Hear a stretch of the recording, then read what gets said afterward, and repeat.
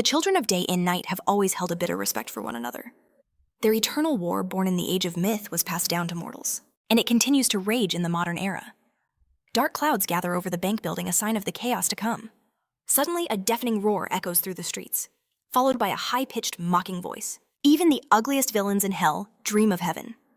A monstrous clown with a grotesque grin and glowing eyes balances on a massive toy-like ball. He ignores the weapons aimed at him by terrified policemen announcing with a theatrical flourish that a terrible and exciting greeting awaits them all. Let the Ralph show begin!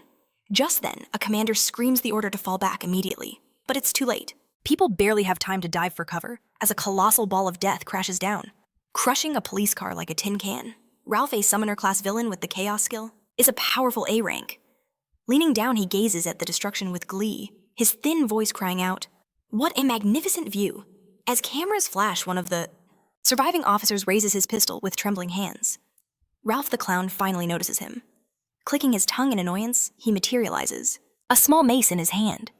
Twirling it playfully, he shouts, "There's always some kid who doesn't get the picture." With a flick of his wrist, he launches a pin-like projectile toward the man. "Have a nice trip, you freak," Ralph sneers. For a brief moment, silence hangs in the air, but as he turns away, a thunderous explosion erupts right behind him. Meanwhile, inside the bank, a robbery is underway. Armed bandits threaten the hostages, their cruel laughter filling the room. Who wants another hole in their head? They demand more money considering their next target. Just then, a school bus screeches to a halt at the entrance. The doors open and Ralph steps out. He addresses the robbers directly, shouting, "All right, boys, time to go home. Pack your bags." As if hypnotized, the men approach him, handing over stacks of crisp bills. Ralph takes a few, sniffing them with pure delight. Ah, how sweet. This is the fuel he uses to fill Ralph Land with fear and horror. He then watches calmly as his men shove 2 hostages into the bus. One of the thugs bangs on the door, yelling for it to open. When the doors finally part, the big man curses, "What the hell is this? Why was the door locked?" The driver, his face hidden by a thick mask, fires back. "This isn't a sports car, it's a school bus. The doors open slowly." "Are you an idiot?" he adds. "By the way, who's that woman smiling over there?" The bandit explains she's a hostage. The driver glances aside. "Then why do you need a child?" Another robber holding a little girl boasts, "This is our princess, the governor's wife and daughter. They're going to bring us a massive ransom." The driver turns away. Suddenly, the woman collapses to her knees before one of the bandits tearfully begging him to at least let her daughter go. But the man grabs her by the arm, ordering her to shut up and sit still. Her daughter begins to cry, even harder, calling out for her mommy. The blonde woman tries to reach for her child, crying out, "Jessica!" But the robber holding the girl warns her to sit quietly. "If you don't listen to Uncle, I'll do something very bad." But a sharp voice cuts him off. "Hey, idiot!" The man spins around to see the driver standing before him, his voice steely and cold. "Let the child go." When the bandit resists, the driver seizes his face in an iron grip. "I said," he repeats, his fingers tightening, "let her go." Another thug joins the fray, shoving the girl aside. "You freak, what do you think you're doing?" The driver turns his gaze on the new challenger, his eyes flashing a brilliant gold. In this world, there are those with special abilities. They awaken their powers and commit crimes, driven by their own dark desires. Those who carry the blood of the child of the night are called evildoers. Outside, Ralph fires his gun into the air and announces to his subordinates, "Let's go back and celebrate, we're having a barbecue." In response, satisfied shouts and chants of his name erupt from the crowd. But just as he opens the bus door, a powerful explosion tears through the vehicle. There are also those with superpowers who fight against villains. They are the ones who stand on the side of society and receive its full support. Ralph watches in disbelief as the same driver emerges from the inferno. "What is the meaning of this?" he screams in a fury. The man rips off his mask, a smirk playing on his lips. "Why so angry, clown? I just came to take out the trash." Those who carry the blood of the day child are called Psychers. And this one is Cashen Lee, a Striker-class. His skill is fire, and he holds the legendary S-Rank. Revealing his face, Cashen grins. "It's been a whole year. Long time no see, Ralph." You freak," Ralph stammers, completely stunned. "Where did this idiot come from?" Cashen slowly pulls the headphones from his ears, music blasting from the speakers. "A fool. This isn't part of the plan," Ralph thinks. "Why is he alone?" In a blinding flash, Cashen incinerates the wreckage, declaring, "Now that no one will bother us, let's have some real fun." Ralph is frozen with terror, unable to speak. Cashen, increasing the inferno in his palm, continues to taunt him. "Don't worry, there won't be anything left to sort out later. Freaks like you," he adds, "just disappear." On the busy streets of the metropolis, laughter and voices fill the air. A news broadcast plays from a storefront TV. The anchor reports on the robbery on 5th Avenue that occurred yesterday afternoon, which has been criticized for the use of excessive force. The Human Rights Commission has formally asked Lampus an international organization of psychers to join the proceedings. They declared that the ace psycher Cashen, who used ruthless violence, required appropriate punishment for his actions. At that very moment, in the Washington office of Lampus Schiller, an S-Rank Psycher of the enlightened class with the light skill carefully reads the report. After a sip of coffee, she asks coldly, "Are you a villain now, Cashen Lee?" The man in question sits opposite her, crumpling a paper cup in his hands. He quietly notes, "You know I wouldn't mess with them." But Tufin cuts him off, her voice laced with anger. "Do you ever think about the consequences? Your disobedience cost us Ralph and turned the public against us." Cashen shoots back indignantly. "He had hostages." "Then you should have been even more careful," she retorts. "The safety of the hostages is our #1 priority." Cashen Lee leans back in his chair, defeated. He argued that it was the only way to save them, but her voice cut through him like ice, demanding he act like a true psycher. In other words, to be rational and calm, not to charge in at breakneck speed completely blind. And now, look at the result of his actions. Were they truly any different from a villain's? Cashen had no answer. Looking away, a bitter pang of shame twisted in his gut. To his shock, she also announced he was on probation. He knew exactly what would happen if he screwed up again. Walking down the hall, Cashen seethed. He grumbled with a grin. That woman's a witch. How did Jeff ever become her friend? He needed to clear his head, but in the next moment he felt a vibration. His phone buzzed in his pocket. Cashen glanced at the screen, surprised. "Jeff, Chem." Grabbing a soda, he answered the call. He asked what was up, but his tone quickly shifted to alarm, then to outright panic. "What right now?" "Where are you?" The answer was Greece. Sometime later, Cashen's plane landed at Rhodes National Airport. On a warm, sunny day, he sat in a cafe thinking of Jeff. So many good memories were because of him. By the way, when was the last time they'd met? It must have been 6 months already. Resting his head on his hand, Cashen's mind drifted back to the HC orphanage. He remembered his own excited voice echoing through the halls over a new toy. "No way it's moving. It's really moving." The other children buzzed with joy. "It can't be." Sitting closest, a young Cashen asked in awe, "Is it alive?" An older Jeff just laughed, sprinkling a golden dust over the stuffed dinosaur. "Of course not. It's just a toy moving because of my power." "Power?" Cashen repeated, his eyes wide with wonder. "Your power? But it looks so real. Like it's truly alive, right?" Cashen exclaimed. "I'm going to be a psycher too. I'll kill villains and be on TV." Jeff rubbed his neck in embarrassment. He mumbled that his power was actually pretty useless. But Cashen just laughed loudly, insisting, "No, it's amazing," snapping back from his memories. He wondered if this was before the US installation. There really was a time when he knew no fear. Smiling at the thought, he remembered how good it felt. Cashen took another sip from his mug. Soon the sky was painted in sunset hues, and the streets began to empty. He glanced at the late hour. "Jeff's late," he noted out loud. "And he's not answering his phone. What is going on?" Suddenly, Jeff Malik appeared behind him, gripping his arm. Cashen turned surprise, twisting into horror. Jeff's face was covered in blood and bruises. "What's wrong with you?" he asked in a panic. "Were you attacked by villains?" Jeff stumbled, barely audible, as he collapsed, whispering that he shouldn't have called him. Cashen's frustration boiled over. "What kind of nonsense is that?" With a shaking hand, Jeff held out a pendant, pleading, "Take it." But Cashen refused. "Cashen, first you tell me everything that happened." Jeff insisted he was fine, but as he pushed the necklace forward, he coughed up a spray of blood. He clutched his hand to his chest as Cashen watched in horror. "No time to explain," Jeff gasped. "You have to run away from here quickly. If you don't make it, you'll be in danger too." Cashen was lost. "Stop talking nonsense. I'm calling an ambulance." But then he felt a presence. An unknown person emerged from the shadows. "Who's that?" Before he could move, Jeff shoved him back with all his remaining strength. A masked stranger rushed past, a sword flashing in the twilight. In one swift motion, Jeff's head was severed from his body. Cashen froze, paralyzed in disbelief. A final horrified scream escaped Jeff as the light faded from his eyes. A tremor racked Cashen's body. He called his friend's name, then looked up. The killer was escaping, leaping across the rooftops. Gritting his teeth, Cashen gave chase, screaming, "You bastard!" The pursuit ended on the pier. Stopping to catch his breath, his voice was deathly cold. "Is this some kind of revenge? Did someone hire you? Though it doesn't matter. You're going to die by my hand right now." With those words, a flame ignited in his palm. But then a voice cut through the air. Cashen's rage turned to bewilderment as the man took off his mask. Before him stood Jack Khalid, an S-Rank Psycher, rank S night class, his skill strength. Cashen's voice was a furious roar. "How did you end up here, you freak? You killed Jeff." Jack casually replied, "I only eliminated a traitor to the organization." Cashen's anger flared. "What kind of nonsense is this?" Suddenly a girl's voice was heard. "It's true. He killed our colleague. There were witnesses and evidence. Lampus confirmed everything and gave the order. Turning around, Cashen saw Lila, also an S-Rank, enlightened class with the cold skill. Jack turned back to him. You don't want to be considered a traitor too, do you? So you should tell us everything Jeff managed to say. His gaze was like steel. Cashen sized up the situation, his mind racing.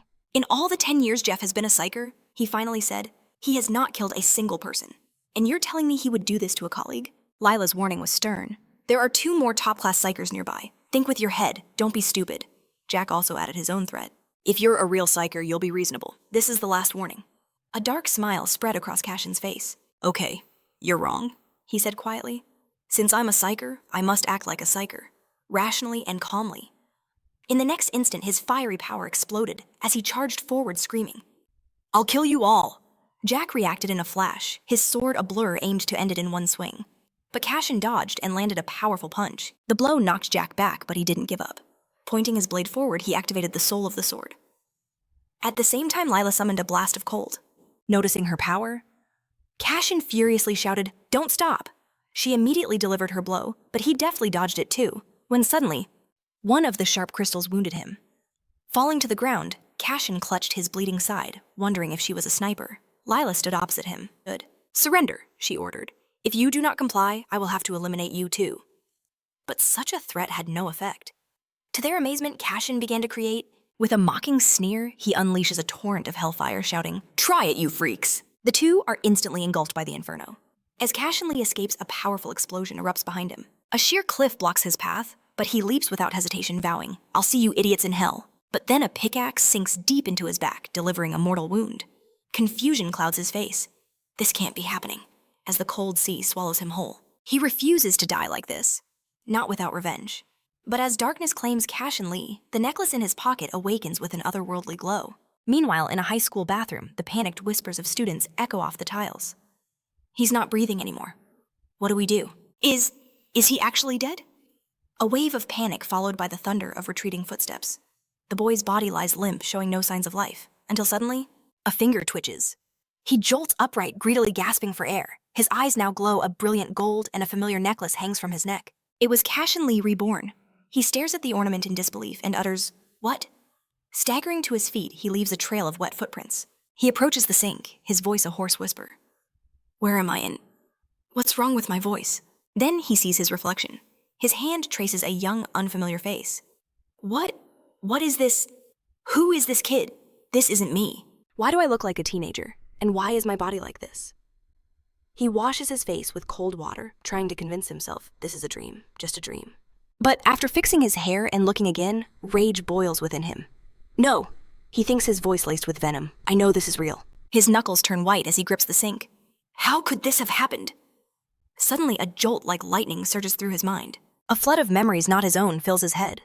The life of the body's owner. Kwon Ganggu. I'm in Korea now, he asks the empty room, horrified. What are these memories doing in my head? Just then, a mysterious voice echoes. So, you've awakened.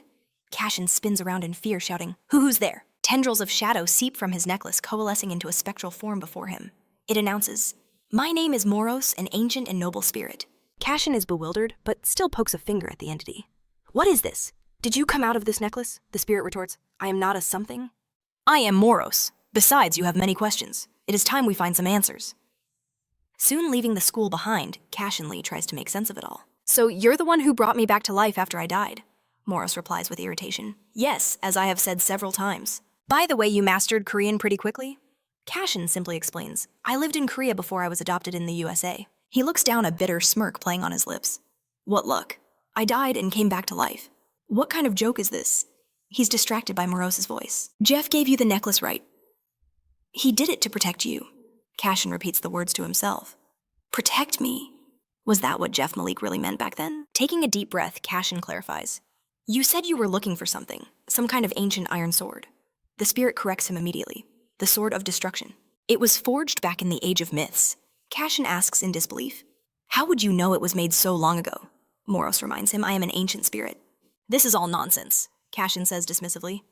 The spirit retorts irritably, Silence, you fool. You should listen when you don't know something. But Cashen only raises the phone in his hand and asks, Why should I believe you? And what do I need you for? Moros practically seethes with dissatisfaction. I am the victim here. I had to use half of my own power just to revive you. In response, Cashen Lee casually notes, a victim, that's funny. His amusement vanishes, however, when he sees an article titled, "A famous psycher was involved in black market trafficking." It stated that Lamp has officially announced the successful completion of the operation to eliminate the famous psycher Cashen Lee, who was convicted of participating in black market trafficking and money laundering. Meanwhile, a fellow psycher, Jeff Malik, was killed by him during his detention. Many people around the world mourn his death. Cashen was indignant. What kind of nonsense is this? They're saying I killed Jeff. His hands shook with rage as he gritted his teeth. That would never happen. His body began to emit electrical discharges as he continued to swear. Those idiots in Lamp, they decided to blame me for this. I tried my best to protect people, and this is what they do to me. Moros panicked at the sight. Calm down. Something is about to happen. But it was too late. Cashen Lee began to transform. One of his eyes changed color, and black patterns like lightning appeared on his skin. As his limbs began to resemble the paws of an animal, he could only ask, "What is this?" Looking at his transformed body, Cashen exclaimed, "What is happening to me?" At the same time, in a dark corner of the school grounds, an irritated voice was heard. Seriously? What is this? Where is he? The leader of a gang told his friend to calm down. He'll be here soon. A short schoolboy then ran towards them. The guy contemptuously noted, "One only has to look at this chubby guy." The blonde man next to him clicked his tongue in displeasure. Hyun! What a freak! When the young man ran up, the leader rudely asked, "Did you check?" Trying to catch his breath, he confirmed, "Yes, there was no one in the toilet," the leader repeated. "No one exactly," the guy once again confirmed. "What about the police, an ambulance, anyone else?" But even then, the chubby guy repeated, "No one." This angered the brunette. The blonde began to shout at him. "You said the guy died, that he wasn't breathing, wasn't he?" The young man truly couldn't understand. It was impossible, he certainly wasn't breathing. But the leader of the gang, having taken a black bag from the chubby guy, told them to calm down. However, the blonde was still agitated. He kept screaming, "What is this? What were you even thinking when you checked? How can you even trust him?" Then their bully picking up a bottle of banana milk? He repeated, "Appa should finish this already." Well, Hyun's not there, and that's it. He still turned around and clarified, "So what are we going to do?" after taking a sip of his drink. The leader swore they would find and finish him. Cashen, trying to escape prying eyes, hid on the school rooftop while Moros chattered on. "Isn't this where all school kids go to be alone?" Moros mused. The choice was perfect. But Cashen couldn't take it anymore and roared for it to be quiet. Why was he forced to become a villain? Moros offered no answers. Instead, it sighed, admitting it too was starting to have second thoughts. Cashen's fate had twisted the moment he died and was reborn. But the original owner of this body was destined to awaken as a villain. His powers carried immense catastrophic consequences. Suddenly, Cashen's voice cut through the air. What catastrophic consequences? Could it be? By being reborn, had he inherited this boy's cursed destiny? Morris's confirmation was brutally simple. Yes. A weak, hollow laugh escaped Cashen's lips. So, he choked out, "A high-class psycher has become a villain?" He couldn't even finish the sentence. His hand, trembling with rage, slammed into the wall. Cracks spiderwebbed across the concrete. A furious scream tore from his throat. "No, why? Why did you even bring me back?" Moros tried to calm him. "You must control yourself," it warned. But Cashen, deaf to reason, just screamed, "Shut up!" Moros's voice turned grave. "You already know. Villains are ruled by their desires. And right now, those desires are consuming you." The evil was stirring within him. Moros could contain it for now, but the more rage he felt, the stronger that inner darkness would become. Cashen desperately cut it off. "Stop! Don't say another word. Was he really a villain? Then, what am I supposed to do?" In despair, he buried his face in his hands. But Morris's voice was firm. "You must survive," that's what Jeff would have said. Cashen looked up, his eyes filled with disbelief. What could you possibly know? Moros revealed that Jeff knew everything. It deeply regretted dragging Cashen into this. And though Jeff sensed his own death approaching, he never planned to save himself. All he wanted was for his friend to have a chance to live. A sharp pain pierced Cashen's chest, and he let out a heavy sigh. Morris called to him again. "You must learn to control yourself," it advised calmly. But that only fueled his anger. "Stop giving me advice. It's pissing me off." Moros added another question. "Don't you wish to fully return to your human form?"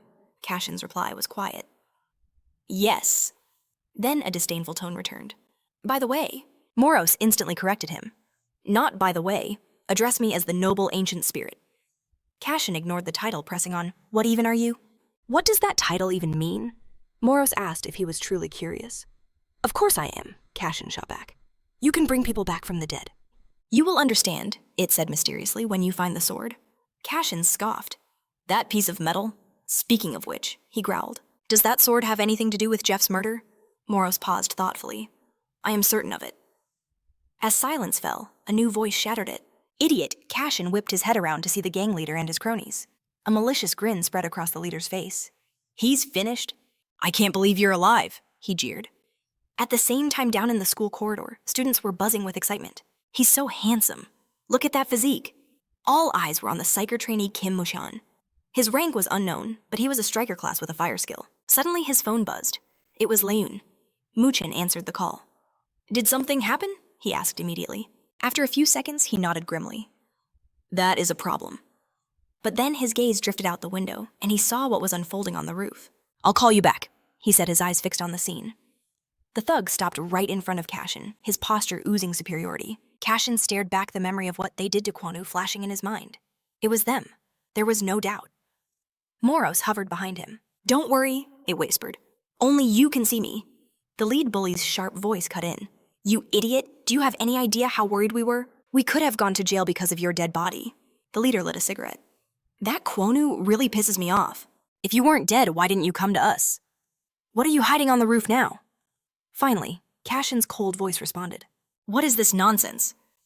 The bullies froze. "I'm not in the mood right now," he continued flatly. "I don't like dealing with children, but I guess a lesson is in order." Moros quickly interjected. "Remember, even without transforming, villains possess enormous physical strength, far greater than any human. If you lose control..." But Cashen cut it off. "I know. The first punk lost his patience." Well, what did you just say?" he sneered, stepping forward. "This freak has completely lost his mind."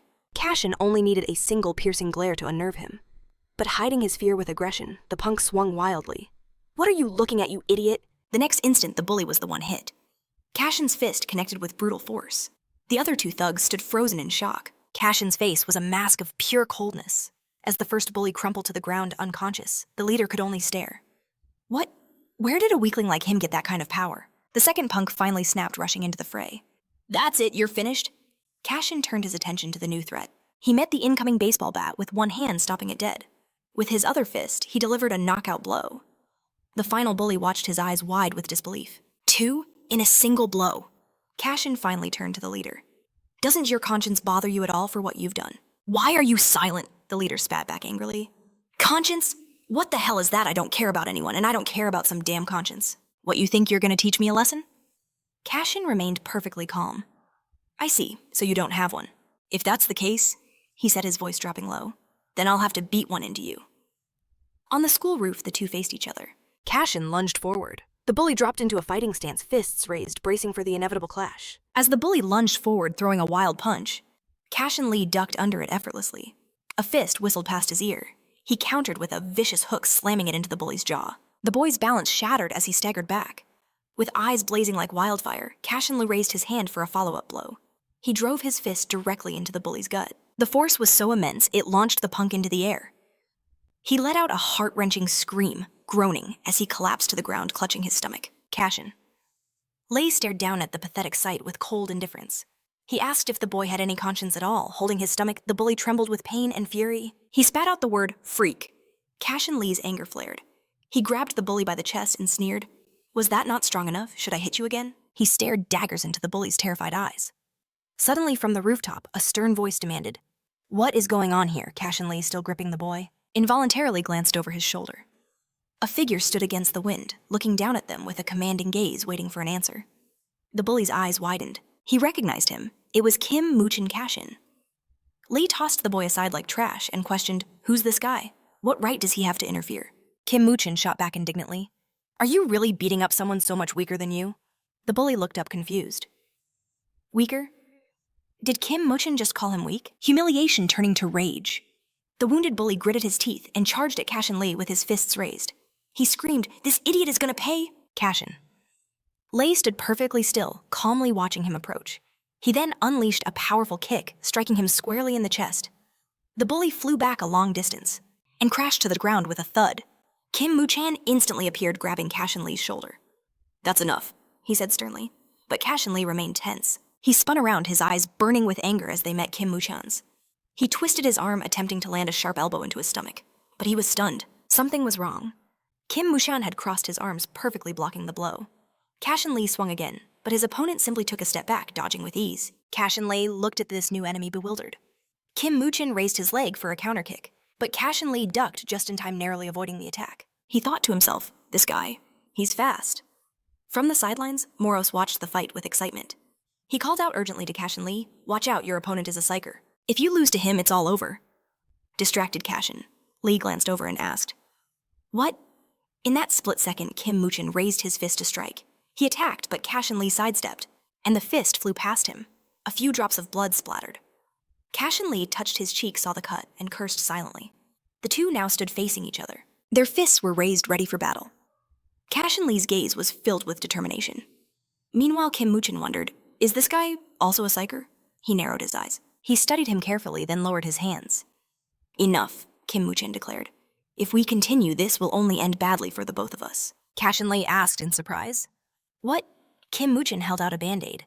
Cashen Lee just stared at it, completely baffled. It's for you, Kim Muchin said. You got hurt. They glared at each other for a tense moment.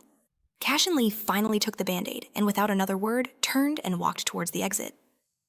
Kim Muchin watched him go. His gaze shifted to the 3 defeated hooligans on the ground. He thought to himself. He took down all 3 of them, alone. Kim Muchin was stunned. Is there really a student this strong in our school? He looked down at his own hand, which was throbbing with a dull pain from their brief clash. Later at the computer club, in a dimly lit room, Cashen Lee sat at a terminal tapping a key. He knew it was useless. They had blocked his account. It was the Lampus organization. Holding his head in his hands, he muttered, I should have known. He admitted he'd had a bad feeling about this. Later on a city street, Cashen Lee asked with genuine interest, Moros, how did you know he was a psycher? He chewed on a hamburger while looking at his phone. Moros replied, you mean that guy on the roof? Without waiting for a response, he continued, I could sense it from his waves when he touched you. Cashen Lee looked up from his food, remarking thoughtfully, that's a pretty interesting ability. Moros boasted, that's nothing. If I had read his color scheme, I could have gathered much more information. Cashen Lee asked in surprise, color scheme? How do you know words that difficult? Offended, Moros reminded him, I am an ancient and noble spirit. I gain knowledge from generations of hosts. Cashen Lee offered no reply. Moros then asked if he wanted to transform into his villain form. It's better to understand your capabilities beforehand, he advised. Cashen Lee, holding his food and phone, just looked at him with a heavy expression. Don't you want to? Moros pressed. Cashen Lee's answer was firm. I don't want to. After a tense pause, he added grimly, but I have to. He crushed the paper hamburger bag in his fist, turning it into a tight ball. I need to understand, he said quietly, what the true essence of a villain's power is. I see. He then inquired, so what do I need to do? Moros explained that villains are born from an inability to control the 5 desires and 7 senses. You're speaking nonsense again, Cashen Lee said, annoyed. Moros looked at him condescendingly. In your case, he stated the trigger is anger. Cashen? Lee stared at his clenched fist. A memory flashed in his mind. His friend Jeff and the ones who killed him. Pure rage like blue lightning filled his entire being. His mouth opened wide as he let out a furious roar. I'll kill every last bastard from the Lampa organization, he screamed. Moros froze in midair, completely shocked. What are you doing? He asked in disbelief. Cashen Lee replied, I'm showing you my anger. Moros sighed. You don't have to scream. You just need to feel it inside. Cashen Lee shot back irritably. Couldn't you have just said that from the start? Meanwhile, on a city freeway, a blue car sped along, carrying Lee Dun and Kim Mushan. Kim Mukan was briefing him on a villain named Blaster. He's a maniac, he said, who loves to play with explosives. We have intel that he may have arrived at Incheon Airport illegally today. He's already been spotted in the city. Kim Muchin reviewed the file, puzzled. 102 victims, he concluded. That's a lot. Lee Dun took a huge bite of a sandwich and said with his mouth full, he has no special combat skills, but his ability to create explosives is a nightmare. On top of that, he added, Blaster is a complete psychopath. Kim Muchin grimaced. Villains only know how to cause problems. They're just sociopaths who can't control their desires. We need to catch him before he vanishes. Lee Dun turned to him. You know you seem to overreact when it comes to them. Is that so? Keeman questioned, his eyes fixed on Blaster's image on the screen. The sworn duty of all psychers is to bring them justice. Anything else? Leon interjected, not bothering to wait for an answer. A smug grin spread across his face as he gazed down the road, through his sunglasses. He proposed taking the lead himself, letting Kim Won simply watch and learn. Kim Won turned frowning at the suggestion while Cashen was lost in another world. He was intently studying the profile of the man whose body he now occupied. A villain known as Quan Kan-woo, a being with catastrophic potential. Power affinity. Darkness. Trigger anger. He possessed a level 3 shadow sword and healing skills. Mana range 3. Moros rattled off the stats. This was all the information available. Cashen felt like he was in a game. Staring at the screen, he asked in disbelief, shadow sword and healing. And Moros confirmed they were his new skills, which explained why the gash on his face had healed so fast. Seriously? Cashen asked, looking down at his hand. It's now covered by a black villain's glove. If I were to lose a limb, would it just grow back? Moros explained that it all hinged on his mana range. But there was nothing about that in the info. Moros suggested it was a dormant power Cashen had yet to unlock. Then Cashen's eyes locked onto another detail. The mana stat. Only 300 points, he yelled in shock. Back when I was a psycher, I had over 1,500. He stared thoughtfully at the screen. The file said he had catastrophic power, but he just couldn't see it. Moros calmly replied that what he had was catastrophic potential. He explained that a person is like a rough diamond. Whether they remain a worthless stone or become a polished gem depends on the effort they put in. Cashen looked at the screen, a new question forming. Can you use this scanner on other people? Moros replied. Of course, but no more than 3 times a day. And what happens if you try to use it more? Cashen pressed. Moros told him they'd tried that with Jeff, who ended up sleeping for almost an entire day. Cashen repeated the words thoughtfully. Almost an entire day. Moros quickly changed the subject, saying, You need to test out your skills. So what do I do? Cashen inquired. Shout out its name or something.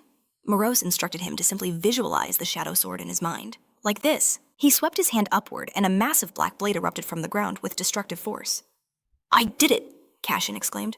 Moros stared at the spectacle, absolutely stunned. A blade of pure shadow had materialized from nothing. He touched the tip with his finger, a look of pure wonder on his face. I can actually touch it, he said with excitement. Even though it's a shadow, this sword is incredibly sharp. Moros thought it would take a full day of training, but he did it instantly. He wondered to himself in amazement. Did Jeff know he had this kind of talent? Cashen continued to inspect the shadow sword with intense curiosity. It's solid.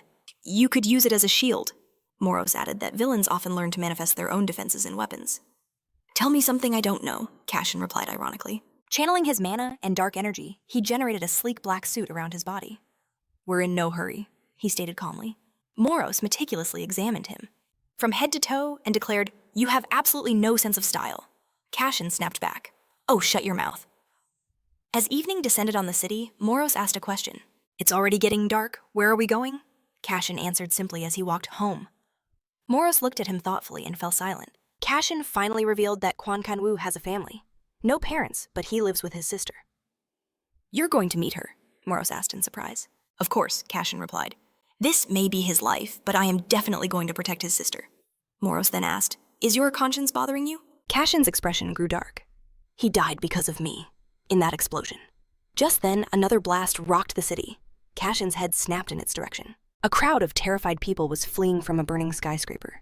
He stared in shock, trying to process the scene of chaos as the building groaned and cracked. Flames and thick black smoke poured from its walls. People looked up in terror, screaming that it was a villain, that it was a bomb. The internet is down. Cashen looked to the side as a girl cried out that the villain had grabbed a mother and child. His mind raced. Hostages. He looked up, his eyes blazing with determination. Moros saw that look with dread, realizing what was about to happen. Cashen bolted, sprinting towards the inferno. Wait! Moros yelled, scrambling after him. Flying alongside, he warned, There's a villain in that building and he's much stronger than that schoolboy from the roof. Cashen ignored the warning, his pace never slowing. He has incredible powers, Moros added. Cashen simply replied, Then we'll fight like villains. Moros was horrified. Fighting between villains is an unspoken taboo. You of all people should know this. Cashen just looked at him bewildered. Moros couldn't understand his motive. Was it revenge or a sense of justice? But you're a villain now. You can't get into their fights. Do you want to make every villain in the city your enemy? Moros cried out desperately. And what about your revenge on Lampus? Cashen stopped abruptly. Standing before the burning tower, he looked up into the chaos and replied with chilling indifference. I don't care. Moros was stunned into silence. Fire poured from the windows as ash and sparks filled the air. Cashen! Moros called out his name, reminding him, You're not a psycher anymore. That's not true, Cashen replied emphatically. He started toward the entrance. He has hostages, a mother and her child. Taking a step onto the stairs, Cashen said, I can't just close my eyes when someone is in trouble. He looked back over his shoulder. That's not how people act. Moros watched him silently, a memory surfacing. Jeff sitting by a lake at sunset, saying that Cashen had a complex character. He remembered Jeff looking at a photo of them together, adding, "But he has the biggest heart of all the people I know." Then Jeff looked at Moros and said that he trusted Cashen completely. Moros had chosen Jeff, and Jeff had chosen Cashen. There was nothing he could do. Moros flew after him. "Transform!" he yelled. "I'll help you." Meanwhile, the building was shrouded in dark smoke. Inside, among the wreckage of the bar, torn chairs and shattered sofas lay everywhere. Broken glass from display cases was mixed with building blocks and small children's toys scattered across the floor. Deep cracks spiderwebbed across a display case. A desperate voice pleaded, begging them to stop.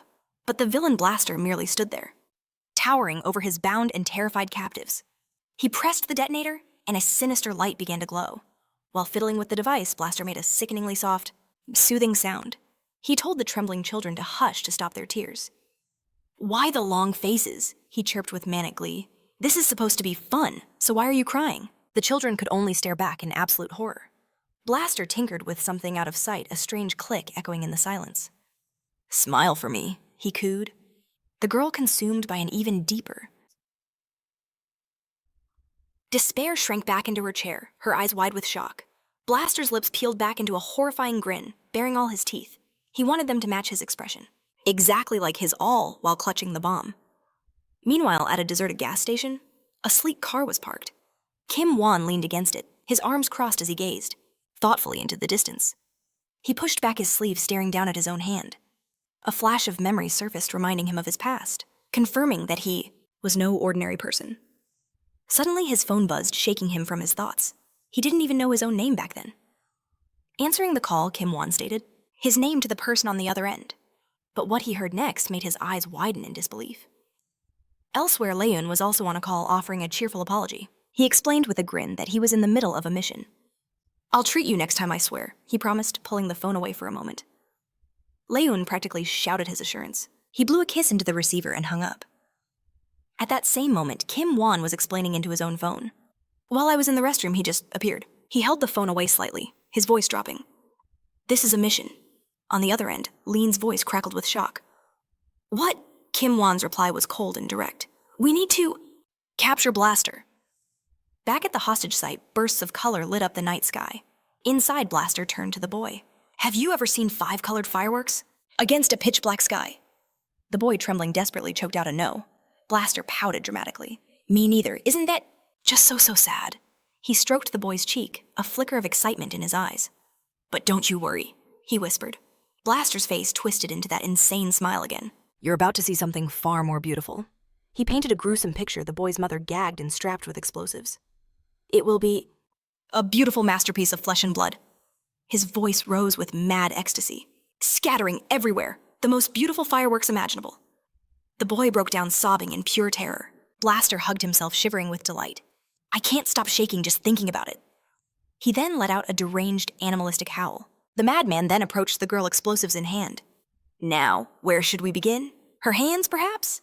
He reached out slowly towards her, taunting, adding that her legs would be next. "I'll keep the head as a souvenir," he giggled. "So the chest and neck will be last." But then suddenly the entire building plunged into darkness. Blaster glanced up, momentarily surprised.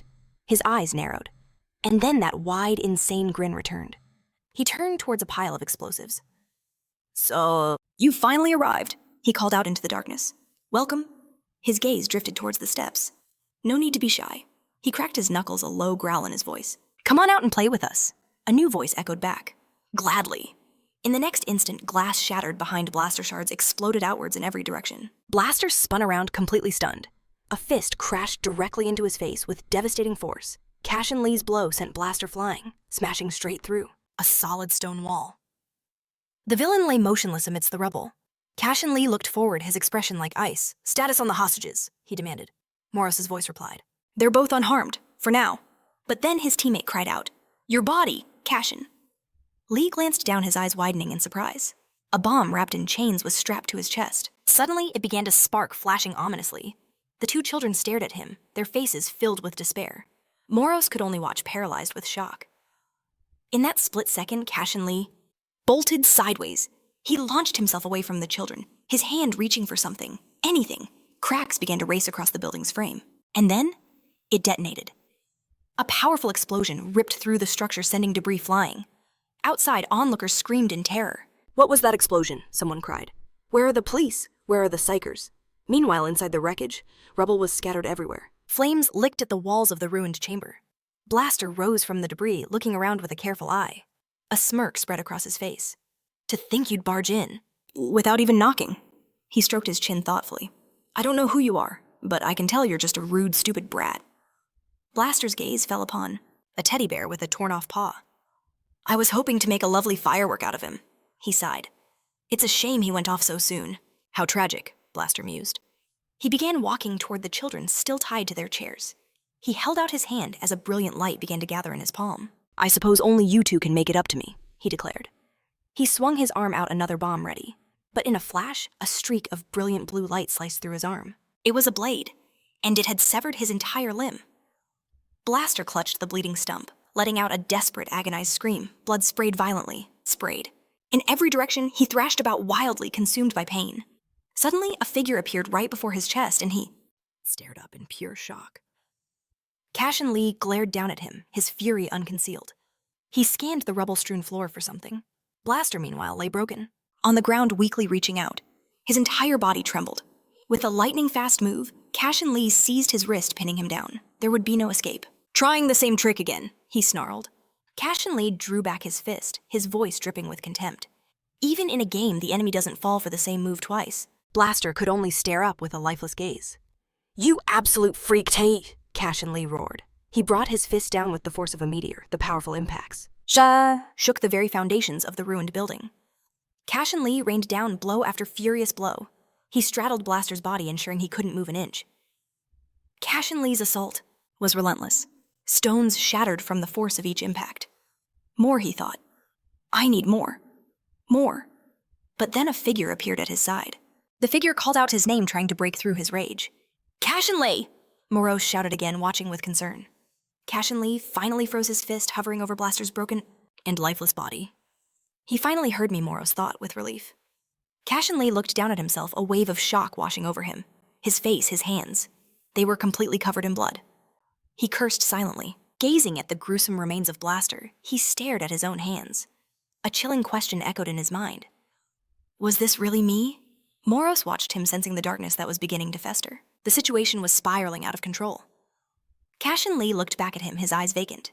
Morose warned him that his emotions were running wild, a storm raging within him. He was losing his very identity. Morose continued his grim lecture.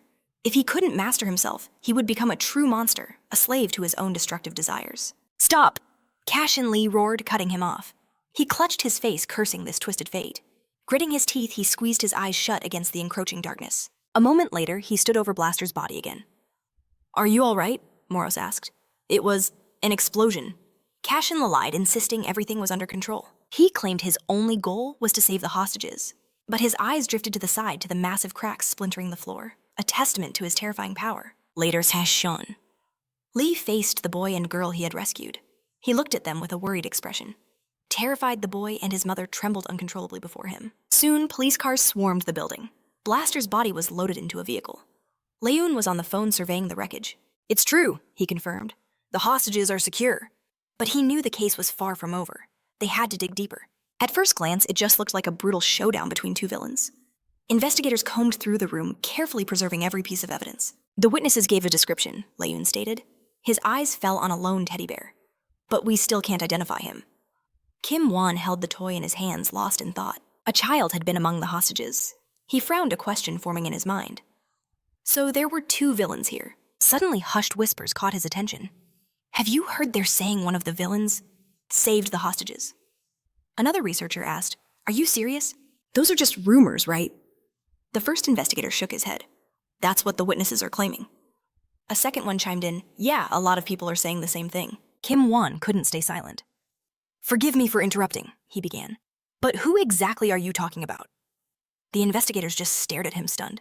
"Kim Won," a voice called out. It was Leun. "Go check the security cameras on the first floor. I'll be down in a minute." "Understood," Kim Won replied. He gave the teddy bear one last pensive look, then tossed it onto the fractured concrete. Night fell, the cold moon illuminating the building. Cashen Lee sat outside leaning against a bench, haunted by the faces of the mother and her child. Their desperate screams to be saved echoed in his ears. They had begged for a savior. He remembered staring at them, utterly fascinated. He slammed his palms to his face and let out a defeated sigh. Moros appeared beside him. "Why the heavy heart?" he asked. Cashen Lee didn't answer, remaining silent under the crushing weight of his actions. "If it wasn't for you," he finally whispered, his voice trembling. Moros looked at him, surprised. Cashen Lee asked the terrifying question, "Would I go completely insane just like that criminal?" Moros's answer was direct and cold. "Correct." Cashen Lee stared blankly as leaves drifted down from the trees. "So I really am a villain?" he murmured, his voice hollow. Suddenly his phone screen lit up, startling him. He picked it up and saw a message had arrived. "Who is it?" Moros asked. "It's Kwansi's sister," Cashen Lee replied. "She's invited us to dinner." Moros pressed him. "Are you going to go home?" Cashen. Lei fell into a thoughtful silence, staring at the screen. In that quiet moment, his stomach let out a thunderous growl, and Moros glanced at him. Meanwhile, back in the security room, Leun let out a tired breath. He stared intensely at the computer monitor. "Who in the world is this guy?" he asked the empty room. The other investigators and Kim Won watched the footage closely.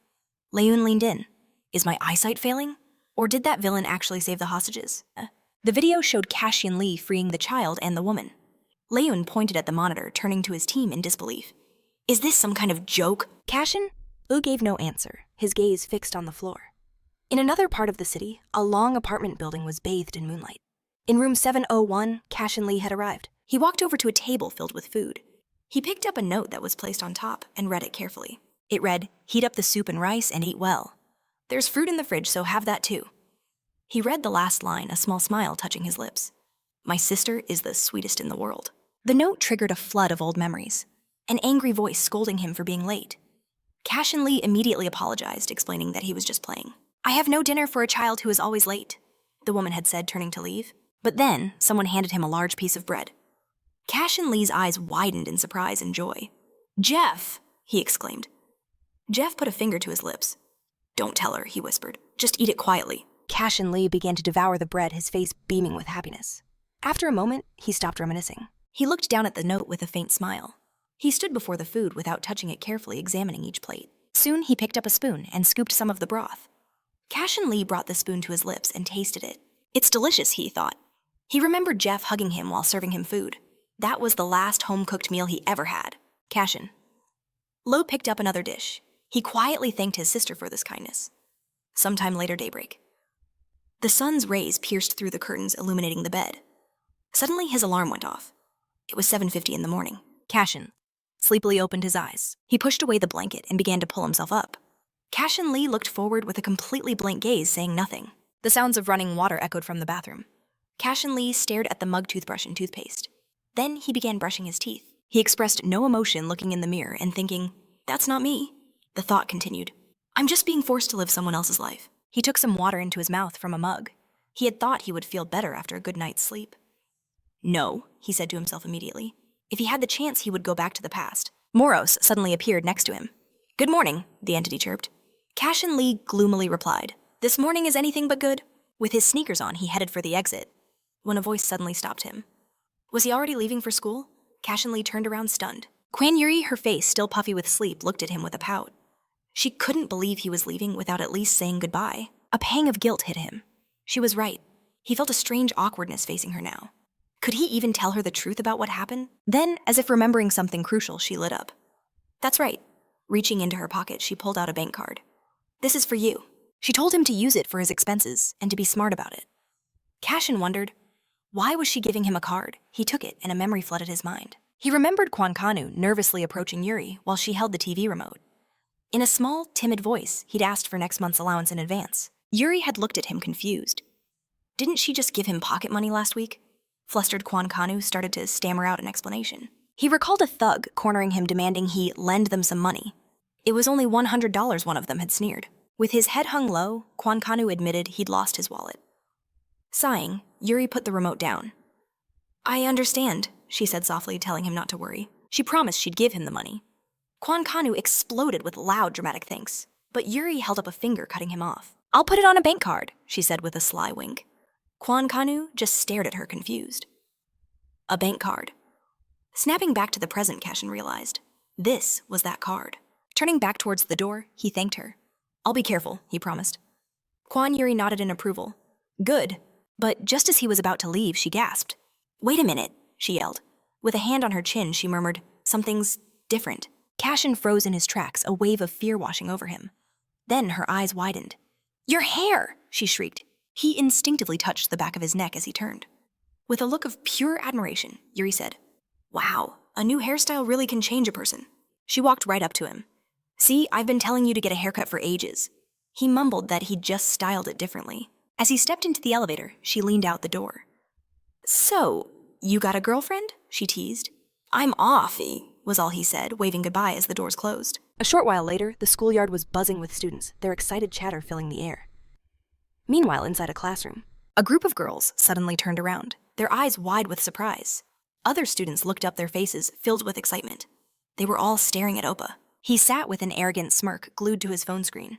But then, sensing something was off, he began to look around, an angry scowl forming on his face. The moment his gaze swept over them all, the students quickly turned away. What are you looking at? Oppa roared, his voice echoing in the silent classroom. Turn away, all of you, he commanded. He cursed under his breath, thinking this was all because of that idiot. Suddenly, a hand landed on his shoulder. What now? Oppa snapped. But when he turned, he saw Cashen Lee staring down at him with cold eyes. Where, he asked, his voice low and threatening, is my desk? Oppa's eyes darted around nervously. He lowered his head, his finger trembling as he pointed forward. It's over there, he stammered. Cashen walked past him without a second glance. A cold sweat trickled down Oppa's back. Cashen tossed his backpack to the floor and casually sat down, lost in thought. Moros glanced over at him. Why is Oppa staring at us like that? He whispered. It's more like he's glaring. Oppa, meanwhile, clenched his fists in silent fury. Hey, isn't that guy a villain? One of the students suddenly asked. Moros turned stunned. What are you talking about? I was working my part-time job, the student continued, and I saw the live broadcast. There was this insane fight between two villains. For real? Someone asked. Yeah, this is it. As the chatter grew, Cashen Lee calmly opened his phone, ignoring them completely. Moros was sure they were talking about him, but Cashen gave no reaction. Whoa, one of the guys exclaimed. The world is getting so scary. Tell me about it, another replied. Did you hear about that serial killer case? A third student chimed in. The one with the injured schoolgirl? A gloomy look crossed the first guy's face. I saw the news. He cut off her limbs and drank all her blood. A grim silence fell over them. Definitely a psycho, someone whispered with a nervous grin. A lot of people are saying it was Screwdriver. Cashen continued to listen, his expression unreadable. He didn't say a word. Is that true? Someone asked in a horrified voice. Yeah, he's the head of the Vilzone in the Kadam area. Cashen's eyes narrowed slightly. There wasn't a Vilzone there before, he thought to himself. Have you heard the rumors? A student asked. What rumors? Another replied. They say Screwdriver was experimenting on people. A chorus of curses and horrified gasps filled the room. That's just monstrous. Cashen just kept scrolling on his phone. Meanwhile, in a building surrounded by balconies, Kwakteo erupted in hysterical laughter. He wiped tears from his eyes, gasping, They're killing me! Ki-hoon shot him a sharp look. Get a grip on yourself, he ordered. But Kwakteo just waved him off. Let me have a good laugh, he cackled, completely losing it. Shut up! Ki-hoon roared, his patience gone. Kwakteo casually put out his cigarette on the asphalt. So what? He asked, his laughter finally dying down. He looked up with a defiant glint in his eye. What do you want me to do? Someone handed him a letter. Don't worry, Ki-hoon explained. They won't cut you off. A sound of pure delight escaped Kwaktu's lips. Unseen by them, someone watched from the shadows, shaking uncontrollably. He thought to himself that Kwaktu was far too close with that man. The observer knew he never wanted to be anywhere near a monster like him. Ki-hoon winced as Kwaktu slung a heavy arm around his shoulders. It's good to have friends, Kwaktu purred. You can always rely on someone. He looked Ki-hoon up and down with a predatory smile. So? He asked, his voice a low growl. What do you want me to break? Or, who do you want me to kill? Just then, a loud bell rang out from the school. With classes over, Cashen Lee was walking the school corridor when a voice suddenly cut through the noise, calling out to him. Hey, wait up! Cashen Lee coolly turned to see Kim Woo-chan, hand casually tucked in his pocket. He admitted he didn't know his name, then asked a pointed question. How's that wound, Cashen? Lee touched the patch on his cheek, pointed and replied, See for yourself. Beside him, Moros instantly grew wary, his senses on high alert. Cashen, however, drifted into a recent memory. He recalled applying the patch in a restroom stall while Moros questioned him. Why do you need this patch? Cashen explained that he would have to face that guy again. He couldn't afford to arouse any suspicion. Moros, surprised, noted he wasn't as foolish as he looked. Cashen snapped back to the present. He asked Kim, "Why did you call me to pay for the patch?" Out of the corner of his eye, Kim noticed a shadow peeking from around the corner. He then asked, "How about I give you something other than money?" Cashen grinned and turned away. "I don't think so." Kim Woo-chan stared at his back, in shock. "Wait, what's your name?" he called out. A grim expression fell over Cashen's face. "Kwon Gamu," he lied, waving a dismissive goodbye. "Kim Woo-chan?" Mentally repeated the fake name. Later, as Cashen walked outside the school, he closed his eyes, an uncomfortable feeling washing over him. Morris's voice echoed in his mind. "Thinking about that psycher again?" Cashen's silence was answer enough. Morris's eyes narrowed. "I knew it," Cashen finally spoke. "His name is Kim Woo-chan. He's a fire wielder." He described him as handsome, tall, the dream of every girl in school. He added that Kim had perfect grades and an exemplary record. "He's an up-and-coming psycher who can't turn a blind eye to injustice." Moros, it listened in surprise. Cashen walked on, laying out the information he'd gathered. Moros had to admit, "He sounds amazing. Are you jealous?" Cashen confessed, "My dream was to become someone just like him." He explained further that Kim was the ideal for psychers with their type of power. Moros was stunned. "He's your idol." Cashen replied that if he was so talented, he should have been sent to a special academy for psychers. He let out an angry sigh. "So why is he attending a regular school?" Suddenly Moros turned and noticed a shadow watching them from behind the fence. It was Oppa tracking their every move. Moros asked, "Why are those two staring at us like that?" Just then, a voice on a phone asked, "What's going on?" Oppa replied, "Everything's fine. I'm still watching him. I'll call back." Sometime later, in a secluded area, Kwak Tae-gu demanded an update. Ki-hoon answered, with a smile. "Everything is going according to plan." He added, "At least this fool is capable of something." Kwak Tae-gu crushed his cigarette and flicked it away. "Let's go," he ordered. "We're moving in." Kwak Tae-gu led the charge, his entire crew following right behind him. Later, in a maze of brick buildings filled with trash and vents, Cashen Lee walked with confident steps. Oppa the lookout spotted him. He cursed under his breath. Why did this idiot actually come here? He thought, panicked. This road is supposed to be clear. Suddenly a voice shouted right behind him. Oppa's eyes flew open in terror. He spun around and saw Kwak Tae-gu standing before him.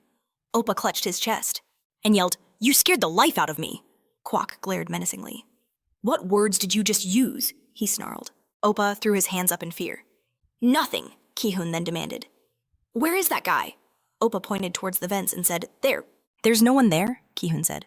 "I swear he was there a second ago," Oppa frantically retorted. Another student desperately yelled, "Maybe he went into that alley." The thugs immediately charged forward, shouting, "Hurry up, we can't let him escape." Oppa put his palm out. "Wait, that's V-Zone," he warned. But it was too late. Horrified Oppa ran after them into the trap. Sometime later, they found themselves in a dead end of gray, dull buildings. The thugs moved slowly through the streets. "Where is he?" one of them asked. "There's nowhere else to go," he added, staring at the wall. Ki-hoon turned to the student. "Are you sure he came this way?"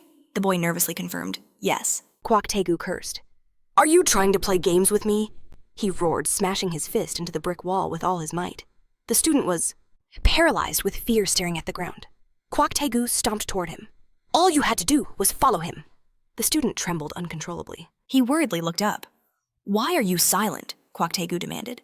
But just then, both of them whipped their heads to the side in surprise. They saw Cashen Lee standing right in front of them.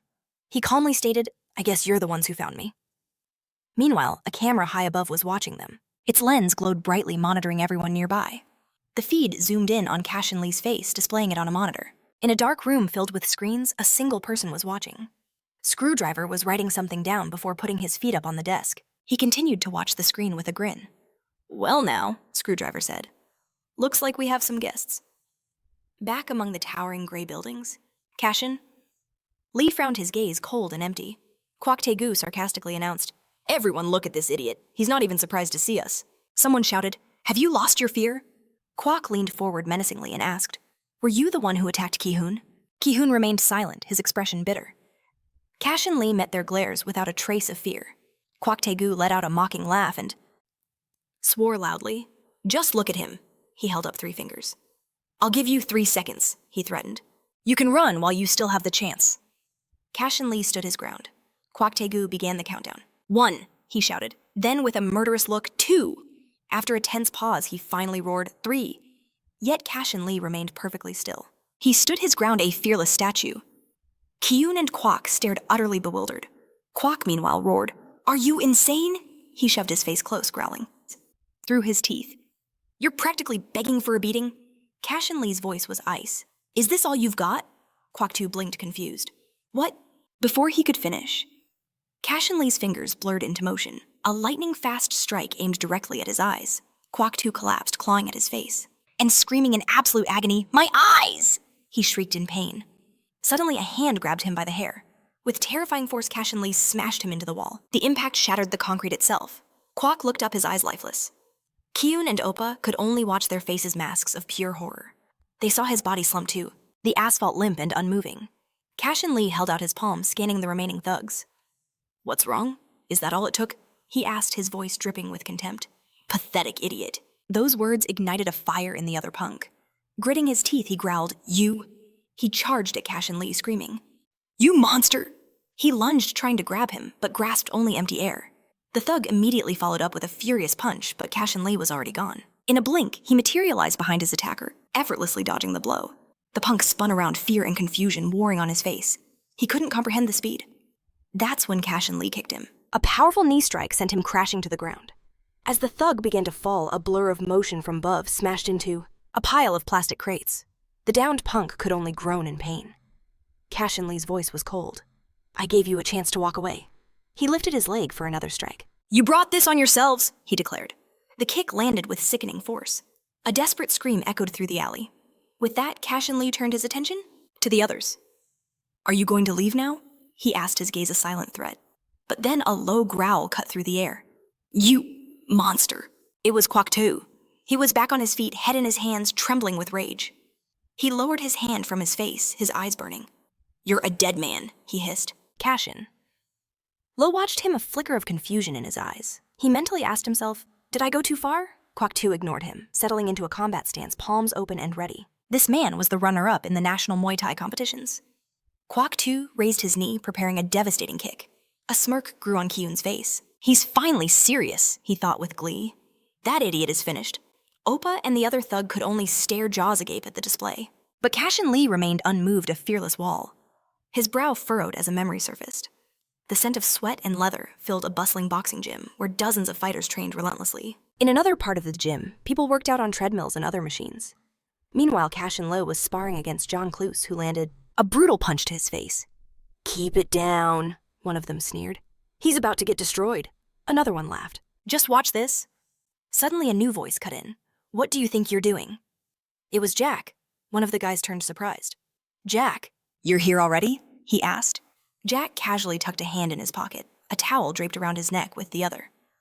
Meanwhile, one of the guys noticed that he was a little late. Jack's voice dropped, becoming dangerously quiet. "I asked, what are you doing?"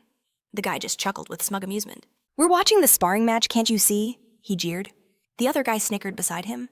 Jack's entire body went rigid as he watched the battle between John Cluse and Cashen Lee. Jack's voice was sharp.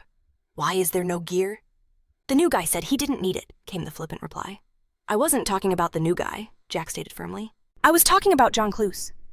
The thugs stared at him, stunned into silence. "What?" Jack's expression was dead serious. "Cashen Lee is a graduate of the Psycher Combat Training Agency. In fact, he's the youngest graduate in its entire history." Back in the ring, Cashen Lee took every blow with a cool, calculating expression. The onlookers were floored. "The youngest graduate," Jack continued calmly. "He's a master of hand-to-hand combat. And he has never lost a one-on-one fight." The thugs were reeling. A master of hand-to-hand, but isn't his strength just fire-based? They panicked. He's not from the enlightened class, is he?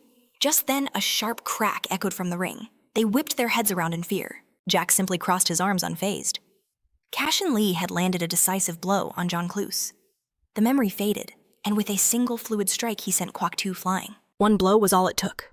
Cashen Lee stood over his fallen opponent, fists clenched in anger. The other thugs were paralyzed with shock. Kwok 2 wiped a trickle of blood from his lip. He coughed, spitting blood. At that moment, Cashen Lee brought a hand to his own face, covering his eyes. He squeezed his knuckles white, a deep anger burning within him. They're just foolish kids, he thought. All they know is how to prey on weaker students, because they have no idea how truly terrifying this world is. His gaze was filled with disappointment as he continued his thoughts. If they'd faced a real opponent sooner, This pathetic gang would have never even formed. His thoughts drifted. It happened to all of us. He remembered Jack and Lila. If I had been stronger, if I had surpassed Jeff and Quan, he thought we could have all avoided this fate. He clenched his fist. I have to become so powerful that I can destroy Lampus itself. Seeing the terrifying aura around him, Ki-Hun cursed and stumbled back. Run! He screamed. Oppa gasped in fear, looking for any escape route. They had to get out of there. Cashen Lee's menacing gaze followed them. From a high vantage point, a figure watched the scene unfold. Is he a villain? He wondered, standing on a massive screwdriver that hovered in midair. Suddenly, a shout from below pierced the chaos. It's Screwdriver! At the same moment, Cashen Lee's power flared to life. His transformation began. The hooligans screamed in terror. Screwdriver! He's floating in the air! The newcomer just grinned mockingly, looking down through a pair of dark sunglasses. The dark-haired punk trembled, biting his lip in fear. That was the final straw. All the hooligans broke into a desperate sprint. Cashen Lee watched them scatter as one of them screamed in fear. Wait for me. Cashen? Lee turned his gaze to Screwdriver, who was looking right back at him. Cashen Lee, the man called out excitedly. Cashen Lee mentally asked, Is that really him? Screwdriver. He landed gracefully, taking a step forward. Well, this is interesting. He hefted the giant tool onto his shoulder. I was sure that you were about to get beaten up, so I came to help. Screwdriver grinned cheerfully and added, But it looks like things turned out a little differently. Cashen Lee said nothing. He didn't remember asking for help. Screwdriver let out a mocking laugh. He sneered, asking why the kid was so on edge. Did he not realize Cashen Lee's reply was ice cold? Screwdriver. The villain flinched. That total lack of reaction. It was a direct blow to his ego. With a snarl, Screwdriver thrust his weapon forward, activating it. He pressed the tip dangerously close to Cashen Lee's chest. Arcs of lightning crackled from the device. Ready to fire! Screwdriver thought to himself, This is what you signed up for entering the V-Zone. He asked mockingly, right? The weapon began to glow. Bathing the area in a blinding light, Screwdriver pulled the trigger, and a rose shot out. How about that scared ya? He laughed, declaring it was just a joke. But Cashen Lee's expression remained unchanged, utterly silent. The playful mood vanished in an instant. His voice dropped low and threatening. Next time. There won't be any jokes. I'll teach you a proper lesson. Cashen Lee paid him no mind, simply turning his back to leave. Hey, where do you think you're going? Screwdriver yelled. Cashen Lee's answer was chilling. Home. Screwdriver stood there, stunned by the sheer disrespect. He roared after the retreating figure. Are you just going to keep ignoring me? Once they were at a safe distance, Moros finally spoke, his voice trembling. You nearly got yourself into a huge mess. Screwdriver is way too strong. His mana levels are on a completely different scale. But Cashen Lee didn't seem to hear him, continuing his silent walk. Morris watched bewildered before zipping through the air to catch up. Suddenly, Cashen Lee stopped wrapping his arms around himself. Moros tried to console him. Don't be upset. We'll start training and you'll definitely beat him then. But Cashen Lee cut him off. Tell me everything you know about Screwdriver. Moros couldn't believe his ears. What? Mana flared to life around Cashen Lee. This is the perfect chance to fight a powerful opponent. He transformed his villainous aura, erupting. This is the ultimate training. Seeing the shock on Moros's face, he added, A true life or death battle. I can't let this opportunity slip by. His heterochromatic eyes blazed with fierce determination and a thirst for battle. Meanwhile, back in the V-Zone, Screwdriver kicked the air, mimicking a move. Was this it? He mumbled, recalling the brief encounter. His movements, they were so bizarre. A spark of interest lit Screwdriver's eyes. Just who is that kid? He pictured that defiant face, that unwavering gaze. He wasn't afraid of me at all. High school kids are so bold these days. Just then, a sound from behind snapped him out of his thoughts. He whipped around. Cashen. Lei descended from above. His eyes glowed, crackling with lightning. Screwdriver was frozen for a split second, completely blindsided.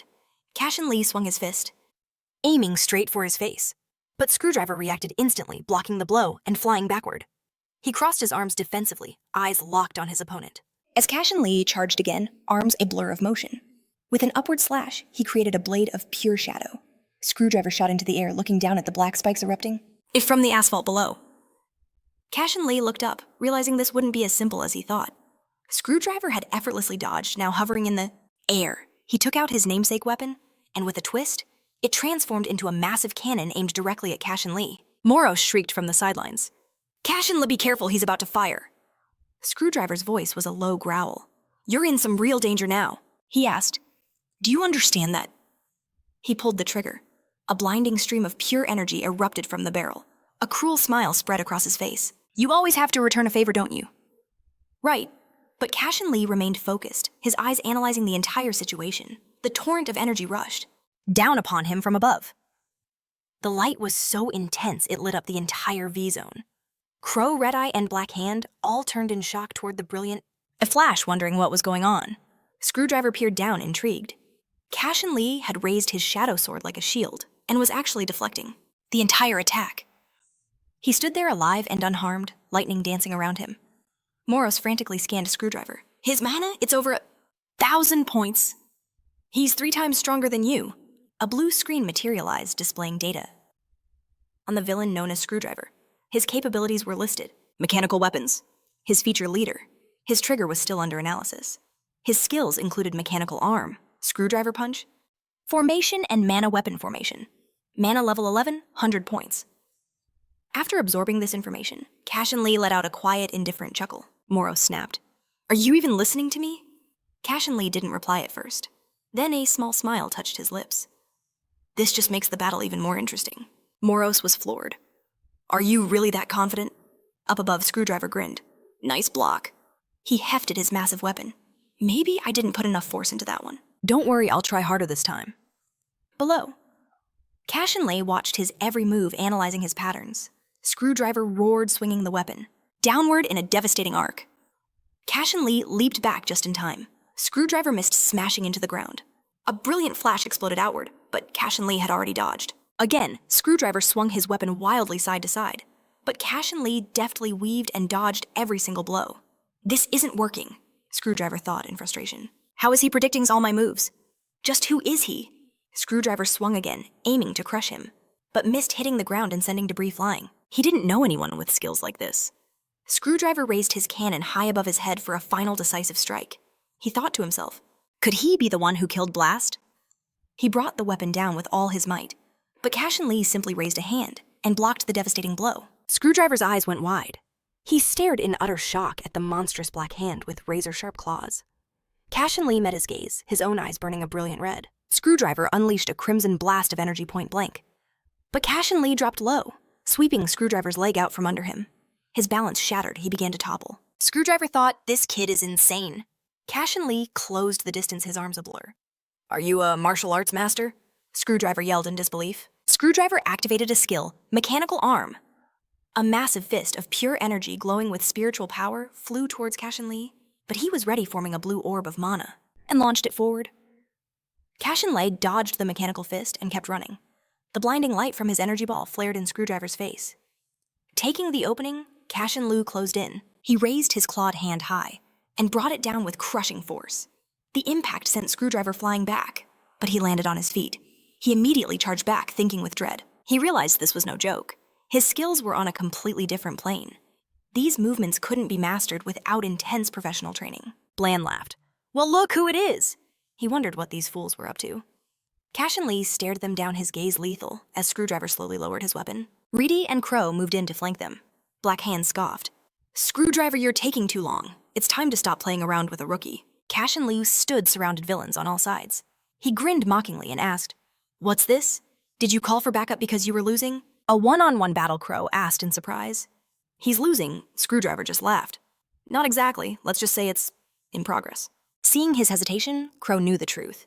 He was definitely losing. Screwdriver, trying to save face, snapped. I said it's in the process of losing. Bland couldn't believe his ears. In total shock, he thought, our Screwdriver is losing to a school kid? Screwdriver, however, looked intrigued. Tell me, he asked, why are you even fighting us? All the villains fell silent. They waited for an answer. Cashen Lee replied calmly, I wanted to test my strength against a strong opponent, and I can't just ignore creatures who kill innocent people just for fun. Moros became wary. Screwdriver tensed, his lips pursed in surprise.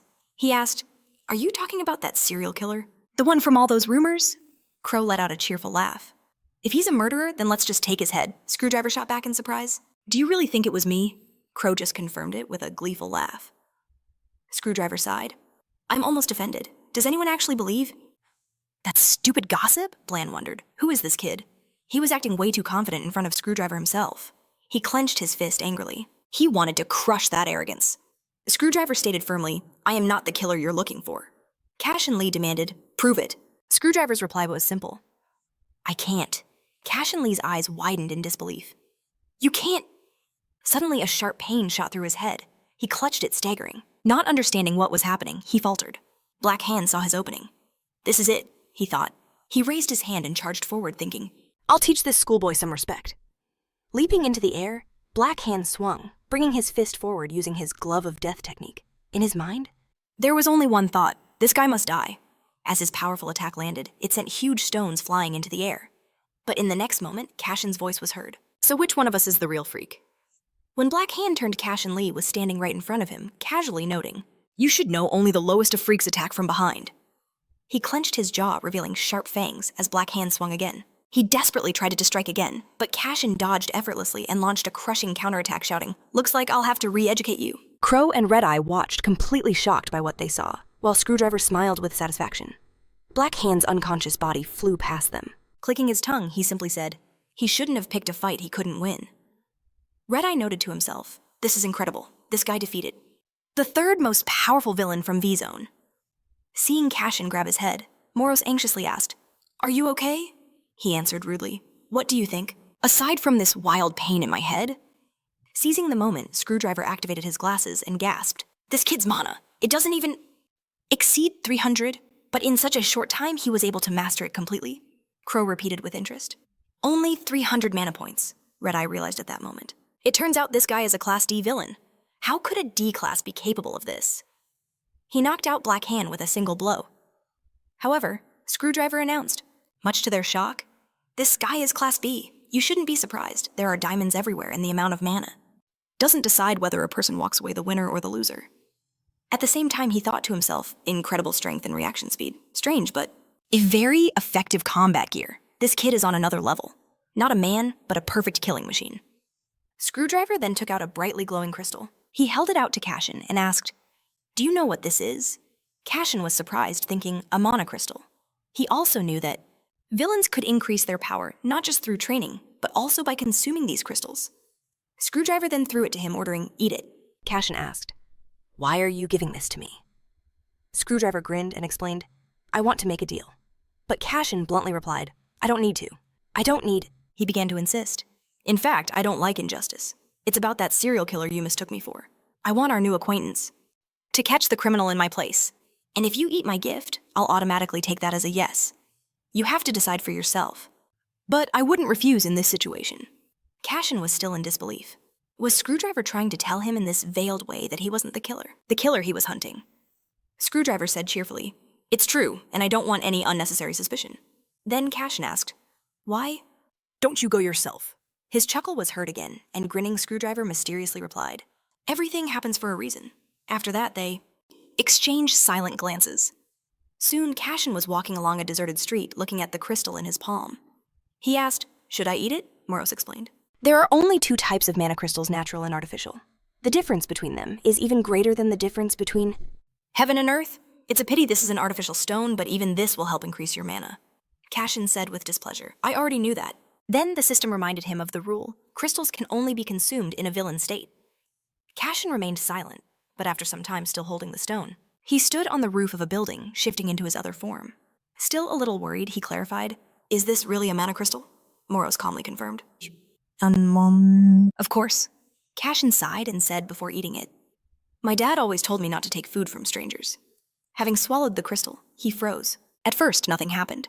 After a couple of seconds, he noted in confusion, Nothing has changed. Then Moros advised him, Just wait a little. And he was right. Suddenly, bright flashes erupted around Cashen, and small discharges of energy passed through his body. Looking at how he was being surrounded by a shadow, Cashen Lee. What is this? He cried out in alarm. What's happening to my body? The system strictly commanded him to get a grip, but Cashen was beyond calming down. What happened next left even Moros speechless. Golden particles of sand began to swirl around Cashen. Suddenly his hands began to distort, growing massive. He found himself engulfed in a blinding pillar of light that tore through the heavens. Then, with a distinct pop, he felt a surge of energy.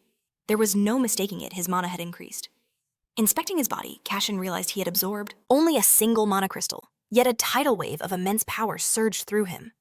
Now he understood why villains were so obsessed with mana. But was a power like this truly fair? Turning to Moros, he ordered it to scan his profile once more. As the sun bled into the horizon, Cashen's stunned voice cut through the silence. My mana? It's at 350. That was an increase of 50 units. Moros in turn was utterly shocked. 50 units, even if he had consumed a genuine mana. Crystal, he should have gained 5 to 10 units at best. But 50? That was a 10-fold profit.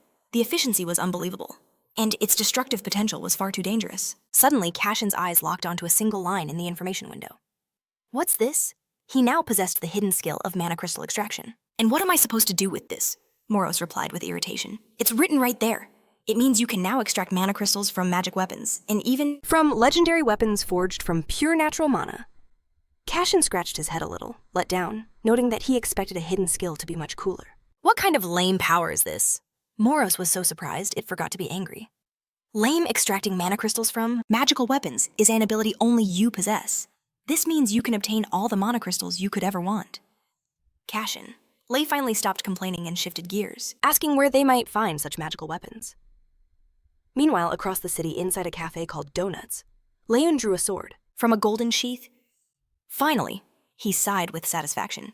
It's in my hands. He admired its charm. And it has a magnificent name, Migers. He then turned to Kim Muchin, who sat across from him. Come on, Leon said, annoyed. You have to say something. Muchan simply crossed his arms and stated flatly, it's a good sword. Leon's indignation grew. Could you at least try to sound impressed?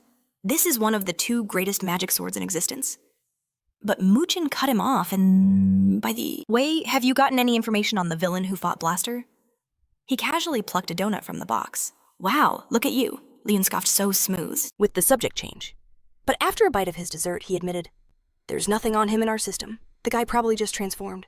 Kim Mushan theorized he might be an outer and unregistered psycher. But Leon confidently shot that down. Impossible. You could tell just by looking at him that he was a villain. Besides, he's not our biggest problem right now. As they spoke, other patrons in the cafe couldn't help but stare at Mushan's handsome features. Is he an actor? They whispered. His hair is amazing. Leon, however, pressed on. Have you heard about the serial killer? Because of him, we're stuck in a state of emergency with the special squad. Kim Muchin immediately clarified. So it wasn't Screwdriver's work. I heard he was the prime suspect. Leon assured him that the thief had nothing to do with it. Muchin frowned. His lips pursed in thought.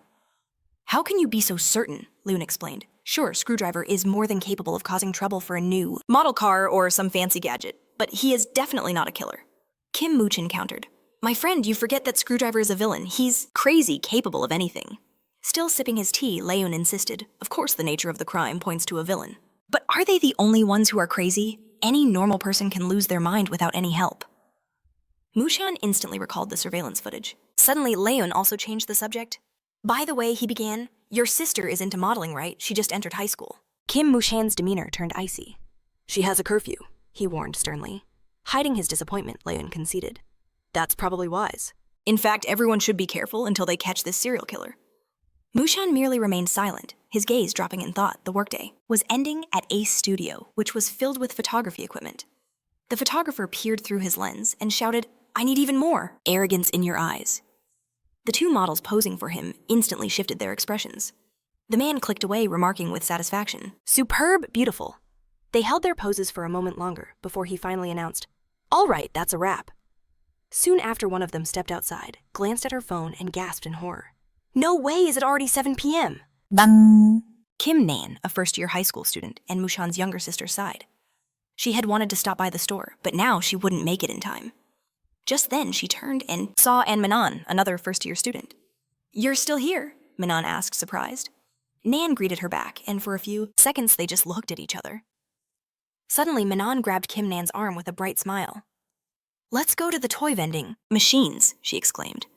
Right now, Nan asked, surprised. And Manan explained with a hint of embarrassment. We haven't been in so long. Kim Nan felt something was off. I suppose we could go, she answered hesitantly. But Manan, not letting go of her arm, pressed on. Just for a little bit. We'll be quick. Nan tried to refuse, saying, I can't, I have a curfew. But then she saw the childish sparkle in Manan's eyes and finally gave in. Okay, fine, but we have to be fast. Okay, Manan chirped happily, skipping along with her. The entire time, a stranger lurking in the shadows watched them from a distance, arriving. Home Cashen, Wu pulled up a news article. The headline promised the serial killer would be caught soon, adding that a special detachment was being deployed to assist the citizens. He sighed, noting aloud that the body count had already risen to 3. Moros then asked if he was going to accept Screwdriver's offer. Cashen shook his head. I don't care about the deal. But what if there are more victims the killer isn't going to stop? Moros fell silent. With a click of the computer mouse, he opened a map. It's hard to catch a criminal with no clear motive, he said, looking at the murder locations, when all you have is data. Moros reminded him that he still had Screwdriver's gift. Looking at the device, Cashen scoffed. Was it even worth it? Back in the vial zone, he'd held the phone asking what it was for. Screwdriver explained it was for them to stay in contact. A simple device for messages and files. No location tracker making it completely safe. Cashen had casually replied that he didn't need it, but he offered to share any information on the murder. If the guy needed anything, he could just write. He genuinely wanted to help catch that monster. He pleaded with him to succeed. Now holding the gadget once more, Cashen. Lee stared at the screen. He was about to power it on when he froze. With a loud crack, he slammed the phone on the table. I won't do this, he declared. His self-respect was on the line. He refused to cooperate with the villain. As he stormed toward the exit, Moros watched him go. Where are you heading? He asked, surprised. I can't stay here, Cashen replied coldly. I need to clear my head. In the bright lights of an arcade, a robotic claw fumbled with the teddy bear, while An Minyoung cheered on. Ni-an, who was at the controls. You can do it just a little more. But at the last second, the machine powered down the toy, dropping back among the others. No! Kim Ni-an cried out in disappointment before letting out a heavy sigh. Minyoung tried to cheer her up.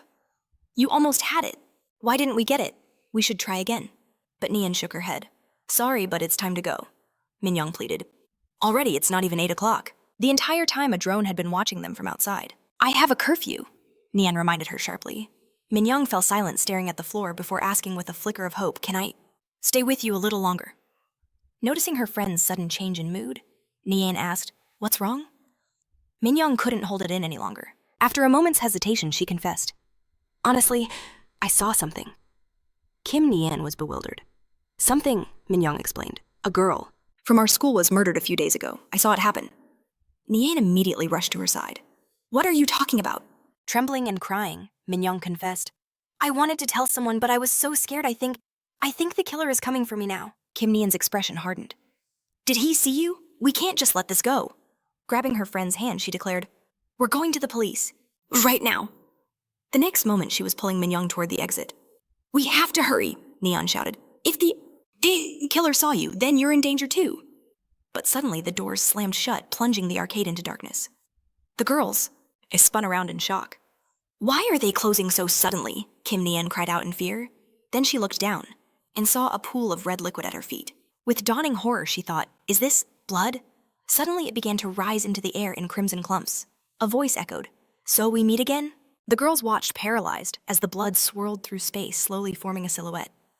They both trembled as the figure of Blood Rain finally appeared before them, a notorious villain, AB rank. His class enlightened, his power. Psychokinesis. Spreading his long-fingered hands, he spoke with a mocking tone. Unfortunate child. Meanwhile, standing on a rooftop, Cashen Lee silently watched the city below. Moros noted with disappointment. It seems this walk isn't helping much. If it's making things worse, maybe I should have stayed home, Cashen replied flatly. I would have gladly done so, Moros echoed. But I can't leave you alone.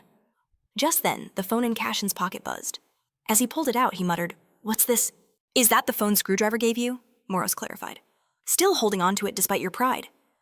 Cashen's eyes widened, but he didn't answer. I have to see what he sent, he exclaimed. He opened the message and his body went rigid. It was a video from a drone, and in the frame were two terrified girls and the ominous smiling face of Blood Rain. The message began, Psychers, descendants of the child of the day. Small number of humans capable of awakening psychic abilities.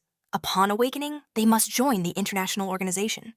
Lampus. Unlike villains and outers, they are governed by Lampus and government agencies.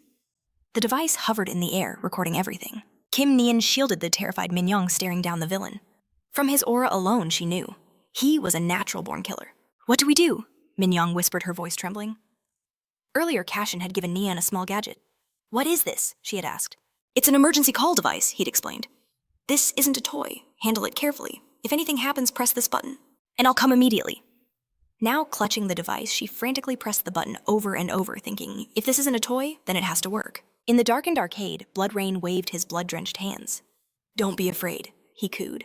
I can grant you a peaceful eternity. In response, Kim Ni-an screamed furiously, flipping him off. Shut up, you psycho. If you're so tough, then show me what you've got. His smile twisted into a frown. Kids these days are so bold. A tense silence hung in the air. Neon knew she had to stall for time until her brother arrived, so she shouted, "Why? Why are you killing people?" Bloodrain looked at her with a flash of pity. Does a person need a reason to do what they love? He's completely insane, Neon realized. But then a sickening smile spread across his face as he licked his bloody fingers. All right, Bloodrain conceded. Even if this is a foolish question, he lives for the taste of fresh blood and the sound of flesh being torn asunder. This is his life, his greatest pleasure. With a desperate cry, she swung her backpack off her shoulders, brandishing it like a shield. Don't come any closer, she shouted. I'll defend myself. My brother will be here soon. He's incredibly strong. Yes, a brother strong enough to kill him in 3 seconds flat. But this threat only made Bloodrain laugh, a wicked grin spreading across his face. Her brother? He sneered, mocking her. Neon, thinking him just some arrogant fool, shot back, yes, and then there'll be nothing left of you. But his gaze drifted past her, a chilling question hanging in the air. I wonder, what kind of face will your brother make when he finds his sister's body without a single drop of blood inside? As he spoke, a crimson orb of energy formed in his palm, causing both girls to freeze in terror. He then launched it in their direction, his voice a venomous whisper. But until then, here's a little something for you. Neon flinched at the sound. A sickening whiz as the energy blast tore right past her fast as a bullet. Realizing the danger had passed her by, Neon whipped around, only to see the attack had been meant for Enminyang all along. Impaled by the blast, her friend collapsed, unconscious. A wave of fear crashed over Kim Neon as she rushed to her side. Oh, wake up! You can't die. But Bloodrain only reveled in the scene, savoring her despair. He crept closer, announcing her fate. Now it's your turn. We need to prepare a welcoming gift for your brother. Neon squeezed her eyes shut, waiting for the end. But just as the blow was about to land, a new voice roared through the room. What is this freak show? She opened her eyes as the sound of shattering glass exploded behind her. Both she and Bloodrain froze, bewildered. A figure Cashen Lee had burst into the room and was charging straight for the villain. Here's a gift for you, idiot. With those words, he swung his arm, a blade of pure shadow aimed at Bloodrain's neck. Choke on this, he yelled. The blade was inches from its target when he managed to bend back, dodging at the last possible second. He snapped back up with an arrogant smirk, but Cashen wasn't finished. He was already airborne, descending for another strike. As he struck, Bloodrain slammed a palm on the ground, twisting his body through the air and kicking Cashen back with formidable force. Cashen Lee landed gracefully, but his attention was drawn to his own pulsating hand. Bloodrain stared back, wondering, who is this guy? Could this be her brother? Another villain. At the same time, Neon was just as stunned, asking herself, who is he? The narration clarifies that villains are the descendants of the Child of the Night. They are among the few who have awakened superpowers. But unlike Psychers or humans, they are unable to control their dark desires, making them prone to irrational and violent actions. Bloodrain studied him, realizing he'd never seen techniques like this. Wait a minute, could this be the guy who defeated Blaster? Now he wanted a real challenge. This will definitely be interesting, he thought with a smirk. He finally turned his full attention to Cashen, slowly sinking into the spreading pool of his own blood. We'll continue this later, but don't get too cocky. That arrogance will be the cause of your death. But Cashen Lee just scoffed, his voice dripping with contempt. I'll die, you villains really know how to run your mouths. He rushed forward, shouting, come on, why are you running away? Cashen stretched his hand out, wanting to grab the last bloody remnant of his foe. But the entire pool seemed to simply absorb into the floor, vanishing into thin air. Cashen grunted in displeasure, looking around. Shh, where did he go? But at that same moment, Kim Neon's desperate voice called out to him. Please listen to me, I'm begging you, she pleaded. Please, save my friend. He finally turned his gaze towards her. Meanwhile, across the night city, an alarm blared in a car carrying Lee Dun and Kim Mushin. An emergency signal, Mushin stated. Dun suggested maybe she pressed it by accident. She would have called then, he replied calmly. She wouldn't press it for no reason. Okay, I've already alerted the police, they'll be there soon. Muchan didn't answer, his eyes fixed anxiously on the phone's screen, a silent prayer in his heart that his sister would be all right. Back at the gaming center, Cashen Lee was calling for an ambulance. There's an urgent patient here, he said. Please hurry. Then he explained to Neon, I've called for help, now we need to stop the bleeding. Do you have anything we can use to bandage the wound? She looked up, dazed. What? Right now. Looking through her backpack, she kept repeating, something elastic, elastic. Almost immediately, Kim Neon handed him a small cardboard package, explaining, here. Cashen took the item. What is this, he asked. She explained, they're tights, they stretch very well. A moment later, Minyang's wound was tightly bandaged, stemming the bleeding. Cashen then turned to the empty air beside him. Moros, can you scan her condition? a disembodied voice replied. You want me to check how bad it is? You don't need a system for this. With its unseen eyes on Minyang, Moros noted, It seems she'll be able to survive. Cashen breathed a sigh of relief. Good. Then Neon asked, still worried, Will she really be okay? He confirmed it. Yes. The main thing is that the ambulance arrives quickly. This gave Kim Neon a sliver of hope, and she asked again, Really? Just then, the flash of emergency lights flooded the room. Here they are, Cashen announced. Now I can leave everything to them. Neon hurried to thank him, but then asked in surprise, You're leaving. Glancing over his shoulder, he replied, It's for the best. People will panic if they see me. And with that, he vanished into thin air, leaving Kim Neon, all alone. Cutting through space, leaping between the roofs of tall buildings with thunderous impacts, Cashen Lee fled the scene. Moros moving with him noted, You were lucky. If you hadn't arrived on time, they both would have died. He was silent for a moment when he suddenly heard a noise and felt eyes on his back. Cashen had to slow down, Finally coming to a stop. Looking back, he muttered aloud, This is infuriating. What is it now? The same small drone hovered in the air nearby when suddenly a sharp whistle was heard. Amidst a shower of falling black feathers, a woman appeared not far from Cashen Lee. We meet again, she purred. You don't remember me, I'm so sad. I could just kill you. Cashen knew exactly who this woman was. At the same time, he replied, It's unlikely someone like you would be so easily forgotten.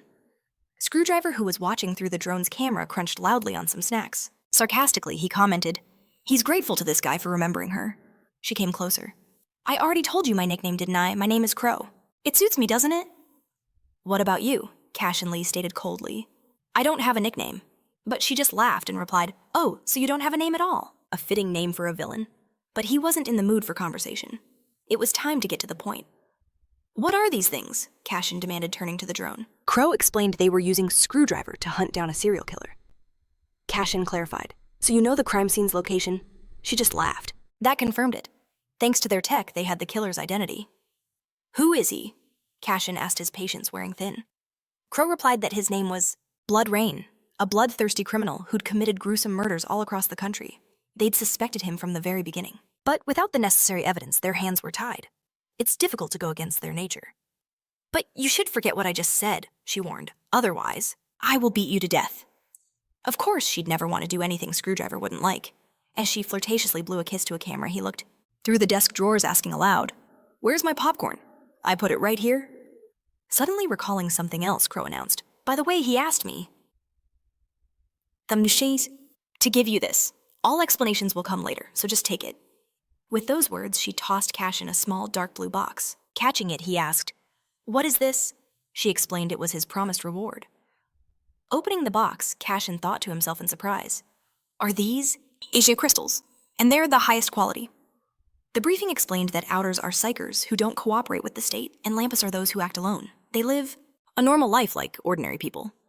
But there are times when they become criminals. The next morning, Kwan Yuri was watching the news. The anchor reported that yesterday at 8 p.m., the villain suspected in the series of murders attacked again. But thanks to the Psychers who arrived on time, casualties were avoided. A schoolgirl was injured and is now in the hospital, but her condition remains stable. Hearing this, she let out a sigh of relief. Then, turning to the departing Cashen, she asked, Are you going to school? Without looking back, he confirmed, Yes, Yuri. She then added, Tell Kanwoo to be careful. Cashen's answer was still brief. Of course. As he walked through the city streets, he reflected that several weeks had already passed since he took over Kwangkyong's body. And although his main goal should be revenge on the Stripes, he needed to figure out how much he could truly trust him, even with this sudden appearance in V-Zone. His thoughts were interrupted by the memory of last night when he had opened a gift and saw 3 magic crystals of the highest quality. Taking one in his hands, Cashen questioned why. Crow, standing opposite him, just smiled. Is it not enough for you? But he explained that on the contrary, it was too much. Her expression turned serious. I think so too. But in any case, it's not my decision. With his current powers, fighting a serial killer is difficult. But there's a small tracker in the box made by Screwdriver. You can use it as needed. Before leaving, Crow also added, We detected his location and sent you the file. It's not like we're expecting anything. But you know what will happen if you upset Screwdriver. Now narrowing his eyes, Cashen's friend watched him turn away from there. Usual route, asking in confusion, Is this the road to school? But he only replied coldly, I need to go somewhere. As he sighed, heavily mentally scolding him for being a truant. Cashen explained that after analyzing the material from Screwdriver, he found information about Sewa School and the 2 schoolgirls he saved from there. Maybe they'll find something on Blood Rain if they look there. Moros just asked tiredly, do you imagine yourself to be some kind of investigator? But Cashen noted that he needed to try searching even if it took some time. Then taking out his phone and opening a social network, he added that one of the girls was the younger sister of that popular guy from their school. They should call him. Moros, although he was extremely surprised, didn't interfere. Cashen, having dialed the required number, introduced himself before asking, "Can you hear me? This is Kwan Kanwoo. I'm a little sick and will be staying home." At the same time, Kim Muchin was at the Lackey Medical Center. Finally, while he was sitting in an empty corridor, Lee Dunn approached him. Handing him a glass of coffee, he anxiously asked, "Did you sleep at all today?" Muchin, looking at him with truly tired eyes, just greeted him. When Dunn sat down in the next seat, he took a sip and asked how Nairn was. He explained that she had just fallen asleep. Then, sighing, Kim Muchin asked if he had seen the case materials. Lee Dunn was sure to answer. Of course, the security video isn't very clear, but it was definitely blood rain. Only he can suck the blood from a victim leaving the body intact. But this serial killer is constantly making fun of things, so he's unlikely to be the one we're looking for. It's not him. Having finished his thought, he even grinned from such hopelessness. Suddenly, Mushin said that the girls were helped by the villain. Dunn couldn't mask his shock. Is this the same thoughtful Kim Muchin that Nan spoke of? He explained Mushan came to save them. No matter how twisted the villains were, he had saved them. He saved the man and his sister. What was happening? Leun listened, offering only a guarded reply. Didn't know. Mushan also recalled that last time he defeated Blaster. Who is he? And while he continued to ponder this question, his coffee slowly grew cold. Near the territory of one of the city schools, it was full of students incessantly discussing something and laughing. Cashen, standing near the laundry building, silently watched the teenagers. Some of the girls, seeing him, giggled in embarrassment. Moros finally couldn't restrain himself and said, "Now you're skipping your school to hang around another one." He soon entered a small convenience store, took a can of soda, and headed to the cash register. At this time, 2 schoolgirls looking at the seller with admiring eyes asked, "Are you really not a model?" The guy, embarrassed, told them that he was just a student on academic leave. Then one of the girls immediately asked where his university was located. The seller, smiling reservedly, noted, "Why are you girls so curious?" Their conversation was interrupted by Cashen, who handed over his drink and asked to pay. In response, the brunette with glasses smiled sweetly and answered, "Of course." The seller scanned the barcode of the item and said it cost 3,210 won. As Cashen began to take out, with his credit card in hand, his eyes were suddenly drawn elsewhere, a book titled The Bride of Corinth. As the clerk bagged his drink, his gaze was fixed on the stranger, when an elderly gentleman shuffled into the shop. He timidly asked if they accepted scrap paper here. The young man immediately replied, "Of course," and offered to help him in a moment. In response, the old man simply thanked him. As the young man carried a stack of complex cardboard boxes toward the exit, he accidentally brushed past Cashen, bumping his shoulder, but quickly apologizing. Moros, however, watched him with a sharp, suspicious glare, sensing something was off. Afterwards, he and Cashen watched as the brunette handed the scrap paper to the old man. As the suspect left the store, Moros instantly declared that he had something to report. But Cashen, as if reading his mind, cut him off. "He's a villain, isn't he?" The words stopped Moros in its tracks. Cashen explained he could tell just by the look in the man's eyes. Still, Moros clarified that they didn't know for sure if he was Blood Rain or not. Then Cashen suddenly said, "The Bride of Corinth. It's a romance novel about vampires." He then recalled the words Blood Rain had spoken before vanishing, repeating them aloud now, "I will be the cause of your death." Moros commented with sincere amazement, "I think those are lines from that novel." How could the guy remember something from a past life? Cashen, cracking open a can of soda, explained that even at the orphanage, he'd become addicted to reading. Taking a sip, he declared they just had to see if they'd pulled the Joker from the deck of cards this time. A short while later, at the entrance of that same 24-hour store, a bell chimed. The salesman stepped out into the street, his eyes glued to his phone as he walked away. Cashen and Moros immediately began to trail him. After following the guy for some time, Moros suddenly asked, "Wait, isn't this the road to that all-girls school?" Cashen also wondered where he was heading, but suddenly he heard a loud horn. Whipping his head around, he saw a massive truck barreling straight for an elderly man who was frozen in place, paralyzed by shock. At the very last second, Cashen lunged, grabbing the man and leaping to safety as the truck crashed into the curb. The driver scrambled out of the cab, anxiously asking if they were all right. As Cashen helped the old man to his feet, he suddenly remembered his mission. But looking around, he saw no one. The target was gone. A flash of pure irritation crossed his face. After searching the streets a bit longer, they found a shopping center. Spotting the restroom, Moros noted excitedly that it didn't know if Cashen should even assume his villainous form here.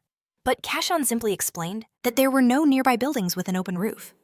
What choice did he have, swallowing one of the crystals he added that he shouldn't have fallen for? That cheap provocation. The next moment, a brilliant light erupted from the stall, and Cashen calmly waited for the crystal to be absorbed. While he did, he contacted Moros, asking it to check something on his system. As the status window materialized before him, 2 new skills were now listed, and his mana capacity had increased to 470. Cashen immediately noticed. 2 more skills, shadow hiding, shadow movement. What's this? Moros explained that his skills evolve as his mana increases. Cashen's eyes widened. You mean I can improve my abilities just by eating mana crystals? Back when he was a psycher, the only way to improve was through grueling training. Then, looking at the number, he asked in frustration, Wait, my mana is only 470. I ate 3 crystals, but my mana only went up by 120. Why so? Little Moros suggested his body must have adapted to the stones. The more he eats, the weaker the effect, until one day it reaches a bare minimum. Cashen fell silent before finally agreeing. Yes, you're right. If people could gain mana just from crystals, it would be too easy. Guys like that would be invincible. If he truly wants to become stronger, he can't rely only on crystals. He had to find another way, like training again. He then turned to Moros, asking it to display the information on Blood Rain. Moros warned him this was his second time, and he knew he couldn't use the system 3 times in one day. Cashen irritably confirmed that he knew. When the system window appeared, it showed the ability Villain's Awakening. The peculiarity was Psyche. Blood Rain's trigger was Desire. His skills included Bloodstep Bloodcutter, Blood Sphere Hypnosis, and Intimidation. His mana capacity was 1,000. Cashen's eyes were immediately drawn to one skill. What is this Bloodstep? Is that the technique he used when we first met? He still has psychic powers. Moros noted that this was his signature trait. Cashen added grimly that hypnosis was also a major problem. As evening fell and the hospital grew quiet with almost no doctors around, something stirred in one of the wards, but no one noticed. Behind the closed doors of a room, bloody stains began to seep from the floor. Then Blood Rain himself appeared. Having hypnotized several staff members, he ordered his lovely servants to bring them to him. In an empty corridor, a few doctors chatted, while 2 guards stood watch at the entrance. Inside one of the rooms, An Min-young watched over an unconscious Kim Nanyun, staring at the list of villains she thought with disappointment. There's nothing here. Who is he really? Unexpectedly, someone entered the room from behind and called her name. A nurse approached, saying they needed to examine Nanyun. Min-young was surprised. At this hour? She asked in disbelief. One of the doctors with her explained it was a very important examination. I think it would be best if you came with us, he added. Feeling more and more confused, she just repeated, Me? Nodding his head, the doctor gave her a chilling smile in response. The city sank deeper into the night and Cashen Lee, using the shadows like a web, moved along the walls of skyscrapers until he finally landed on a roof. But immediately he seemed to drop, down again, leaping from building to building while silently noting shadow hiding and movement, so I can combine my abilities. However, the voice of Moros cut through his thoughts, warning him not to get too excited. When he landed on another roof, it explained that it had been monitoring him. The main character was spending way too much mana. He needed to conserve it for critical situations. In response, Cashen snapped back rudely. Here we go, again! But their argument was cut short by the chime of his phone. He instantly knew who it was. Ah, of course. Predictable. But that monster Blood Rain was heading for the hospital. Luckily, he'd activated the tracker just in time. With those words, Cashen Lee remembered how he'd deftly planted a tracking device on the seller's jacket. The memory faded, replaced by the tear-streaked face of Kim Nan. Stealing his resolve, Cashen launched himself into the air. He had to hurry. In the dimly lit, nearly deserted parking lot, Neon's frantic voice echoed. She confronted the medical staff demanding answers. What are you doing? Why is Mong being loaded into an ambulance? You said it was just a checkup. The doctor brushed her aside. This is a critical examination, he stated. One that can't be done at our facility. Still full of doubt, she pressed him for more. But a chillingly familiar voice cut through the air from behind. A test of loyalty. Turning, she saw Blood Rain, who whispered how delighted he was to finally meet his future meal. Horrified, she screamed at the doctors. There's a villain here, we have to run. But her words died in her throat. In place of the doctors' faces were blank gray masks with glowing red eyes. Blood Rain crept closer, tracing her chin with a long finger, his voice eerily calm. They obey only me, he explained. And soon you'll be my obedient little puppet too. But even as he gripped her chin, Kim Nan stared back defiantly. No, I won't. In that same instant, she desperately pressed the button on a special device. Bloodrain just smiled, continuing his monologue. So brave, so strong-willed. Perhaps you'll even become my bride. His words were shattered by a furious scream from above. Have you lost your mind? The nonsense stopped them both cold. They froze confused, scanning the darkness.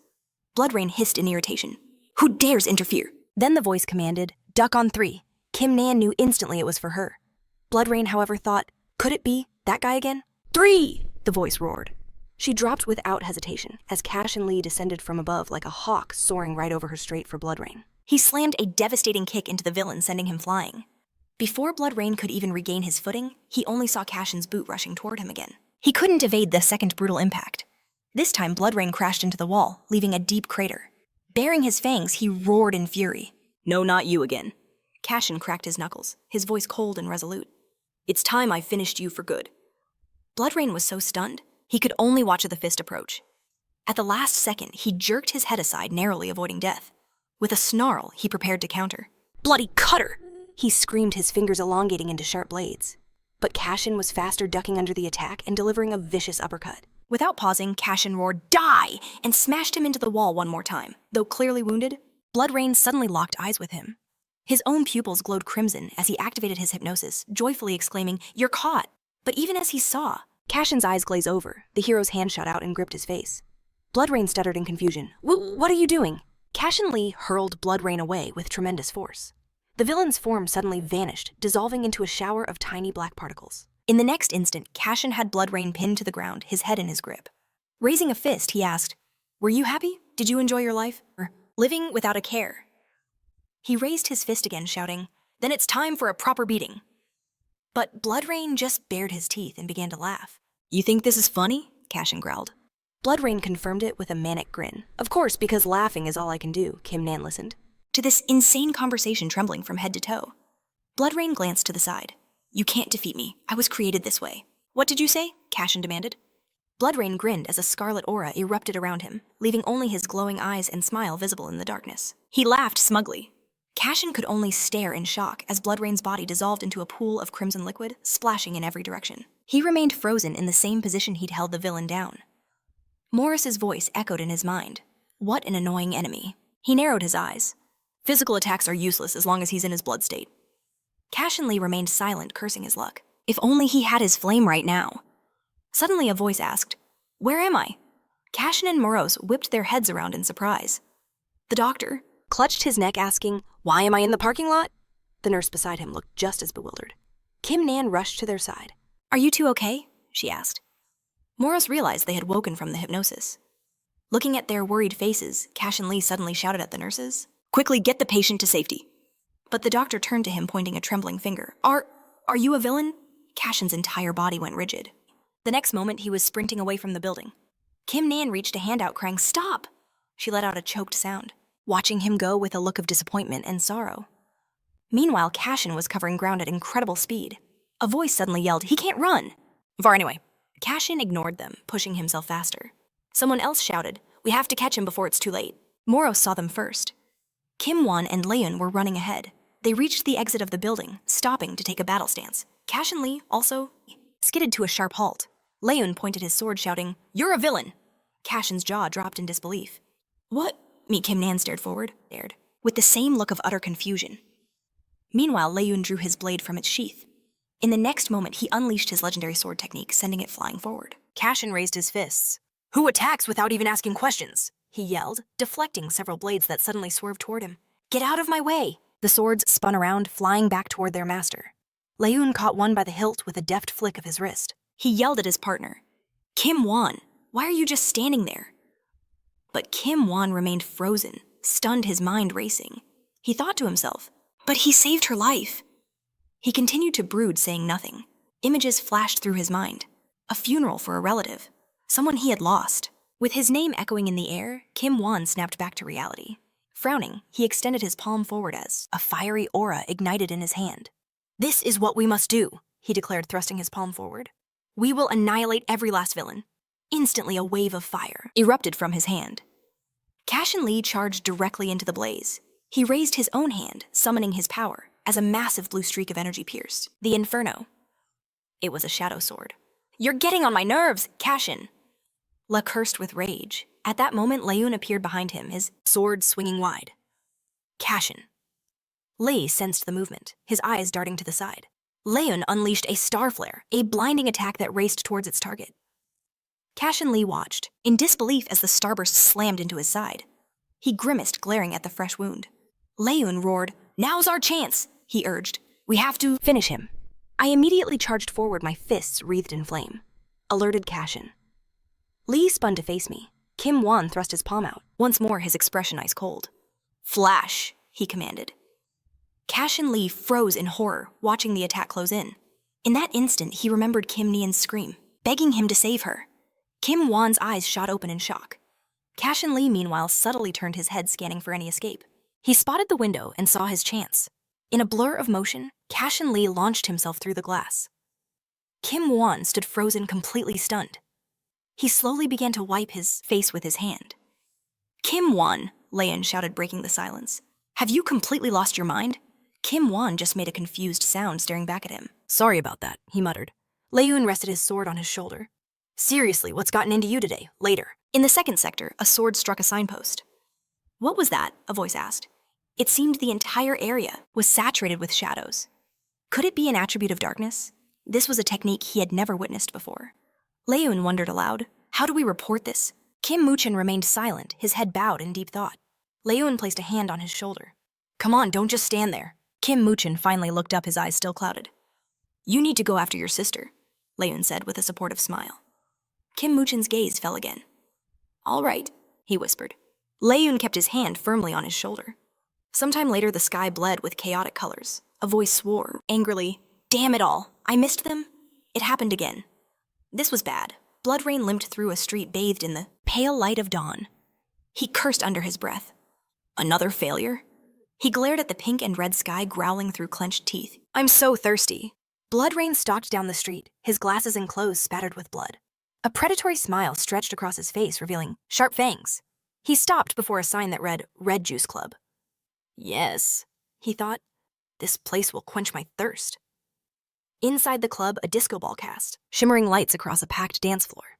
Blood rain moved through the crowd, pressing himself against a slender girl. She glanced at him, surprised. "Well, hello there," she smiled. "Is that blood on your shirt, handsome? Did you get hurt?" Blood rain leaned in close, whispering in her ear. "Not exactly. I'm just incredibly thirsty." The girl looked confused. "Thirsty? Do you want me to buy you a cocktail?" Blood rain's smile widened. "I need something tastier." In an instant, he transformed into a monster, his fangs descending toward her neck.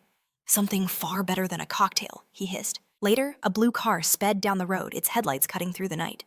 A frantic message crackled over the radio. "Emergency at the Red Juice Club. A villain resembling Blood Rain is attacking citizens."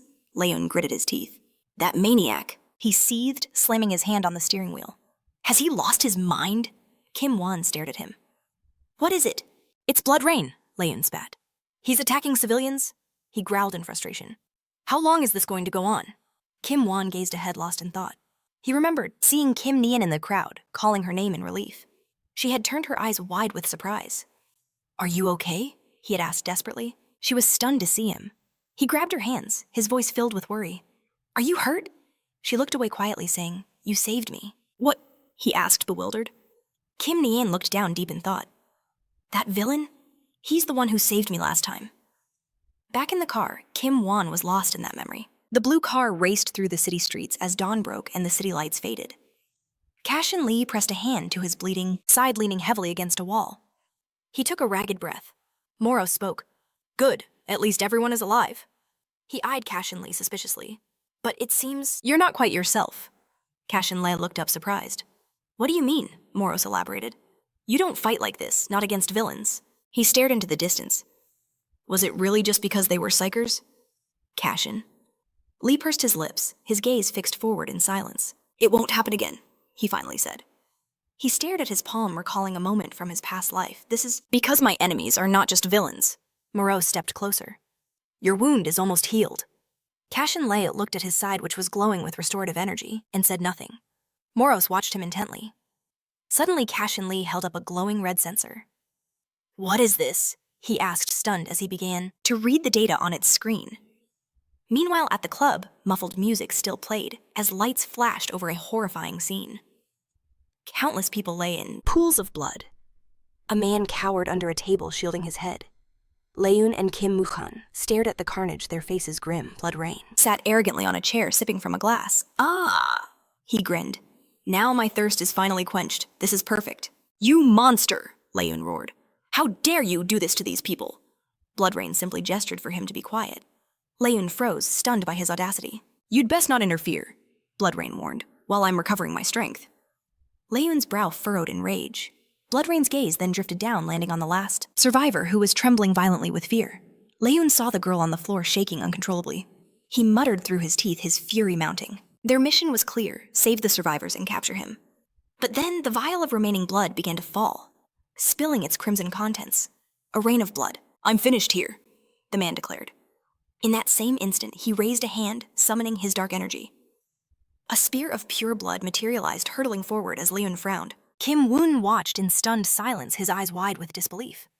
In a flash, Leun drew his sword from its sheath. He swung the mighty blade, shattering the spear of blood upon impact. Meanwhile, Kim Won charged forward. He summoned a raging inferno, swinging it at the encroaching blood rain. Kim Won thrust his palm forward, but someone shouted at him to stop. Leun, his expression grim, demanded to know, "Do you really intend to harm the survivors?" Kim Won turned in his direction, completely surprised. Bloodrain just grinned. This is no time to worry about others. Leun's eyes widened in horror as Bloodrain approached, him gathering his sinister energy once more. You should be worrying about yourselves, he roared. With a desperate shove, Leun sent him crashing back into the wall. The structure crumbled under the force. Debris flew in all directions. Leun coughed up blood. But Bloodrain was on him in an instant, giving him no space to move. What a perfect ending, he sneered with a wicked grin.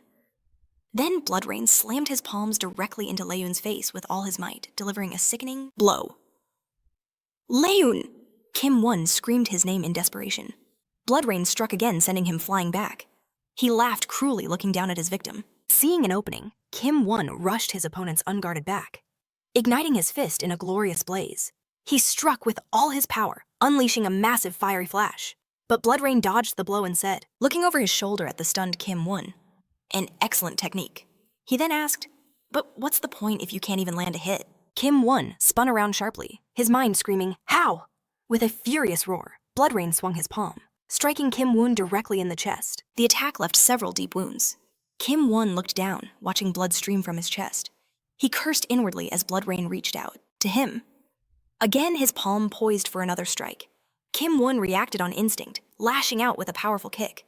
The blow forced Bloodrain to leap back several times, but he immediately charged forward again. "Get away from me!" Kim Won roared. He collapsed to the floor, grabbing his wounded chest. He gasped for air, his breaths heavy and ragged. He looked up weakly, his lips pressed into a tight line. Drops of blood dripped to the floor, forming a puddle. Bloodrain put a hand to his chin, a cruel grin spreading across his face. "This isn't enough." He bit his own finger. "If I had aimed more accurately, I would have broken every single one of your bones." Kim Won stared forward, tense. He's too strong, he thought. Without his fire magic, it would be impossible to defeat him. Bloodrain just smiled. "Don't make such a sad face."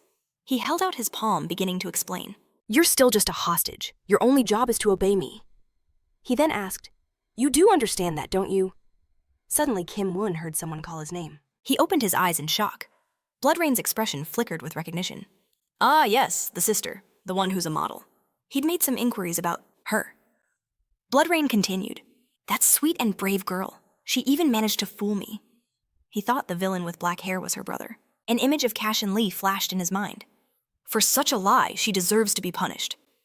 Fury surged through Kim Won as he rose to his feet. "If you so much as touch my sister?" Fire erupted from his hand as he shouted, "I will kill you." But Bloodrain just grinned, thinking he's caught. A chance to finally taste the blood of a raging psycher. Bloodrain studied Kim Won. This was a very special occasion. "I see that you have started to believe in yourself." He moved his fingers menacingly. "In that case, I'll give you a chance to survive." Sometime later, Bloodrain surveyed their new location. "This place is a great fit for us, don't you think? A place where he could finally use his full powers." They stood atop a brick building. Kim Won began to flex, his fists watching his carefully. "This will be very good," Bloodrain thought to himself. This place is magnificent. He realized he could drink all of his blood while enjoying the starry sky. Kim Won's eyes widened in shock. He exploded forward, swinging a fiery palm and roaring that he would regret bringing him here. He unleashed his flash technique. The fiery blast shot towards Bloodrain with incredible speed. Bloodrain grinned widely, showing his pearly white teeth.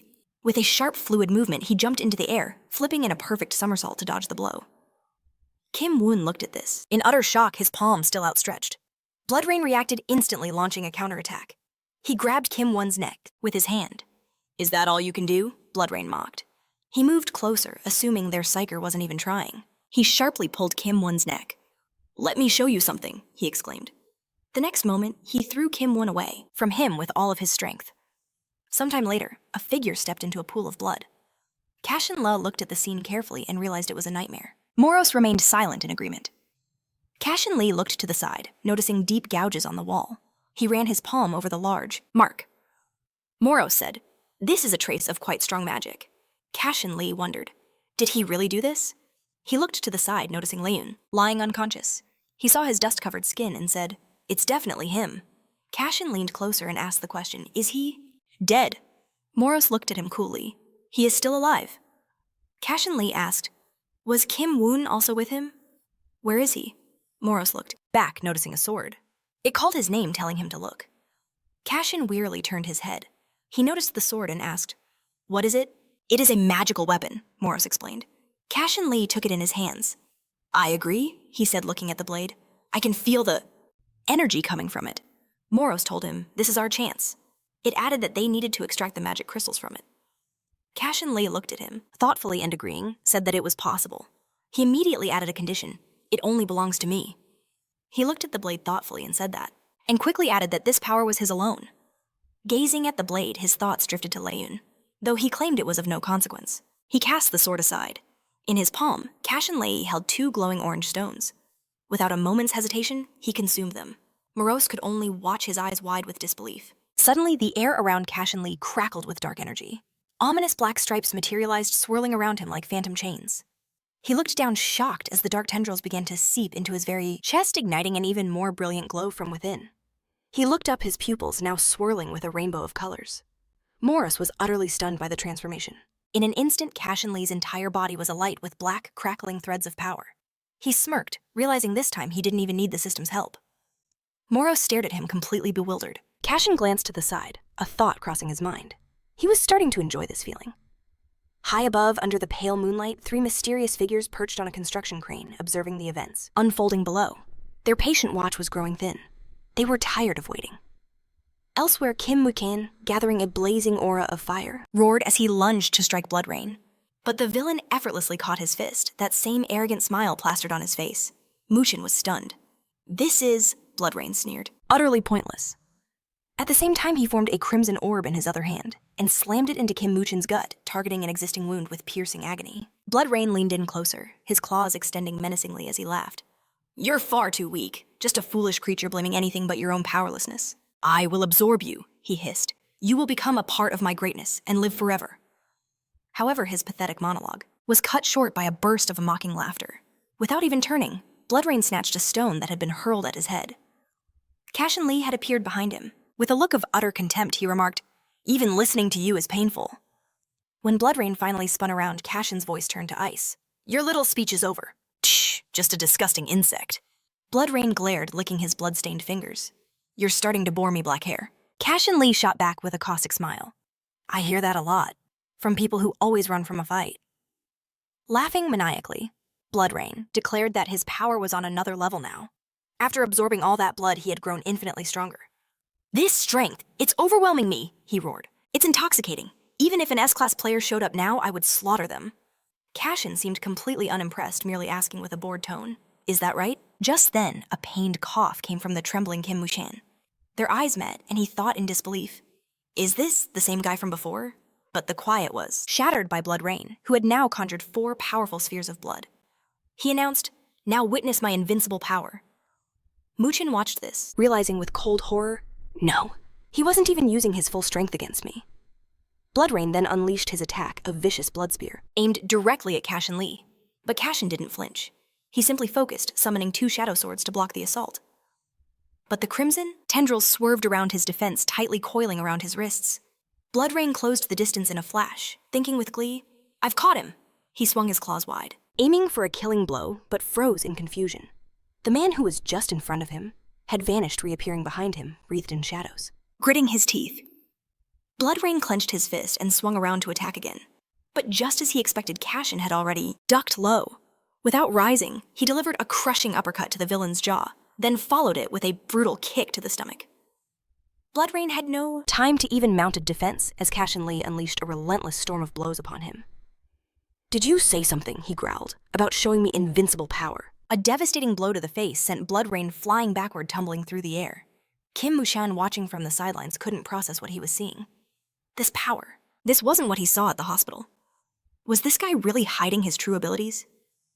Who was he? As Rain struggled to his feet, breathing heavily and cursing. Cashen walked calmly towards him.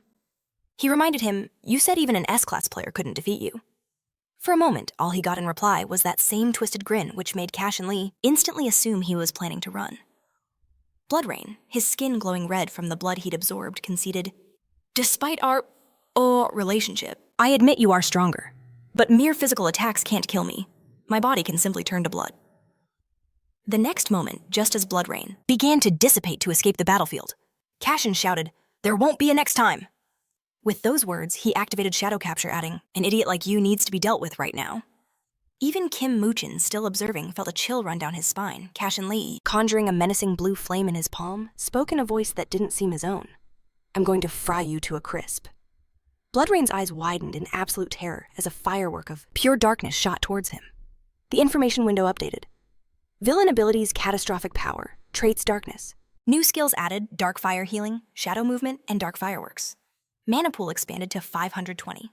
It's worth remembering that supports are a class that creates buffs and debuffs, possessing healing skills. Their direct combat prowess is considered inferior to all other classes. In battles against villains, they are supposed to serve as logistical support. In the hospital, a YBC news report echoed through the ward. The anchor announced that after a fierce battle, the villain known as Bloodrain was finally arrested in the Gadam district.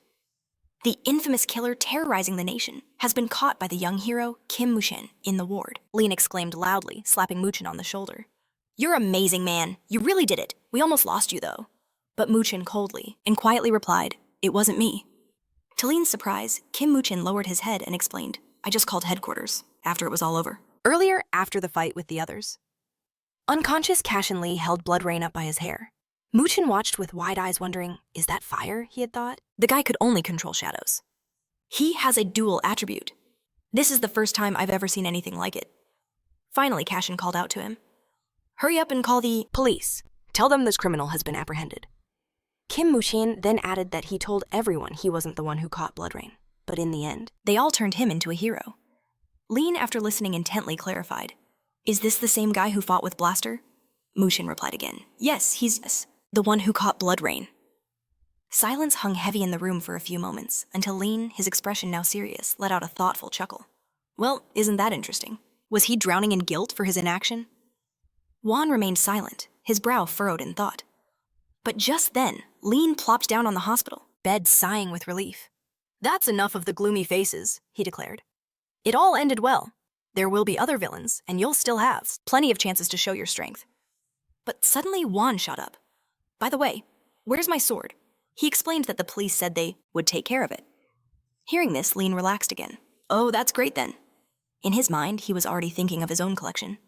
Daddy's coming for his favorite sword. Wuan's gaze drifted out the window, lost in his thoughts once more. Meanwhile, back on the school grounds during class, the same old gang gathered in a deserted corner. Appa, modern hero Kim Muchan, defeats and captures the infamous villain terrorizing the nation. After reading, he exclaimed with satisfaction, "No way. They're saying Juan caught that psycho," one of them added in agreement. "Incredible." Appa wiped his face, relieved. "It's a good thing we skipped the club yesterday, or we would have been toast." The brunette leaning over the phone laughed, thinking to himself, "When was the last time this guy looked in a mirror? He's way too full of himself." And while those two celebrated the capture, Kyun's expression was grim. He turned to Kwak Tadu, who sat across from him. "You remember that guy, don't you?"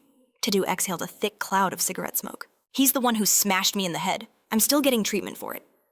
Kyun suddenly stood shouting, "So what, we should just give him more money for medicine?" Kwak calmly replied, I'm just saying it like it is. Why are you yelling? Still furious? Ki-yoon pressed on.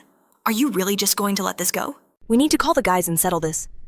However, Tadu's response was decisive. I'm not doing it. Ki-yoon was stunned. What, Kwak Tadu? Looking slightly embarrassed, finally admitted. Do you really think that guy is so simple? Honestly, I'm more afraid of him than I am of Kim Moochin, the hero who catches villains. Those eyes.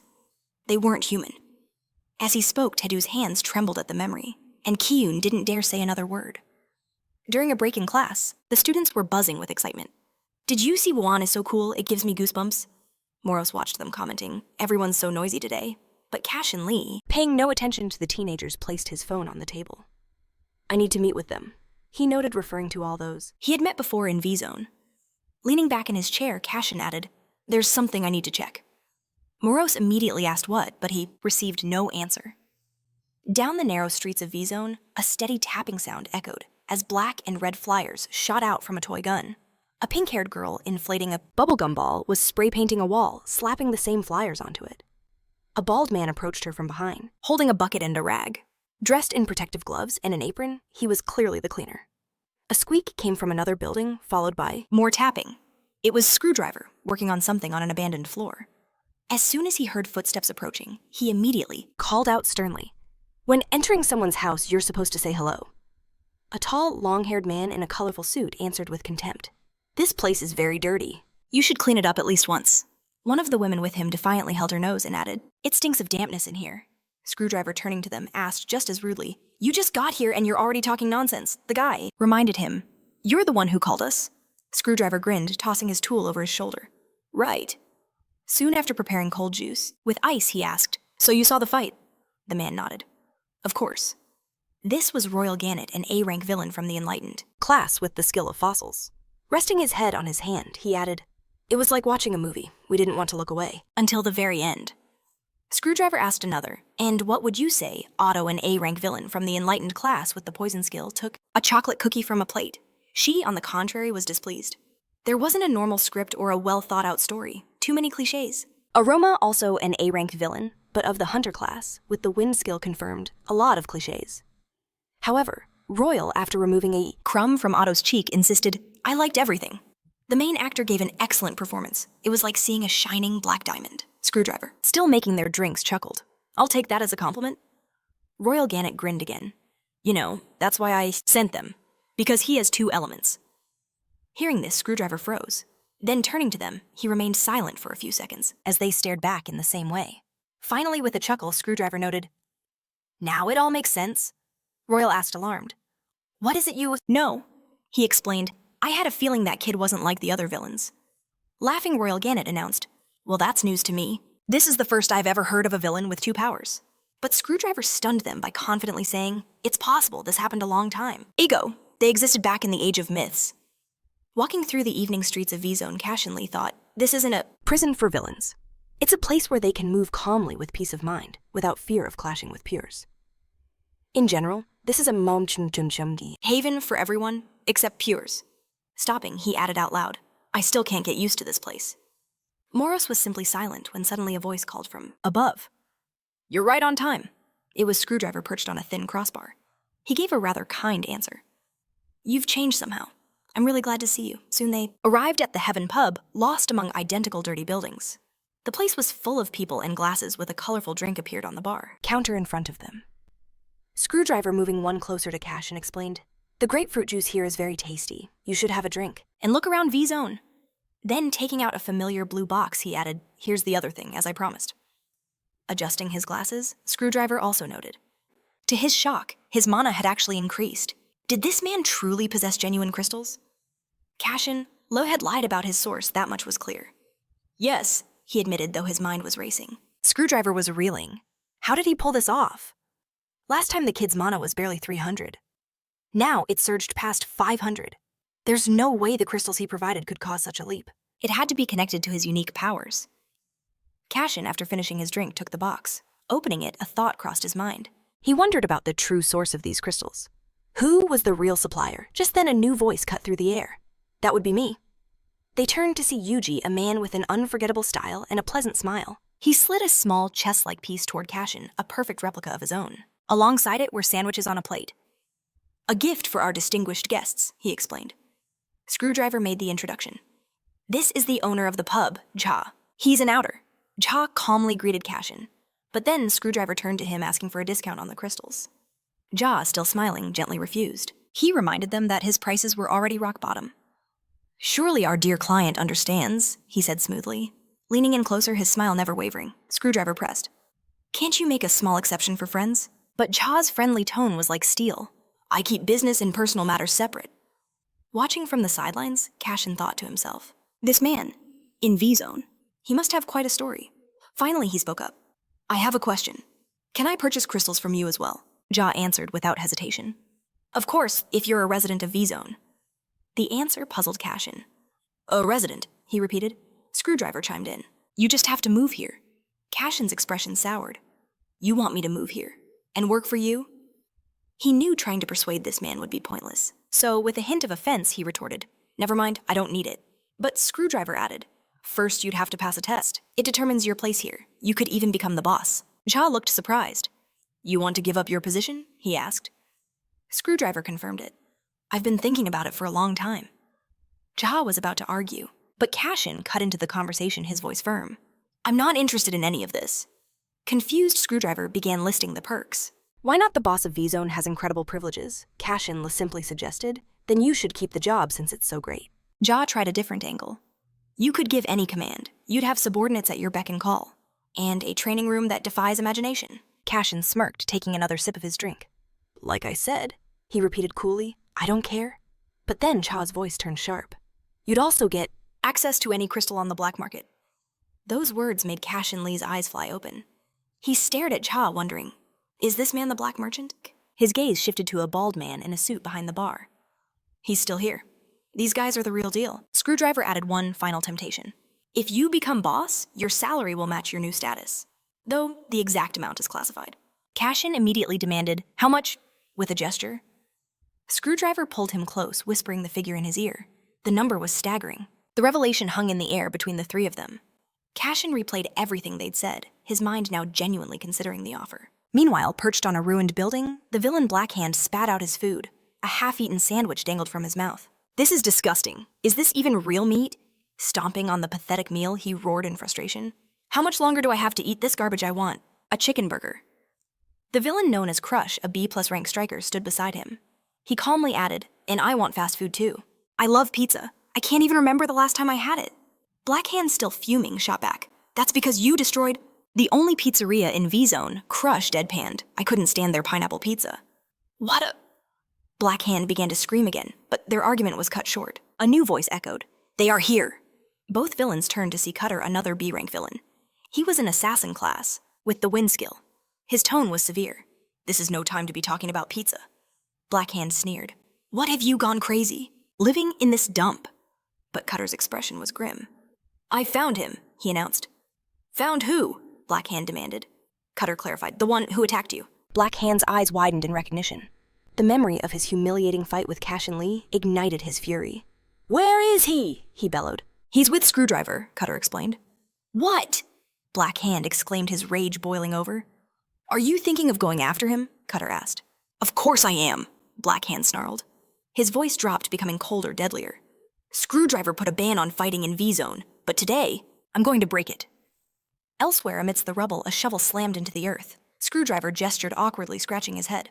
That's Earth Dog, he explained. He really loves to dig. Earth Dog just kept digging, lost in his work. And behind him, Screwdriver continued. That's Cleaner. Cleaner rested a broom on his shoulders, sighing. Earth Dog, you've made a mess everywhere. Now I have to clean it all up. Earth Dog just cursed under his breath. Just get out of here, he muttered. He's the nemesis of every speck of dust, Screwdriver explained. They're both completely crazy, but harmless. A girl armed with a pistol watched them from a distance. Screwdriver added, they won't attack first, but they can definitely fight back. That's why V-Zone needs people like them. Cashen Lee frowned. This wasn't how he imagined villains at all. He looked up. It's all because of him, isn't it? Cashen's question was sudden. Why did you task me with catching Blood Rain? Screwdriver's face grew serious. We have a traitor in our midst. Cashen's brow furrowed in confusion. I needed to outsmart the traitor, Screwdriver explained. To do that, I had to choose someone with no ties to me, or to V-Zone. He walked forward, his voice low. If you didn't know, villains have their own factions, just like Psychers. There are those who follow my rules. We call ourselves the Crows. He paused. And then there are those who ignore the rules and form their own dangerous coalitions. Cashen pieced it together. So you're saying there's a connection between Bloodrain V-Zone and this traitor? Screwdriver confirmed it. Bloodrain is just a pawn in a much bigger game. A much larger game. His gaze turned to the setting sun, certain that a greater conspiracy was at play. He explained their true goal is to bring V-Zone to its knees. Cashen Lee looked down, his voice flat. I'm not interested. Screwdriver just smirked. I knew you'd say that. He chuckled, adding, that's exactly why I like you. Cashen Lee stared back, utterly confused. Then Screwdriver dropped the bombshell, become a resident of V-Zone. Cashen Lee was frozen in place, stunned. What kind of nonsense are you spouting? But Screwdriver's expression was dead serious. I'm betting my life on this. I'm begging you. Later, in a quiet city restaurant, tables were set with pristine silverware. Kwon Yuri stared blankly at the bottles of wine. Tapping a pen to her cheek, she clutched a binder filled with notes. A question echoed in her mind. Did Kwon Kan-woo have dinner? She sighed. Ever since she gave him that card, they hadn't spoken a word. Suddenly, a waiter's voice cut through her thoughts. Miss Kwon Yuri, the director is looking for you. Kwon Yuri blinked in surprise. Just then, a voice drifted from the hallway. That's for sure. The director was on the phone praising her. She's an exceptional employee. There won't be any issues. On the other end of the line, a voice agreed she was more than worthy, and he looked forward to their meeting. The director sighed. I'm truly sorry to lose such a valuable asset. What's this about? She asked again with a polite smile. You're making me feel guilty. At that moment, a soft knock came from the director's door. It's me, Kwon Yuri announced. The director sighed, a hint of regret in his voice. She's here now. He ended the call, glanced at his screen, and murmured, well, let's see what happens. The person on the other end hung up as well, a smile playing on their lips. In the director's office decorated with roses, he held out a set of documents. Here, take these, he said, handing her the letters. It's an invitation from the American department. Kwon Yuri's eyes widened. She stared at the papers in disbelief. The director pointed at her, his voice filled with pride. Your hard work has paid off. You're being transferred to the main office. Kwon Yuri was floored. Is this real? The director beamed, explaining that the company would cover everything, not just the flight, but also an apartment near her new workplace. Overwhelmed, Kwon Yuri stared at the letter, covering her mouth with her hand. This was a gift from the heavens. This is a once-in-a-lifetime opportunity, the director urged. Will you take it? Kwon Yuri's face lit up. Of course but she stopped mid-sentence. The image of Kwon Kan-woo flashed in her mind. Her excited gaze fell back to the letter. Meanwhile, in another part of the city, entire blocks lay in ruin. Only rubble remained. Cashen Lee walked silently across a desolate rooftop. His head was bowed, lips pressed into a thin line as Screwdriver's words echoed in his head. Become a resident of V-Zone. He remembered his own disbelief. What kind of nonsense is this? And Screwdriver's reply. I'm betting my life on it. The shock was still fresh. I'm truly asking this of you. Cashen Lee snapped out of the memory, letting out a thoughtful hum as he tilted his head. Moros's voice cut in. So what do you think of his proposal? Moros watched him intently. Suddenly, Cashen Lee's gaze darted to the side. He'd spotted something. Someone. Leaning against a wall in the distance was a figure. Is that him? Crush asked, placing a hand on his ally's shoulder. Cashen Lee's eyes grew cold as he took a step forward. I see the rats have come out of hiding. Peeking from behind the wall, Cutter was stunned. How did he find us?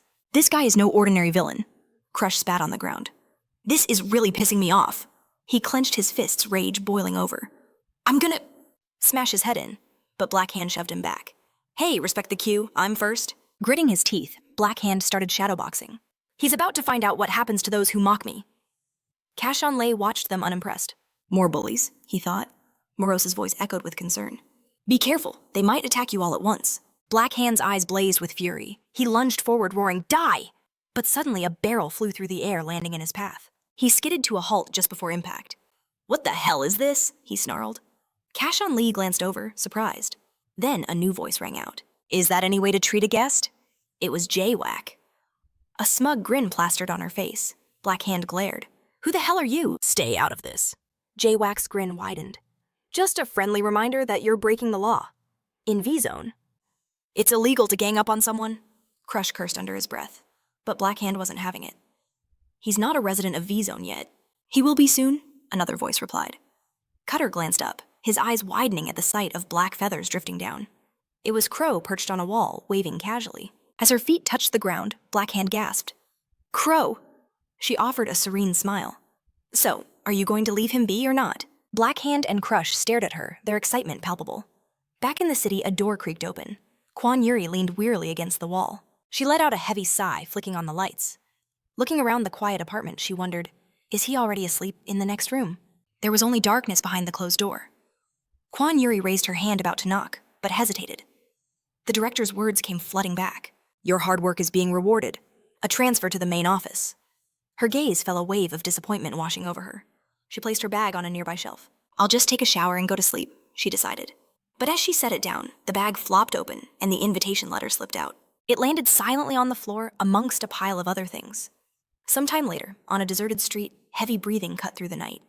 Cashen Lee had 10-kilogram weights strapped to his legs. With legs like pistons, he surged forward relentlessly. The girl stared in utter disbelief, urging everyone to witness the impossible weight of the sandbags. But Moros just glanced over, unimpressed. This is hardly a challenge, he scoffed. It's just a normal training session. Cashen Lee, however, saw the genius in it. This is perfect for building both raw muscle and physical. With a sharp glance, he declared the time for one-on-one duels was over. Cashen Lee smirked, noting that it was entirely possible facing an ambush from multiple opponents at once. He added that against such odds, nothing was more effective than raw physical power. Moros noted that this was a truly wise decision. He recalled V-Zone. Crow had roared for them to halt. Crush stepped forward, his hand raised, declaring that to join V-Zone. You must first pass a test. He asked awkwardly, rubbing the back of his neck, if the newcomer would have to pass, just like everyone else. Blacken furiously shot his hand out, demanding to know what test he was talking about. He snarled that he'd kill him on the spot, Kasim Laklai cut in, announcing that in 10 days, he raised his voice, proposing a trial. Everyone froze, utterly stunned. Blacken and Crush stared at each other. Jawak scoffed. What's 10 days? She declared she would explain the rules. The test she began would be a series of one-on-one battles. Cashen Lee's eyes narrowed as he watched her. Jawak stated that taking a life is only allowed in the most extreme circumstances. She added, hoisting a barrel. What else? She pointed a thumb at herself with a wicked grin, announcing that his first opponent would be her. It's going to be a party, she exclaimed. Cashen Lee met her gaze, fearless and cold. Jawak's smirk only widened. Cashen Lee snapped back. From the memory. He started climbing, gripping the iron bars, thinking he had no desire to become a permanent resident of V-Zone. Suddenly, one of the guys shouted for everyone to look. Gasps filled the air as people covered their mouths in disbelief. Cashen Lee began doing push-ups, his thoughts focused. Only I can become stronger. He landed hard on the asphalt, his mind racing. He pictured Ayla and the others vowing that he would also get his revenge on Lampus, Cashen. Lee gripped the towel, his resolve hardening. Even if it meant walking through hell. He threw the towel over his shoulders, adding, This is the path I have chosen.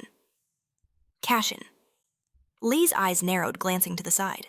Behind him, 2 girls were stretching. Cashen Lo took off again, a blur of motion. The girls watched him go.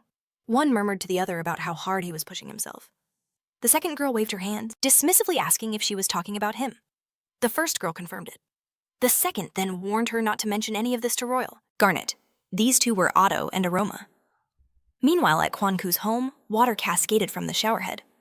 Cashen Lee stood under the stream, rinsing his hair. Later, he slipped on his slippers, stepping out of the bathroom. He scanned the apartment, wondering to himself. Is she still asleep? Cashen Lee began to dry, his hair with a towel. His eyes widened, stunned by the mess of scattered clothes on the sofa, and a bag that had spilled its contents everywhere. Cashen Lee stood silent, a sense of unease washing over him. He picked up the bag, muttering that he needed to clean this up. He quietly wondered, what's all this Cashen Lee? Glanced down and spotted a letter. At the same time, Kwan Yuri was sleepily stretching her arms. She let out a huge yawn, complaining about waking up. So early. Her eyes snapped open when she saw Cashen Lee picking up the letter.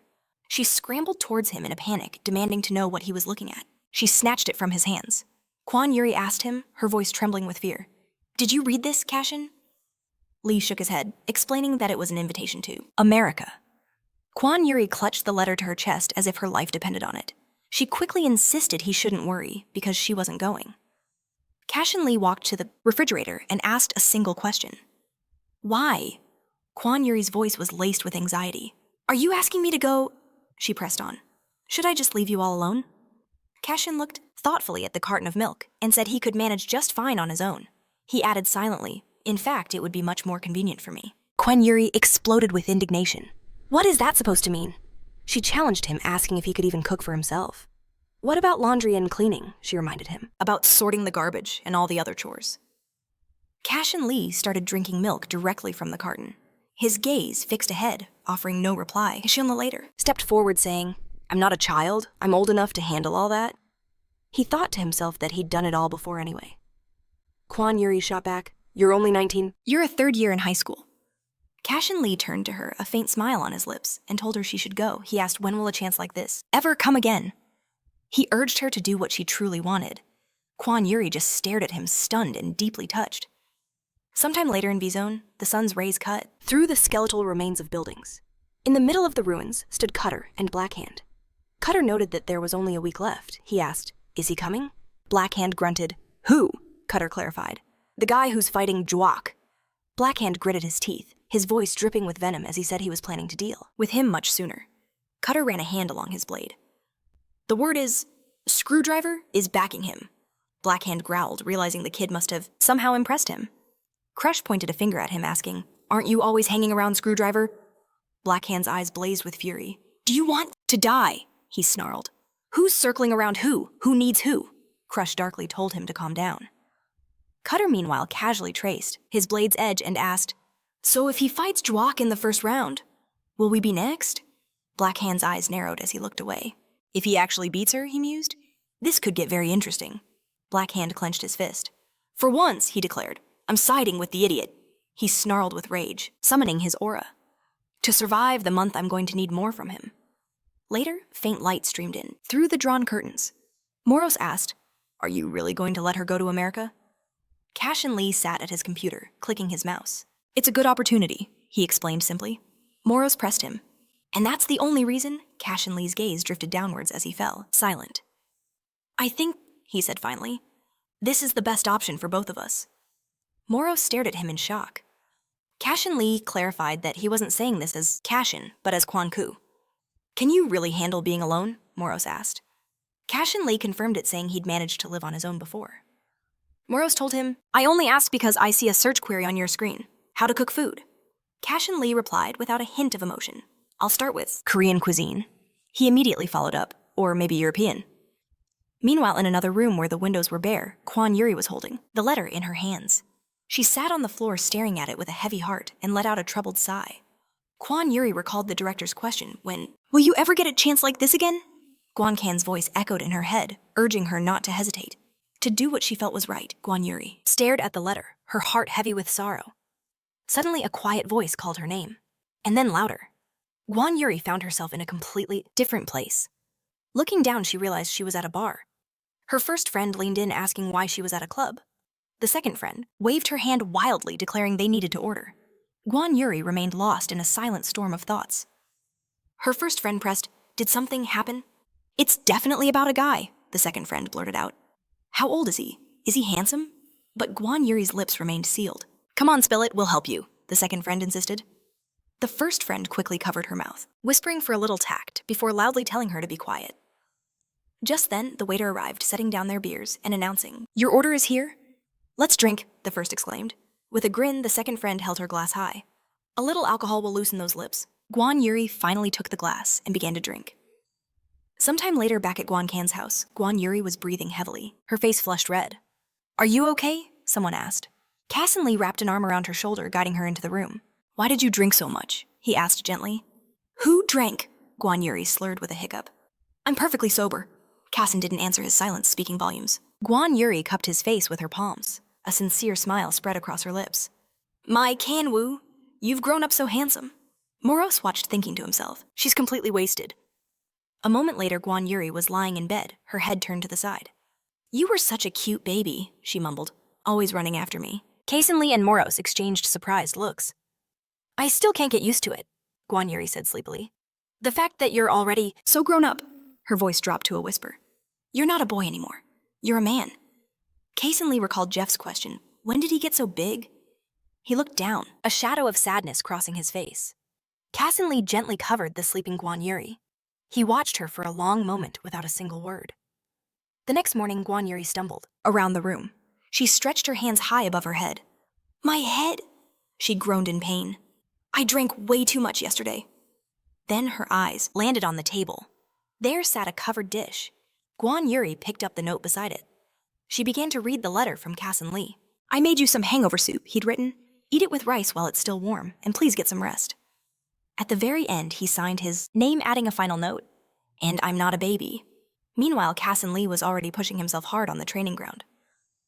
Later at the airport, Cashen Lee stood beside Guan Yuri, who was fussing over him. Don't you dare starve yourself. Eat 3 meals a day. She insisted. I'll call you morning and evening so you better pick up. Her worries tumbled out. Be careful. There are so many terrible things happening in the world. Cashen Lee offered a warm smile. Don't worry about me. Guan Yuri shot back indignantly. How can I not worry? What if you were in my place? Her tone softened. Just call me if anything happens. I'm really worried.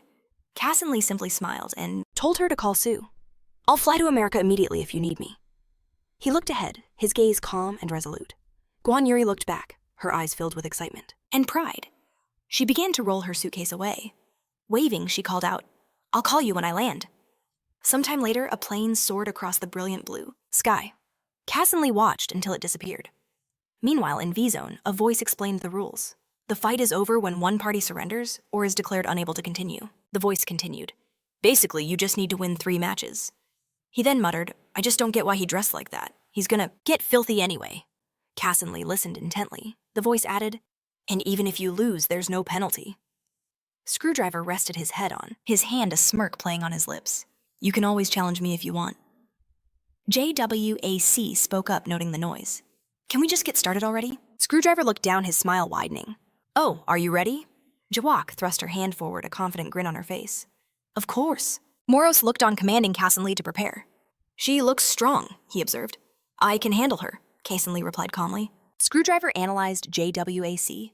Speed, strength, and endurance, taking everything into account. He could tell Juas was a serious opponent. A master of hand-to-hand combat trained for battle. He mused, his eyes shifting to Cashen. This is an opponent who knows her own strengths. Screwdriver continued his assessment. A speed-based attack won't work on her. He came to a grim conclusion. Cashen Lee is in for a terrible start. Screwdriver smiled. Let's do this. He glanced at Cashen.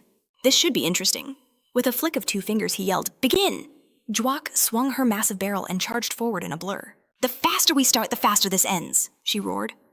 In response, Cashen Lee sent zigzagging dark tentacles slithering toward her. Shadow shackles which completely wrapped around Jwak's entire body. What is this? She grunted, struggling against the binds. Suddenly a shout came from above. Jwak looked up, stunned. Gritting her teeth, she demanded, Where is he? Cashen, meanwhile, yelled, Right in front of you, JW. AC's eyes widened in pure shock. With a sharp movement, Cashen Lee slammed his elbow into her side. The next moment, a devastating kick crashed down on her head. Screwdriver pressed his palm to his face, in utter disbelief. Cashen, Blackhand, and Crush could only stare in shock. Juwak lay unconscious on the ground. Cashen Lee stood firm.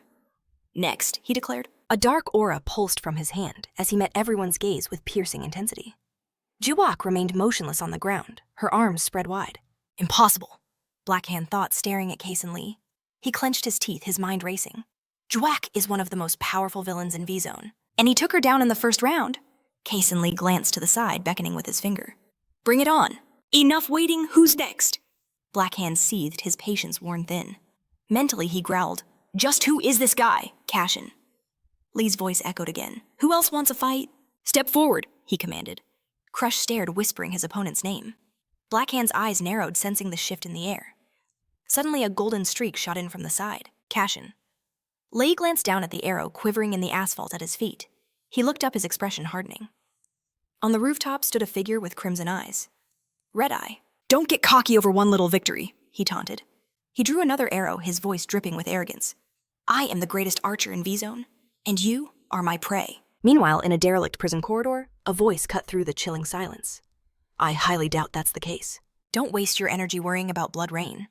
We never expected much from him anyway. Barracuda swiveled in his chair, a cruel smirk on his face. A voice on the phone asked, And what about V-Zone? Barracuda chuckled darkly. It'll crumble soon enough. He grinned. The chairman can count on me. He crossed his legs, oozing pure confidence.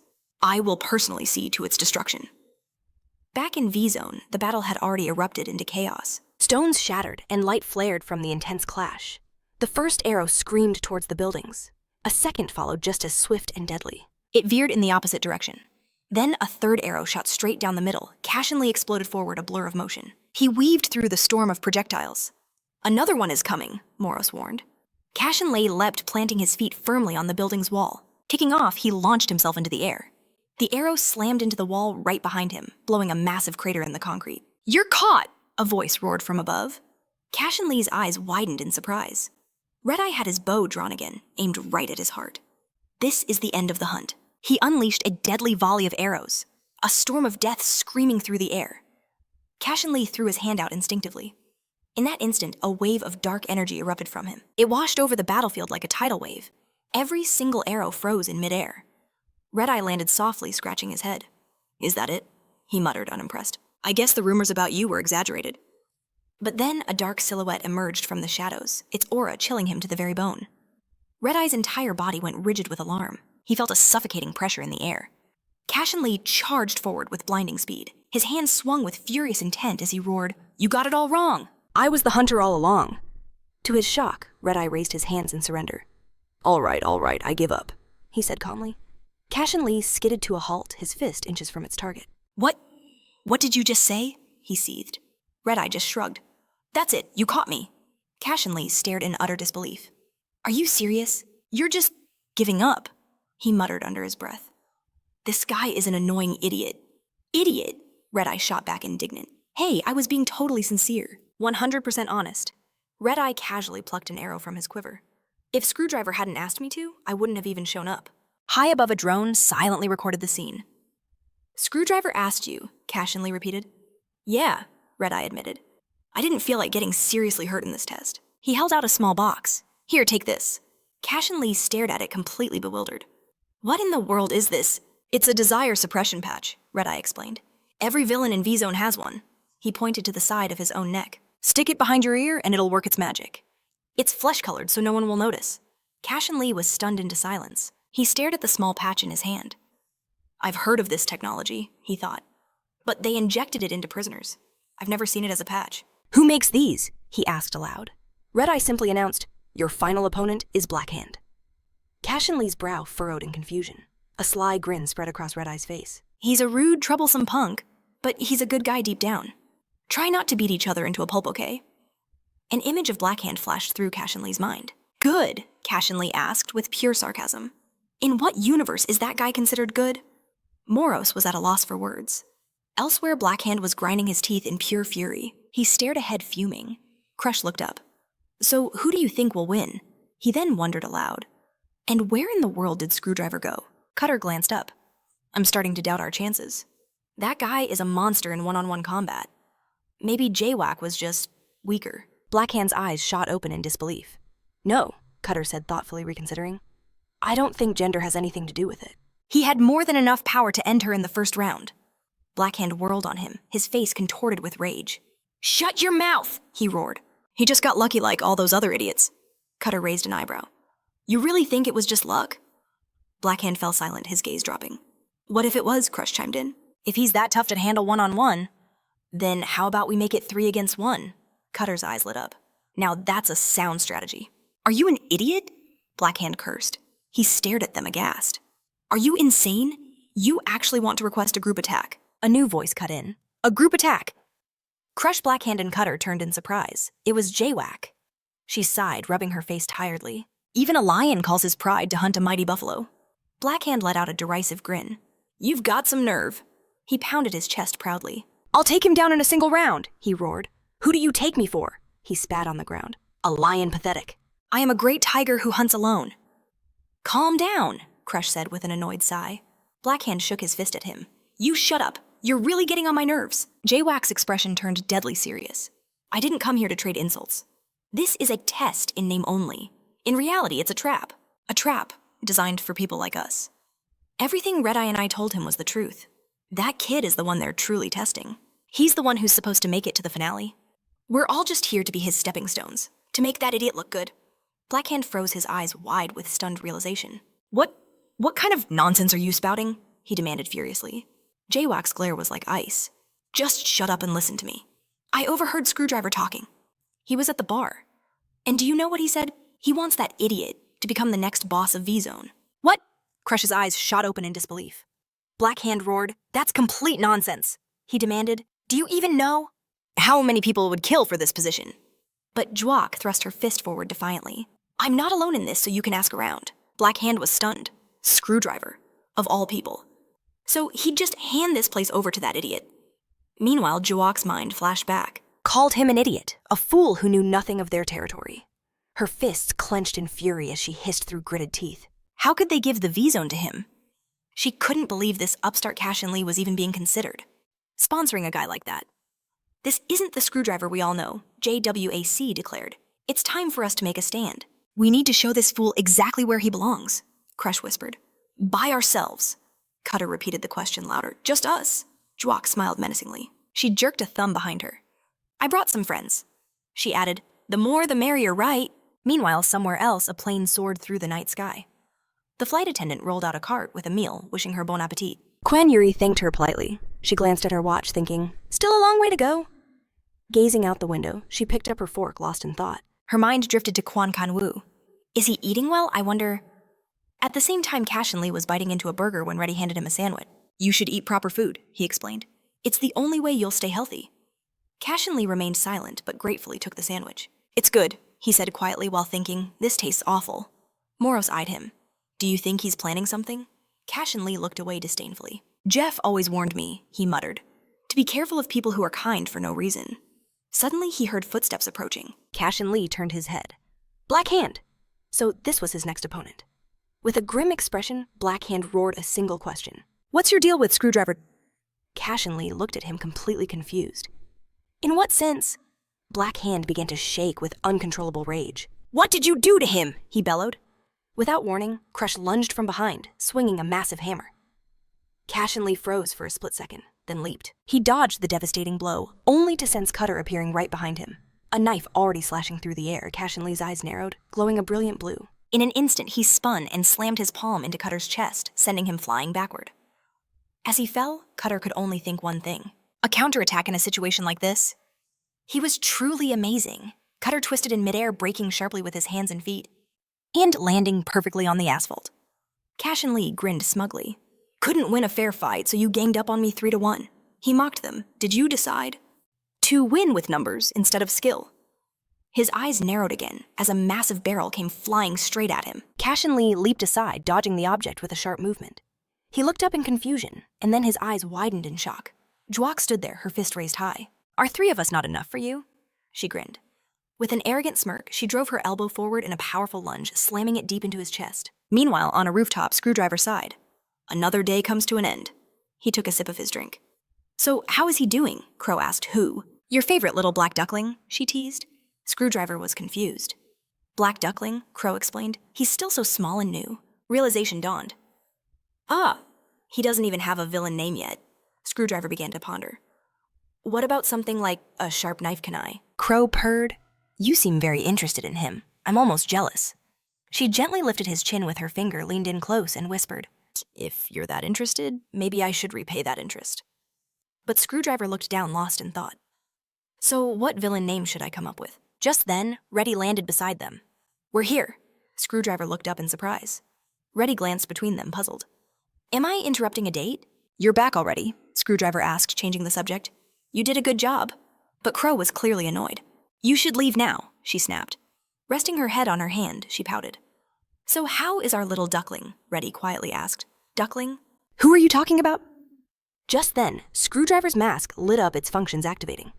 He whipped his head around, his expression filled with fear. Crow turned to him excitedly. What is it? What's there? Screwdriver tried to process all the information from his mask as it transported his consciousness to a completely different place. At that exact moment, Earth Dog sent a message. Where is everyone I can't see? Any of you. The response came quickly. Where are you? But seconds passed with no reply. Why aren't you answering? Then muffled sounds echoed from the side. The girl on the comms froze, staring nervously at her phone screen. Her gaze snapped to the side where a bright glow pulsed among the destroyed buildings. Back in the fight, Cashen Lee was slammed into a wall with brutal force. He growled, clenching his teeth in fury. Crush rose up ready to swing his hammer again. Let's see you handle this, he yelled. But Cashen Lee exploded off the wall, moving with blinding speed. In the next instant, he grabbed the handle of Crush's hammer. Cashen Lee ripped this hammer away, slamming it back into its owner. "You freak!" Black Hand shouted, his fist crackling with raw power. "Die!" he screamed. But Cashen Lee moved faster, sweeping low to knock him off his feet.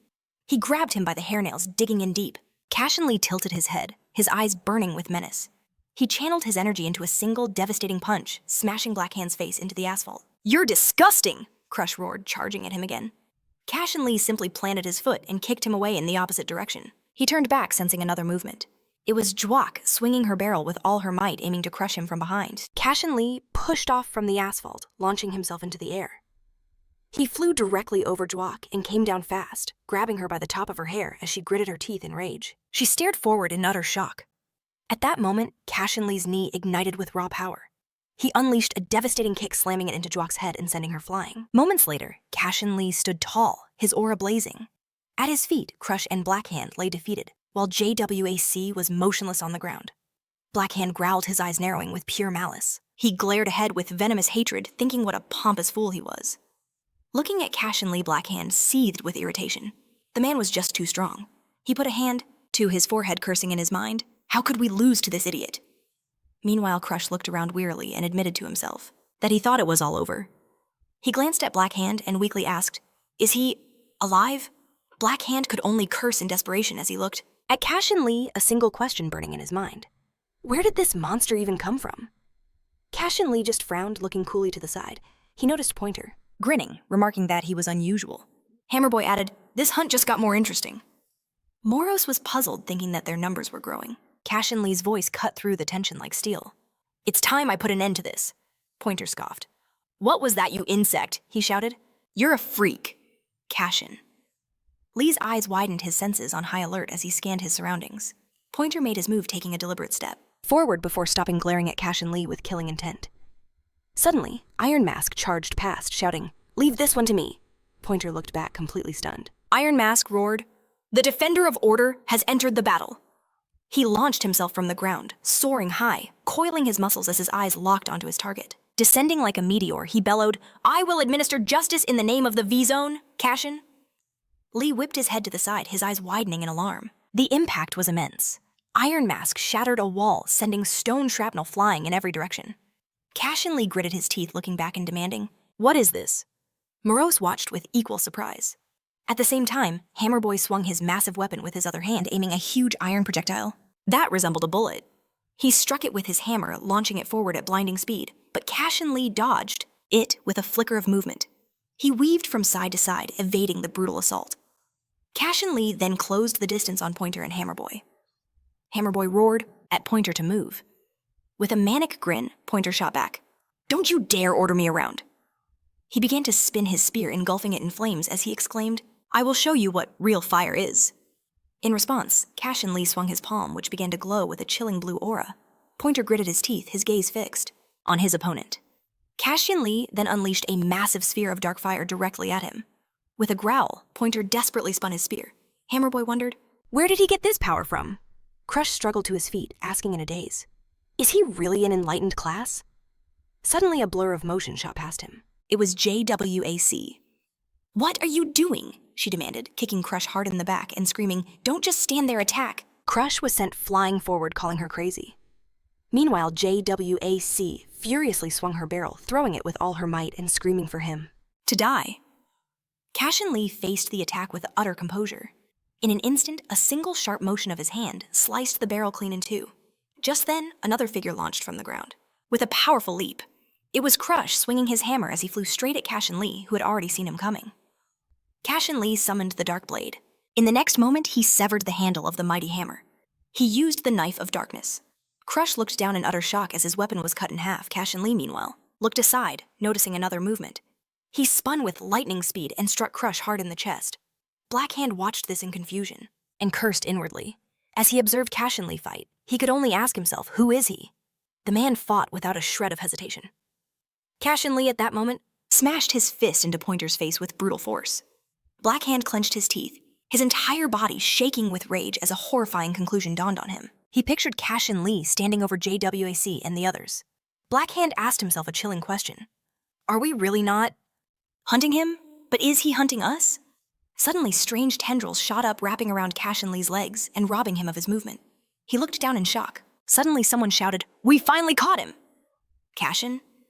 Lee glanced over to see Binder with tentacles extending from his very hands. A sly grin spread across his face. He knew the prey had stumbled right into his net. Kim Lee raised a defiant fist, glaring at the encroaching tentacle. "What is this thing?" Just then, Binder's voice cut in. "Don't waste your energy," he declared. "That thing cannot be broken." Binder began to reveal the terrifying truth. His networks didn't just bind the physical body, but they also ensnared the very intention and desire that appear in his head. He added that since they both possessed elements of darkness, he didn't need to resist. Cashen Lee cursed and exclaimed that he couldn't move. He quietly wondered if it could be poison. He noticed that his body wasn't listening. Binder smiled widely and said, "Let's watch how your own fear consumes you." Through tightly clenched teeth, he snarled, "Go to hell, JWAC and Pointer," leapt up, approaching the immobilized Cashen Lee. One of them shouted that they needed to attack now. Another added that he should die. Pointer swung his spear and shouted for him to know their strength, but Cashen Lee's hand shot out, grabbing the spearhead tightly. Pointer froze in shock. Cashen Lee looked at this angrily. Suddenly, he sensed something approaching from behind. Someone shouted that for the sake of peace in the V-Zone. The same voice added that they need to get rid of the dirt. Iron Mask slammed into Cashen Lee's back with all his strength, shouting, "This is what justice is." JWAC, meanwhile, with a victorious grin, began to raise her fist and solemnly exclaimed, "Those were excellent words." She screamed at him. "Now get this." Jwak hit Cashen Lee in the stomach with all her might. Cashen Lee began coughing up blood, looking up in agony. At the same time, Crush approached him, hitting him in the body again. A vicious circle closed in around him, their shouts demanding a beating. A cold laugh cut through the noise, a voice decreeing his fate. He should die. Cashen Lee looked up with lifeless eyes. A brutal blow slammed into his chest as an attacker roared, "Die, you weakling!" Mocking laughter filled the air. His vision blurred, fading into darkness as a faint voice called his name. Elsewhere, Itwan Kanu stared ahead, his gaze unbroken. "Is stealing my body all you can do?" He seethed with venom. "Then you might as well just die." The faces of Jwaak and the others flashed before his eyes. Cashen Lee gritted his teeth, pure rage consuming him, as fragments of memories swirled. Was this happening again? As he slowly began to collapse, Jwaak and Pointer could only stare confused by the strange sounds he made. Jwaak's eyes widened in utter disbelief. An incandescent energy erupted from Cashen Lee's eyes and body. Meanwhile, hurtling towards the V-Zone were three figures flying at incredible speed: Screwdriver, Red-Eye, and Crow. "Do you think he's overreacting?" Crow asked. She gazed ahead. "It's unlikely anything that bad has happened there." "Let's hope so," Screwdriver replied, his mind already racing. Still, he analyzed, "It's better to be certain. We can't afford unnecessary sacrifices." Suddenly, a deafening roar split the air. Crow and Red-Eye stared ahead in horror. "This is..." Screwdriver breathed, his voice laced with shock. "Worse than I ever imagined." His gaze fixed on a brilliant light blooming amidst the ruins. "This proves it," he concluded gravely. "Something terrible has truly happened." Back on the ground, Jwaak shielded herself from a wave of dark energy. "What is this power?" she cried out in confusion. Pointer recoiled while Blackhand and Crush were frozen in sheer astonishment. Before them stood Cashen Lee, a being of pure pulsating dark energy. "Stop standing around!" Binder roared at her comrades. Jwaak looked over, a new resolve in her eyes. She drew back her fist. "Don't be afraid," she yelled. "We're so close, we can still kill him, Cashen." Lee's eyes narrowed, a dangerous glint within them. The shadowy tentacles binding him began to dissolve into dust. With a final explosive swing of his arm, he shattered his restraints completely. His raw power erupted, obliterating Binder's energy. The shockwave sent everyone else flying, thrown aside like dolls in a storm. Amidst the rising debris, Jwaak tried to reorient herself, only to see a dark blade materialize right before her face. Black Hand stared paralyzed as another blade shot toward him. The deadly weapons spawned everywhere, a maelstrom of destruction. And at the heart of it all, Cashen Lee watched calmly. Jwaak bit down hard, forcing herself to her feet. Fear and panic filled her eyes. "He's insane.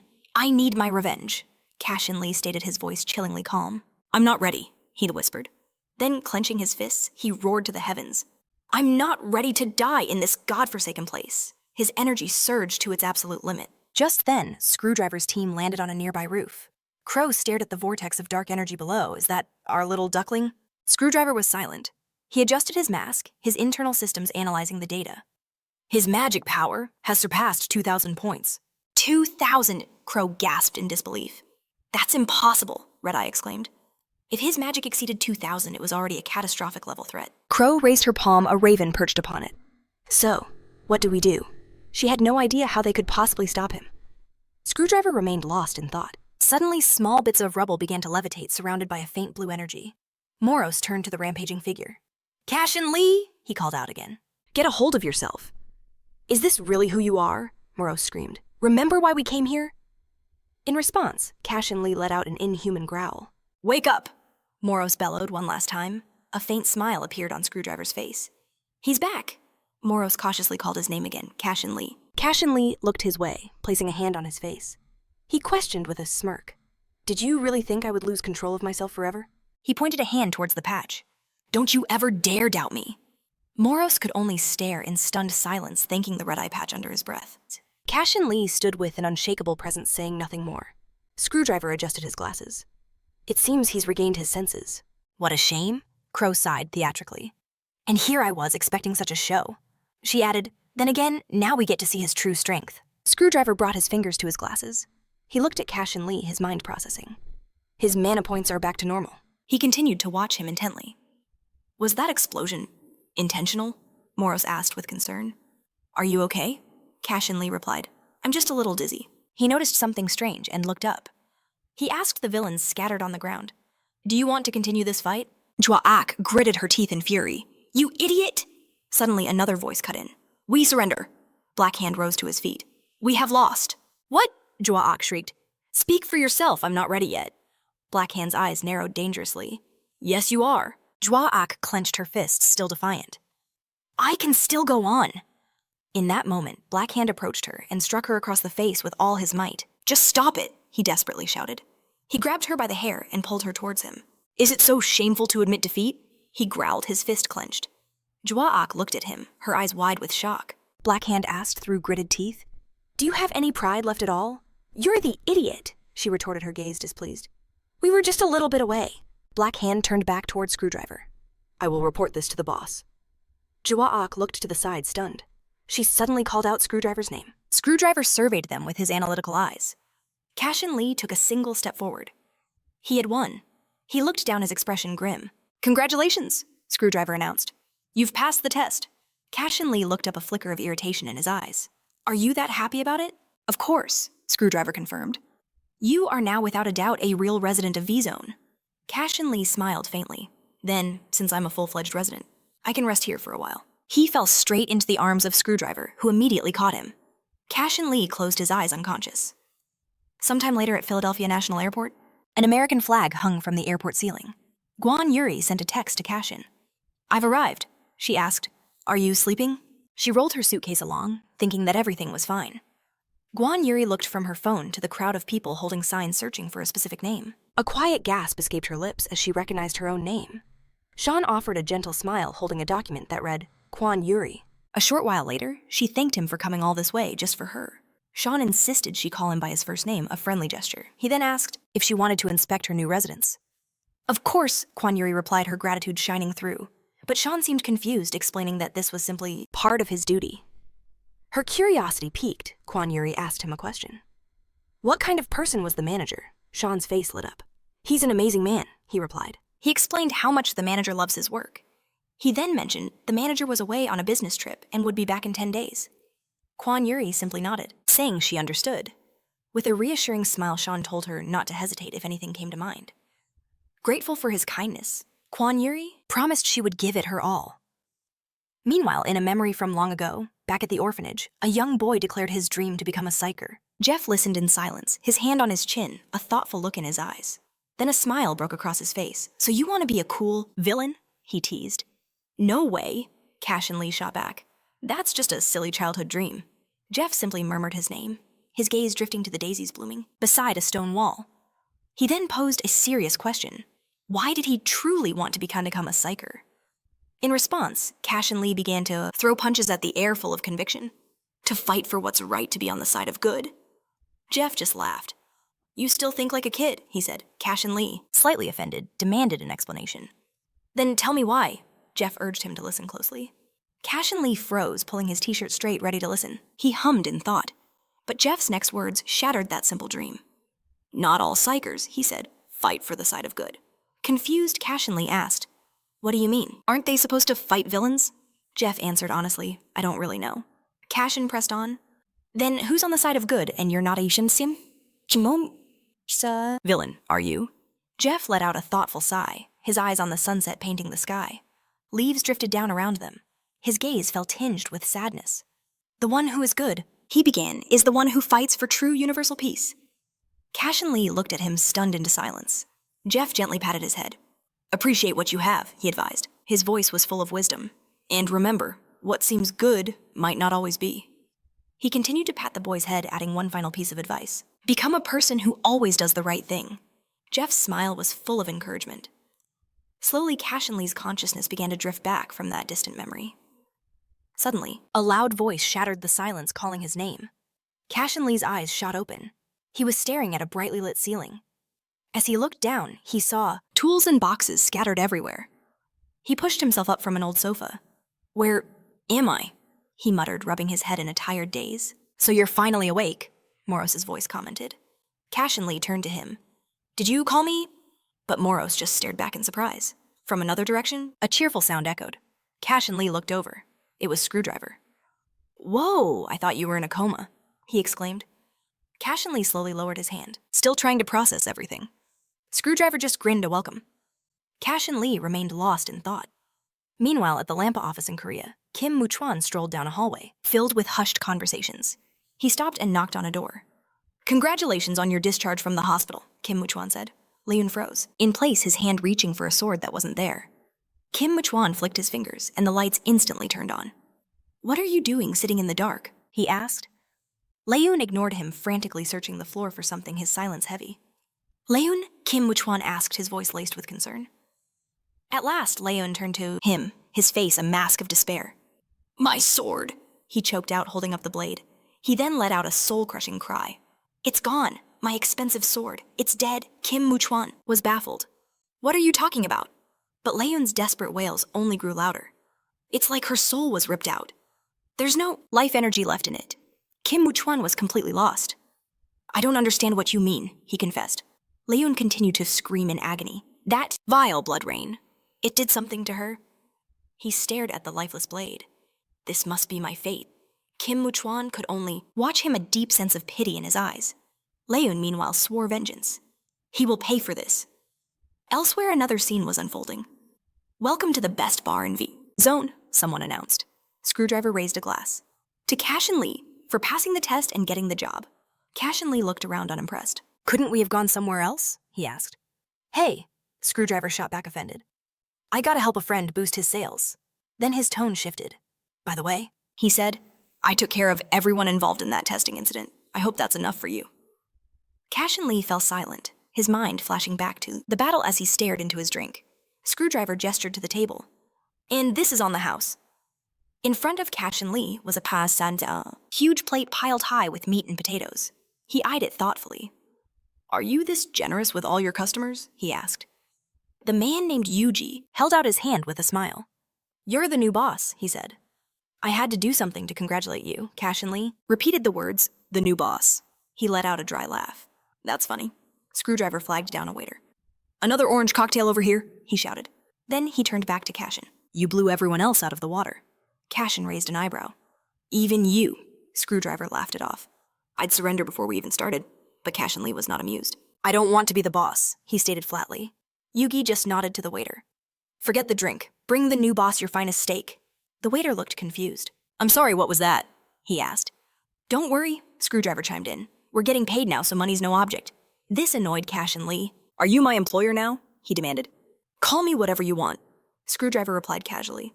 "All that matters is that V-Zone finally has a strong, charismatic leader like you in charge." He then leaned in. "Or do you really think the people here will follow you without a title?" Cashen Lee looked down at his drink. "That won't be necessary," he said quietly. But Screwdriver was adamant. "Oh, they'll change their minds." He leaned back, hands behind his head. "The important thing is that I believe in you, and that's not going to change, model." For what felt like an eternity, Screwdriver insisted it was the only way forward. But then Cashen Lee's eyes snapped open, a storm of shock brewing within him. A single question echoed in his mind. Who truly stands on the side of good?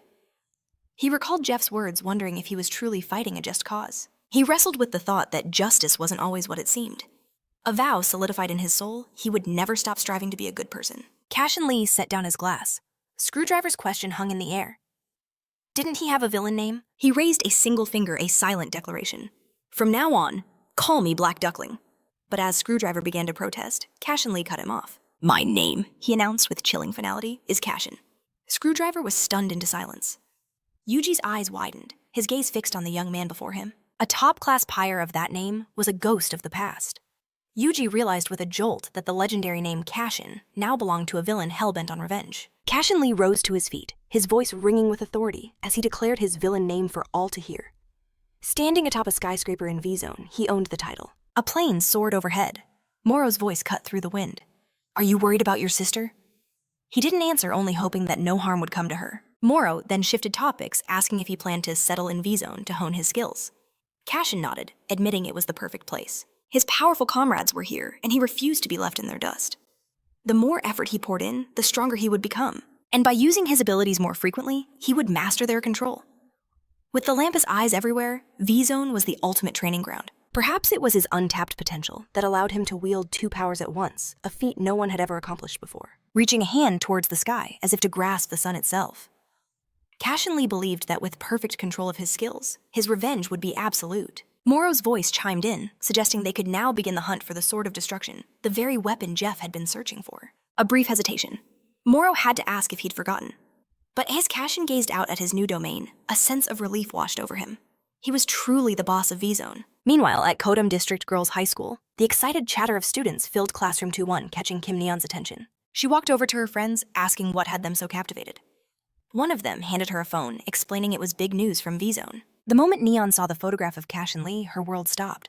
She knew that face. The girls gossiped that the new boss looked terrifying, but one student laughed, reminding them that Kim Neon's older brother could handle him easily. They all agreed. After all, he was the hero who caught the killer blood rain. He was a legend. But through it all, Neon remained silent, her eyes locked on the image, trying to process the impossible. The boy she knew was now the boss of V-Zone. In the streets of that very zone, a furious roar echoed. I don't like this! The Black Hand was seething as he glared at the V-Zone villain rankings. The list of people you should never cross: first place, the janitor. Second, Iron Mask.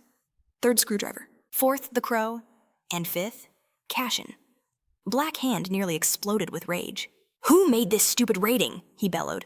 Crush, however, calmly interjected. You're just angry you didn't make the list right, he taunted. Black Hand denied it furiously, but Crush just smiled, revealing he was ranked 6th. Black Hand grumbled again that the whole list was complete nonsense. From the side, Cutter's voice agreed with his sentiment. See, it's complete nonsense, Black Hand yelled. Cutter, however, was staring at Cashen's photo with a different concern. Why would that guy choose that particular nickname? He wondered aloud. Crush stroked his chin, intrigued. Now that is an interesting question. Black Hand couldn't take it anymore. Who cares? He roared before explaining that the name belonged to one of the greatest pyres who ever lived. His bewildered outburst was met with contempt from Crush. A pyre? You really don't know anything, do you? But Black Hand kept shouting, why should I know every single pyre by name? You're getting on my nerves. I'm gonna hit you. Cutter stepped between them, his voice low. That pyre died recently. The news stunned Black Hand into a calmer state, and he asked for details. He was executed for murdering a colleague, Cutter explained. Crush then offered a different theory. Maybe it's superstition. Cutter elaborated on the dark rumor if a villain takes the name of a dead pyre, they might inherit their powers. He sighed, dismissing it. What kind of nonsense is that? Only an idiot would believe it. But Crush corrected him. It's a surprisingly common practice even here in V-Zone. Black Hand sneered. So there are a lot of idiots here? Crush's eyes narrowed dangerously. One more word and I'll tear out that tongue of yours. Cutter had to intervene again. Enough. We've already been punished. Don't start fighting. But he too was left wondering. Did their new boss choose that name by chance? Or could he truly seize a dead man's power?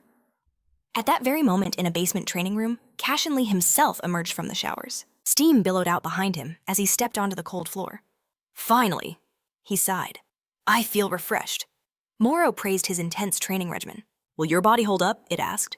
Cashen waved off the concern. I'm only doing what I can. Besides, my body is different now. It had been forged anew in the fire of that explosion. Moro didn't reply. Suddenly a knock echoed and Screwdriver's voice called out. Are you in there? Can I come in? Cashen told him to wait, that he was on his way out. Moro frantically reminded him of his current state of undress. Soon, both men were walking down the corridor in their uniforms. Screwdriver politely asked if he trained all day, but Cashen cut him off. Get to the point, he said sternly. Screwdriver announced that a meeting was about to be held. Cashen's voice was heavy with reluctance. Is my presence mandatory? Screwdriver confirmed it without a second thought. After all, he was the boss. Cashen then demanded to know why they were gathered. The news was dire prisoners had escaped their punishment. A prison break is always a problem, but their movements were predictable. They were all heading in the same direction. Meanwhile, in the Buchan district of V-Zone, inside a derelict building, the voice of Barracuda, an S-Rank villain, echoed. He was a Striker-class, wielding the terrifying skill of fossils. You failed the mission and barely escaped with your lives, he sneered. And you still have the nerve to show your faces, you're nothing but traitors. Pointer and Joak shamefully stared at the floor. A girl in an elegant mask reminded them of the new reality. Their Ville-Zone leader had changed. That annoying idiot Screwdriver is no longer your concern. Barracuda made his declaration he was giving them 1 week. 1 week to ensure the entire Kadam region belonged to him. Back at the meeting, Screwdriver began his opening speech. About 400 people lived in the Kadam region. Of those, only 100 were villains. The rest were just homeless outcasts, rejected by society. Though they coexisted, their life was anything but normal. They checked the trackers on the escapees. Every single one pinged in the Buchan area. Cashen Lee pondered this. There are 4 districts with Ville-Zones, so why did they choose that one? He pointed out that they had a conflict with them. Cashen immediately clarified they didn't exactly share. Projecting an image from his glasses, Screwdriver explained their history. They wanted to unite, but he shut them down. Cashen Lee stared at the hologram. Is that the boss of V-Zone Buchan? Barracuda? Screwdriver confirmed. That's him. Red-Eye added to his profile an S-class villain with an aggressive and cunning nature. Cashen repeated the rank with intensity. S-class! But Screwdriver just laughed it off. So what? He can't defeat us. The only thing he has to be proud of are his brass knuckles. They say they're embedded with magic crystals. That last detail stuck in Cashen Lee's mind. Magic crystals. Red-Eye sounded the alarm. Buchan outnumbers us, and that's not even the main problem. They have a ton of top-class villains. But Screwdriver cut him off before he could finish. He stated firmly that no matter how strong they were, they wouldn't dare attack without absolute confidence in their victory. The crow, who had been silent until now, finally spoke up. Then we should take that confidence away from them. For instance, they could show that all the villains in their Ville-Zone could spiral out of control at any moment. It would prove how freedom-loving they were, and how impossible they were to manage. He chuckled. This has never been done before. We can give it a try, as long as it doesn't look too staged. Besides, they had a secret weapon. But just then, Cashen Lee rose from the table. He started walking towards the exit. Screwdriver called after him, confused. Where are you going? Cashen casually replied. I'm going home. The meeting isn't over yet, Screwdriver protested. But Cashen Lee coldly explained he had exams coming up. It was time for him to start studying. Screwdriver had no choice but to let him go. Fine, you can leave, the crow repeated with a smirk. Studying? The next day, Kim Woojin was sitting in a coffee shop. He asked his friend with a hint of sadness. We meet once every 6 months. Do you really think that's normal? The psycher in training Juho, whose rank was still undetermined, but belonged to the support class with the skill of psychokinesis, replied that it wasn't a big deal. Woojin then hinted, you also ignore my calls. Juho shot back that Woojin hadn't tried calling first either. It's already autumn and graduation is just around the corner. What are your plans? Kim Woojin didn't seem to understand. What do you mean? He asked. Juho explained calmly. Will you continue to grow as a psycher, or will you go to college? Woojin, ignoring the admiring glances from nearby girls as always, admitted he didn't know yet. He wanted to try different things and gain more life experience. Juho pressed on. You should have gone to a special training campus for psychers like your father wanted. As soon as he said it, he saw Kim Woojin's expression darken, but he continued anyway. If you became an S-class psycher like your parent, Woojin cut him off sharply. I'm not ready. Only 30 people in the entire world held that title. My goal is to become one of them, and then I can finally get my revenge on him. Juho fell silent. After a moment, he tried to insist again. Top-class psychers are usually incredibly strong on their own. Their abilities are on another level. A simple support like me could never reach that. Kim Woojin countered, recalling that there is indeed a top-class psycher among the supports. Juho wasn't convinced. He grinned. Yeah, exactly one person. But if he fails, your chances are much higher. You caught the villain Blood Rain. That's amazing. Kim Woojin, remembering how it truly went down, said nothing. Juho continued oblivious. Everyone at school is trying to be like you. Woojin was about to answer, but a notification on his phone distracted him. He picked up the device. My sister wants to meet. Want to come with? Juho looked flustered. You mean? Woojin noted out loud. I haven't seen her in a long time. What's wrong? Juho quietly replied that it was nothing. Everything was fine. At that very moment, Cashen Lee walked right past that coffee shop. When Morris asked where they were going, he replied that he needed to buy a book. In the V-Zone's Buchan district, down a corridor whose outer walls were caked in mold. Where no glass remained in the windows, Barracuda walked with a measured stride. He was smiling wide, humming a tune that echoed off the damp walls. One of the prisoners heard him. Toys, my cute little toys. Where did you hide my treasures? Do you want to play hide and seek? As soon as Barracuda stepped into his cell And slammed the metal door. The man demanded, "Who are you? Have you seen my toys?" Barracuda replied with absolute confidence, "I'm the one who hid them." The prisoner licked his dry lips. "You hid them for playing games like that. You'll have to pay with your life." But then Barracuda made a promise. "I'll give you new toys." He grabbed the prisoner's chin, forcing him to look up. "New ones?" the prisoner asked. "Which ones?" Barracuda explained. "They're in the V-Zone's Kadam district." The prisoner chuckled slowly. "Kadam? That's my homeland." He asked if Barracuda knew Screwdriver. The guy sneered. "He's the big boss over there, my dear friend, whose eyes I desperately want to tear out." Barracuda released his grip. "He's not the boss anymore." This revelation sent the prisoner into a fit of chilling laughter. The heavy belts and chains that bound him crashed onto the cold concrete. "Get over there," Barracuda ordered. "Your new toys are waiting." A smirk played on this man's lips as he tore off his own blindfold, his smile never fading. Meanwhile, near a brightly lit shopping center, the cheerful voice of Kim Nan rang out. "You're here," she called, running closer. "You came early. Have you been waiting long?" Ann Min-young replied that she had just arrived too. Then Nan noted with surprise, "Hey, you called from a new number." Min-young explained that after leaving the hospital, she changed it, wanting a fresh start from everything. As they walked, Nan asked where her brother was. Kim Nan said he was at a bookstore where they agreed to meet. Suddenly, Min-young stopped, holding out a small package. "Here, this is for you." Nan peeked inside, asking why. Blushing with embarrassment, Min-young said it was a thank you gift. Inside the bustling bookstore, Kim Nan was holding a book, breathing in deeply. Min-young asked, completely baffled, "What on earth are you doing?" Nan just beamed with joy. "I'm smelling the new books," she replied happily. "I love their smell." Min-young glanced at the book in her hands and asked in confusion, "Really?" All at once, Kim Nan darted towards the shelves, shouting, "Wait here, I want to buy one book." But her sudden energy startled Min-young. "Let's go together," Min-young said, catching up. "What kind of book are you looking for?" Nan replied that she needed a cookbook for her brother. He was thinking of buying it, but it's not sold online. Right in front of them was a poster for that exact book, Korean Cuisine Dishes Even a Child Can Cook. It was the bestseller of the year, a limited edition. Min-young repeated with a hint of disbelief. "A cookbook for one." Kim Nan, carefully scanning the spines, briefly confirmed, "Yes." Finally, she exclaimed joyfully, "I found it." But as soon as her hand reached out, another hand shot out, snatching the book a split second faster. Kim Nan was immediately indignant. "Hey, I was the first one to grab it." But in response, a familiar voice surprised her. "Did you? It's in my hands now." Cashen Lee looked over just as puzzled. Nan's eyes widened as she recognized him. Cashen also thought to himself, so it was her. And that girl with her seems to be okay now. He then handed the book back. "Here, you take it," he told Kim Nan. Though she accepted, her gaze followed him for a long time. His friend immediately warned Cashen Lee, "I'm not helping you cook tomorrow." But he just answered irritably, "It's okay. I'll ask an employee if there's another one in the warehouse."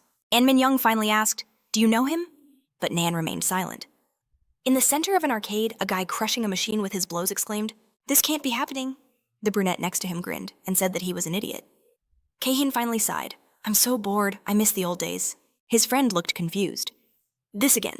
But suddenly an unfamiliar voice echoed. "Are the little boys bored? Want me to cheer you up?" All three jumped to their feet. "Who the heck are you?" they shouted. The mysterious guy showed them a box tied with a bow, adding that he'd brought them a gift. "You're so cute. Why are you so afraid?" But Kahun continued to question while the others trembled. "Are you a villain?" The guy continued as if he wasn't listening. "You don't want it." "You might regret that." Kahun immediately shouted that he was refusing. The villain loomed over him and said that there is nothing fun in refusals. The next moment, he slammed the box onto Kahun's head. "It's gift time," he shouted, adding, "I'm sure you'll like it." The rest of the students shook in horror as a frightening grimace appeared on the box. A rank 8 puppeteer who had the generator class. And the chaos skill explained, "The boys should see this. He's my toy now. You should play with him too." The bookstore was gradually emptying when suddenly, Kim Nan finally saw Juan and loudly called, "Brother, we're here." He came closer with an embarrassed friend and asked why they were there. "We could have gone to a cafe." Then Nan replied that she wanted to buy a book, and taking it out, she explained, "Look, it's the one you were looking for." Taking Kim Wan's book, he noted, "You shouldn't have done this, but I'm grateful." Joe said in confusion that he had never seen anyone give a cookbook as a gift before. Woo-an finally paid attention to Min-young, asking, "Are you feeling better?" With a quiet voice and red cheeks, she answered that yes, everything was fine.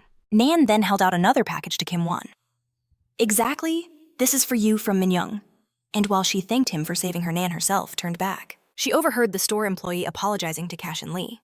"I'm sorry this book is our last copy. There are no others." He was noticeably upset. But suddenly, everyone in the room was drawn to the loud rattling of the shaking glass doors. Only a few moments passed when someone shouted for everyone to lie down. The very next moment, shards of glass flew everywhere and shelves of books came crashing down. Kim Won, covering Nan, couldn't understand what happened. Among the destroyed store, a silhouette appeared that belonged to a monster. In a half-abandoned apartment, Screwdriver was fixing something on the couch, saying that the exams would definitely keep the boss busy. Suddenly, the broadcast on the TV was interrupted by breaking news, where the anchor announced that right now they were being informed that it seems people in gift boxes have appeared in the Kodam shopping area. The police suspect that this is the work of a villain. He immediately stopped and repeated in surprise, "People in boxes." A crow appeared behind him and asked what they were talking about. But when creepy footage of zombified people appeared on the screen, she immediately noted that it seemed that this was the man who... 3 years ago, the bookstore erupted in a monstrous roar. The beast stood motionless, its eyes scanning the unfolding chaos. Cujo gritted his teeth. "What's going on? Is that the villain?" Woo-an didn't answer. Suddenly, the box on the man's head began to tremble, and then it burst open. Confetti and toys poured out, and a swarm of them rushed forward to attack Kim. Woo-an found himself battling a vicious toy monkey while Joe took on a demonic-looking teddy bear. Standing behind the others, Kim Nan glanced aside and saw a huge green fish lunging at her, causing her to scream in pure terror. But in the next instant, the toy was blasted out of the way by Cashen Lee, who defeated it with a single blow from his book. She stammered out a thank you, but he remained silent, having looked closely at the fish's blurring silhouette. Cashen wondered if this was truly just a toy. Suddenly, the box monster roared again as a long tongue shot out, and Jinho immediately warned everyone to be careful. Something else could emerge at any moment. Just then, Hwan activated his fire abilities, announcing he would neutralize the threat and that the others should cover him. Jinho gave a short reply, understanding the command, as Hwan directed a stream of fire forward. Hwan's only thought was to destroy these villains. But then, Cashen Lee screamed at him, "Stop! You're going to kill a person!" Hwan spun, looking at him with utter confusion. Cashen explained that the man was being controlled, nothing more than a puppet in the hands of their true enemies. Now, even Jinho paused and asked what he meant by a puppet. At the same time, he wondered how this newcomer knew such vital information. Cashen simply remembered the words that Tobek Schiller once told him, repeating them for everyone to hear. For all players, the safety of civilians is paramount. They must consider the situation from every angle before they act. Hwan was still frozen, wondering how this guy knew their most sacred rules, when suddenly Cashen Lee shouted, "Why are you staring at me? Look ahead." A monster's fist was already right in front of Hwan's face, but he managed to dodge it at the last possible second. Jinho also pleaded with him not to harm the person inside. With those words, he activated his own skill. Rushing into battle, he thought to himself that if this was a controlled person, not a villain, then he should try something. Stretching both arms forward, Jinho cast a restoration spell on the victim. A brilliant radiance suddenly engulfed the man who stopped and fell to the floor unconscious as the box itself dissolved into nothing. Jinho asked with hope in his voice, "Did it work?" And Min-young couldn't contain her excitement and shouted to him that he was so cool. Cashen Lee approached, calling the others to see that it was an ordinary person, just as he had said. But then he recognized the face. It was Ki-hoon. Jinho exclaimed with joy that his powers had restored the guy's real appearance. Kim Nan agreed immediately, yes, but her relief turned to shock when she saw Cashen throw his book at Ki-hoon's face. She screamed in frustration, "What are you doing?" Kim, Nan standing off to the side, felt a mix of worry and disappointment. Meanwhile, black columns of smoke could be seen, rising all over the city. Monsters flooded the streets, attacking ordinary people alongside the army of toys. Watching the unfolding chaos from a high rooftop, the puppeteer laughed with pure delight, saying, "Now I see that everyone is delighted." Suddenly, he felt a strange connection break. "Someone," he added, "has hurt my precious toy. I should punish them. I will find those little pests." But a sharp voice answered him from behind. "You won't be finding anyone." The puppeteer was surprised at first, but turning around, he chirped with enthusiasm, "Screwdriver?"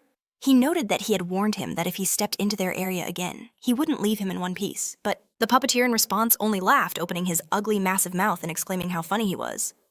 "Do you expect to intimidate me with your babble?" Then, like a small child sticking out his tongue, the puppeteer began to chant, "I'm so happy, I'm terribly happy about our next meeting. Your eyes are so brilliant and beautiful, I will scratch them out with my own hands. As the puppeteer rushed forward, still laughing madly, Screwdriver got ready and expertly hit him on the back with a huge screwdriver. After the blow, he froze just like the puppeteer. But then Screwdriver noted with unexpected glee, "You're so annoying. I'm not at all happy about our meeting. In fact, it infuriates me." At the same time in the S1ville zone of the Buchan district there was also breaking news. A presenter said, with a grave tone, that right now their correspondents were reporting a strange incident in the Gadam district. The police had already been dispatched to the scene. Barracuda, sitting on a chair surrounded by his subordinates, noted that this was the state of things. They needed to prepare better for the opening so that the Gadam boys would enjoy it. Rokan, who held an A rank, belonged to the Striker class and had the skill of fossils, tensed his biceps and asked menacingly, "Can't we just destroy them?" But this was met by a sly laugh from the Ice Devil, whose rank was an A-. He belonged to the enlightened class and possessed the cold skill. While building an ice tower in his hand, the devil noted that he agreed, "If they let me freeze them all." Barracuda explained that they could do whatever they wanted. The main thing was that they should not touch Screwdriver. "I will deal with that guy myself." Smoker, rank A and of the enlightened class, had the air skill. She cheerfully noted that he took the most delicious prize. "Does that mean I can take care of Crow? I have been dreaming about a chicken for a long time. I wonder what Crow will taste like." Another voice rang out belonging to a black demon who had an A+ rank, belonged to the assassin class, and had the darkness skill. He clarified, "Can I also choose a target?" Barracuda allowed it. "I want someone who is also related to this V-zone." He admitted that he was interested in Cashen. Smoker noted that this was an unexpected statement. Barracuda also added that this is still the new boss of the V-zone. "Well, that's up to him." The demon just thanked him. She also clarified what had happened to the puppeteer. He explained that they only needed that man for the grand opening. In general, they could get rid of unnecessary baggage. Smoker commented on this. "That's cruel." But Barracuda, grinning happily, noted that this time, V-zone Gadam would fall into his hands. Loud footsteps echoed on one of the streets of Seoul as a zombie ran ahead accompanied by creepy toys, while people tried to escape from them. The suddenly distraught man was overtaken by a blue wave, forcing him to stop and gradually return to normal. Jinho, who was running past with Kim Hwan, happily noted that they had saved him. "This one is already the third." Hwan explained that there would be more if they didn't find the main culprit. Then Jinho, even stopping in place, repeated, "Stop! What do you mean we need to find him? Isn't it dangerous? We've already informed headquarters. We just need to wait." But Kim Hwan insisted, "The criminal could do something worse. We don't have time." Jinho clarified, "Do you know the culprit?" He explained that this was the puppeteer and known psycho. "I read about him in the V-zone records of the Gadam district. He will do anything for his own pleasure." At the same time, on the other side of the street, Cashen Lee looked at his phone screen with a puzzled expression. Moro, seeing him, asked what had happened. He said, "Screwdriver sent." A message confirmed their worst fears. The villain known as Puppeteer was pulling the strings. From the rumors they'd heard, this guy was dangerously unhinged. Cashen guessed he had to be close. They needed to vanish, and fast. Moros pointed out the obvious problem. There were far too many witnesses. They'd try to slip away quietly, but Kim Nian's voice shattered that plan. She appeared right behind them, shouting, "Stop, where are you going, Cashen?" Lee stammered that he was just heading home. "It's too dangerous to be alone," she insisted. "I'll go with you." And Minyoung chimed in, "Yeah, we'll be safe." "Brother Neon is a powerful psycher," Moros deadpanned. "So much for our quiet escape." Cashen sighed in agreement. It felt like some kind of curse. But suddenly his eyes shot wide. The puppeteer himself was descending from above, aiming right for the girls. Cashen Lee roared, "Look out!" In a blur of motion, he grabbed them both, leaping to safety. The explosive landing sent a shockwave through the air. Jinho, catching the movement, could only gasp. What was that speed? Hwan raced toward them, yelling Nian's name in alarm. But the puppeteer blocked their path, his voice filled with venom. "So you're the ones hurting my precious toys. That makes me very, very angry." Ku asked, already exhausted. "Is this the villain?" Hwan added. "He came to us himself." The villain just smiled wider. "Oh, you know me? I'm so glad. I should give you a reward." He then lifted a gift box high above his head, preparing to launch it. "Here," the puppeteer declared. "A special gift for my special guests. You should feel honored." But before he could throw it, Kim Hwan unleashed an attack of his own, forcing the villain to pause. But as the dust settled, the puppeteer stuck out his tongue and hurled the box anyway. From it, a bizarre fish creature leaped out. It puffed up its cheeks and blasted a powerful jet of water, sending Hwan flying backwards. Kim Neon screamed in terror. "Brother!" Hwan crashed hard against a wall. Through the ringing in his ears, he saw the puppeteer looming over him. "Hello there," the villain laughed, about to place another twisted gift box on his head. Kim Won gritted his teeth, cursing his luck, when suddenly a phone smashed into the puppeteer's skull. The villain whirled around furious. Who dares interrupt my fun? But in that moment of distraction, Won surged forward and planted a fist right in his face. You deserved that, he growled. As the puppet master tumbled backward, Won declared his conviction. Villains like him had to be wiped from the face of the earth. Then he saw the phone on the ground. It looked strangely familiar. In fact, it was his own gadget.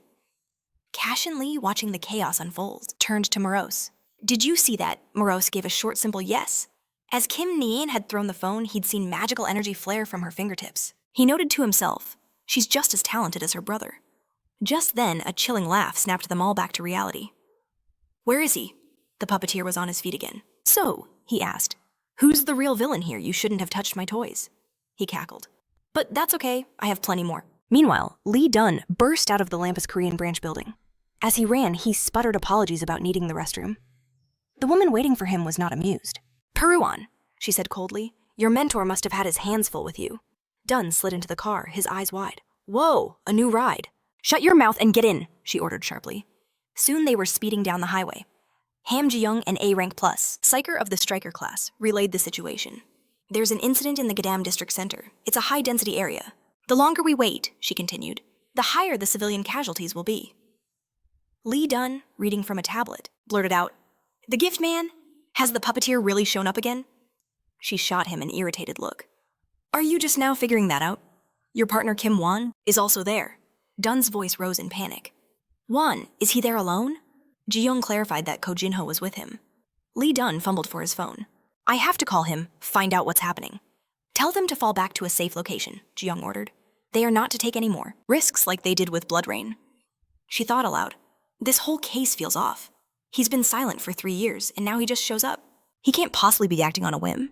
Hiding for so long, only to reappear when he got bored? It doesn't make sense. Dunn agreed. I don't think it's that simple. Something strange is happening in villain zones all across the country. It's like someone is intentionally starting conflicts between them. But for what reason? Ji-young had a grim theory. Whoever absorbs the remaining villain zones will reap the benefits. Suddenly, Lee Dun cried out in a panic. What's going on? Kim Won's phone isn't working. What if the puppeteer did something to him? Calm down and dial again, she commanded. But Dun was already spiraling. It's no use, it won't connect. Won could be hurt. What do I do? Ji-young finally snapped. You fool, get a grip. Back at the battle, one of Screwdriver's drones hovered silently overhead. The puppeteer's maniacal laughter echoed as he summoned more and more boxes. We're going to play all night long, he sang, until you're all tired of playing to death. He launched a volley of angry gift boxes. Kim Won expertly dodged the first few, smashing them to pieces. But after destroying one, a swarm of colorful putty-like toys burst out. They latched onto him like living plasticine, binding his arms and legs in bright, sticky spots. The puppeteer closed in, his eyes gleaming. This unique item was made especially for you. Soon you'll be my greatest toy yet. More and more of the parasites swarmed over Won's body. Cashen Lee couldn't just stand by. He yelled at Ku, Blue Locks, use your power on him now. Jin-ho nodded, understanding immediately. The puppeteer, hearing them, grew instantly cautious. Ko Jin-ho unleashed his recovery ability, targeting Kim Won. A wave of purifying energy washed over him, melting the clinging toys away. The puppeteer watched in horror as his creation was destroyed. He lunged at Jin-ho, screaming, No, don't you dare touch my toys! But Won intercepted him, sending the villain flying back into a wall with a powerful blow. He moved in for another strike, but the puppeteer was faster. In a flash, he was on Kim Won, his hand clamped around his throat. Gotcha, he shrieked. My super ultra rare item? You should be honored to become my toy. The puppeteer's laughter was cut short as a blade of pure shadow erupted from the wall, followed by black vines that snaked around his arms. The villain snarled, What is this? At that moment, Woo Hyun's primal scream echoed through the air. Who dares touch my toys? He threw a punch fueled by pure, unrestrained rage. The attack was devastating. His opponent hit the ground with a sickening thud, and his world went black. Woo Hyun! Gujo cried out in alarm. As if jolted awake, Woo Hyun saw the last wisps of shadow fade from his fingertips. His eyes fell on the blades sticking out of the wall, and he knew. From a nearby rooftop, Screwdriver observed the chaos below. He calmly adjusted his glasses, a thoughtful look on his face. He decided it was best to pretend he saw nothing. The next morning, Woo Hyun stared blankly at the news. The anchor was reporting on yesterday's incident. The broadcast confirmed the villain responsible for the chaos was none other than Puppeteer. Hemi, sitting across from the reporter, was giving her statement. Yes, she confirmed. Because of him, many civilians were hurt and the area's infrastructure was severely damaged. The reporter then asked if crimes in the cow districts were on the rise and why that might be. Hemi explained that V-zones prove villains can be socially integrated. In fact, cities with V-zones actually report lower crime rates overall. The villains behind these recent attacks were not V-zone members, which only proves that ignoring the system is a critical mistake. The reporter seemed to understand. So what was her solution? Hemi declared they must improve the V-zone system. If it weren't for the Psychers, she added. The tragedy could have been far, far worse. The man agreed. That's right, I heard Psychers Kim Woo-hyun and Gujo were instrumental in that battle. Woo-hyun seems to be at the center of many recent events, he noted. What are your thoughts on him? A proud smile crossed Hemi's face. He is Lamp's rising star in Korea. Many believe his promotion should be fast-tracked. Woo-hyun couldn't stand to hear anymore. He clicked off the TV. He remembered Lee-han's words from yesterday, the joy in his eyes as he said how proud he was to be his partner. He had even declared Woo-hyun's training officially complete. Gritting his teeth, Woo-hyun cursed under his breath. What now? I did everything. So why? Why does a villain save people? What is my purpose? He grabbed his phone, pulling up the rankings. He finally knew his own nickname, Cassian. Meanwhile, at the V-Zone office, Royal Gannett had grim news. We have a problem, he announced. The media is calling for Kotam's V-Zone to be disbanded. Screwdriver just grinned. Let them try. If it comes to that, Royal added, the other V-Zones won't stay quiet. They'll want to absorb us for themselves. Otto, passing around chocolate chip cookies, chimed in. That's basically a declaration of war. Aroma just smirked as she watched him. Screwdriver turned back to Royal Gannett. What about the other Soul V-Zones? Are they silent? For now, Royal confirmed grimly. They're watching, waiting. But sooner or later they will make their move. Screwdriver stopped tapping his tool on the table. In other words, he leaned back. They know this was a setup, and we're the scapegoats. Do they really think our V-Zone is that weak? Royal Gannett saw an opportunity, smoothly hinting, I am, of course, always ready to offer my assistance. But there are no other options, he admitted. We have to help you. Besides, we have a secret weapon. Ah, you mean you're Cassian? Royal asked. Why is he a secret? Aroma added. I can't even find him by scent. Screwdriver glanced at his watch. Our boss is a little busy right now, with exams. All three of them stared in stunned silence. Exams? Indeed, Cassian, or rather Lee-han, was at Kodam High School. He was on a rooftop eating a sweet bun and talking on the phone. I'm doing great, Yuri, he assured her. I'm eating well, I'm perfectly healthy. But she was still worried. How can I not worry? Just yesterday I saw what happened. Were you anywhere near there? For her sake, Cassian lied. No, I was at home, studying for my exams. Exams? Yuri exclaimed. When are they? Tomorrow, he said simply. Are you a good student? She pressed. You have to try and get good grades. Cassian promised he would do his best. Of course your effort is important, Yuri continued. I want to see great results. Just then he saw Kim Woo-hyun approaching. Hey, I have to go. Cassian cut in quickly. I'll call you later.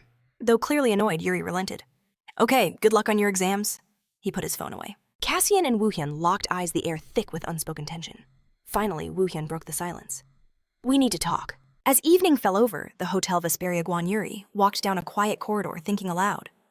My brother must be so worried. Maybe I should just tell him where the stash is. He needs to eat well. Suddenly a voice called her name. Turning, she saw Sean walking towards her, a wide smile on his face. There you are. I called you so many times. I'm so sorry, Yuri apologized. I was on the phone. Did something happen? He just smiled gently. No, nothing like that. The director is back from his business trip, and he'd like to meet you. Yuri was taken aback. The director really... Soon she found herself standing before a grand office door. Taking a breath, she opened it. May I come in? Across the room, a man with long hair stood gazing out a massive window. Sean led her inside. Director, this is our new manager. Her heart pounded in her chest. Is that... him? The man finally turned, his presence filling the room.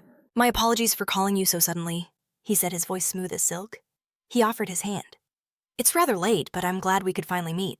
My name is Vincent. Back at the school, Cassian cut to the chase. What did you want to talk about? Woo-hyun seemed to struggle with the words. Thank you for yesterday. None of us would have made it out alive without you. Cassian frowned. You came all this way just to thank me.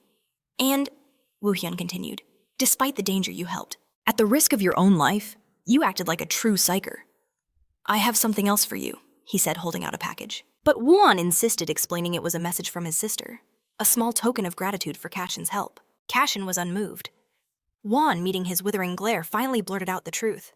It's the first time she's ever given a guy a gift, so you'd better take it, Woo-on declared, forcing the bag into Cashen's hand.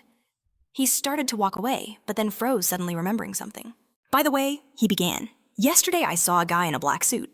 But just as quickly, he trailed off, waving his hand dismissively as he headed for the stairs. "Just forget it," he called back. "Good luck on your exam." The moment he was gone, Moros buzzed with curiosity. "What's in the bag?" Cashen reached inside, saying they were about to find out. But a moment later, his eyes widened in surprise. It was the very book he had given to Nyan in V-Zone. Meanwhile, in the Kadam district, the sounds of construction filled the air. Screwdriver, tinkering with his latest invention, ordered his crew to set up barricades. "Let me do it," Hammerboy shouted with enthusiasm. Screwdriver agreed, reminding him that everything had to be perfect. Then, turning to Earthdog, he added, "We also need traps in front of the barricades." Earthdog immediately understood. "A trench, then. How deep?" The nearby crow looked utterly baffled. "Are you guys serious?" he squawked. "You really think the Baekun crew will show up?" Screwdriver just grinned. "Of course. That's why we're preparing a little welcome party." It looked like they were gearing up for a war. But his warlike preparations were cut short when he spotted Cashen approaching, a friendly smile breaking across his face. "How were your exams?" he called out. Cashen, watching Hammerboy swing his reinforced hammer and Earthdog handle a superpowered shovel, simply asked what they were up to. "We're preparing to repel an attack," Screwdriver explained. The guys from Baekun, Cashen guessed. The crow cawed, "Who else, you fool?" Screwdriver boasted that they were already strong, but these preparations would make their victory even easier. A moment later, he saw Cashen walking off. "Boss, where are you going?" he asked, confused. "To see Yuji," Cashen replied calmly. Screwdriver blinked, completely bewildered. "Are you drinking this early in the morning?" The crow chimed in. "Maybe we should go with him." But Cashen went alone to the Heaven pub. He stated the reason for his visit, and Yuji's eyes narrowed. "You want to buy high-class monocrystals?" How many? Cashen's answer was firm. "I'll buy every last one you have." Yuji repeated the words thoughtfully. "Every last one." He warned Cashen that the price would be astronomical. But Cashen wasn't fazed in the slightest, asking again for the total cost. Yuji finally realized this was no bluff. He led him to a back room. Laying several boxes on the table, he revealed the contents. "I only have 5 crystals with me." Cashen frowned, admitting he'd expected more. "Another client bought almost the entire shipment," Yuji explained. "These are all that's left." Cashen pressed on. "So what's the price?" he asked, holding out a piece of paper. A cunning glint appeared in Yuji's eyes. "It's all written in the contract. As the boss knows, these are exceptionally rare. But for you, there's a special reduced price." Cashen, however, brazenly countered. "Give me another 20% off and I'll take them." But Yuji just grinned, refusing to be lowballed. "That's a questionable offer," he chuckled. Finally, Cashen made his last offer. "Sell me 5 crystals for the price of 4. Yuji's grin widened. "Okay, it's a deal. But payment must be in cash." Cashen simply pulled out his phone and asked for an account number. He'd already told Moros about his secret Swiss bank account. "Like a nest egg for a rainy day?" Moros had asked. As Cashen typed in the password, he explained that Jeff had insisted on it. "Success!" he exclaimed. Moros gasped at the amount on the screen. "That's so much money." But despite the massive sum, Cashen looked regretful. "If I knew things would turn out like this," he sighed, "I would have moved all my funds here." Moros asked what his plans were now. "I'm investing everything. In myself." As he left the pub, Yuji thanked him for the business. But as he looked at the transaction on his phone, he muttered, "A secret account." Just who is this guy? Elsewhere after school let out. Kim Nian stopped in front of a cafe. She pointed at a sign advertising the dish of the day. "Maybe we should eat here." And Min Yang's eyes lit up with delight. "Mango parfait," she squealed. "It's the best." A few minutes later, their orders arrived. Min Yang took one bite and sighed with satisfaction. "This is heavenly," she said. "And they gave us so much mango," Nian added. Then her tone turned serious. "Min Yang, are you absolutely sure you didn't see where that guy went yesterday?" Min Yang, tired of the question, sighed. "I didn't see anything. Maybe he just went home." "Do you really think so?" Nian pressed. A shiver ran down her spine as she recalled the day before, watching Cashen suddenly run from them. He vanished before she could catch up. Min Yang noticed her friend's distant expression. "Nian, what's wrong?" And in that moment for Nian, it all clicked into place. She covered her mouth in fear. It was him. After their snack, Nian told Min Yang she was heading to the restroom. "Okay, I'll wait by the entrance," her friend replied. Lost in her own terrifying thoughts, Nian never noticed the dark figure that slipped in right behind her. While washing her hands, she thought to herself, "Min Yang doesn't know who he is, and my brother hasn't figured it out either. But if I tell them the truth, what will happen to him?" Suddenly, the door handle turned. The black demon wearing the face of Cashen Lee stepped into the room. Nian spun around, her heart pounding with terror. How did you get in here?" Meanwhile, Min Yang waited outside, staring through the bright cafe window. She sent Nian a message wondering what was taking so long. Was she talking to someone? But her thoughts were shattered by a blood-curdling scream. Panic erupted. People fled the cafe, shouting, "A villain!" From the shattered wall, the black demon emerged a perfect copy of Cashen, with an unconscious Nian slung over his shoulder. Minyang rose from her table, frozen in place by pure terror, whispering her friend's name. Kim Nian. The demon stepped closer, its voice chillingly calm. Are you two friends? She couldn't speak. As it turned to leave, it looked back and said, Tell her, a sister. As dusk fell over the Kadam district's Ville zone, the villain known as Black Hand and his crew stopped before a crude barricade. What is this supposed to be? He sneered. Cutter nervously replied, It's protection from the idiots. Kicking the fence, Black Hand shot back, What's back? The point, this thing is flimsy. Crush, standing beside him, urged him to calm down. It's better that it's here. But Black Hand wasn't having it. Let's just break it down, he declared.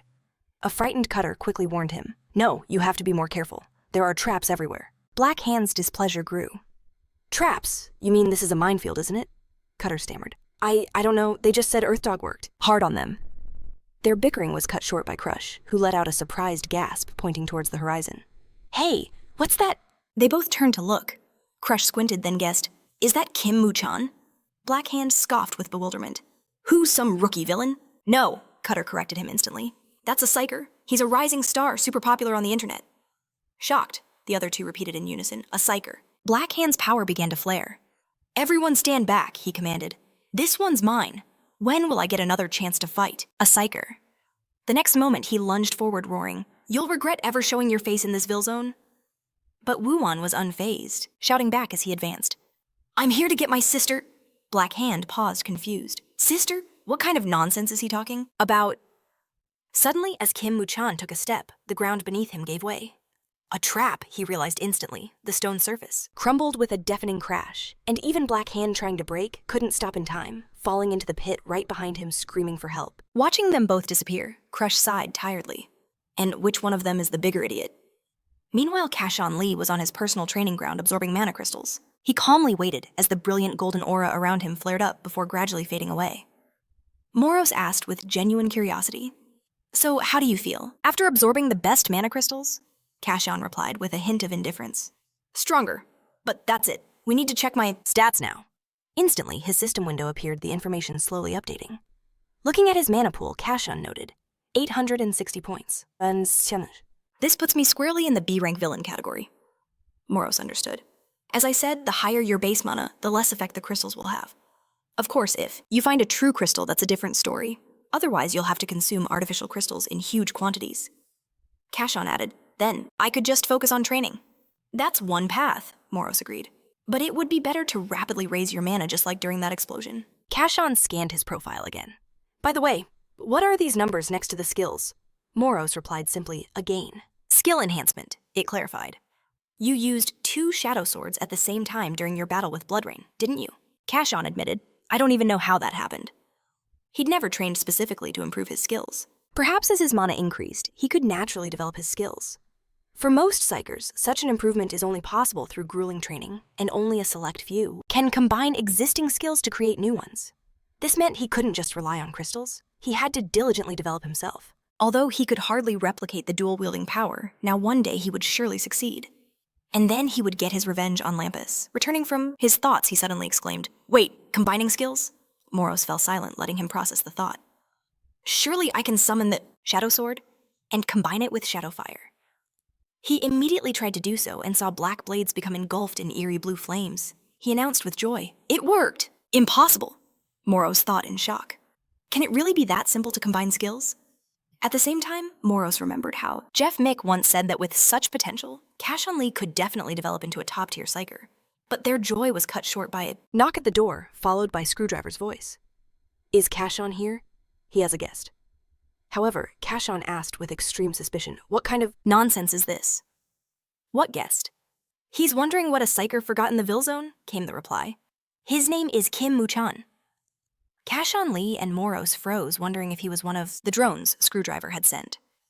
Illuminated by the sun's golden rays in the Bukon district, the Black Devil walked through the rusted and moldy corridors of a building, his disguise slowly dissolving into thin air. Finally, he entered the main room, and Smoker greeted him. You've arrived. He showed the unconscious girl on his shoulder and noted, I'll put her in a cage. Smoker agreed with the answer. Good. Then, turning to Barracuda, he asked, You want to drive them all into a corner? With a hint of contempt, he replied, It'll be very interesting. Soon the incident will be announced on all the news.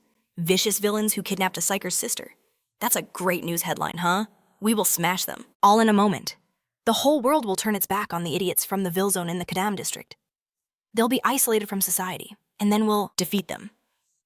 At the same time, back in Kadam Kashan, Lee looked at Kim Woo-an tied to a chair. He clarified, "So in the end, how would I steal?" Your sister, Screwdriver, who was standing nearby, agreed. Right, the Crow answered with a grin. He stole her. Yes, this is nonsense.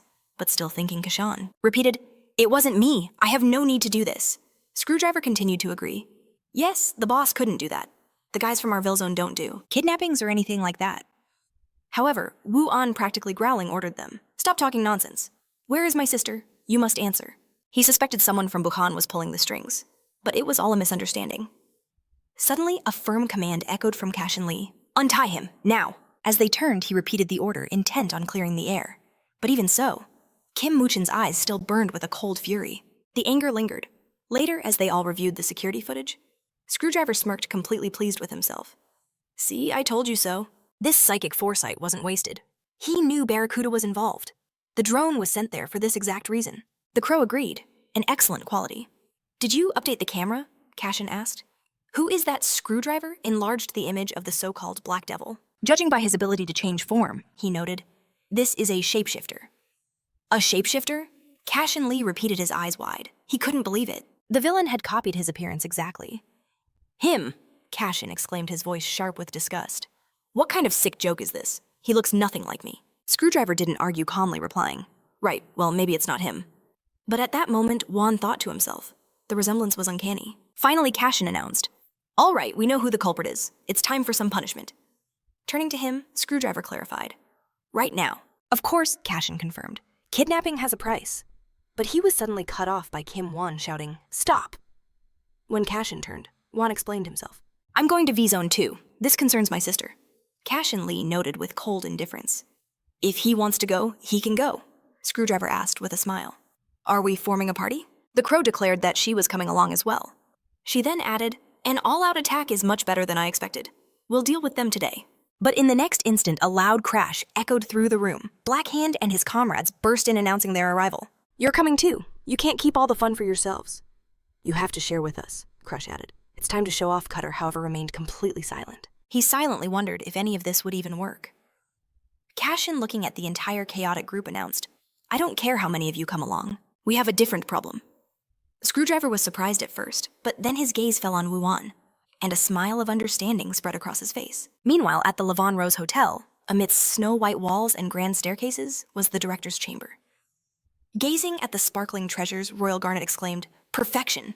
They are truly magnificent. Watching his delight from a sofa, the twins wondered what was wrong with him. Did he really steal all of that? He must have. What an idiot. Royal, however, paid them no mind, turning to his jewelry as if they were alive. My beauties, he kept repeating. I adore you all. Suddenly his phone rang. Answering the call, Royal Garnet replied irritably, what is it? I'm busy. No one is to bother me over trifles. But after listening for a moment, he agreed with a cruel smile. Good. The girls were stunned by his reaction. As a whirlwind of precious crystals swirled around him, Royal promised, you can rely on us. As night fell over the Bukhan district, Cashen Lee and his team arrived in V-Zone. They stopped before a tall, dilapidated building, knowing this was the place. We're here, Screwdriver was the first to announce impatiently. It's time to act. We need a quick briefing before the attack. Turning to Kim Won, he noted, a newbie shouldn't be so difficult. The red mask should suit you just fine. Kim Won stared at the red mask in his hands. Cashen said, if you're going to come, you have to wear this. Why? He asked, bewildered. Cashen replied, because a psycher among villains is a very strange sight. Screwdriver looked him over with an appraising expression, a smirk on his face. It was clear Kim Won was going for it. He said out loud, I made that helmet as a joke, but I can always take it back. Screwdriver then added, it's better not to attract attention, so just do as you're told. Kim Won hesitated, looking at the helmet. Cashen began the briefing. Our target is the Boxen leadership. We capture the leaders and release the hostages. Crow, crossing her arms, said with displeasure, we're going to attack the entire V-Zone with such a small group. Cashen Lee turned to Screwdriver and ordered him to check the shortest path. Screwdriver, looking at a blue screen before him, simply said, I'm on it. Cashen Lee added, surprise and a swift attack are our best weapons. Let's divide the responsibilities. Listen carefully. Kim Won stood silently observing the unfolding plan. Cashen ordered, Screwdriver, you're responsible for reconnaissance. Crow will provide cover, and I will take charge of infiltration and assault, Crow said with dissatisfaction. I don't really like taking orders from others. But I'll make an exception this time. Kim Won then clarified, close combat. Cashen Lee replied, you'll have my back. Crow asked in surprise.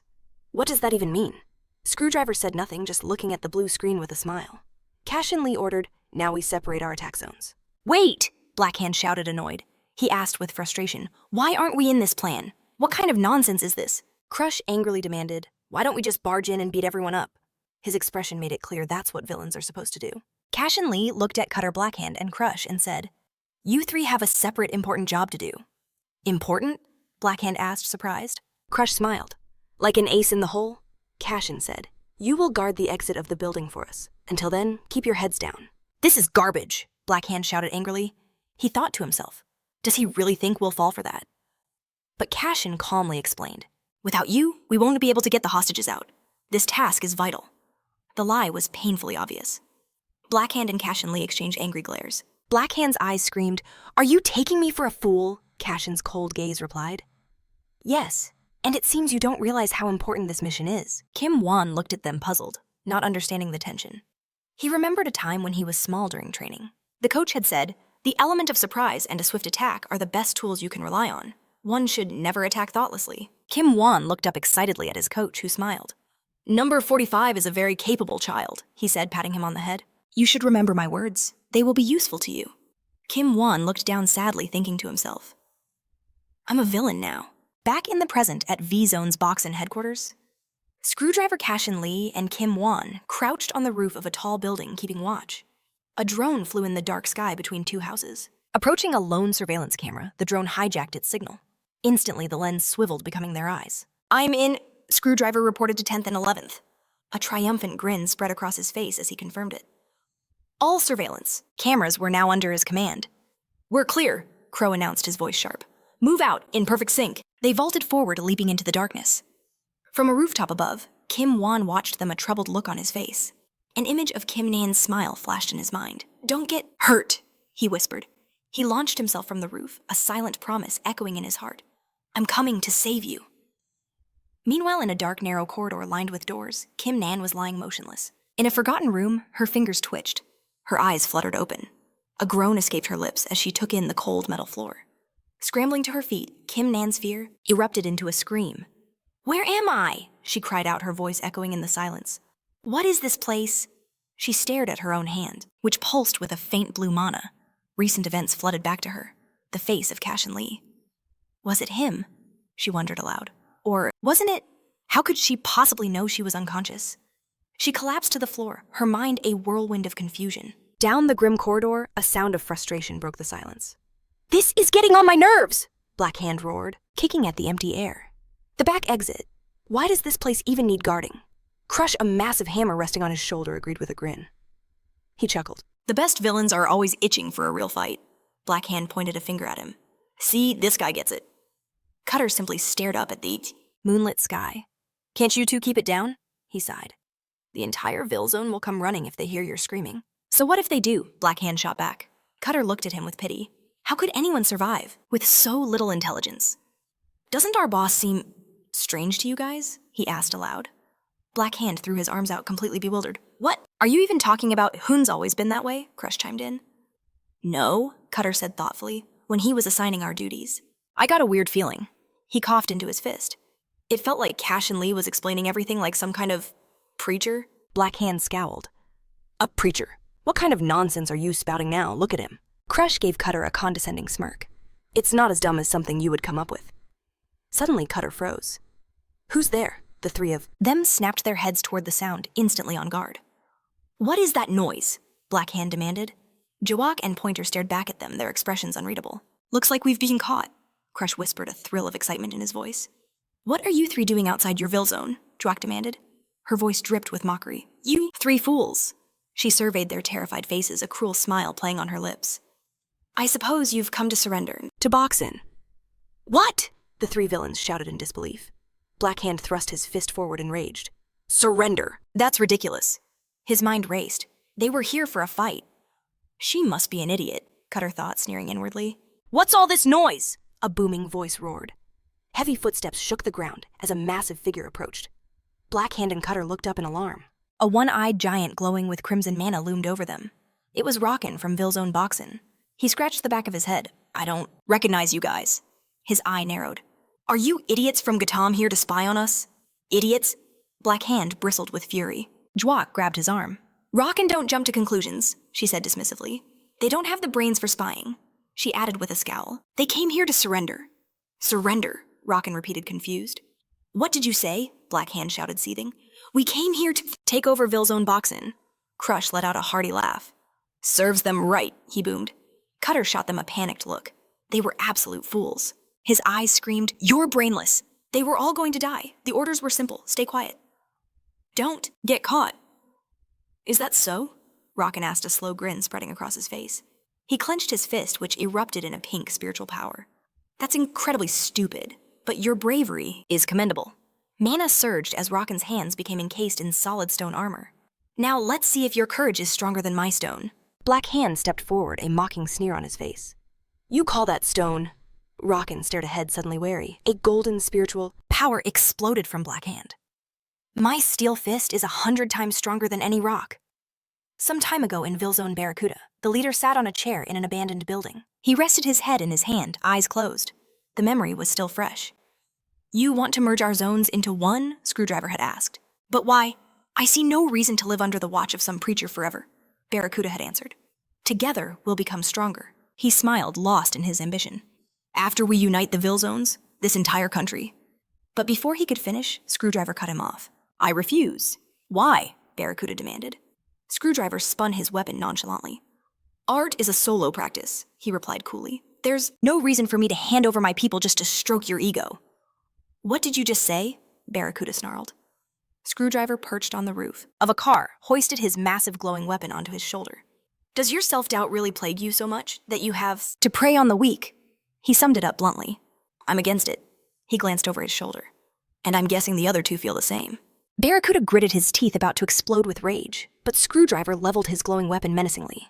I suggest we don't make life difficult for each other. Barracuda stared in fear at the blinding light emanating from the massive Screwdriver's tip. Remember my words? Screwdriver warned, his voice dangerously low. Ignore me, and I'll have to hurt you. Back in the present, Barracuda sat in his Screwdriver! A voice boomed with anger. He heard a soft sound and cracked his eyes open. A subordinate stood behind him, requesting to report. With a scowl, he demanded an update. She informed him that Gatam miscreants were outside. She added that there were 3 of them in total. She assumed they were all B rank. Barracuda glanced over his shoulder, surprised. Only 3? He then asked who was handling them. She confirmed Rockhand was on it. Barracuda looked bored, scoffing that if they were just B ranks, one man could handle it. But after a moment, he realized something, which was strange. He ordered a full sweep of the premises. He suspected these villains were nothing more than bait. Bait? His subordinate asked, surprised. Barracuda just laughed. A smug grin spread across his face.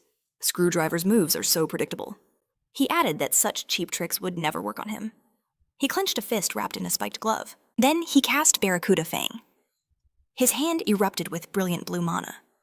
Barracuda declared that Screwdriver and the other V-Zone bosses needed to understand that he was not going to lose. His grin turned vicious. Don't let Screwdriver think that time hasn't changed me. Meanwhile, Cashen Lee looked down at a building pulsing with blue light, wondering, is their leader in there? The 4 of them stood poised on a skyscraper's edge, staring down at their target. Cashen Lee remarked how quickly they found the place. Screwdriver smugly declared it was all thanks to him, with a flick of his wrist. Screwdriver manifested a drone from pure mana. Let's check the situation before we invade. Crow looked at the flying object in awe and asked, what is that? Screwdriver explained it was a mini drone. It's so cute, Crow gushed with affection. She demanded he give it to her because she wanted one. Screwdriver smiled. There's another one at home you can have. Kim Mushan, watching them, thought that it was getting harder to perceive them as his enemies. Suddenly a sound broke the silence, and they all turned. Kim Muchin cursed, asking if they'd been noticed. Cashen Lee growled, this is irritating. He stepped forward as dark blue mana flared to life. They found us sooner than expected. All at once, black smoke appeared in the air. Cashen Lee's eyes widened in bewilderment. He looked back to see thick clouds of smoke swallowing everything. Kim Muchin asked with alarm, what's going on? An ominous laugh echoed through the fog. Cashen Lee turned, his interest peaked, just as blonde hair emerged from the Smoke. A mocking voice called out, "So this is where you were hiding?" Cashen Lee and the others stared at her in complete surprise. She stepped out of the thick black fog holding a smoking pipe. My, what cute little rats," she sneered. Looking around, she asked with great interest, "Did Crow come here with Screwdriver?" Screwdriver pointed his finger right at Smoker. "Do we know her?" he asked. Crow looked back at her, with a condescending smirk.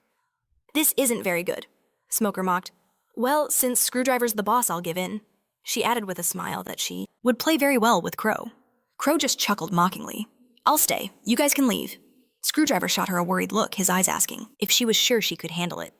Crow said she had some business with Smoker. She glanced over her shoulder and said cheerfully, "Don't interfere." "While the women are talking?"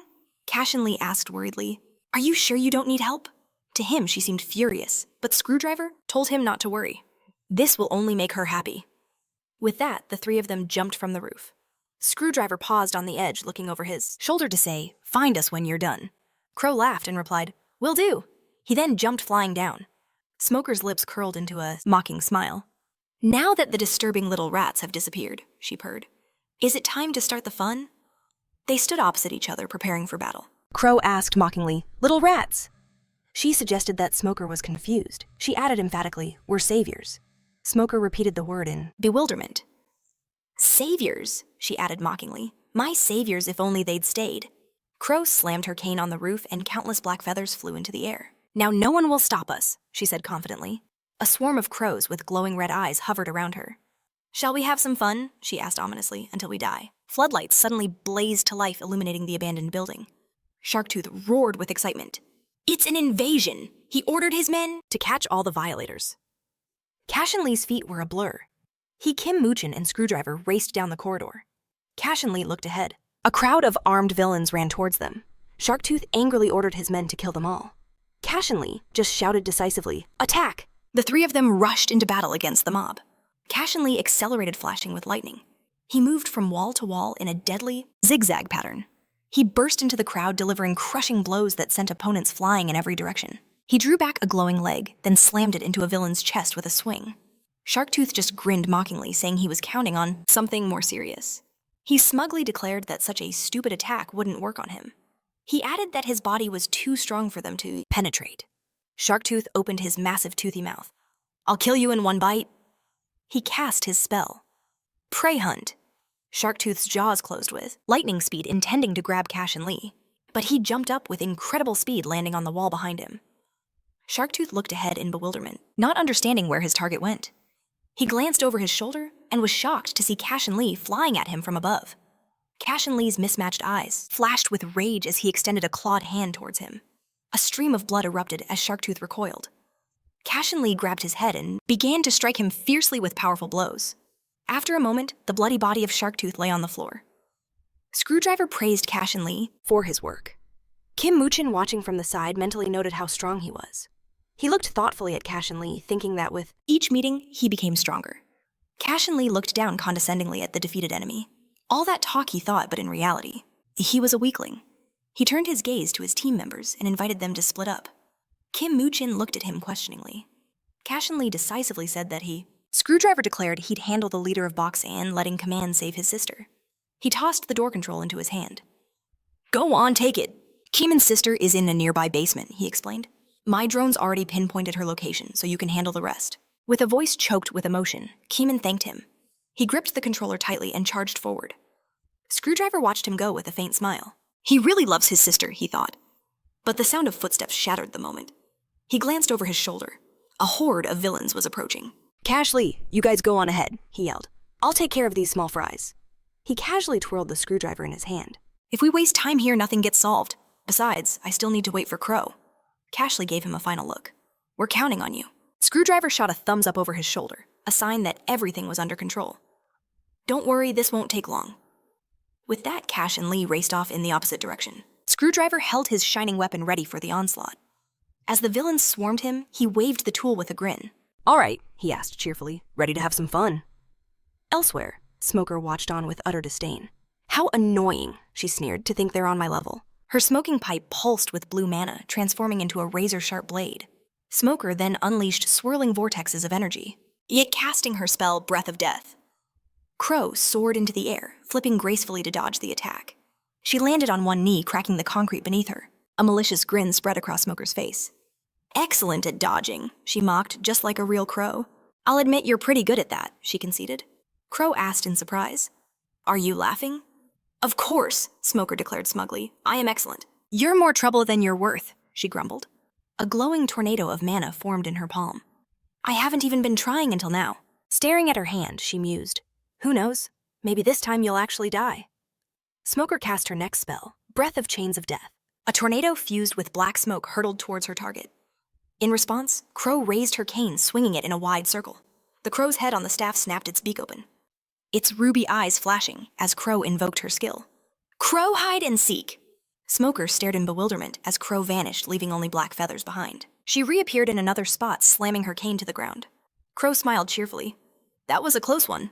One of the crows on her shoulder cawed in agreement. "Not difficult at all," Crow taunted. "If you have nothing left to show me, then it's time we began the real fight." But she never saw the stream of dark smoke creeping up behind her. Sparkling with an ominous blue light, a massive bolt of lightning slammed into the roof, blasting Crow aside. She crashed to the ground with a desperate croak.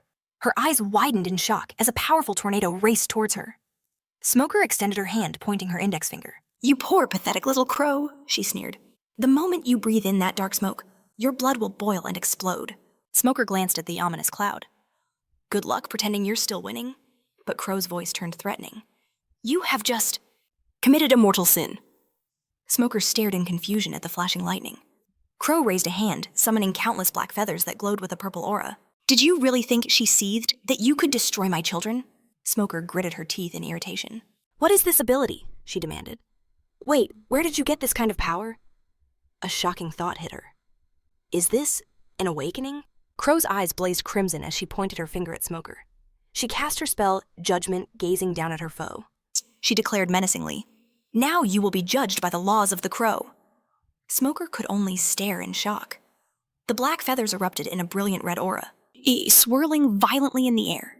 Crow transformed into a massive black bird with a razor-sharp beak and glowing red eyes.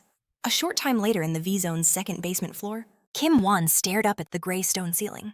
He raced through the dark corridors, his mind on Cash and Screwdriver. "They must have split us up on purpose," he thought. "Was it so I could get my head straight?" A red light on the remote began to blink. "I'm getting close." Suddenly the floor before him froze over completely.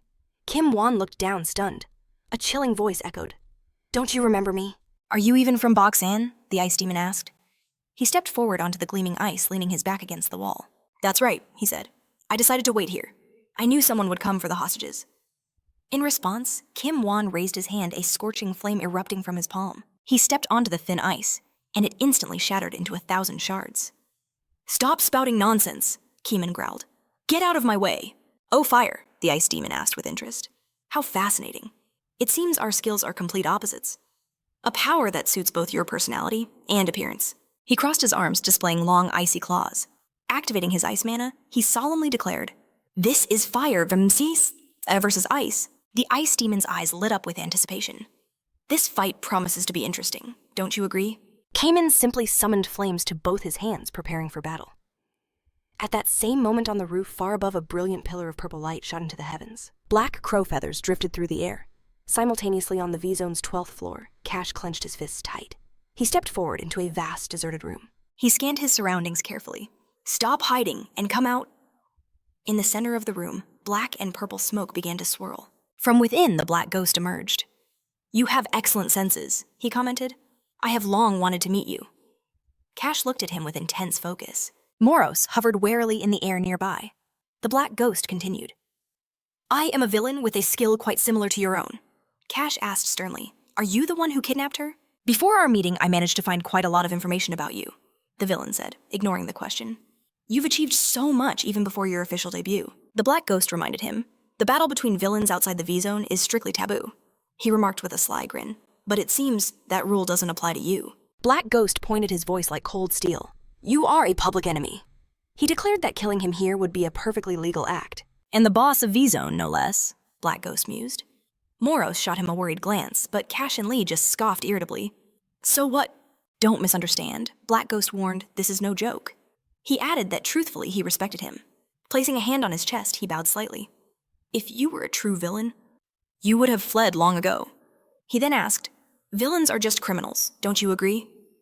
He stated that while they shared a skill in every other way, they weren't even remotely similar. Moros whispered to Cashen Lee, you should take that as a compliment. Black Ghost added, I'm starting to enjoy this. He summoned 2 double-edged blades from the shadows. Controlling the dark is one thing, he said, but becoming darkness itself, that is my domain. Moros gasped, is he a stalker? Cashen Lee just spat, he's insane. Black Ghost settled into a fighting stance, blades held at the ready. Enough talk, he said, admitting, I'm not feeling like myself. He suggested they get down to business. Cashen Lee watched him, eyes narrowed. I'll admit you're strong in close quarters, Black Ghost conceded. Then, from swirling black smoke, a perfect clone emerged. Then another. Cashen Lee's eyes widened. But can you handle 4 of me at once? He taunted. Cashen Lee found himself surrounded by 4 identical black ghosts. It was the infamous skill shadow double. He focused his gaze, thinking, illusions. But a deeper question arose. Or are all 4 of them real? Black Ghost ordered his counterparts, attack. A smug grin spread across Cashen Lee's face as he unleashed his spiritual power. Illusion or real, he declared as lightning crackled around him. It makes no difference. In a blinding flash, the dark shadows were torn to shreds. If I slice you into pieces, he roared, you'll all become nothing. He took a combat stance. He crossed his arms, unleashing the Shadow Sword spell. A torrent of blue energy erupted from his back. Moments later, Cashen Lee and the real Black Ghost stood face-to-face gazes, locked in a deadly duel. Cashen Lee lunged, but his opponent vanished, reappearing several feet back before retreating into the gloom. Hiding in the dark again. Cashen Lee roared in frustration. He tore through the room like a bolt of lightning finally catching up to his foe. He unleashed a furious barrage of strikes. Black Ghost was sent flying, barely blocking the assault. A thick cloud of smoke concealed him from view. He has good speed, Cashen Lee noted. Breathing heavily, Black Ghost thought, he's several times stronger than I expected. A new plan formed in his mind. He raised a hand, firing a blast of energy at the ceiling. The first lamp shattered. He then destroyed the second. Shards of glass rained down from above. Soon, Cashen Lee was plunged into absolute darkness. Black Ghost stood somewhere within it, listening intently. He tightened his grip on his blade. Now everything is in its proper place. His voice echoed. No matter how strong you are, is it not difficult to see in the dark? Cashen Lee listened, realizing the voice was coming from everywhere at once. Black Ghost continued, we may have similar skills, but when it comes to stealth in the shadows, I am leagues above you. He crossed his blades with a sharp metallic ring. My previous attacks, were merely a test. Now you will feel the true horror of a terrible death in impenetrable darkness. Cashen Lee just laughed. A terrible death, you say? He mocked, that sounds completely ridiculous. It's like you're reading lines from a cheap play. Suddenly, Cashen Lee unleashed his own power. Waves of black smoke began to pour from his body. That fear you speak of, he said with rage. I will never feel it again. Black Ghost looked around alarmed. Cashen. Lee's voice echoed. True fear is when the darkness itself consumes you and death is already at your door. In the blackness, 2 massive glowing eyes ignited. Black Ghost stared into the void, his confidence shattering as he began to understand. Cashen Lee's voice was a low, ominous growl. I have already died and been reborn. Tendrils of pure black smoke slithered towards Black Ghost, forcing him to take a terrified step back. A voice called out to him. He towered menacingly. Right behind Black Ghost, his eyes blazing, and his hands pulsing with overwhelming mana. Allow me to show you, Cashen Lee offered, what true horror really is. At the same time, V-Zone's boss, Bowen Kimin, sat behind bars in a dark basement. She gripped the cold steel, listening warily to the chaos above and asking with concern. What are those sounds? But on the floor below, a battle of fire and ice was raging. Kim Woo-chan moved with a deft and confident grace. He parried every one of the ice demon's attacks, steadily advancing. Unrelenting, the demon thrust his hand forward and unleashed an icy tornado. The skill was called Cold Blast. A massive wall of ice erupted before Kim Woo-chan. He leaped back, then shot forward, shattering it with his feet. Landing on the slick, frozen ground, Kim Woo-chan watched the ice demon retreat to a safe distance. He sighed in annoyance, thinking, this guy. His movements are too fluid. He's clearly an experienced fighter. The ice demon adjusted his frozen mask. I must admit I didn't think Kim Woo-chan would be so composed, he added. It's much more interesting to play with a confused opponent. The ice demon's eyes glinted like shards of ice. On the other hand, our battle is becoming far more intense. He then inquired, what do you like most about your skills? Kim Woo-chan remained silent, confused. Me, the ice demon admitted. I just love freezing people alive. He formed a small figure of a man from the mana in his hand. With a single wave, he added with glee, their limbs are encased in ice. He then clenched his fist, crushing the ice figure into dust. I love to see the fear on their faces as the ice penetrates deeper and deeper. Enraged Kim Woo-chan shouted, "You vile villain!" The ice demon looked at him in surprise. Kim Woo-chan realized his mistake and cursed himself mentally. Vile villain, the demon asked, surprised. He concluded that this was strange. The ice demon pointed his index finger at him. I feel a certain negativity from you. He remembered that the captive girl's brother was a psycher. Could it be? He asked in shock. You? Kim Woo-chan stepped forward, his pink spiritual power flaring. Through a sharp laugh, he asked, Are you comparing me to some trashy psycher? He resolutely clenched his fists as hot flames erupted around them. I am the most dangerous villain in all of V-Zone, he declared. My name is Red Mask. He charged forward, blazing with a fiery aura. The ice demon met his charge, spreading his arms wide, unleashing a torrent of razor-sharp ice flows. With a powerful swing, he sent the barrage forward, shouting, Ice needles! But Kim Woo-chan met the storm head-on, his fiery fist shattering the attack. Earlier, Kim Woo-chan had announced his arrival. What did you want to tell me? He asked. Cashen looked at him sternly. There's little time, so I'll get straight to it. He cut to the heart of the matter. You think too much before you strike. Cashen Lee surmised it was a lack of real combat experience. It's simple, he said. You need to think faster. Act faster. Kim Woo-chan stood in thoughtful silence. Cashen Lee turned his back, his spiritual power flaring to life. Perhaps a demonstration is in order. Kim Woo-chan instantly grew wary. Cashen unleashed a skill called Dark Fire. Thrusting his hand forward, he sent a devastating stream of blue energy screaming towards the target. Kim Woo-chan's eyes widened in sheer shock. Speed is the essence of an attack, Cashen explained. Never give your enemy the first move. They both stared at the smoking ruin on the floor. Cashen Lee stated with cold finality, The best defense is a good offense. Kim Woo-chan stared at his back, stunned. He wondered to himself, why is he teaching me this? Cashen Lee looked at his own hand glowing with raw power. You must concentrate your mana. Feel the heat, then let it explode. Clenching his fist, he revealed, This method is different from what you know. Cashen Lee declared that a villain and a psycher must always push past their limits. Kim Woo-chan looked at his own hand filled with uncertainty. Cashen Lee then touched his forehead with a blue-tinged claw. What you have in your head, he said, is not your limit.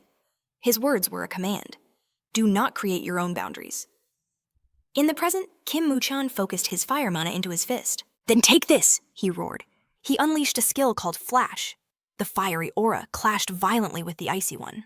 The ice demon suddenly threw up a hand, invoking a technique, Ice Barrier. But Kim Woo-chan leaped high above him, raising his hand for a decisive blow. Using his flaming strike skill, he kicked downward. The ice demon was sent flying. A thrill shot through Kim Woo-chan. It worked, he realized. He began a furious barrage, relentlessly trying to overwhelm his foe. The ice demon desperately dodged, fear creeping into his movements. A spark of hope ignited in Kim Woo-chan's mind. If I keep this up, I can win. He focused his mana with fierce resolve, blasting a powerful stream of fire at his enemy. The ice demon was stunned. His attack patterns? They've changed. A shocking thought crossed his mind. Was Red Mask really hiding his true power? The ice demon leaped away, narrowly escaping the inferno. He saw the newfound confidence in Red Mask's eyes. The ice demon decided it was time to get serious. He spread his arms while unleashing a devastating ice blast called Blizzard. The attack slammed into Kim Woo-chan. The ice consumed him, and he began to fall. Damn it, he cursed. The ice demon gloated. I did say I love freezing people. Kim Woo-chan felt despair. He was completely unable to use his fire. The ice demon closed in. Now, let's take off that stupid mask of yours. Kim Woo-chan thought desperately, I can't move. But then he heard a familiar voice. Who's there? She asked, a sliver of hope in her tone. Did you come to save me? Kim Woo-chan froze. Kim Nayeon, the ice demon snarled. Shut your mouth. Nayeon cried out desperately, begging for help. The ice demon raised an icy finger, his patience gone. I said be quiet. He fired a powerful icy stream right at her. Nayeon screamed in pain. Fear for his sister gripped Kim Woo-chan's heart. Cashen Lee's words echoed. In his mind, what's in your head is not the limit. Do not create boundaries for yourself. A burning rage ignited within Kim Woo-chan. How dare you touch my sister? His fire mana exploded. The ice demon stared in disbelief. The ice binding Kim Woo-chan's body shattered into a million pieces. A scorching flame erupted around him. He focused all his power into his hand. He remembered Cashen Lee's lesson, his fury fueling his resolve as he blasted a stream of fire at his opponent. He roared. I won't spare you. Kim Muchin unleashed a new technique, Hellfire. A wall of pure flame surged towards the ice demon. At that same moment on the 12th floor of Von Buxian Barracuda seethed. I don't like this. He clenched his fists, unable to understand why none of his subordinates had returned victorious. The sound of footsteps echoed behind him. Barracuda glanced over, his shoulder. Black Ghost whimpered, begging for forgiveness. Barracuda turned, his eyes widening. There stood Black Ghost, held by the collar, by Cashen Lee himself. So you're Barracuda? Cashen asked menacingly. Red-Eye turned away, muttering, peace is a good thing. Royal Garnet noted, he talks just like a psycher. Suddenly, a voice called out, so this is where you all were? Royal Garnet spun around in surprise. It was Yuji, a wide grin on his face, holding up a bag. You poor things must have had it rough, he said. Behind him, his assistant was carrying stacks of pizza boxes. Royal Garnet stared in disbelief. Where did you even get that? He asked. Our usual place is closed. Yuji simply explained he bought it from another shop. Aroma's face lit up. Ooh, I love pineapple pizza, she exclaimed. But A looked on with utter disgust. Pineapple on pizza is a crime against humanity, she thought. Sometime later, Yuji sat on the edge of the roof. He asked, our comrades who went to Buhan, are they going to be okay? Royal Garnet replied confidently. Driver wouldn't risk their lives if he wasn't certain of victory. Yuji countered, but this time, everything is being led by the new boss. Royal Garnet lowered his hand. It doesn't matter who's in charge. What matters is that Driver is still with us. Yuji looked into the distance, pondering.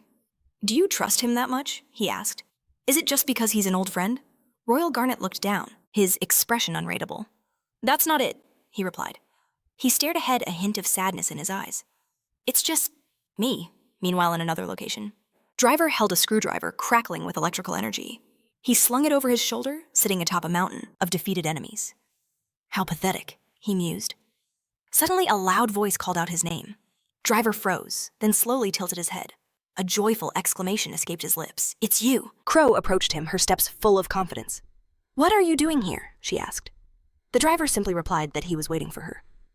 With a shy smile, Crow covered her mouth. Honestly, the driver leapt down from the mountain of corpses. I made a promise, he stated simply. But Crow's expression turned grim. I have some bad news, she began. What am I supposed to do now? In her hands, she held the shattered remains of her crow. The driver's eyes widened. With a C, he took the broken pieces into his own hands and, after examining it closely, he confirmed he could fix it. Hope bloomed in Crow's eyes. Is that really true?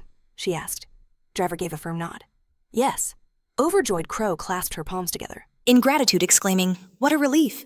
But Driver paused, wondering if the call had been disconnected. He tried to piece together what that meant. Driver looked ahead. Could it really be her? He wondered. Suddenly, a sharp sound echoed. Crow flinched, looking down. What was that? She asked if someone was downstairs. Driver confirmed it. A dark V-Zone agent on horseback, wearing a red mask.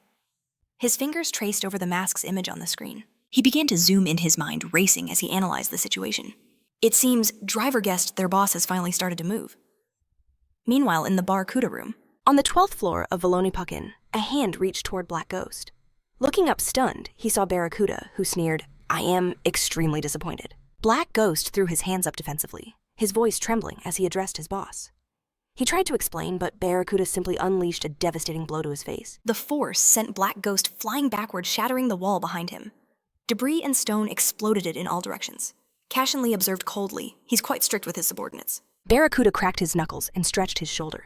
That, he growled, is absolutely none of your business. Suddenly, Morris noticed something strange. He saw a stone surrounded by a blue aura floating next to Barracuda's clenched fist. His weapons? Morris realized. They're made from pure monocrystals. Cashen Lee remained silent, deep in thought. Barracuda turned his gaze upon him. Where is Driver? He demanded. Cashen Lee replied calmly, he'll be here soon. This was supposed to be our duel, he added, so I've had enough of this. Barracuda pointed 2 fingers forward. My issue is with Driver, he declared. So you should disappear. I have business with you, Cashen Lee coolly replied. Barracuda looked at him surprised. I know you kidnapped a man, Kinley stated, and tried to frame me for it. I believe, he continued, I'm entitled to compensation for the damage to my reputation. Cashen Lee added with a menacing tone, beating you to a pulp should be enough. He instantly clenched his fist, which began to pulse with a brilliant aura. Barracuda threw his head back and laughed. Are you lost, boy? Just because you defeated Black Ghost? He mocked. You think you can defeat me? Barracuda admitted. I heard from Dwake that you have excellent combat skills. But despite your high monostats, I have a feeling you've just been lucky this whole time. Barracuda's voice dripped with contempt. Anyone on the same level as Black Ghost is nothing to me, he sneered. Do you really think you can handle someone of my rank? Barracuda jabbed a thumb at his own chest. Even your precious items won't help you here. Suddenly, a loud voice cut through the tension. What is this nonsense? That's Driver, Cashen said. Barracuda glanced away, his expression unreadable. Driver. He thought his name a low growl in his mind. Is he trying to throw me off balance? It won't work, Cashen Lee replied aloud. In fact, seeing you worked up like this will only make this more interesting for me. From the rubble, Black Ghost began to groan in agony. Barracuda stretched his arms wide. They always say, he mused. It's best to have an appetizer before the main course. A wide, cruel smile spread across his face, showing the pearly white teeth. Let's see just how tasty this appetizer is. Barracuda dropped into a fighting stance, raising his fist. Razor-sharp needles erupted from his forearms. Cashen Lee's eyes widened in shock. Needles? Barracuda charged forward with blinding speed. I am the ruler of Vizonbakken, he roared. But Cashen Lee vanished, reappearing behind him in a blur of motion. He slammed his fist into Barracuda's face with all his might. Is that it? He taunted. The blow sent Barracuda flying backward. Cashen Lee followed up with another devastating strike to his back, launching him even further away. But Barracuda simply sneered, how boring. He grabbed Cashen Lee by the hair, yanking his head back. Are these what you call attacks? He mocked. You're weak. With that, Barracuda delivered a brutal blow, sending Cashen Lee flying. He coughed, reeling from the impact. Barracuda let out a hideous laugh. In the next moment, he shattered a shadow knife that materialized before him. Undeterred, Cashen Lee began to charge forward once more. And where do you think you're going? Barracuda grinned, pushing off the ground and throwing a powerful hook. Cashen Lee blocked the strike. He instantly leaped aside, narrowly dodging another one of Barracuda's crushing blows. Cashen Lee kept moving, weaving from side to side, preventing his enemy from landing a clean hit. In a flash, he appeared directly behind Barracuda, watching him with intense focus. Then he closed the distance. Closed. With a terrifying shing, Barracuda extended long claws that shot toward Cashen Lee's body. Cashen dodged just in time. That was dangerous, he noted mentally. He stared at the claws, which pulsed with a menacing blue aura. Barracuda turned to face him, clenching his fists. My greatest weapon, he roared, is the Barracuda claws. He unleashed a homing blade attack. A storm of lightning strikes rushed forward, but they slammed into the ground as Cashen Lee leaped into the air to evade. But the blades erupted from the floor, filling the space and chasing him down. Leaping from one claw to the next, Cashen barely managed to stay ahead of the deadly assault. Finally landing on solid ground, he clicked his tongue in annoyance. I knew this guy was strong, he muttered, but I had no idea he was this powerful. Morose added, that ability seems to detect any moving object. Cashen Lee realized it would have been a disaster if he hadn't known about the Barracuda claws beforehand. At last, the attack stopped. Barracuda took a few mocking steps forward. If you wanted to talk, he sneered, why were you running? You're the new boss of V-Zone. That means you should be stronger than Screwdriver. The difference in our monostats is astronomical. This is a battle I cannot lose no matter what techniques or tricks you use. Cashen Lee suddenly cut him off. I've figured out your fighting style completely. The words caught Barracuda off guard, and a flicker of concern flashed in his eyes. You fight, Cashen Lee continued coldly, by mimicking your enemy's actions. That means you only fight effectively against the weak.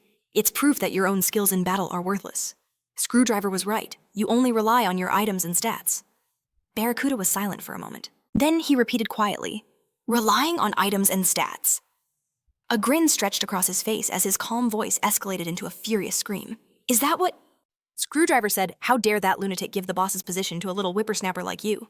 Morose couldn't hide his fear. If Cashen wanted a reaction, he certainly got one. With a roar of pure fury, Barracuda's claws extended, once more lunging forward as he spat. You think those toys of yours will save you? Does this kid really think victory means anything here? But Cashen Lee simply walked toward him unflinching. Barracuda drew back his right hand, ready to deliver the final blow, screaming, just die already!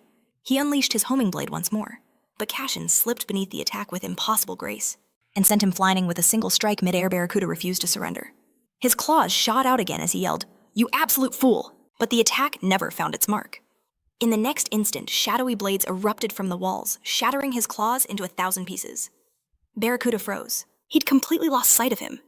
Suddenly, a voice whispered from behind. Looking for me? Barracuda spun around, claws ready to strike, cursing that he was nothing but a freak. But Cashen moved like lightning, a blur of motion where only his eyes could be traced. Barracuda was utterly bewildered. Suddenly, Cashen stood before him, unleashing a devastating dark explosion.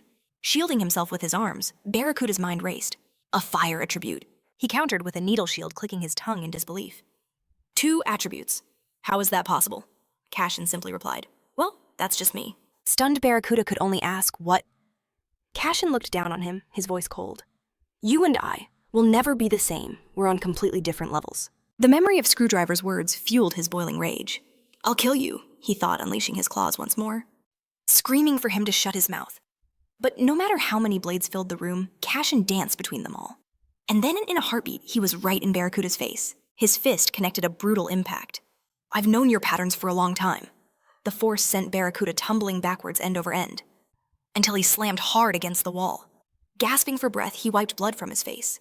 Cashen advanced slowly. Have you ever tried fighting someone stronger than you? As his energy began to swell, he added, I don't enjoy these games. Let's end this quickly. Barracuda staggered to his feet, filled with pure, unadulterated rage.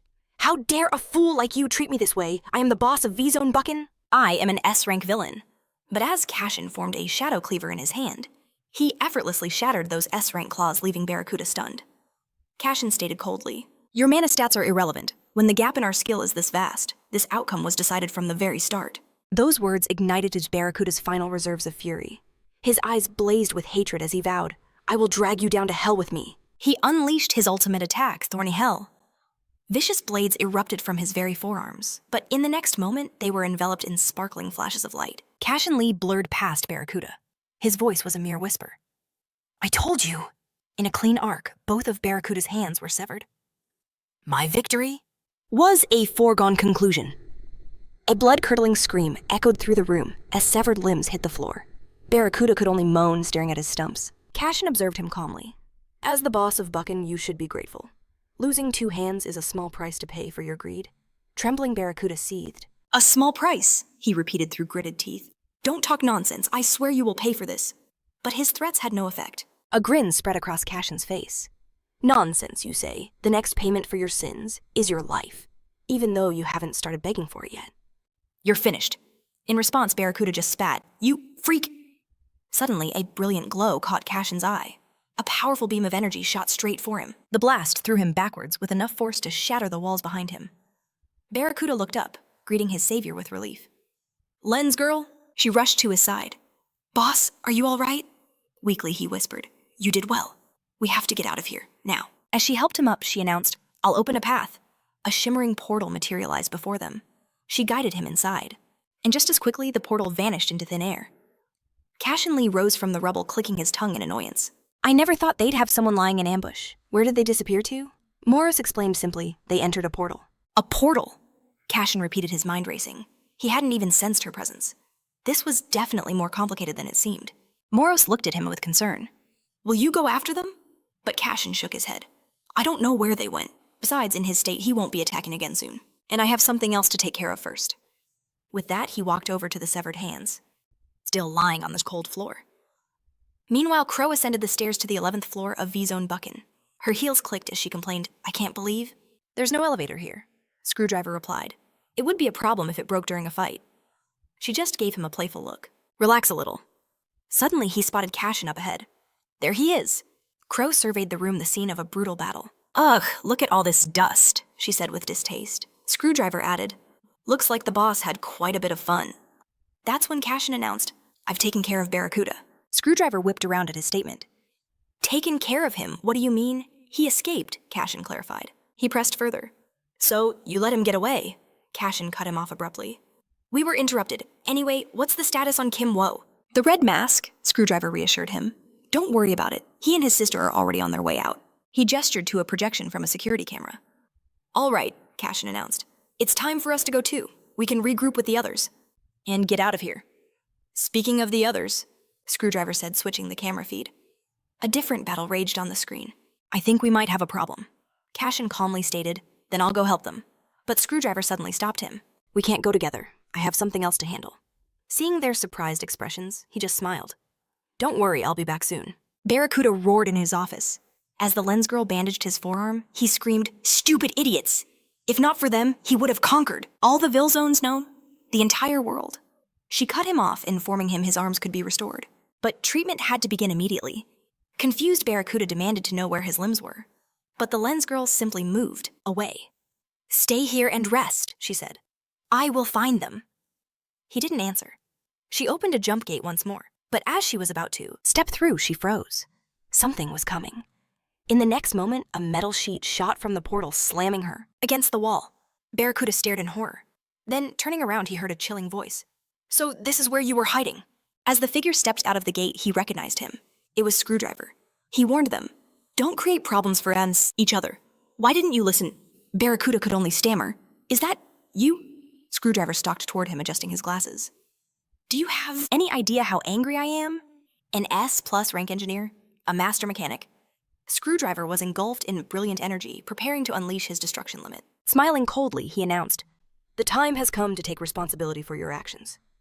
It's a rare villain who can limit their own power. Restrictions free you from desire and madness, allowing for rational thought. However, to use your full power after breaking those restrictions invites dire consequences.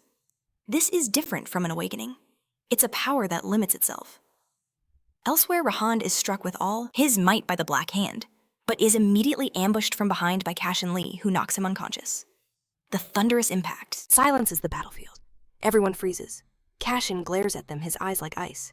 "You'd better hide well." Jae Ak gritted her teeth, her voice dripping with hatred.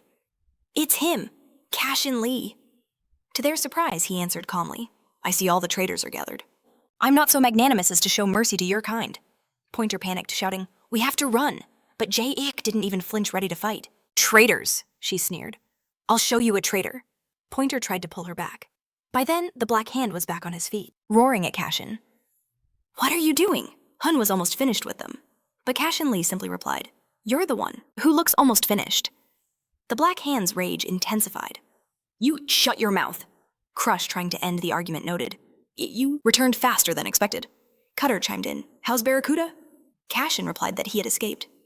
"Who ran away?" Crush asked. "The boss," Cutter added, "Barracuda." Cashen said nothing, his thoughts on the lens girl. Black Hand wondered aloud how Cashen defeated the villain. Then Cutter noticed something. "Screwdriver isn't with you." "He's right," Crush agreed. "He's not here." The crow explained he had something to take care of. Puzzled, she looked up at the night sky, wondering what he could be doing.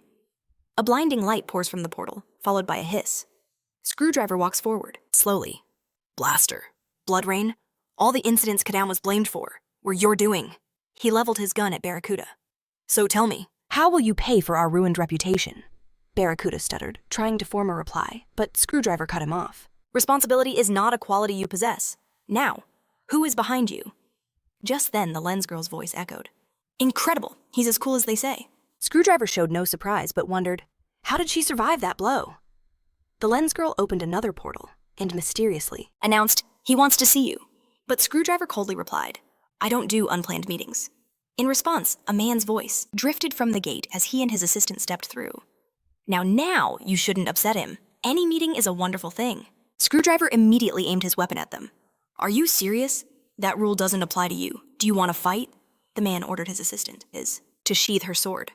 "Don't overthink it," he said calmly. "We didn't come here to fight. We came to see you, and to collect Barracuda." Screwdriver considered this. "How important is this meeting? That you came in person?" The man replied, "I care about all my employees. Even incompetent fools, incapable of anything." "Incapable employees?" Screwdriver repeated thoughtfully. "So you ordered Barracuda to throw Soul into chaos." The man laughed a hollow sound. "Soul is just the beginning. Soon the entire world will be one great Vil zone, under my control." Screwdriver commented, "Strange, you're taking such tiny steps toward your grand goal." The man threatened, "Join me before?" "It's too late." Screwdriver's answer was decisive. "No." The man pushed further. "You do understand. You'll come to regret this." Screwdriver's reply was laced with ice. "I don't care." The man finally gave up. "Think what you want, but everything will unfold as I have decided." A red light flared in Screwdriver's eyes. "Then you listen to me," he said menacingly. "Do not touch them, or you'll be the one with regrets." The man gave a mocking look, but the Screwdriver was unyielding. Sometime later, Cashen Lee returned to the V-zone of Gadam. He headed straight for his personal gym, holding a shimmering stone. A real crystal, he thought with satisfaction. He was surprised he'd managed to get it. His admiration was cut short by Moros. "What are you staring at?" Cashen explained. "It just feels Strange holding it. Moros understood. It seems you are unaware. Listen well. A magic crystal extracted from a weapon has slightly less power than an unprocessed stone. Cashen exclaimed in fear. Inferior in power. Yes, Moros confirmed, but it is perfect for improving weapons. What if I eat the crystal? Cashen asked. Moros explained you would gain features like Barracuda's claws. Cashen sighed, admitting he was disappointed the power wasn't the same. Moros tried to reassure him, that's only when you compare it to an unprocessed crystal. Hearing this, Cashen finally made his decision. As he swallowed the magic stone, a surge of power coursed through him. Fragments of every past battle flashed through his mind, forging a new resolve. The day of his revenge was now closer than ever. The next morning, news portals exploded with headlines about the mortal combat in the Buxton Zone. A reporter named Kim Mangio announced a massive battle had erupted last night, a sign that the conflict between the Gadam and Buxton zones had reached its boiling point. The world was now asking, who is this new face of Gadam? Getting acquainted with the news, Kim Won saw his own picture, his face hidden behind a crimson mask. He was jolted from his thoughts by Leun's worried voice. His friend handed him a can of soda, asking if he'd even slept at all. Wuan admitted his sister Neon had only just fallen asleep. That's when Leun asked if he'd seen the news. Kim Won met his gaze as his friend continued. He said nothing was clear yet, but it looked like Gadam had torn Buxton apart.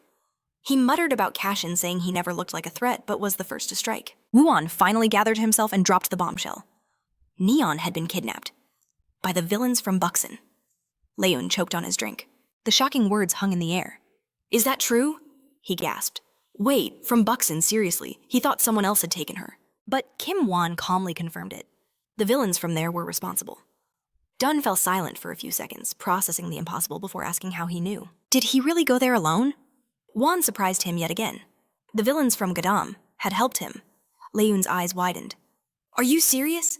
Without looking up, Wuan added that he had to ask them for help to save his sister. Dunn couldn't fathom it.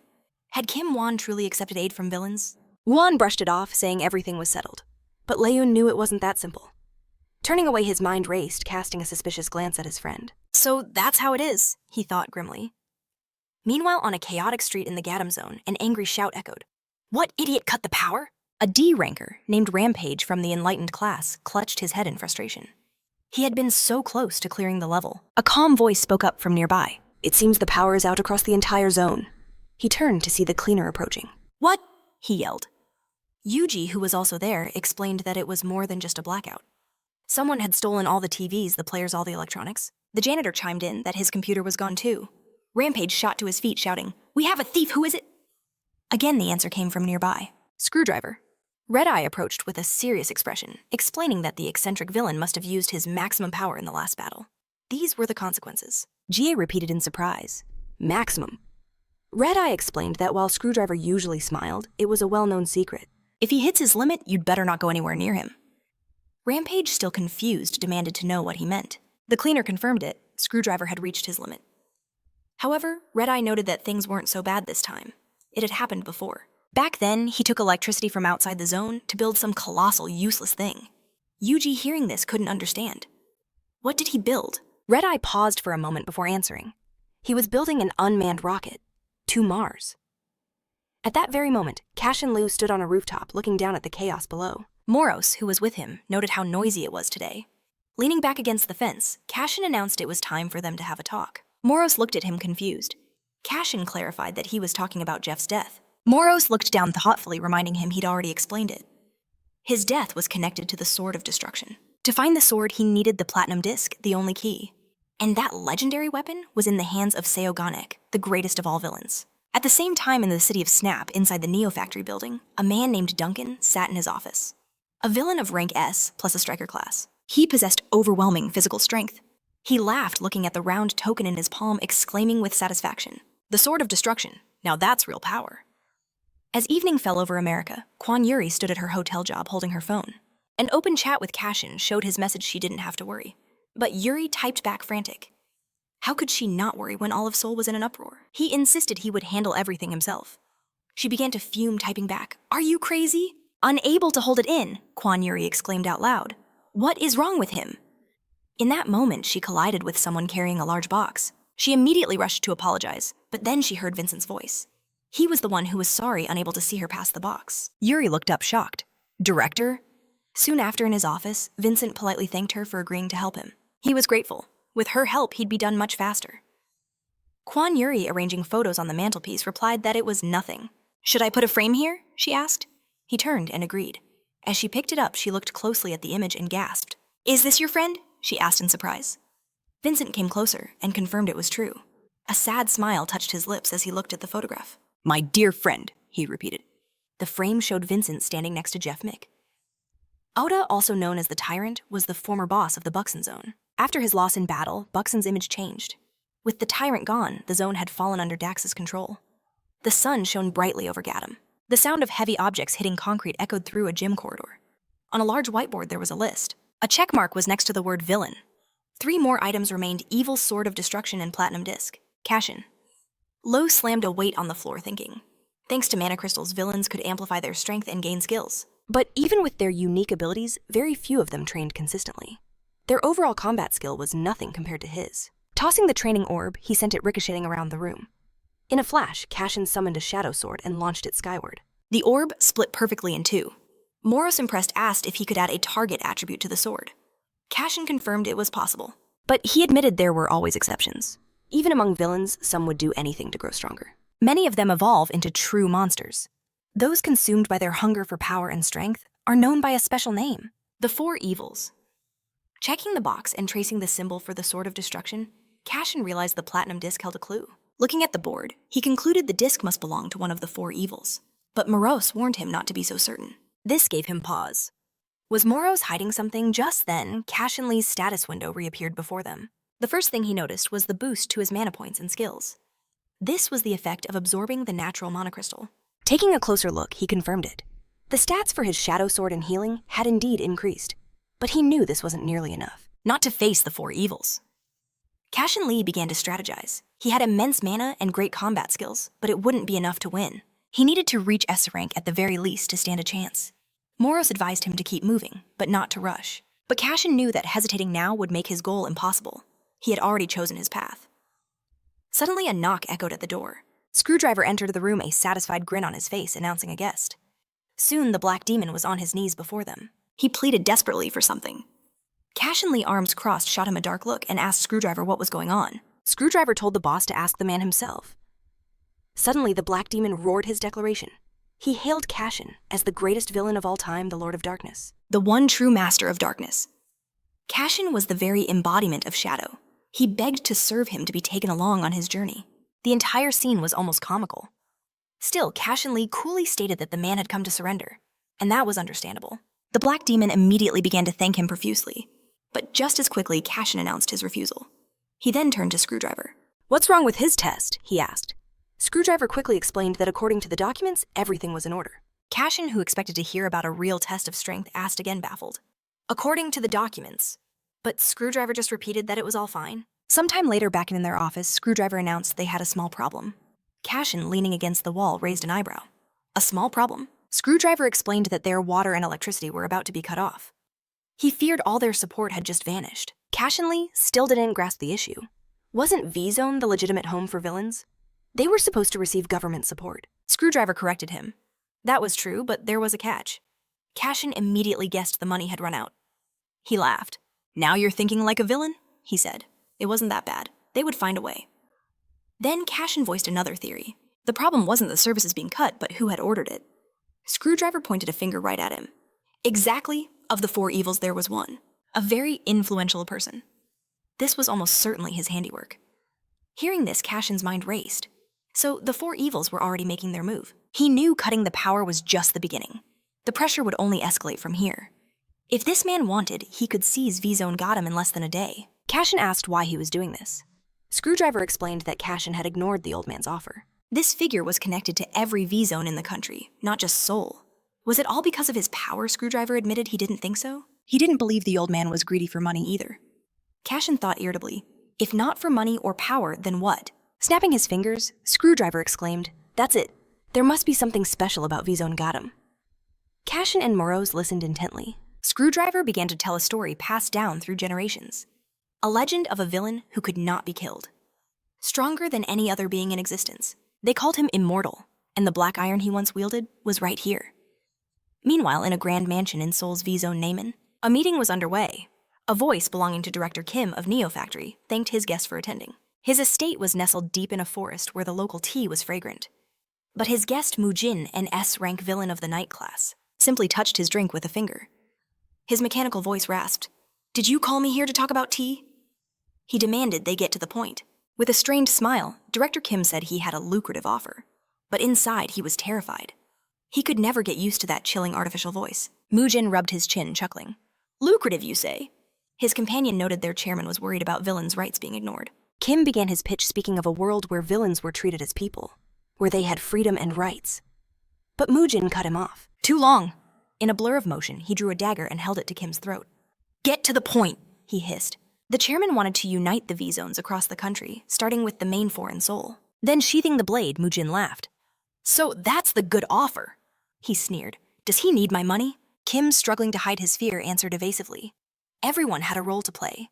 They wanted to offer Mujin the role of a feudal lord. And there was a small gift as well. With those words, he produced a red box.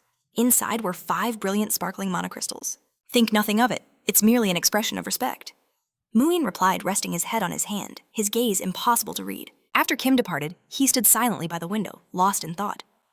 Suddenly, the voice of Jope, an A+ rank assassin, shattered the silence. He was a master of the iron skill.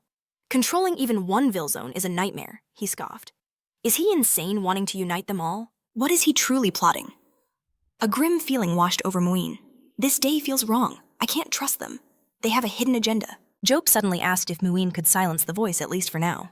Muin considered it, but his mind was already moving ahead. "The other heads of the Vilzones will receive the same offer," he stated. "The others, you mean Screwdriver," Jope pressed. Muin confirmed it. "Since Director Kim came himself, they'll likely visit Gadam next." Jope was certain. "I bet Screwdriver will refuse."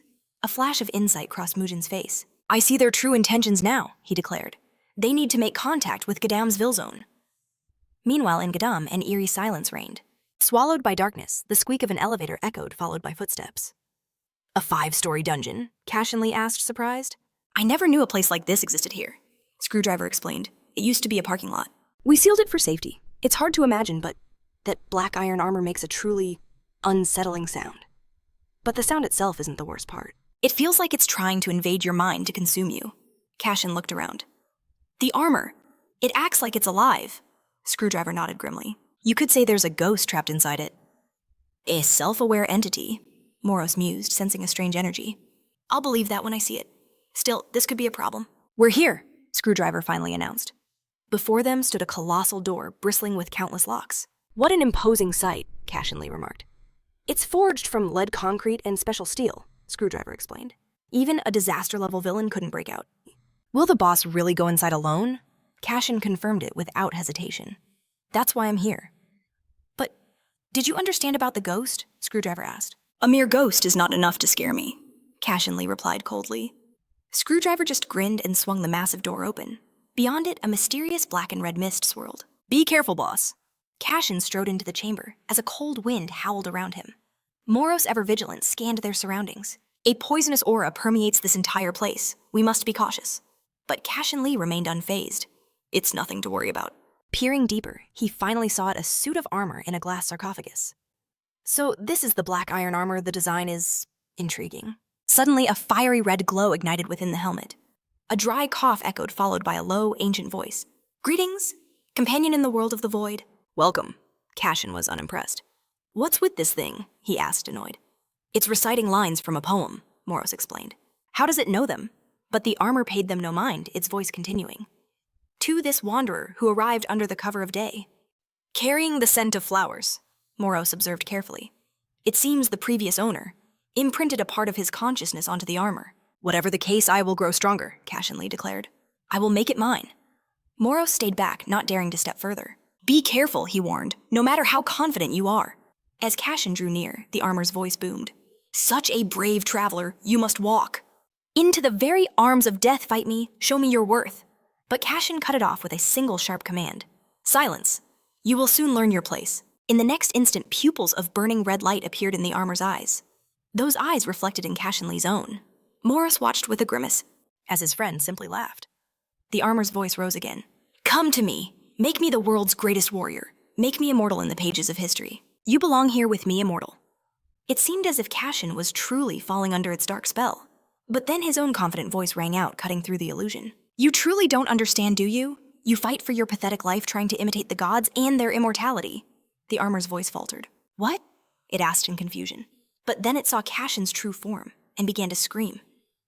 This can't be. Why? Why are you doing this to me? Having transformed into a far more terrifying presence, Cashen gave a single strict order. Vanish! In the depths of a dark forest, shadowy figures gathered. He gave himself to complete the task, one said. A man hung by chains, his hands filthy, his body bound to 2 posts. This world is rotten, he despaired. How many days have I spent in this darkness, trying to fix what is broken? He was lost in hopelessness, remembering the crowd holding torches. Then they threw him down onto a massive pyre. In the end, did I become just a spectacle? He wondered. The people stared forward, their faces blank.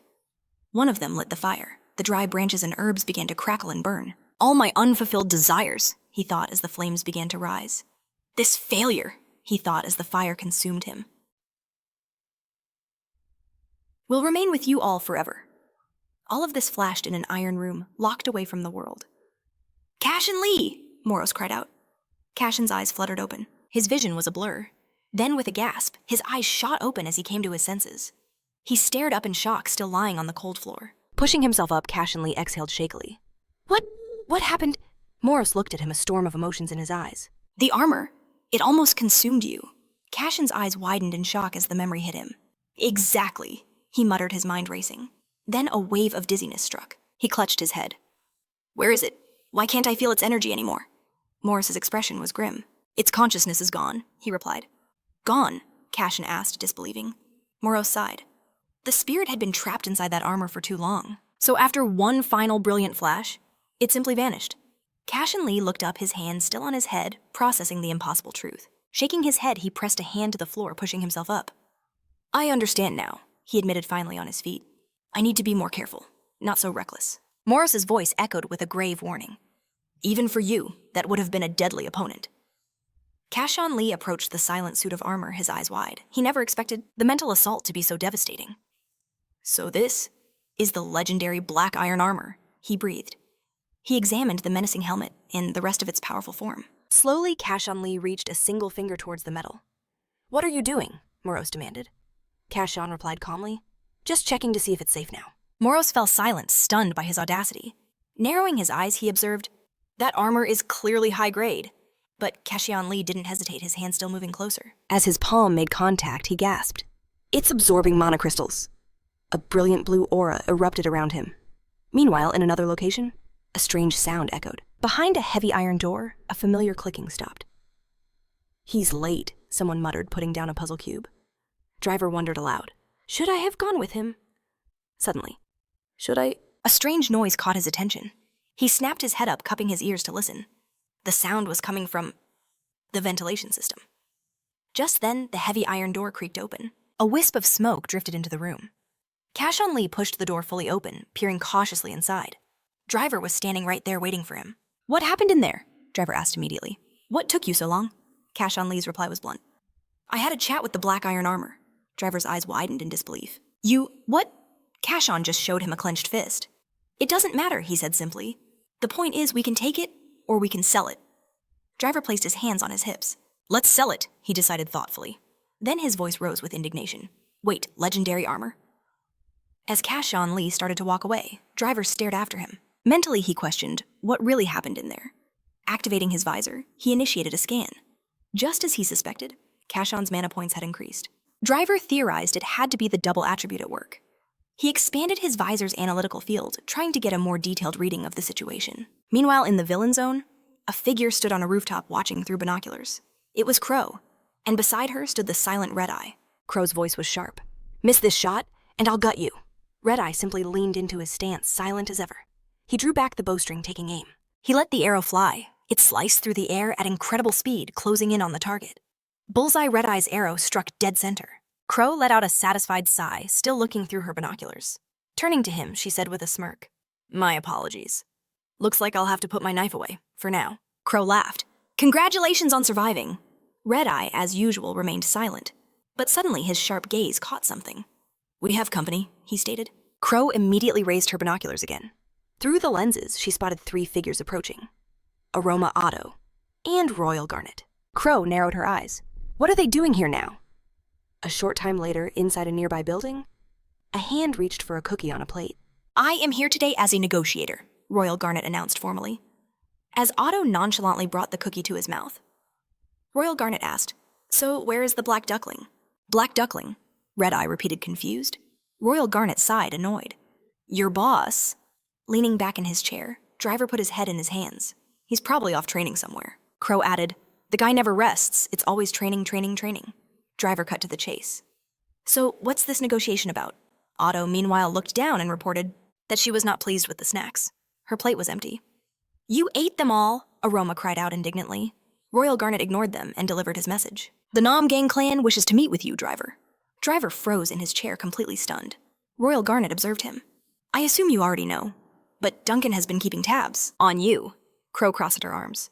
"Is Duncan blackmailing you? If he were," Driver replied, "you'd all know about it by now. He's just like Mujin. He's one of the top villains in the entire world, an unbeatable force among the unbeatables. That's why they call him the Sword of Disaster." Driver stared into the distance. "He probably wants to form an alliance. After all, it makes sense. If he's already reached out to Namgang's Baek Shin, who's next on his list." Royal Garnet asked, "What is your plan?" "I'll meet him," Driver answered without hesitation. "And what about your boss?" Royal Garnet pressed.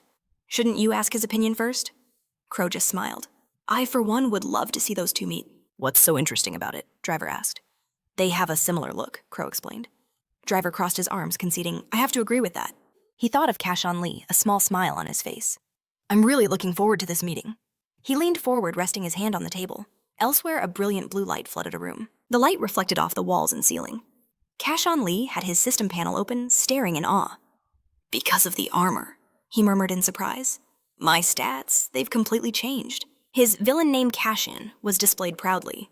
His potential was now rated as catastrophic power, and under his attributes, it now listed darkness and double power dark fire.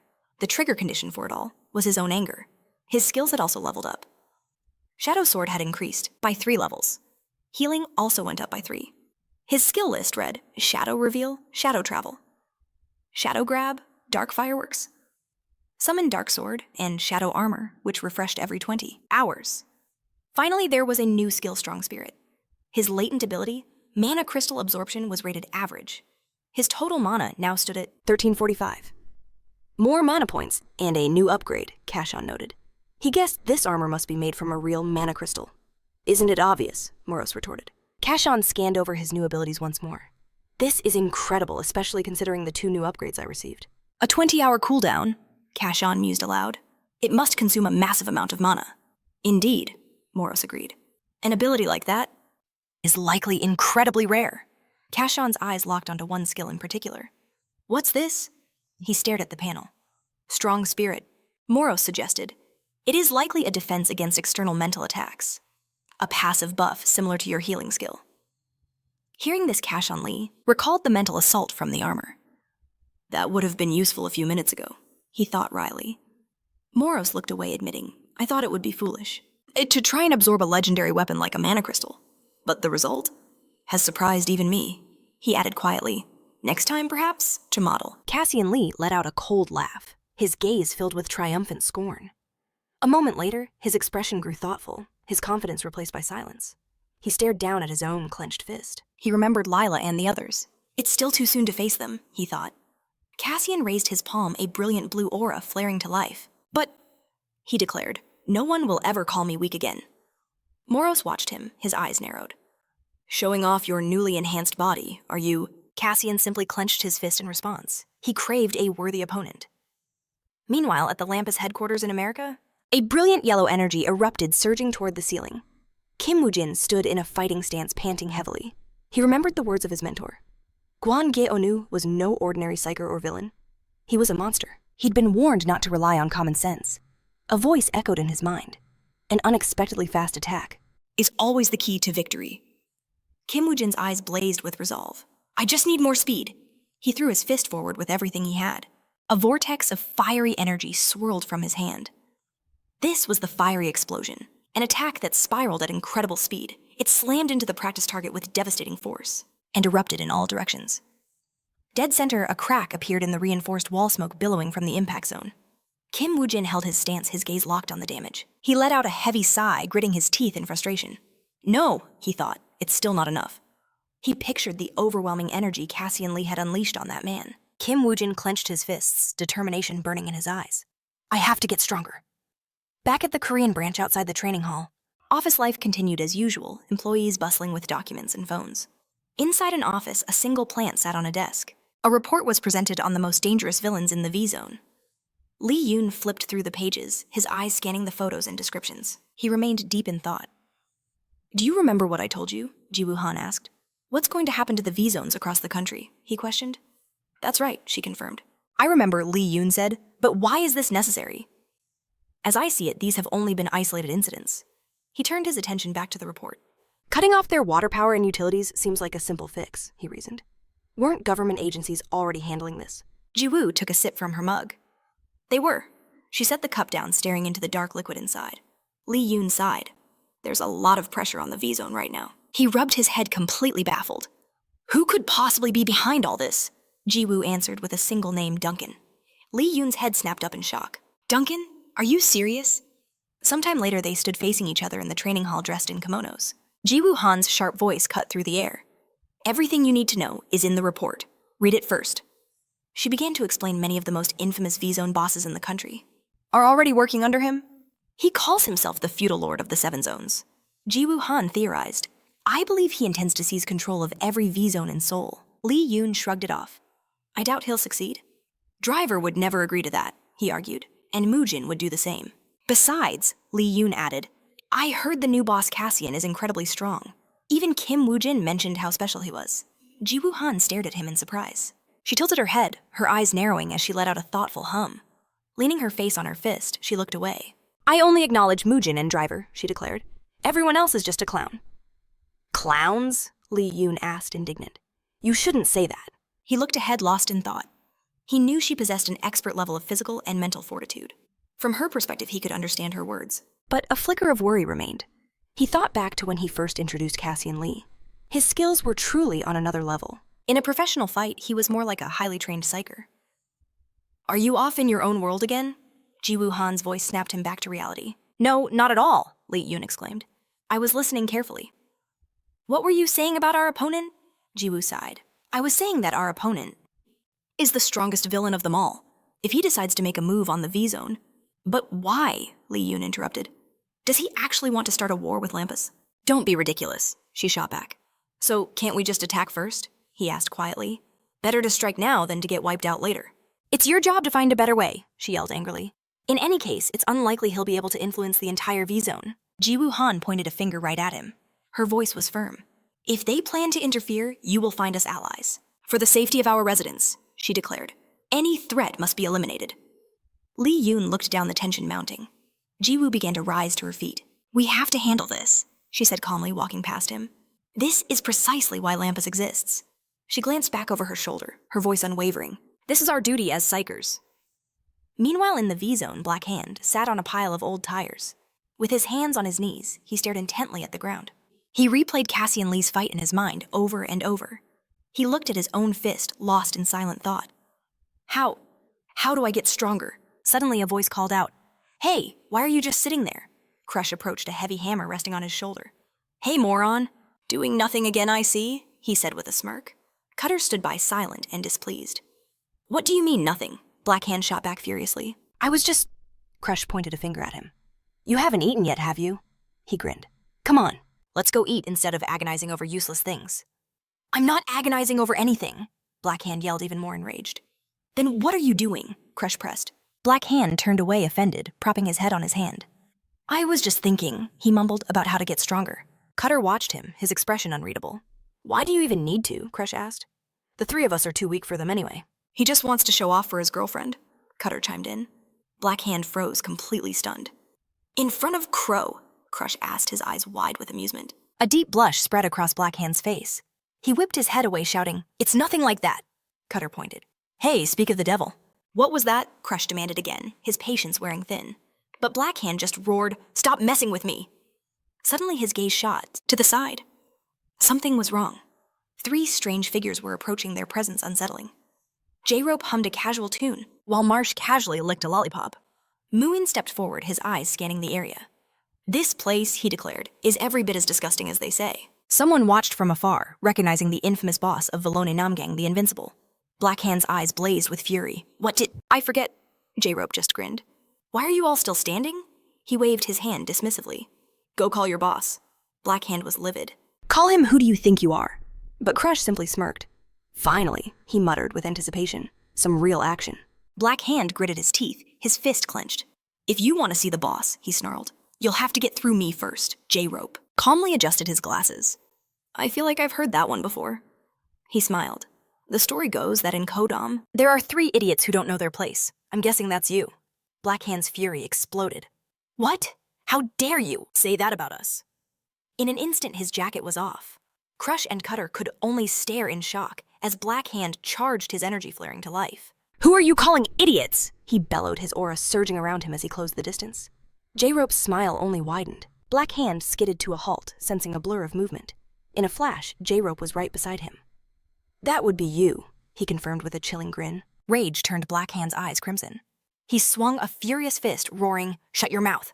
But J-Rope dodged it with impossible speed, his palm lightly touching his attacker's wrist. In the next moment, J-Rope began weaving chains of pure energy around Blackhand's arm. A sickening crack echoed as the bone shattered. Blackhand collapsed, clutching his ruined elbow. My arm! He screamed in agony. J-Rope noted coolly. Quite durable, aren't you? He grabbed the wrist of the broken, trembling arm. But against me, J-Rope threatened, my presence alone is enough to break you. Blackhand could only growl in pain and fury. Crush charged, swinging his massive hammer. You bastard! Cutter was right behind him, knives drawn. You idiot, he yelled. But suddenly, a multicolored cake-like object splattered across Crush's head. Cutter whipped his head around, freezing in place. Marsh stood there holding a stick of dynamite, shaped like a marshmallow, its fuse already burning. She hummed a strange tune. It's a marshmallow bomb. Cutter stared in disbelief as the fuse burned shorter. Marsh smiled sweetly. Food always tastes better when you share. She wound up for the pitch. Bon appetit. The dynamite marshmallow shot through the air, but in a flash of crimson light, an arrow pierced the projectile, redirecting its flight. The razor-sharp arrowhead slammed the explosive into a nearby wall. Marsh turned just in time to see the massive explosion behind her. "Ah," she pouted, "my marshmallow?" As Cutter helped the dazed Crush to his feet, a new group landed beside them. It was Cashen Lee, with Crow, Red Eye, and Driver. J-Rope's eyes narrowed. Leaning toward the downed Blackhand, he whispered, "Well now, the owner has arrived. This is getting interesting." J-Rope's gaze settled on Cashen Lee, then Driver. He saw Blackhand trembling on the asphalt, and Crush covered in a sticky sweet mess, shaking uncontrollably. Driver managed an awkward smile. "What is going on here?" Crow's eyes lit up with excitement. Ooh, a fight, she exclaimed. Muin stated coldly, "You were the ones who started it." Crow just laughed, tapping her cheek playfully. She brandished her weapon. "So you want to settle this with our fists?" Driver quickly held up a hand. "Wait." Crow looked at him puzzled. "Why, they were mocking us." Driver sighed, trying to de-escalate. "Let's at least hear them out first." He turned to the other group. "I thought we were supposed to make an appointment," he admitted. "I wasn't expecting you to just show up." Cashen Lee stepped forward, his eyes locked on the boss of Velone Namgang Muin. Driver was surprised. "You know him?" Cashen Lee's expression was like ice. "Since you're here," he said, "let's talk." Muin's eyes widened in sudden recognition. Are you Cashen Lee?" A palpable tension filled the air as Muin continued. "When I heard Velone was using that name, I knew it had to be you," he sneered. "Still as crazy as ever." Red Eye helped the trembling Blackhand to his feet. "Are you okay?" Blackhand didn't answer. Muin's voice turned deadly. "I'll be direct." He crossed his arms. "I do not recognize you as the boss of Velone. You're just a replacement driver wanted to get rid of responsibility." Driver just laughed it off, but Muin wasn't finished. He drew his sword. "A weakling substitute like you is no better than a cockroach." His eyes narrowed, burning with contempt. A suffocating black and red aura exploded from his body.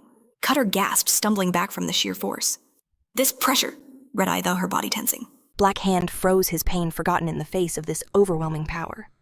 J-Rope watched his mouth slightly agape. He glanced at Driver and Crow. "Are they smiling?" he wondered. Their levels are on a completely different plane. Then he looked back at Cashen Lee, and he saw no fear. Muin scoffed. "I don't care about you. I came to speak with Driver. Cross my path, and you'll only have yourself to blame." Cashen Lee simply waved it off. "Sure." His eyes narrowed into dangerous slits. but on one condition. A condition? J-Rope repeated in disbelief. Cashen Lee pointed a finger straight at Muin. Fight me! Crow cackled with glee. Driver slapped a hand to his forehead, letting out a tired sigh. J-Rope shot forward, his face a mask of rage. He grabbed Cashen Lee's arm energy chains, materializing instantly. Cashen Lee glanced at his arm, unimpressed. Did you just ignore the boss's warning? J-Rope snarled. But Cashen Lee's free hand shot up, grabbing J-Rope's face. I warned you too, he said, his voice lethally calm. J-Rope growled, feeling it. This power! With a roar, Cashen Lee slammed him into the asphalt. Don't you dare talk to me like that! Marsh could only watch her jaw hanging open. Looked them over. Meanwhile, Cashen Lee's voice cut in. I'll remember this. Mujin glanced over surprised. Cashen Lee declared with absolute certainty. Enel Zonkadam is the boss here. He held his palm forward, a clear threat. Crow sighed, exhausted. This is going to take a while. The driver just grinned. Mujin observed Cashen, noting. He was far more arrogant than he'd imagined. He glanced at the injured Job. I did warn you. But Mujin's resolve was absolute. I'm not backing down. He would not give up this fight. As he stepped forward, Cashen Lee noticed a tremor in his voice. Moros could only stare in stunned silence. Mujin's hand moved to his weapon, drawing his sword. They say you defeated Barracuda. Let's see for ourselves. Mujin angled his blade, his voice cold. Let's see just how high a price you'll pay. Eve for that overconfidence. Cashen Lee stood his ground, narrowing his eyes. He sized up his opponent, a single question running through his mind.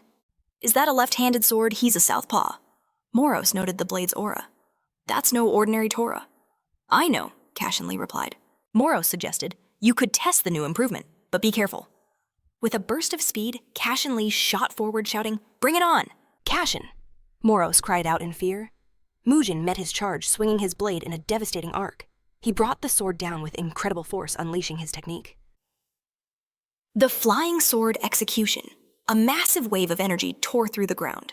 Cashen Lee's eyes widened in alarm. He threw himself aside, narrowly dodging the destructive force. It slammed into a nearby building, shattering it to dust. The driver watched, stunned. This wasn't a spar. He was fighting for keeps. Cashen Lee stared ahead, his senses on high alert. Mujin was already closing in again, his sword a blur of motion. He unleashed a vicious horizontal slash. But Cashen Lee dodged with impossible agility, dropping low to the ground. In the next instant, he counterattacked with a knife hand strike at Mujin's torso. He followed up with a powerful kick. But Mujin was relentless. His sword seemed to be everywhere at once. Cashen Lee leaped into the air, his mind racing. I should be able to predict his movements. But his speed, I can't keep up. He landed gracefully against a wall, using it as a foothold. Then he launched himself back down towards Mujin like a missile. He closed the distance, his fist raised high. Shouting, I found an opening. Mujin looked up, his eyes wide with shock. A cataclysmic explosion ripped through the area, sending debris flying skyward. The force sent Mujin hurtling. Sideways. He plunged his sword into the asphalt to halt his momentum. As he righted himself, he scanned the area. Cashen Lee was already there, appearing at his flank. He swung a blade of pure shadow, forcing Mujin back. Mujin raised a hand to defend himself. But Cashen Lee summoned his shadow chain sword, pushing him back with overwhelming force. From the ground around Mujin, massive swords of shadow began to erupt. He desperately swung his blade, deflecting the sudden assault. Crow let out a gasp of surprise. The driver murmured, I never imagined the improvement could be used like that. Cashen Lee pressed his attack, striking at Mujin from above, but Mujin countered with a new technique, a double sword strike. He swung his weapon first vertically, then horizontally. His next attacks unleashed another massive wave of energy. This was an evolution of his flying sword execution. Cashen Lee leaped and weaved, desperately avoiding the blasts. Then, in the next moment, Mujin cast his cloak aside. He tightened his grip on his sword's hilt, his eyes burning with fury. Cashen Lee's brow furrowed as he watched intently. What was happening? Mujin began to charge forward, swinging not one, but two swords. Cashen Lee cried out in surprise. A dual-wielding style? Mujin thrust his first blade forward, aiming for a fatal blow. Cashen Lee reacted in the split second, twisting his body to evade. He looked down. His shoulder was grazed, a shallow wound. He growled in frustration. Mujin's second blade was already upon him. Cashen Lee leaped back again. A thought flashed through his mind. Was the flying sword just a prelude to this dual-blade mastery? Mujin unleashed a flurry of horizontal slashes. Cashen Lee was forced back, parrying and dodging. Mujin then brought both swords down in a powerful overhead strike. Cashen Lee raised his arm to block the blow. He watched Mujin closely, realizing, he's deflecting my attacks with ease. He summoned a protective shell of energy around his fist. a brass knuckle made of pure power. But Mujin changed tactics in an instant, angling his blade. And thrusting at Cashen Lee's hand, Cashen Lee's reflexes were inhuman. He planted his foot and unleashed a powerful push kick, sending Mujin flying back. Mujin skidded to a halt, digging his feet into the ground. Cashen Lee stared, his mind racing. What is this feeling? He quickly replayed the last few moments. And a shocking realization hit him. I never thought I'd be forced onto the defensive this fast. He noticed that his opponent was well-trained, and far more than just villain techniques. Morris's voice echoed. Don't relax yet, Cashen. He still hasn't shown you his real improvement. Cashen Lee replied, I'm counting on it. Mujin simply stood there watching him. Morris looked at Cashen Lee, his expression unreadable. Elsewhere, Red Eye held Blackhand, who declared, it's a draw. Blackhand let out a shaky breath. He wondered to himself, how can he be so strong? Suddenly, the sound of clapping echoed through the silence. Magnificent. It was the driver. You've both tested each other's skills. Shall we call it a day? But Mujin's answer was firm. No. The driver froze mid-clap, an awkward expression on his face. Mujin leveled his blades and declared that the battle, It should not be interrupted halfway through. We fight until one of us can no longer stand. Cashen Lee let out a grin. Until one falls. That's not... Nearly enough. His grin widened. Like true villains, we should fight until the very end beyond all reason. In the silence of the street, Mujin's voice rang out. He sneered, interesting words, coming from a guy like you. Morris observed the tension. He's trying to provoke him further. Mujin continued threateningly. My power is the blade of courage. And with it, I can cut through anything. As if to prove his point, Mujin sliced the blade through the air. The impact of it demolished the multi-story building far behind Cashen Lee. The driver watched this, realizing his true strength wasn't just in his skills, not just in the blade, but in hardening. Thanks to the gem attribute, he can fortify any part of his body. An incredibly useful power in a duel perfect for both offense and defense. But his dark attribute? That's made for sneak attacks, not open combat. He wondered, could he truly be the exception to the rule? Drop's consciousness finally returned.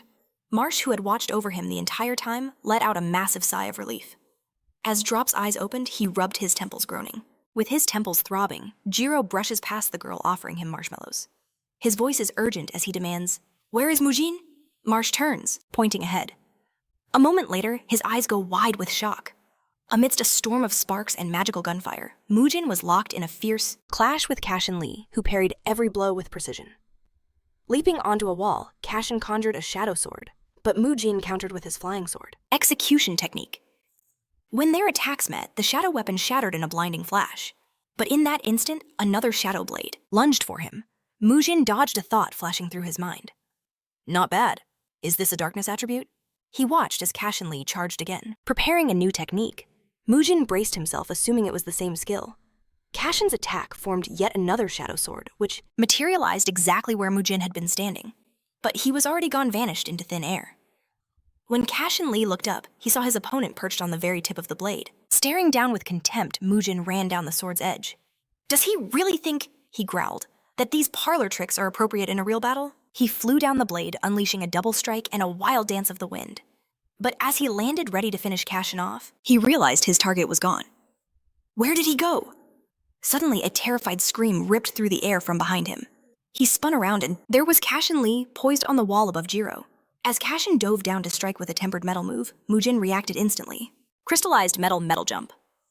The counterattack sent Cashen hurtling back into the wall with brutal force. Marsh and Jiro cheered him on. That was an amazing shot. But Mujin's expression was grim. As Cashen rose from the dust, he knew. Incredible. If it weren't for that wave technique, I would have been thrown back. For some reason, he felt like this guy was teaching him a lesson. Cashen's voice cut through the silence. Incredible. You made it just in time. Mujin tightened his grip on his sword. Cashen smirked, falling into a battle stance. Well then, shall we start again? But then his tone shifted. I have to admit, he announced, you truly deserve to be the boss of Veilzone. The crow gasped in disbelief at the sudden praise. No way. But Screwdriver, arms crossed, just stared ahead tensely, as if anticipating what came next. And he was right. In the next moment, an overwhelming aura began to radiate from Mujin. As an apology for underestimating you, he declared, I will put all my energy into this next blow. You'd better try not to die. Moros cried out in fear. That's an immense amount of magic. He's definitely using a top-tier skill. Cashen, though tense, looked thrilled. So you think this is dangerous? His inner voice asked. I'm afraid one hit could be fatal. But Cashen Lee had already made his choice. Pushing off the ground, he soared high into the air. Mujin, tracking his every move, instantly activated his sword's magic. Flying up to meet him, he unleashed a double strike. Black Hand stared up, shouting, "What is that?" Mujin's blade cut through the air again, unleashing the fangs of the Stegosaurus. But Cashen didn't dodge. He seemed to be waiting for the attack to land. The next moment, the entire Veil Zone was engulfed by a blinding pink and blue light, the ground shaking like an earthquake. As Mujin landed, he scoffed with disdain. He didn't retreat. He decided to take the full force of the blow. What a fool. But then a voice cut through the settling dust. Is that all? Cashen's silhouette emerged, surrounded by a protective dome of energy. So much talk, he taunted. Looks like I put on the shadow armor for nothing. Skill check, successful. Mujin's eyes widened in disbelief. How could he have survived that blow? Not a single scratch on him. Even S-class villains would have struggled with that. How did he do it? Is he even stronger than that? Noticing Mujin's hesitation, Cashen pressed his advantage. What's wrong? Are you scared? Morose immediately recognized the taunt. It's another provocation. But Cashen wasn't done yet. Activating his energy again, he added, "If you're done resting, we can continue. You started this. Now it's my turn." Clever, Mujin shot back, acting like a puppy begging for a walk. If you're that desperate to end this, then fine. The words were like a command. Cashen instantly shot forward. Just then, it was as if a bolt of lightning struck Mujin's neck, causing his speaker connector to crack. But at that exact moment, Screwdriver intervened. Having gathered energy in his weapon, he took aim and fired, making sure the stream wouldn't hit anyone, but would definitely get their attention. With a loud crash, a massive crater exploded in the side of a nearby building. Cashen whirled around, shouting, "What do you think you're doing?" Screwdriver's reply was stern. "This ends now. Haven't you two played enough? It's time to wrap this up." A tense silence fell between the three. Even Morose had to agree. This was escalating into a real battle, not just a test of strength. Cashen let out a breath, satisfied he'd achieved his goal. Fine. Screwdriver gave him a thumbs up. Nice, what about you, Mujin? But when he turned, he saw the three of them were already walking back. Screwdriver was genuinely stunned. What's with him? He just left without a word, the crow suggested. Maybe he's offended. He even tried shouting after them, "Hey, what about our meeting?" That evening in the Veil Zone meeting room, Royal Gannet listened to the story surprised. So he just left. Exactly, Screwdriver confirmed. Royal wearily rubbed his forehead. They should have fought to the end. They would have finished and come back. He thought to himself. Mujin was so sure of his victory. Why would he leave? Did he remember something important? At that moment, Otto, covered in chocolate, complained, "These cookies don't taste good today at all." Aroma narrowed her eyes. "Then why are you eating your 10th one?" Cashen Lee, observing them, suddenly asked. "Wait, who is this?" Screwdriver sputtered in confusion. "What, you two have never met?" After a moment's silence, he explained, "This is Royal, and those two ladies are Aroma and Otto." They waved a quick greeting, but Cashen had already turned his attention to. Screwdriver's aura was different, and Cashen noticed it instantly. These men were not from Gatam. He confirmed the suspicion. "Correct," he said, "but our paths cross on occasion." It seemed this was their first true meeting. Cashen demanded to know which Veil Zone they belonged to. Screwdriver hesitated for a moment, before Royal Gannet himself answered, his voice dripping with arrogance. "From Winterbell." Cashen's brow furrowed, repeating the name. "Winterbell." Screwdriver shot Royal a mysterious glance. "Should I tell him?" He agreed. "Cooperation requires transparency, doesn't it?" Screwdriver struggled to find the words. But Cashen cut him off. "I've heard of this place before." The statement hung in the air, capturing everyone's attention. Screwdriver's eyes widened. He's heard of it. Indeed, Cashen Lee remembered. Among the world's villains were heirs of ancient families, self-proclaimed aristocrats. They formed a secret organization called Winterbell, using their vast capital and influence. Their power reached beyond politics and business, even touching Lampus, the world's largest organization of psychers. It was a name known only to the highest echelons, to high-ranking officials and top-class psychers. He'd learned of them from Jeff, who stressed the importance of the information. Back then, Cashen hadn't grasped its significance, sighing at the long-winded explanation. Now the pieces were clicking into place. Screwdriver couldn't hide his surprise. "How do you know of Winterbell?" Cashen tried to play it cool, claiming he'd just heard the name somewhere. But it wasn't a name one simply overhears. Finally, Royal Gannet's voice cut through the tension. Holding a can of soda, he posed a question. "Have you not noticed the villains of this world? They move according to certain rules, unseen forces guiding them." Cashen's gaze sharpened. "Does this connect to Winterbell?" He took a sip. "I'll explain everything. The organization's ultimate goal is the survival of all villains. They believe a darkness pursues all evildoers. The only question is when that darkness will awaken. It's a ticking time bomb inside every villain. The more greed one possesses, The closer they are to being consumed by that darkness, to self-destruction. To survive, they must learn restraint to compromise with their inner demons. They must prove that even villains are capable of coexisting, Screwdriver summarized. That is the very reason Vil Zones were created. Moros quickly asked if Cashen had known this. He remained silent, lost in thought.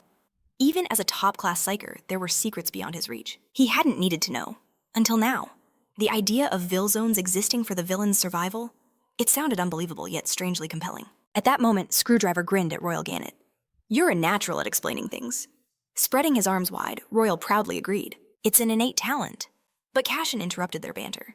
He pulled back his collar, revealing a hidden patch. His eyes were cold. "So the DSPs were also created by Winterbell." Screwdriver's smile vanished. "That's right, the development and production costs were astronomical." Cashen pressed on.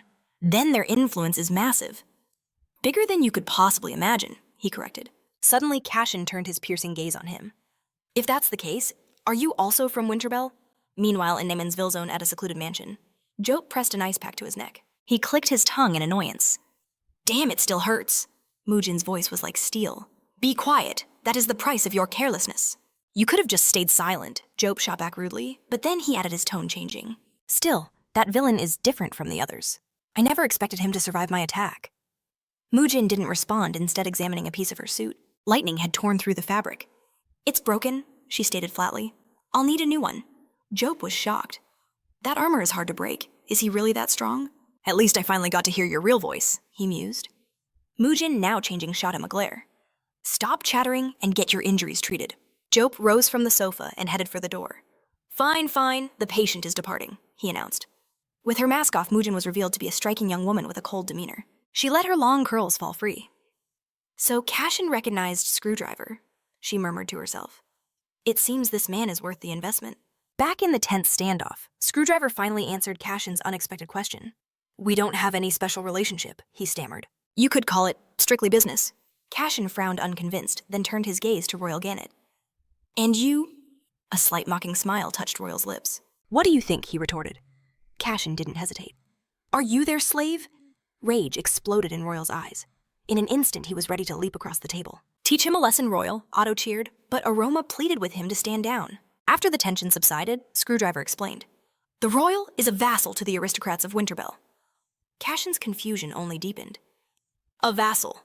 Winterbell is ruled by 7 great families," Screwdriver elaborated. "They are known as the aristocratic families." Cashen's mind raced. "Then Mujin? Is she connected to them as well?" "Before we discuss that," Screwdriver said grimly, "there's something you must understand. Duncan is a tyrant who wants to dominate all Vil Zones. No one truly wants his brand of rule, but stopping him will require unimaginable power. And it's not just about Duncan. If we want to destroy the 4 evils, we will need the full backing of Winterbell." The pieces were falling into place for Cashen. "So what you're saying is, Mujin is one of the Winterbell aristocrats?" "Correct," Screwdriver confirmed. "She is one of the 7. However, there is a small problem." At that very moment, in an office bathed in sunset, Duncan swirled a glass of liquor. He moved a piece on his chessboard.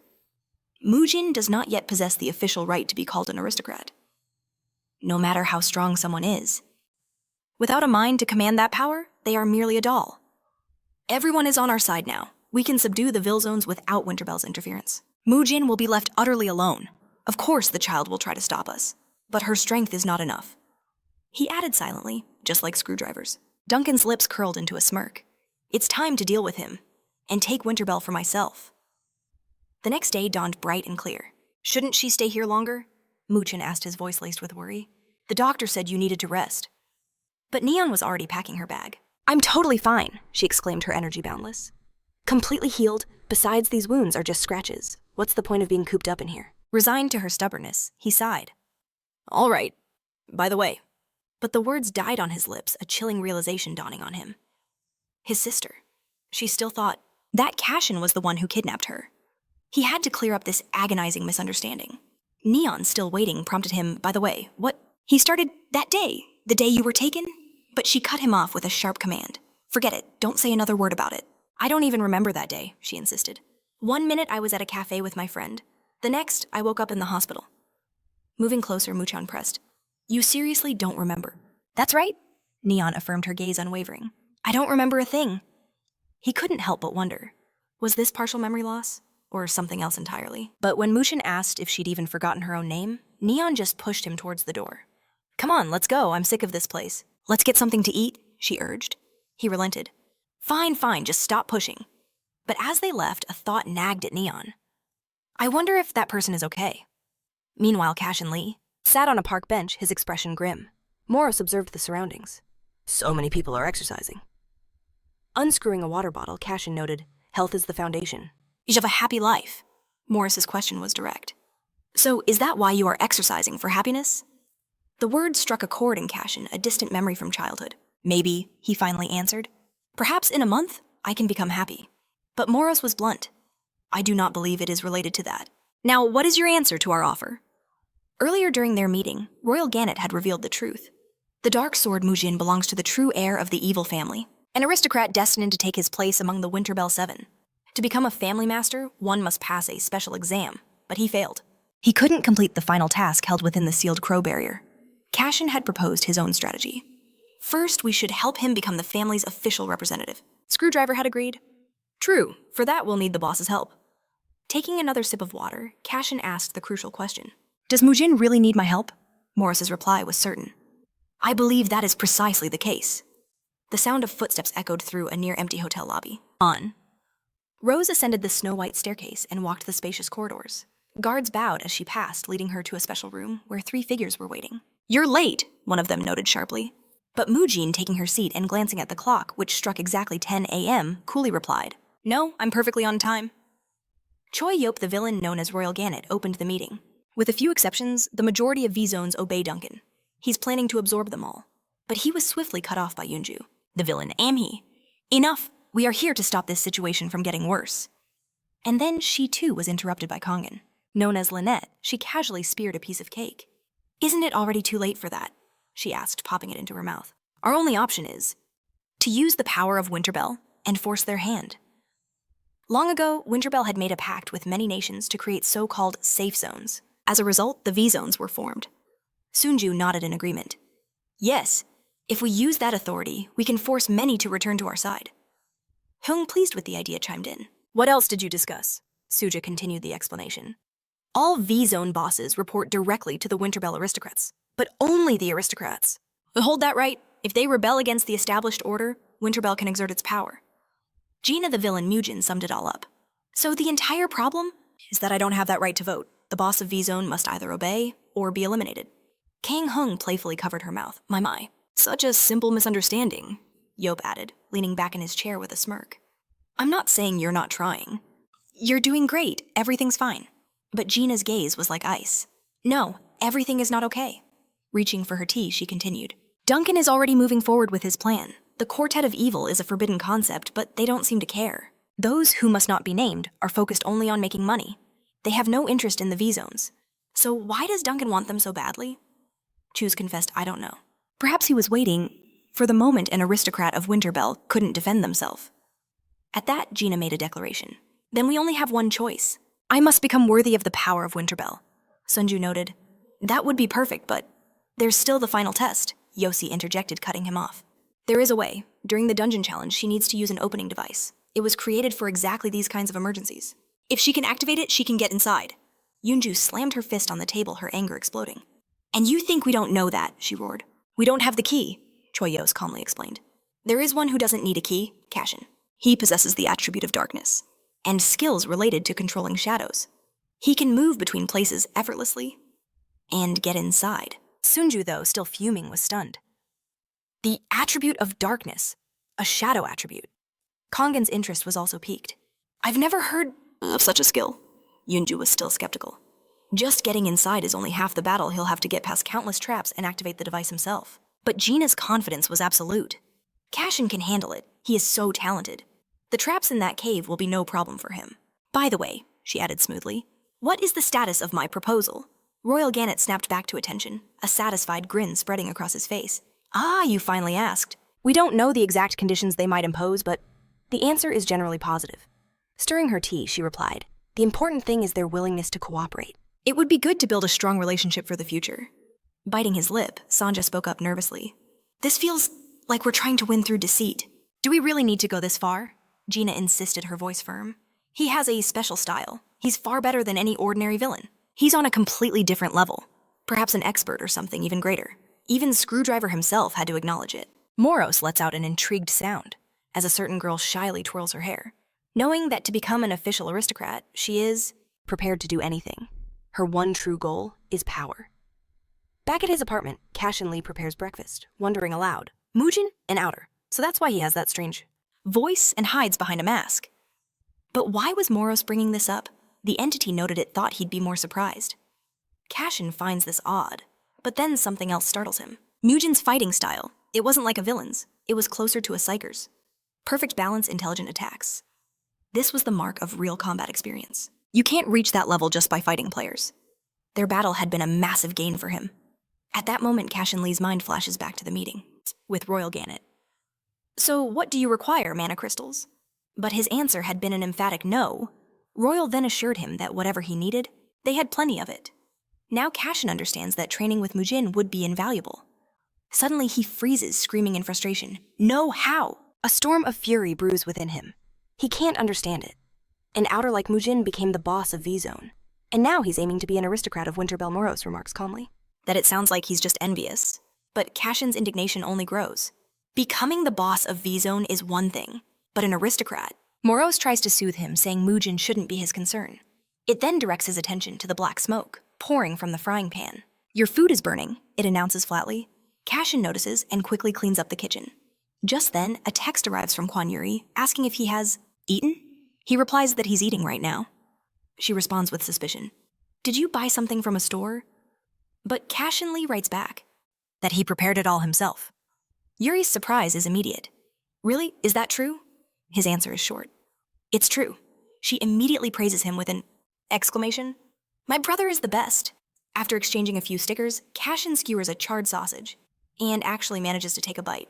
Watching him chew the disastrous concoction, Moros notes that this probably isn't what his sister was imagining. But he simply replies that it doesn't matter. This is enough. It's the most I can do for her. Moros presses again. Does that mean you've accepted Winterbell's offer? Cashen inspects the burnt. Remains and confirms he's going to. Moros hints that his mind was already made up, grabbing a kimbap to replace the spoiled dinner. Cashen Lee explains that he'll face bigger problems in the future. He sees no harm in making powerful allies. Meanwhile, in one of V-Zone's many buildings, Ingadam Black Hand and his crew stand before the Black Demon. He shouts furiously, "How dare you block our path? Do you have any idea who we are?" Crush, his underling, chimes in to agree. Yeah, but the demon stands majestically. I am the embodiment of darkness, its eternal ruler. The most powerful villain, and the boss's most loyal servant? Black Hand is utterly baffled by this menacing statement. What kind of nonsense is this? Crush agrees he must be crazy. Is he insane? Cutter, mistaking him for a nobody, says they should just leave, but the Black Demon only escalates the situation. He adds that they would not dare to meet Boss Cashen without warning. Besides, I doubt your boss is even here. Crush asks in confusion how the demon's violet eyes flash. In any case, the boss has no desire to meet with you. Do you think he has time for low-grade creatures? You all must learn your place. That line completely enrages Black Hand. He furiously repeats, learn my place. You're asking for trouble, pal. But just at that moment, Cashen Lee himself appears. What's going on here? As everyone stands speechless from shock, Crush asks, Us? Why are you here? Even the Black Demon is confused. He's here, but Cashen only repeats his question. What happened? The demon begins to explain that he wanted the three of them to leave. But Black Hand gestures for him to shut up, explaining he'll handle it himself. Then, as if overpowering their own pride, all three of them fall to their knees. He declares loudly, Boss, you must know, we want to become stronger. The statement echoes through the rusty corridors. Cashen Lee clarifies incredulous, You want to become stronger? Why, all of a sudden, Crush starts to talk about some girl, but Black Hand elbows him hard. Shut up, he hisses. Cashen looks down at them with a curious gaze. Have you ever tried to get stronger before, he asks. Black Hand admits confused that it never occurred to them.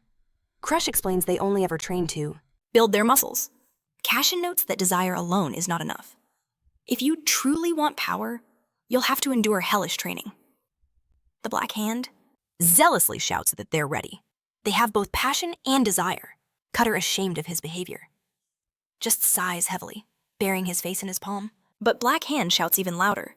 The main thing is, I don't want to lose to some idiot because I'm weak anymore. I want to become stronger. Moros, who had been watching, asks for his thoughts. Cashen Lee admits that he sees no reason to refuse them, if that's what they truly desire. Mentally, he adds that he needs more supporters to fight the four evils and Duncan. Cashen warns them, I agree, but you will have to give it your all. Blackhand throws his hands up and shouts, great, but Cashen's tone turns deadly serious. We will start by assessing your abilities. You will perform 1,000 push-ups, 1,000 sit-ups, and 1,000 deep squats. Then run 30 kilometers at full speed. You'll do this 3 times a day before every meal. For 1 week.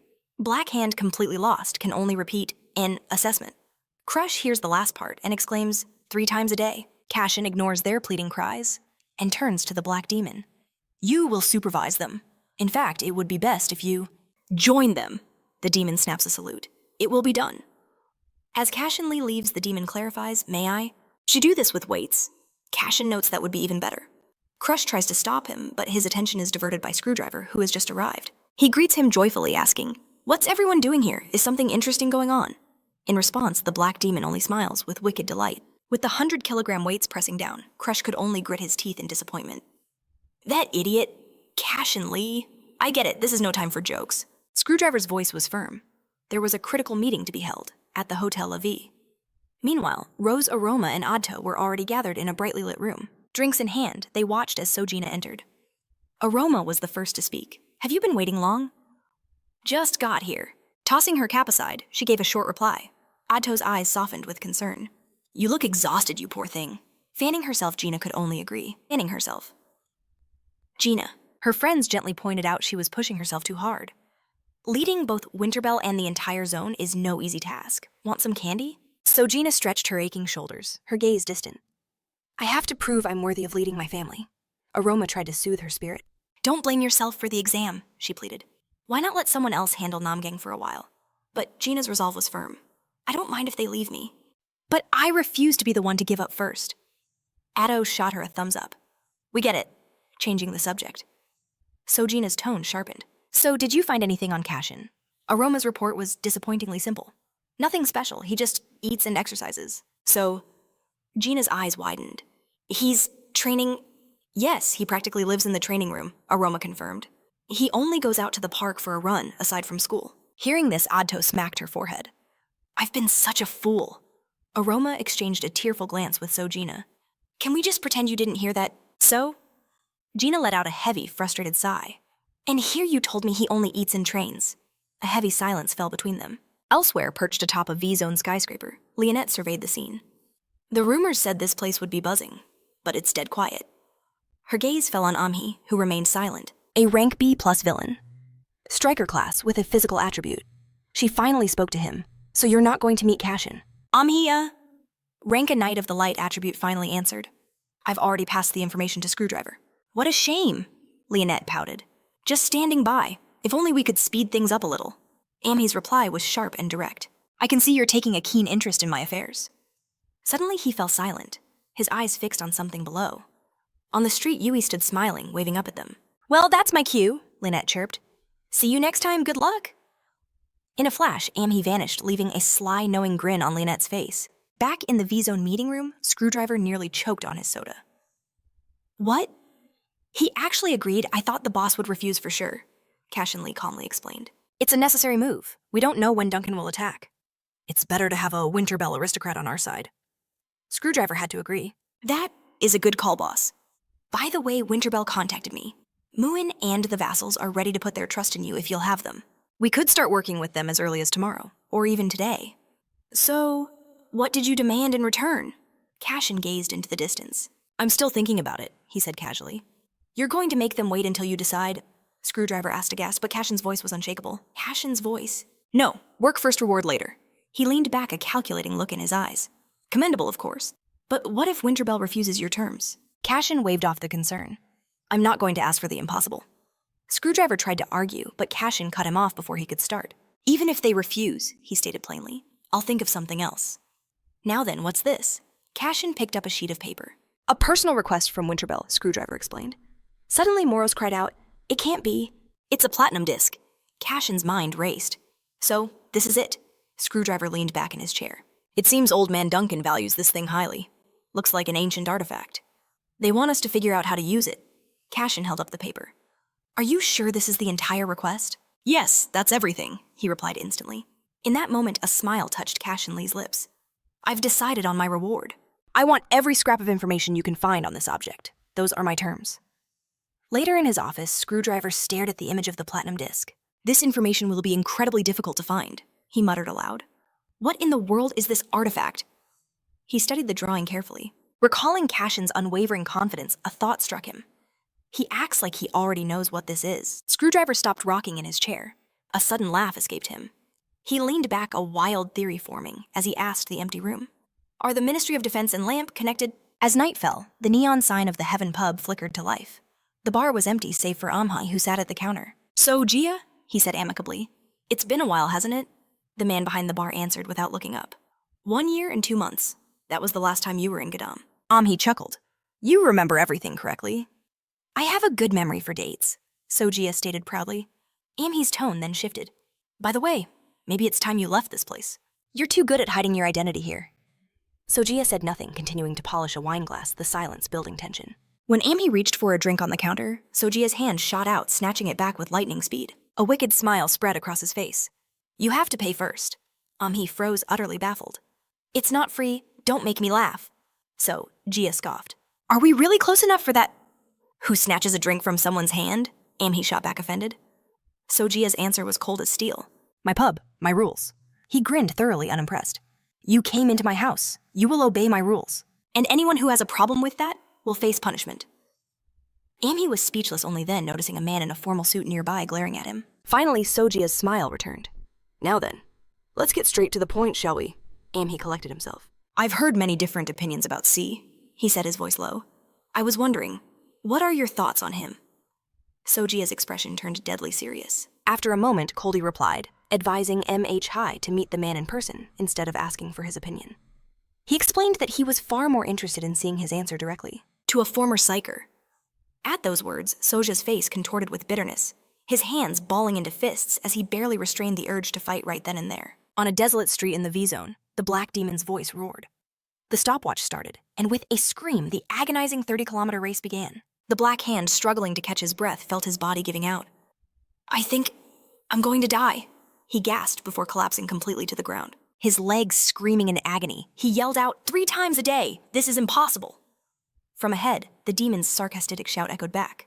What's wrong? Are you cockroaches giving up already? The man's meticulous cruelty was baffling. Maybe we should just quit. But hearing this, the black hand clenched, his teeth. With a defiant roar, he shot forward, exclaiming, I will never lose to him!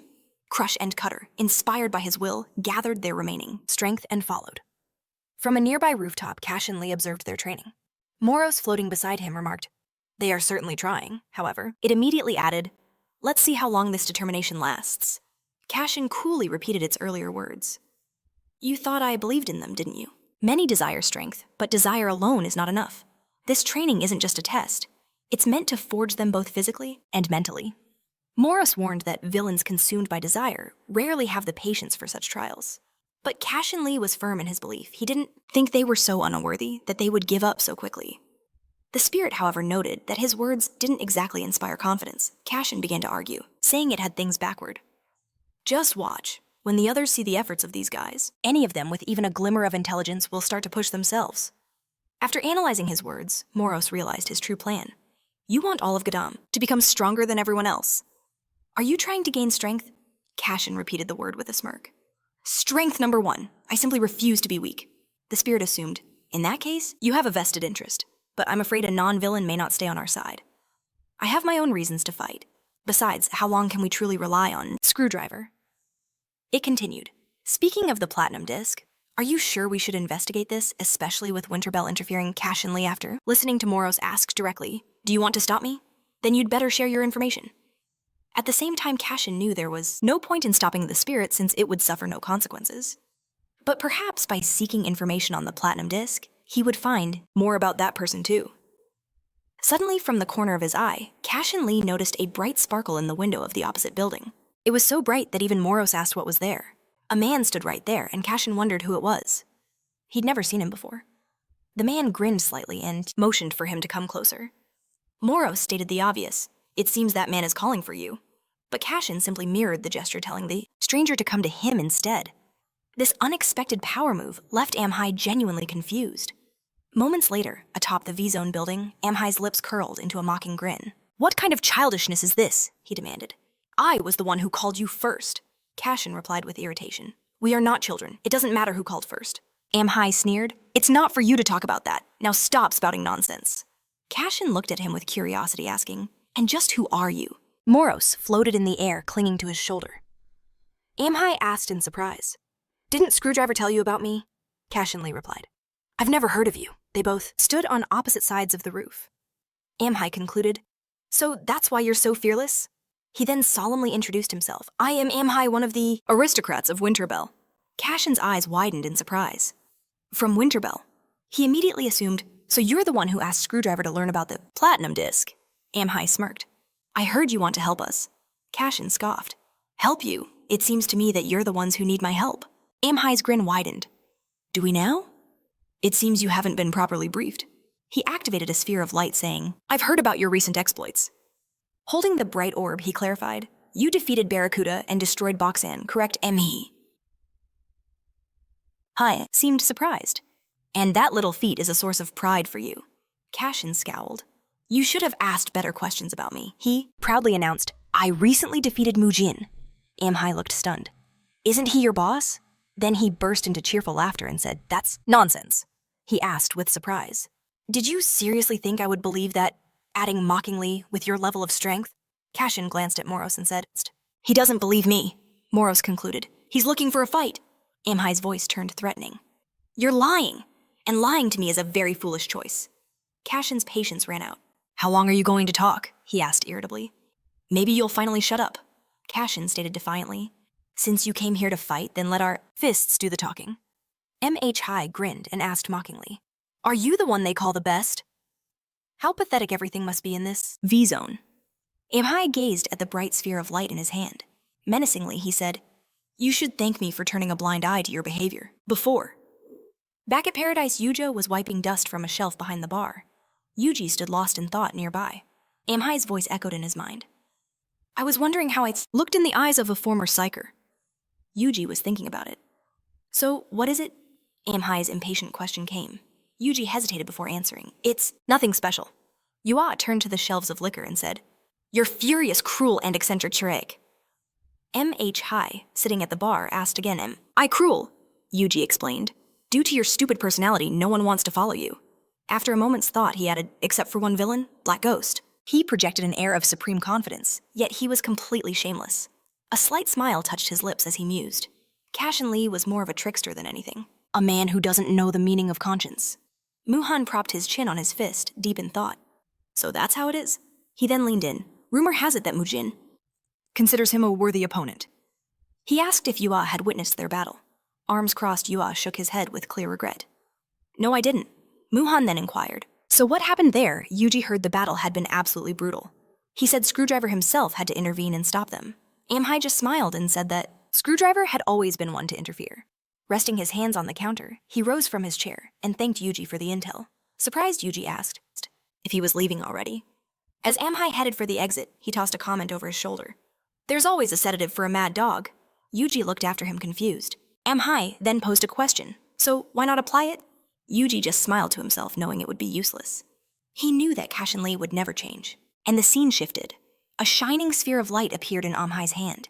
He created dozens more completely surrounding Cashen Lee with them. Moros noted that his light attribute was a terrible matchup for Cashen Lee. Amhai confirmed he'd done his research, adding that he possessed a unique skill similar to his opponent's own shadow skill. From the darkness attribute.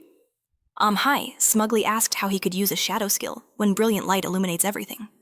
Moros said with concern that this would be a difficult fight, but Cashen Lee just laughed cheerfully. "It's a law of nature," Amhai declared. "Light conquers darkness." He happily concluded that his opponent could never defeat him. Holding the bright spheres, Amhai added that he was also an unusual villain with the light attribute. He said with absolute certainty that Cashen Lee would lose. Amhai then added condescendingly, "If you apologize and admit that I am stronger." But he didn't let him finish. Cashen Lee scratched the back of his head with a bored look and said he wouldn't do it. Amhai's lips stretched into a malicious smile as he thought that he would have to be taught a lesson through pain. Then witness the power of light, he roared. Cashen Lee rushed forward, shouting that he was ready as he jumped high. Driving his knee forward to attack, Amhai ducked just in time, and Cashen Lee flew over him. As he landed, he broke with his feet and hands spinning around. Cashen Lee glared menacingly toward his enemy. Amhai put a sphere of light before him and declared, "Your pathetic darkness will be destroyed by this brilliant light." He sent a powerful stream of light called the Colossal Beam at Cashen Lee. He watched it approach wearily, and as the colossal beam got closer, he leaped high and jumped to the side. Cashen Lee looked over his shoulder. Amhai, holding a sphere of light, walked towards him, running from side to side. Holding the sphere, he thrust his hand forward to attack Cashen. Jumped to the side and dodged. He turned, swung his fist, and delivered a powerful punch. To Amhai's face, he then hit him with his other hand, causing drops of blood to fly through the air. The bloodied Amhai flew back and groaned. Cashen Lee asked the question destroyed. He clenched his fist. Don't try to fool me with such nonsense. Cashen Lee swung and punched him hard in the stomach. Putting mana into the blow? Amhai groaned in pain. Cashen Lee said threateningly that he could only lose this battle. He raised his leg to kick Amhai high above his head and added, "And that's that." Concentrating his mana into his leg, he struck. A moment later, he stood and looked at the defeated enemy who lay on the ground, trembling all over. Cashen Lee asked, "Did you really think I only had the shadow skill?" Amhai didn't answer. Cashen Lee looked at him, menacingly. He raised his leg above his head again and ordered him to stand up. Cashen Lee reminded him, "Weren't you going to illuminate everything?" "With your light?" Amhai exclaimed in pain. Moros watched them excitedly. Desperately, Amhai shouted for him to wait. Cashen Lee looked at him in surprise and asked, "What do you mean, wait?"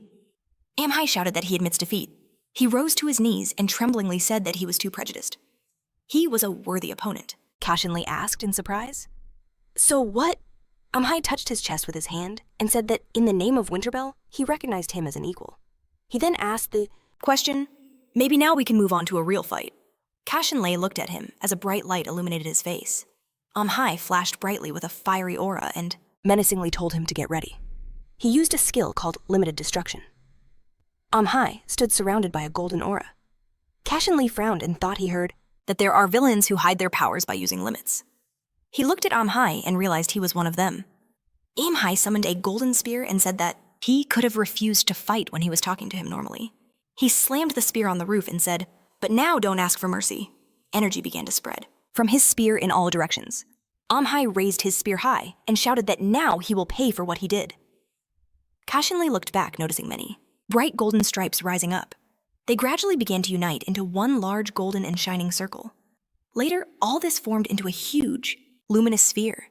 Cashen Lee looked up in shock and asked again if it was truly so gigantic. Energy spread from the sphere in all directions. Amhai brought it closer to him and exclaimed, waving his spear for him to see its true power. Cashen Lee called him a fool and said that even so, he could not be defeated. Amhai opened his mouth in confusion as he looked at him. Cashen Lee grinned and said, "Where there is light." He began to spread his dark energy in all directions and exclaimed that there would be darkness there, Cashen. Lee swung his hand upward, raising his shadow sword straight into the fiery sphere.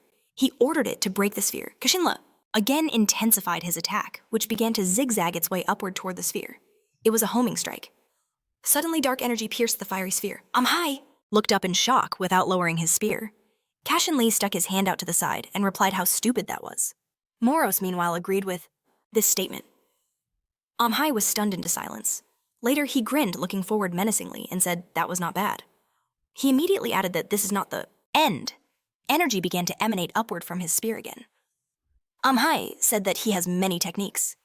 He put his palm forward, swinging his spear, and shouted that this would help the light to cover the darkness.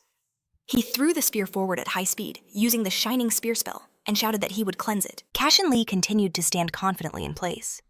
Suddenly, a shell called the Shadow Shield appeared next to him, which immediately pushed the shining spear away. Amhai frowned furiously and asked, "What is this?" Cashen Lee began to summon knives from the ground, placing his palm to the side. The shadow sword began to grow upward, breaking the asphalt under Amhai's feet. He later tried to jump away, but was pushed away by the shadow sword. He began to spin in the air, falling backwards onto the asphalt. Cashen Lee pressed his palm to himself, wiggling his fingers. Later he said, "This is great." A mocking clap echoed. "Not bad, for a creature that talks so much." A heartbeat later, Amhai exploded from his spot, leaping to the side. Why, he questioned inwardly. Landing before Cashen Lee, his mind reeled. I never thought he could force me back this far. Cashen Lee sneered. How long do you plan on sitting there? Am Hai's gaze remained fixed, his mind racing. This is impossible. Was I too reckless? Cashen Lee pointed accusingly. Is this really all you've got to show me? Am Hai's head drooped, frustration burning in his chest. What if... It was him. Suddenly a voice cut through the tension. Driver landed gracefully on the edge of the rooftop. Both Am Hai and Cashen Lee stared in shock. You two are making quite a racket, Driver commented. Leonette appeared beside him. Good, we made it just in time. Driver sighed. Didn't you just finish one fight?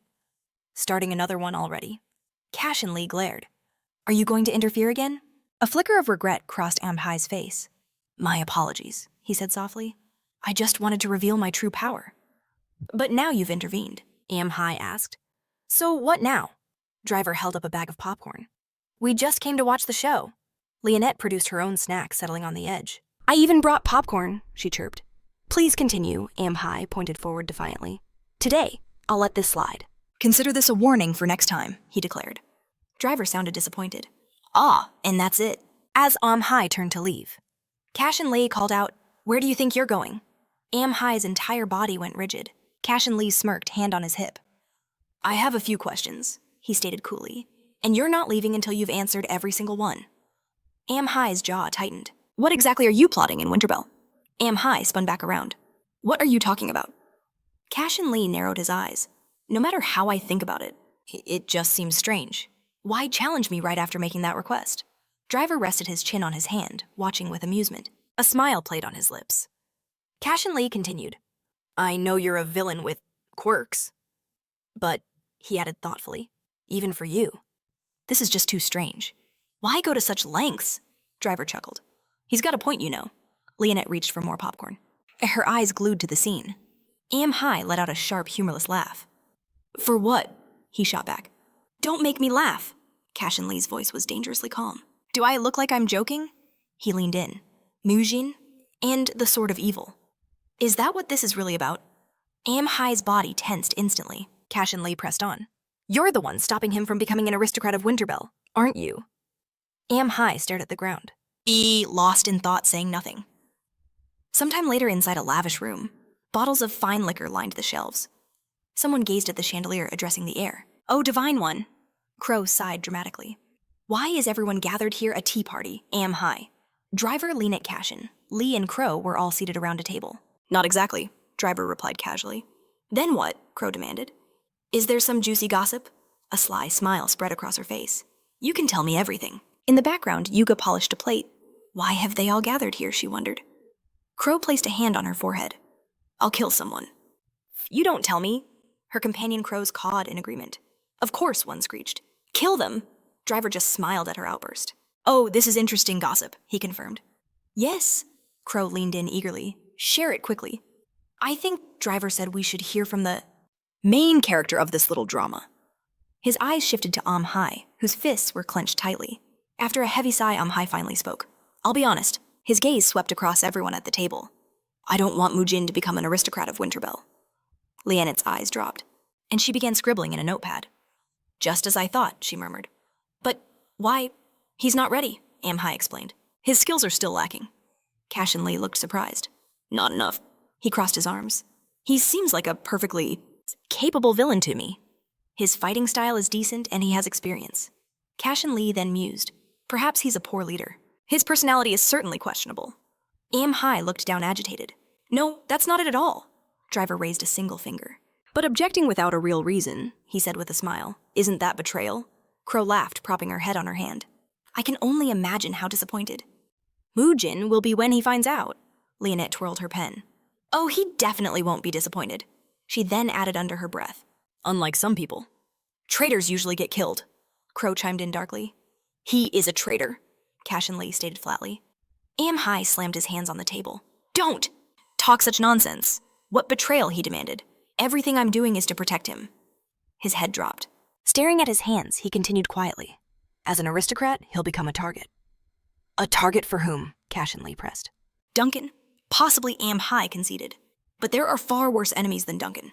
His voice grew grim. The most terrifying of the four evils. He fell silent, a vision of death and rubble flashing in his mind. It was Red Pie. He is the one, Am Hai said gravely. Who can kill Mujin? Red Death Pie team, Cashen Lee repeated. He leaned back, arms crossed. Is that maniac targeting Mujin? Am Hai gave a solemn nod. Driver relaxed in his chair hands behind his head. Oh, you know him, Cashen Lee scoffed internally. How could I not? Every top-tier psycher would love to destroy him. He knew that Red Death Pie usually operated out of Shanghai, controlling Jiangsu and Zhejiang from the shadows. The Chinese government couldn't ignore such a threat. They allied with Lampus in a joint effort to annihilate Red Death Pie and his forces. The world's best psychers joined the operation. Among them was even one of the highest class. But the mission was a catastrophic failure. They were all wiped out. Crow perked up. Do you know Red Death Pie too? Driver just looked at him, smiling mysteriously. Cashen Lee's silence was heavy with meaning. Am Hai assumed the worst, guessing that Mujin also craved his destruction. After a moment, he added that he was sure of it. Cashen Lee finally spoke. Does he intend to strike first? Then he posed another question. Why would he harbor such thoughts? Screwdriver answered grimly. Revenge. He revealed a dark secret about Mujin's father. He had died at the hands of the Red Death Peony. Now Mujin wants to become a Winterbell aristocrat, solely to claim his vengeance. Am Hai added that the Red Death Peony will return to Korea. Regardless of their plans. Worse, both he and Duncan were now aiming to destroy Winterbell. Cashen Lee's eyes narrowed. A clash with the Red Death Peony was unavoidable. Am Hai gravely confirmed it, offering to explain the details. But Cashen Lee waved him off. There's no need. If a fight was inevitable, they only had one option. Prepare and strike first. A smirk played on Screwdriver's lips. Sounds like my kind of party. Crow cracked her knuckles. I don't mind getting my hands dirty. But Am Hai was losing his mind, demanding their attention. They had to help Mujin prepare Cashen Lee, however simply assured him that he could easily handle these trivial matters himself. Am Hai shot up from his seat, his face red with rage. Nonsense!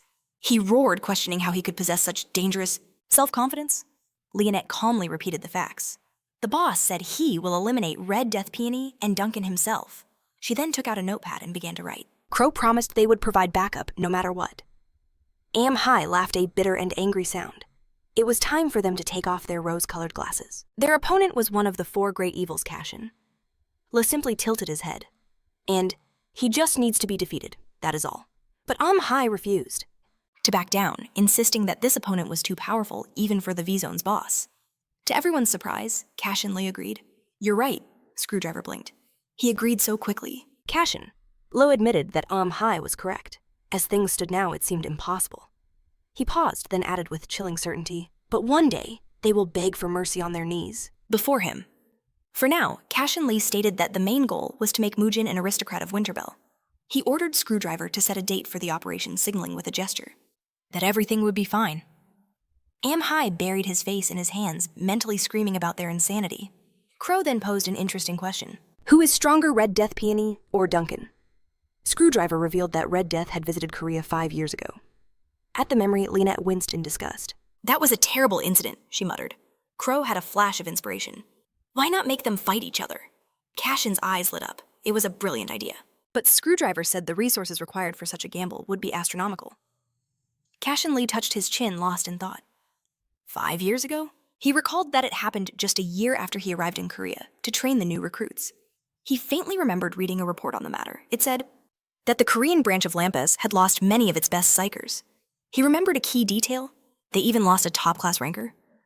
Cashen Lee searched his memory. Was his name Kim Kwang-ho? Meanwhile, Am Hai marched over to the bar counter where Yujin was wiping plates. He demanded to know how much work was left to do. Yujin just gave him a quizzical look. Am Hai's eyes blazed with frustration.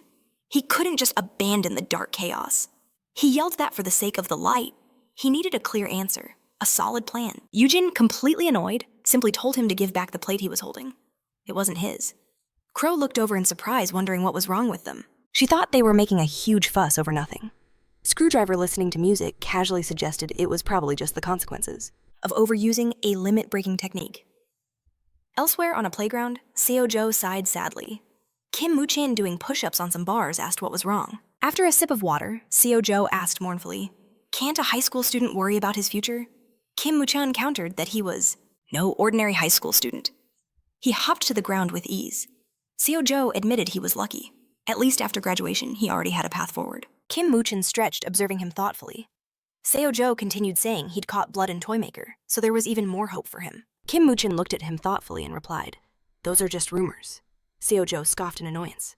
"Don't make me laugh, I was there too." He recalled how Mushan had saved him and the others, but because of that, his school life had become incredibly difficult.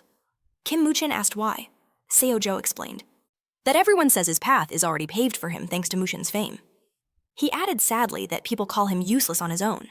Kim Moo-chan declared they needed to clear up these misunderstandings, even offering to come to his school.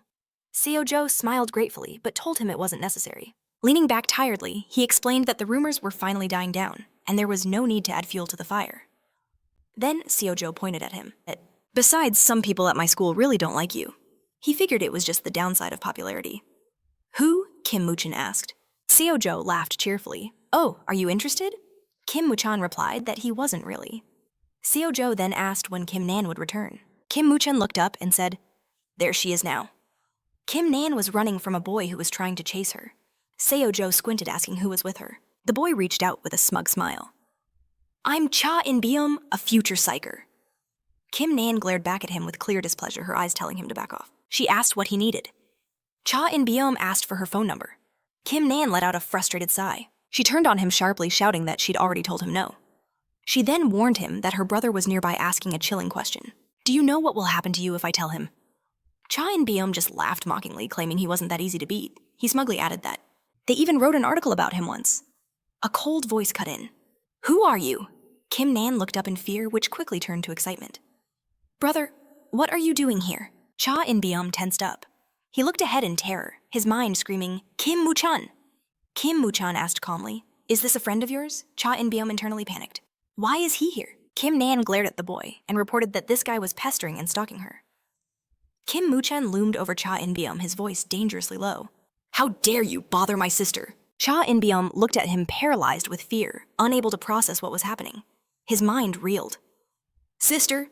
He frantically asked himself. "They're related." Kim Moo-chan confidently placed a hand on Kim Nan's shoulder, glaring daggers at her offender. Cha In-beom excitedly threw his hands up in a defensive gesture and warned him to wait, insisting it was all a misunderstanding.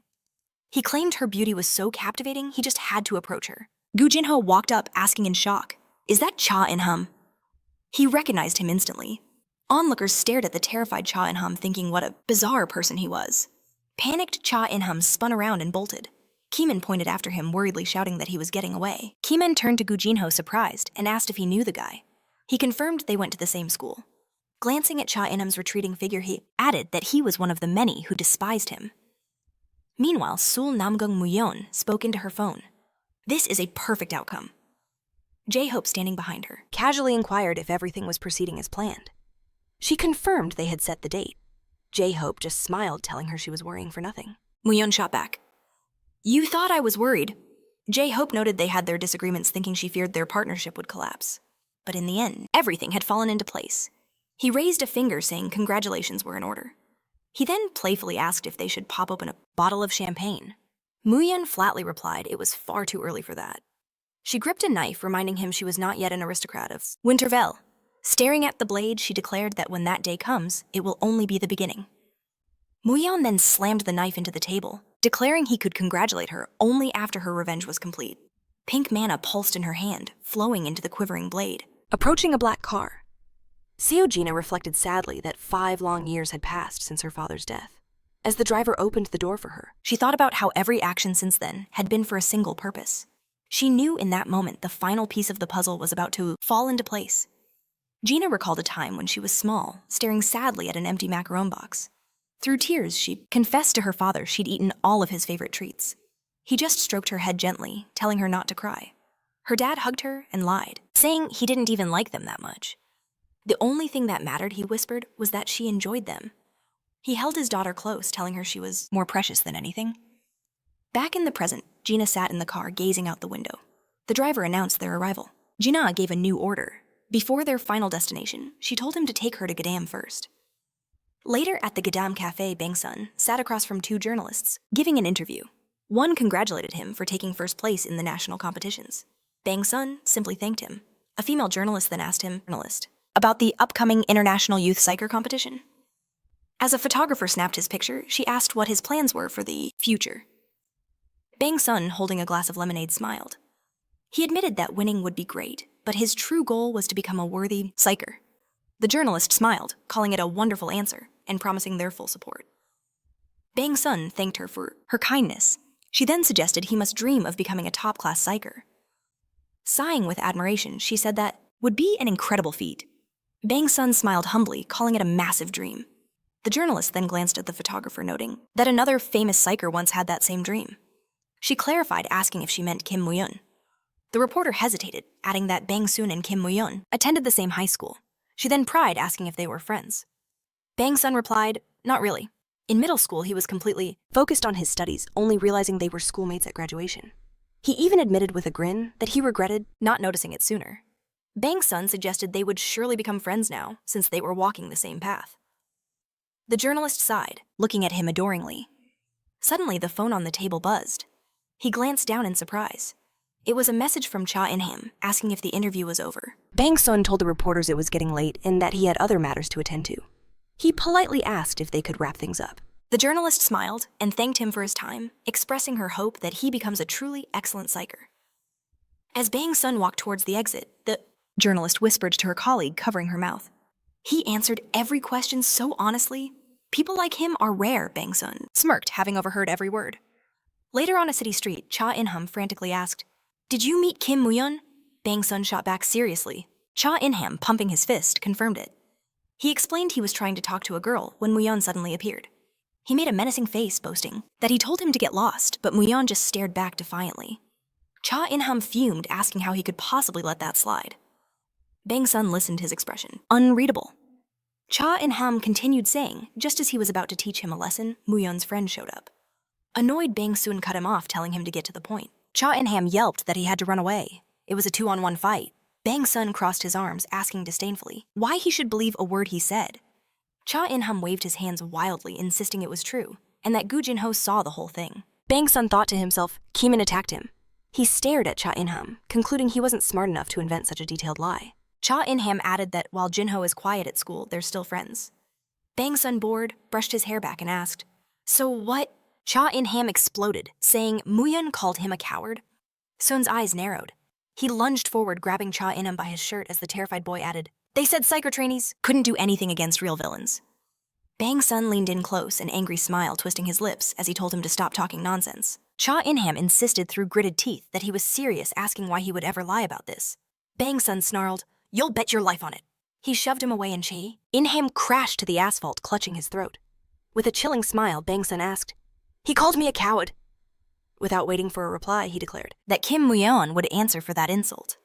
Behind him, 2 figures materialized, their eyes glued to a phone screen. A strange creature, Moros, hovered nearby. Moros complained that this wasn't the way to the house. Cashen Lee just stared at his phone, silently wondering, where is he taking me? Apparently, there was one place he had to go. A moment later, Cashen Lee pulled to a stop. His eyes landed on a sign, B Macarons. Moros asked in disbelief, "Are we seriously coming here?" Cashen scanned the storefront, concluding this was the spot. They were talking a lot about this place, he recalled. Resting his head on his fist, he wondered aloud, "Are these the macarons from The Bear?" Leaning back, Moros gasped in surprise. "You don't know this place is legendary in the Gatam area." The crow chimed in cheerfully, boasting she could devour 20 of them. Lynette added, "Everyone knows they have the best macarons." Cashen Lee gave her a thoughtful look. He realized she knew this too, despite living far away in the Nong area. Lynette closed her eyes, lost in a dream. "There's a very famous flavor. Earl Grey," she added blissfully. "It just melts in your mouth." Cashen Lee remained pointedly silent. He was now standing right in front of that very macaron stand. Before him sat 2 boxes of delicate purple macarons. He asked the clerk, "Are these all Earl Grey flavored?" The seller confirmed it with a nod. "Yes, and these are the last ones." Just then, the bell on the door chimed. "I'll take everything," Cashen Lee stated flatly. The seller asked, "Should I package this as a gift?" The doors swung open, and Sojina stepped inside. "No need," Cashen Lee replied.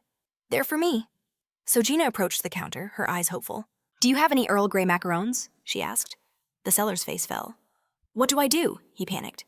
"I just sold the very last ones." Sojina's gaze sharpened. "Just now." Her eyes locked onto the pink package in Cashen Lee's hands. "Excuse me," she said, turning to him with an apology in her voice. Sojina pointed to the bag. "You bought all the Earl Grey macarons," she stated. "Is there any chance you could share with me?" Cashen Lee just stared at her bewildered. I'll pay you. 10 times the price for them, she offered. The seller stared in shock. 10 times!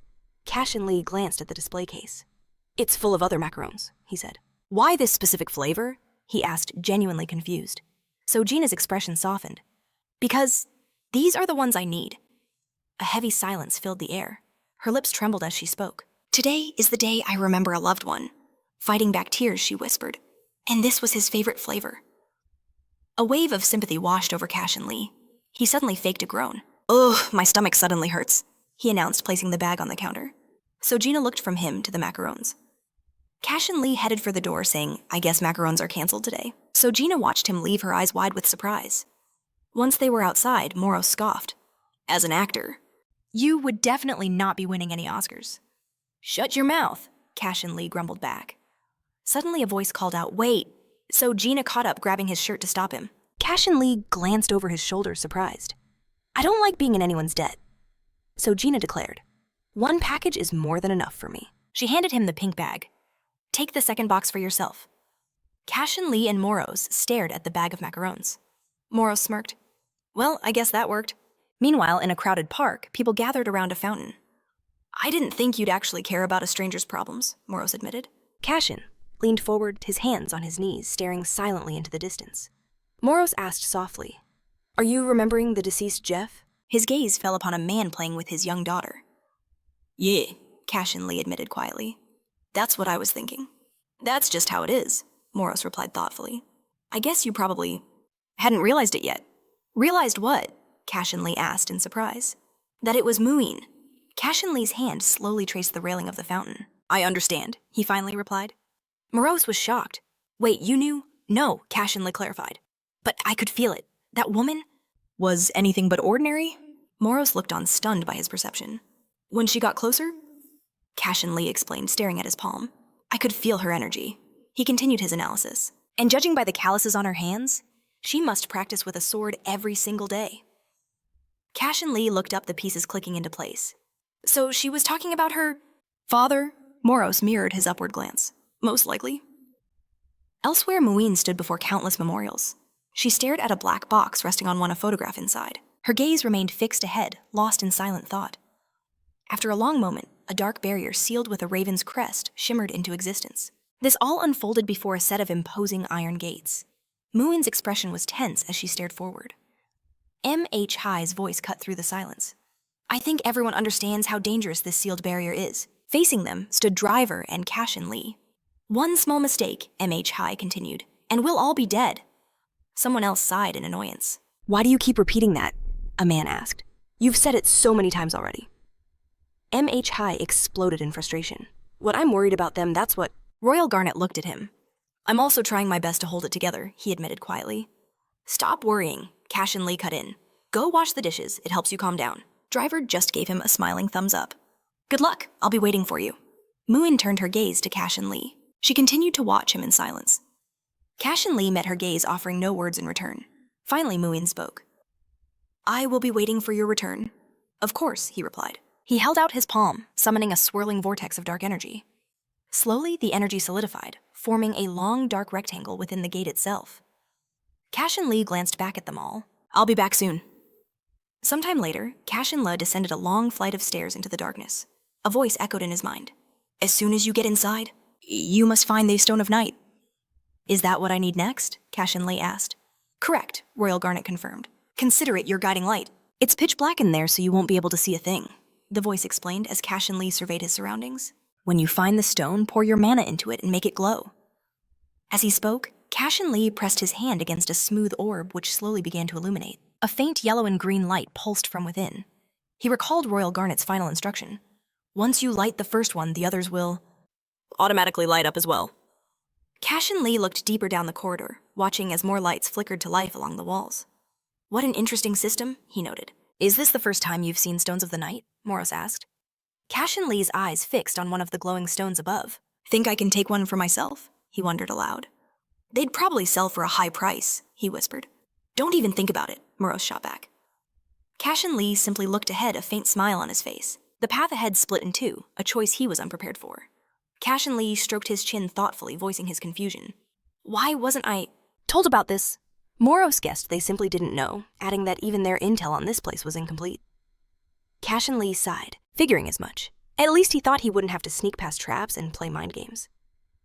A memory of Amhai surfaced, irritating him. That fool's warning definitely didn't mean this. He turned to Moros. If you sense anything at all, you speak up. Moros nodded. Understood. A dark aura began to glow around Cashen Lee's legs, then exploded down the corridor like a wave. Let's clear this place. In one go!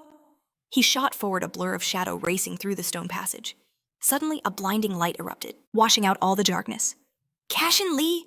Moros's voice was sharp with excitement. Undeterred, Cashen Lee accelerated toward the glow. Stop now! Moros roared. Cashen Lee screeched to a halt, his hands and feet digging into the stone floor. He looked up, demanding, "What is it?" If he sensed anything out of the ordinary. Moros gazed toward the source of the violet aura, his eyes narrowing. Yes, something feels very strange, he continued to explain. It's incredibly faint, but I can definitely feel it. Cashen looked ahead at the stone blocks pulsing with a purple aura. A question formed on his lips. Are those... It... He reached his palm toward the energy, sensing something hidden.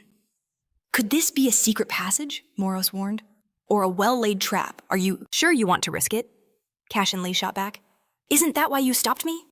Morris's eyes narrowed with worry. Don't get cocky. What if it's another immortal creature? Cashen Lee smirked. This time is different. Dark energy pulsed from his hand. Just because we failed once doesn't mean we'll fail again. His shadows seeped into the wall, merging with the strange power on the other side. Meanwhile, outside, the barrier, someone was getting restless. Is he okay? Amhai chewed his thumbnail, his anxiety growing. It's taking way too long. Shouldn't he be back by now? Royal Garnet glanced at his watch. He's only been in there for 10 minutes, he said calmly. This is just the beginning? Amhai glared at him, exploding. Not just a whole 10 minutes. Mujin cut in. Don't worry about him. Amhai spun towards her. You're that confident in him? Mujin crossed her arms, her expression unreadable. Not in him. In his abilities. Driver chuckled, agreeing with her. With his hands behind his back, he explained, sometimes he loses control of himself. But he always keeps his promises. Driver smiled faintly, thinking to himself, if he wants to. Elsewhere, Cashen Lee landed hard. On a stone floor.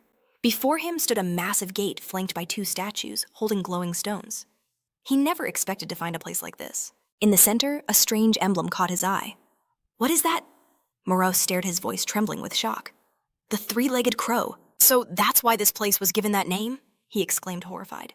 How could I have not seen it sooner? Cashen Lee looked at him, confused. What are you talking about? Moros was shaking. This isn't a place for a simple test of skill. There's something truly sealed in here. Sealed. What is it? Cashen Lee demanded. The Sword of Evil, Moros answered. Likely left behind by the Sword of Evil family. He began to explain a piece of ancient history. When an outer was born into that family of villains, their entire plan went awry. Moros theorized frantically. It's possible Mujin was born into a family of psychers. Cashen Lee cut him off. Can you explain that in a way I can understand? Moros turned away sharply. They were originally psychers. They became villains later on. The very thing that changed them is sealed inside this place. He gestured toward a pit where a ball of pure violet energy hovered ominously. Meanwhile, across the world in America, in Philadelphia inside the Vesper restaurant, the elite clientele chattered and drank, completely unaware of the forces at play. Guards stood watch near the chairman of Lampus. Kwan Yuri peeked out from a doorway, her curiosity piqued. Staring at the chairman, she wondered, who is that? The sheer number of bodyguards was astounding. Suddenly, Sean appeared beside her. What are you looking at? Kwan Yuri jumped, startled. You scared me, she gasped. Why would you sneak up on me like that? Sean peered over her shoulder, shielding his eyes. Is there a celebrity here or something? His eyes landed on the chairman and he froze. That's a special guest, Sean explained. He's not on the official invitation list. Kwan Yuri asked, is he someone famous? You don't know him. Sean looked forward again. That's the chairman of Lampus. Nearby, Seth calmly lifted a piece of meat to his mouth. You mean the one who governs the pyres? Kwan Yuri whispered in awe. Sean confirmed it. What could possibly bring him here, she wondered. Sean just smiled. Actually, he's a frequent visitor. Seth took a sip of wine, annoyed by their chatter. I had no idea. I was working in such an incredible place, Kwan Yuri murmured. Sean pulled out his phone. Want me to get a picture of you? I can get Seth in the shot. Is that really okay? She asked. Don't worry, Sean assured her. He's surprisingly kind. Kwan Yuri waved her hands awkwardly. No, that's not necessary. Thank you, but I'd be too embarrassed.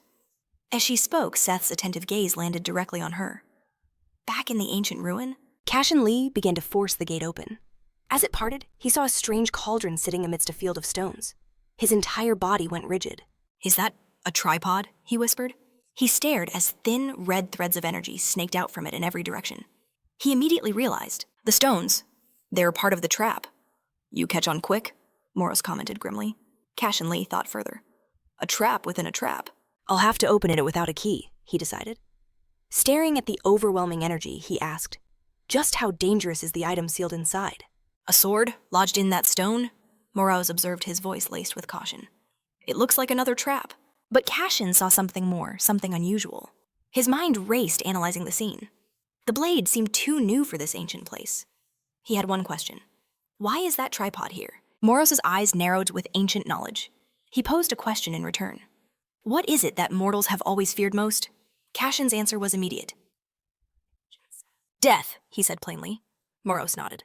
A fate that befalls everyone born on this earth. He spoke of a world where even the greatest heroes, the strongest warriors, could never escape their final end. Confused Cashen asked, and what does this have to do with the tripod? The three-legged crow, Moros began, is a sacred animal, a symbol of the sun, and of endless existence. He described ancient rituals, people making offerings to the heavens, using the tripod in their prayers for something more. They would ask for a long life, for health, for riches. But Moros's tone grew dark. For those who already have everything, they crave the one thing they cannot grasp, eternal life. A shadow passed over Moros's face as he recalled a dark history. They slaughtered the innocent, sacrificing their souls. He spoke of spirits torn from their bodies, unable to leave this world. Their lingering resentment is what sealed this artifact here. Cashen was impressed. You know a lot, Moros scoffed. Of course, I am an ancient and great soul. Have you already forgotten? Cashen paused. Yes, right. He put the pieces together. So this object was born from the twisted desires of others. Moros stared into the distance. It appeared because a mortal dared to demand immortality, a power reserved for the gods. He continued, his voice heavy. And the reason humanity developed such a desperate craving in the first place was because of him. Cashen's hands went to his hips. Because of who?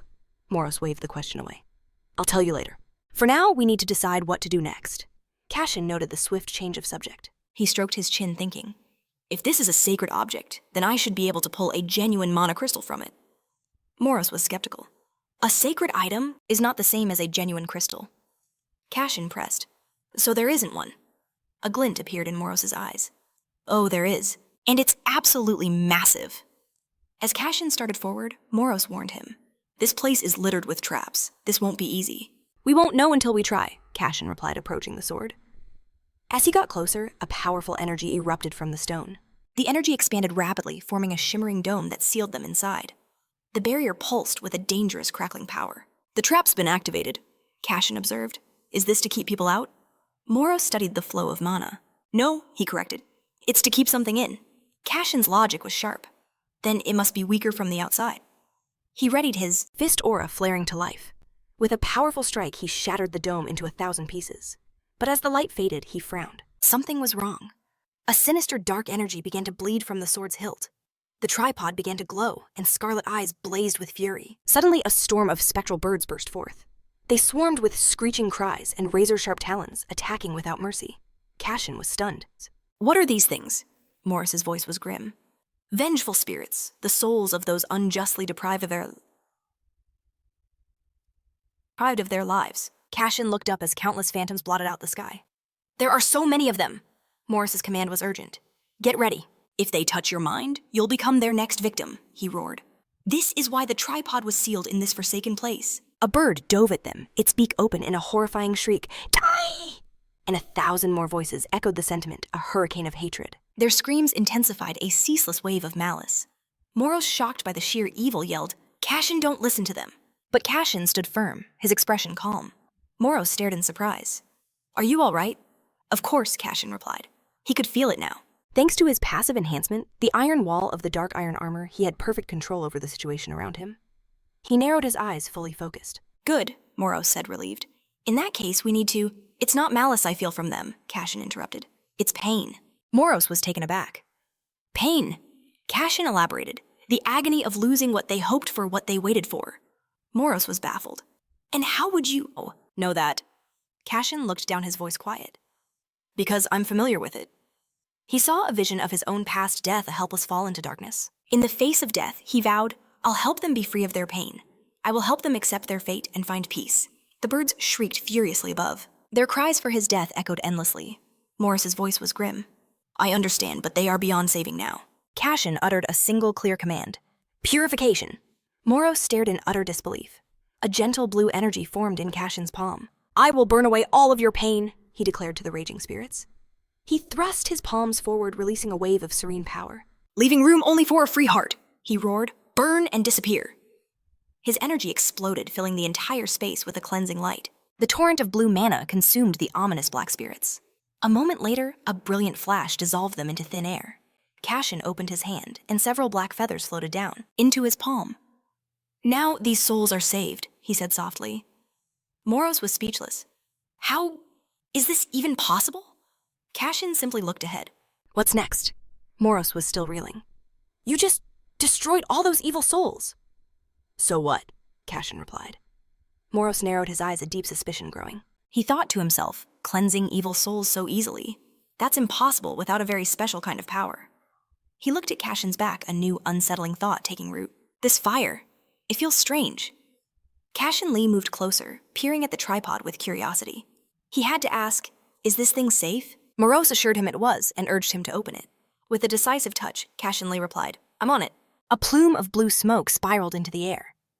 Cashen Lee's eyes widened with excitement as he activated his spiritual power, declaring, "The mana crystal is being extracted." The tripod pulsed with a brilliant blue glow. Meanwhile, at the Neo Center, Sogunak was demanding answers. What is going on at Winterbell? On Amcho reported that his representatives had been actively collaborating with Vilzone's leader Gadam. Glancing at a box of cigars, he added, "A deal has been made between Cashen Lee and Mujin." Sogunak's expression soured. He tapped his cigar against the table, repeating the name with disdain. Cashen Lee. On Amcho announced that he had become the boss of V-Zone a long time ago. A wicked smile spread across Sogunak's face as he scratched his ear with the cigar. "Ah, the little punk who replaced Screwdriver." After a brief pause, he added, "The one who cut off Baraka's arm." Sogunak had heard their battle with Mujin ended in a draw. He let out a disbelieving laugh. "Say, the reports are still unconfirmed," On Amcho sternly replied. So Gunak repeated the word thoughtfully, "A draw." He closed his eyes, inhaling the cigar's aroma with pleasure. I can only imagine how much he believes in himself now if that's true. So Gunak mused that such active cooperation meant they were pursuing a shared goal. He ordered On Amcho to discover their exact intentions. With a respectful bow, his subordinate promised he would handle it immediately. So Gunak pointed his cigar forward like a weapon. "I want all the information you can find on Cashen Lee." Back in the dungeon, Cashen Lee stared at the stone in his hand. "This one, its color is different," he said in surprise. Morris watched with keen interest, remaining silent. Cashen Lee shouted with excitement, "It's a bloody mana crystal." "Bloody?" Cashen. Lee repeated in shock. Moros revealed that this was no ordinary crystal, but a stone that had absorbed the souls of human victims. His voice turned menacing. "It is far stronger than any natural crystal, but infinitely more dangerous, for it contains death itself." Moros added that other villains wouldn't even be able to hold it without being driven mad by desire. Cashen. Lee, holding the crimson crystal, noted that it didn't feel that way to him. Moros reasoned it was because of his unique fire that purifies evil. "So, I can absorb it." Cashen Lee clarified. Moros advised that if he was afraid, he should wait until they learned more about it. Cashen Lee considered his words. Moros continued that there might be problems now, but if he absorbed it after, he became even stronger, he could bypass the deadly side effects. Cashen. Le gazed thoughtfully at the crystal. The bloody mana crystal glowed with a sinister crimson light. As its magical glow reflected in his eyes, Cashen Lee's black pupil turned a brilliant red. He clutched the stone tightly, deciding firmly, "There's no reason to rush this." Moros confirmed it was a wise choice. "Now that the tripod is back to normal," Cashen Lee asked, "have the traps stopped working too?" His gaze shifted to another stone from which a sword with a blue hilt protruded. "Then this sword is no longer needed here." Placing his hand on the hilt, he wondered hopefully, "Maybe I can remove the crystal from this too." Moros thought it was possible, but added that its strength would be nothing compared to the blood mana crystal. Cashen Lee looked down, studying the weapon closely. "I feel like I've seen these patterns somewhere before." He remembered Mujin's sword. The color was different, but the design was nearly identical. He gripped the handle resolutely, intending to pull it free. Meanwhile, outside the sealed crow barrier, MH High was panicking. "I knew it. That guy is all talk." His brow furrowed with anxiety. 30 minutes have already passed and there's been no news. M.H. Hai nervously bit his thumbnail. He's definitely in trouble, or dead. Mujin and Royal Garnet watched him with concern. Don't talk nonsense, Screwdriver cut in. The boss of our Ville Zone, he added, doesn't do anything he isn't sure about. M.H. Hai and Royal Garnet snapped their heads toward him. Screwdriver, calmly solving a Rubik's Cube, continued. This cave is a dangerous place, but it's not beyond his strength. He figured there must be another reason for the delay. Royal Garnet suggested, maybe he got interested in something, M.H. Hai shouted angrily in response. That's also a problem. Mujin remained silent and thoughtful. Royal Garnet and M.H. Hai turned their questioning gazes back to Screwdriver. With a final click, he solved the cube. Screwdriver smiled. It seems he's already finished his work. Suddenly, a brilliant light flashed from behind the gates. M.H. Hai and Royal Garnet stood waiting, staring intently. Did he succeed? M.H. Hai asked excitedly. Royal Garnet asked hopefully, Is that him? Where is he? Screwdriver simply replied. He's almost here. He scanned the information through his glasses. 20 seconds remaining, he announced. A black glow appeared from the depths of the barrier as streams of dark energy rushed toward the exit. Cashen Lee emerged, appearing before his crew. They stared at him with a mixture of excitement and surprise. I'm finished, he reported. Our contract has been fulfilled. M.H. Hai shouted angrily. What do you mean completed? Do you have any idea how worried we were? Cashen. Lo stared back in shock, thinking, what the hell is this about? He asked in surprise. Were you worried about me, M.H.? Hai irritably shot back. Of course not. Screwdriver placed a hand on Cashen Lee's shoulder. Cashen Lee looked at his hand surprised. Glad to have you back, Screwdriver said warmly, then praised his work. His gaze fell upon the new blade. What's that? He asked. Cashen Lee turned to Mujin and took a step towards her. She looked at him puzzled. He handed her the sword with the blue hilt, explaining, I found this inside. Mujin took it in her hands and was instantly filled with its blue spiritual power. She looked up, asking, Do you know what this is? Cashen Lee, looking bewildered, calmly replied, It's a sword. This, Mujin said with awe, is the White Tiger Sword. She revealed that after the aristocrats of the last century died, it couldn't be found anywhere. She put a hand on the hilt of her own red sword. It is the twin of my dark dragon sword. She crossed the two blades in front of her, their power resonating as one. This blade, a treasure symbolizing the entire evil sword family. With a flourish, Mujin brandished the blue-hilted sword, dispelling the raven's barrier. The White Tiger Sword and the Black Dragon Sword. They are twins. Her blade pulsed with a torrent of mana. Unite them, she explained, and the true path of the sword will reveal itself. Cashen. Loi watched her, a sense of relief washing over him. He was glad he hadn't harvested the mana crystal from this powerful weapon. Noticing his expression, she tilted her head. But then Mujin bowed deeply. Thank you, Cashen Lee, for returning this sword to my family. Her interest was piqued. Where did you find it? Cashen replied. It was hidden in a secret chamber within the cave. A secret chamber? Her eyes widened. Is that where the ancient tripod was? Cashen was stunned. So, you knew about it? Of course I knew, she shot back indignantly. It's a family heirloom. How could I not? Then she asked, where is the tripod now? Cashen explained he'd found it untouched, but after cleansing its evil aura, the tripod became useless to him. It was as if the sword had been placed there solely to reinforce the barrier. Amhi and Royal Garnet exchanged intrigued glances. Amhi thought to himself that their ancestors never used the White Tiger Sword in the war against the Red Death. If Cashen Lo was telling the truth, then it was their own ancestors who placed the sword there. Amhi looked at Mujin in astonishment. Did they really leave it, specifically for you? Mujin stepped toward Cashen Lee. The evil sword family always repays its debts. If you ever need anything, all you have to do is ask. He lowered his gaze.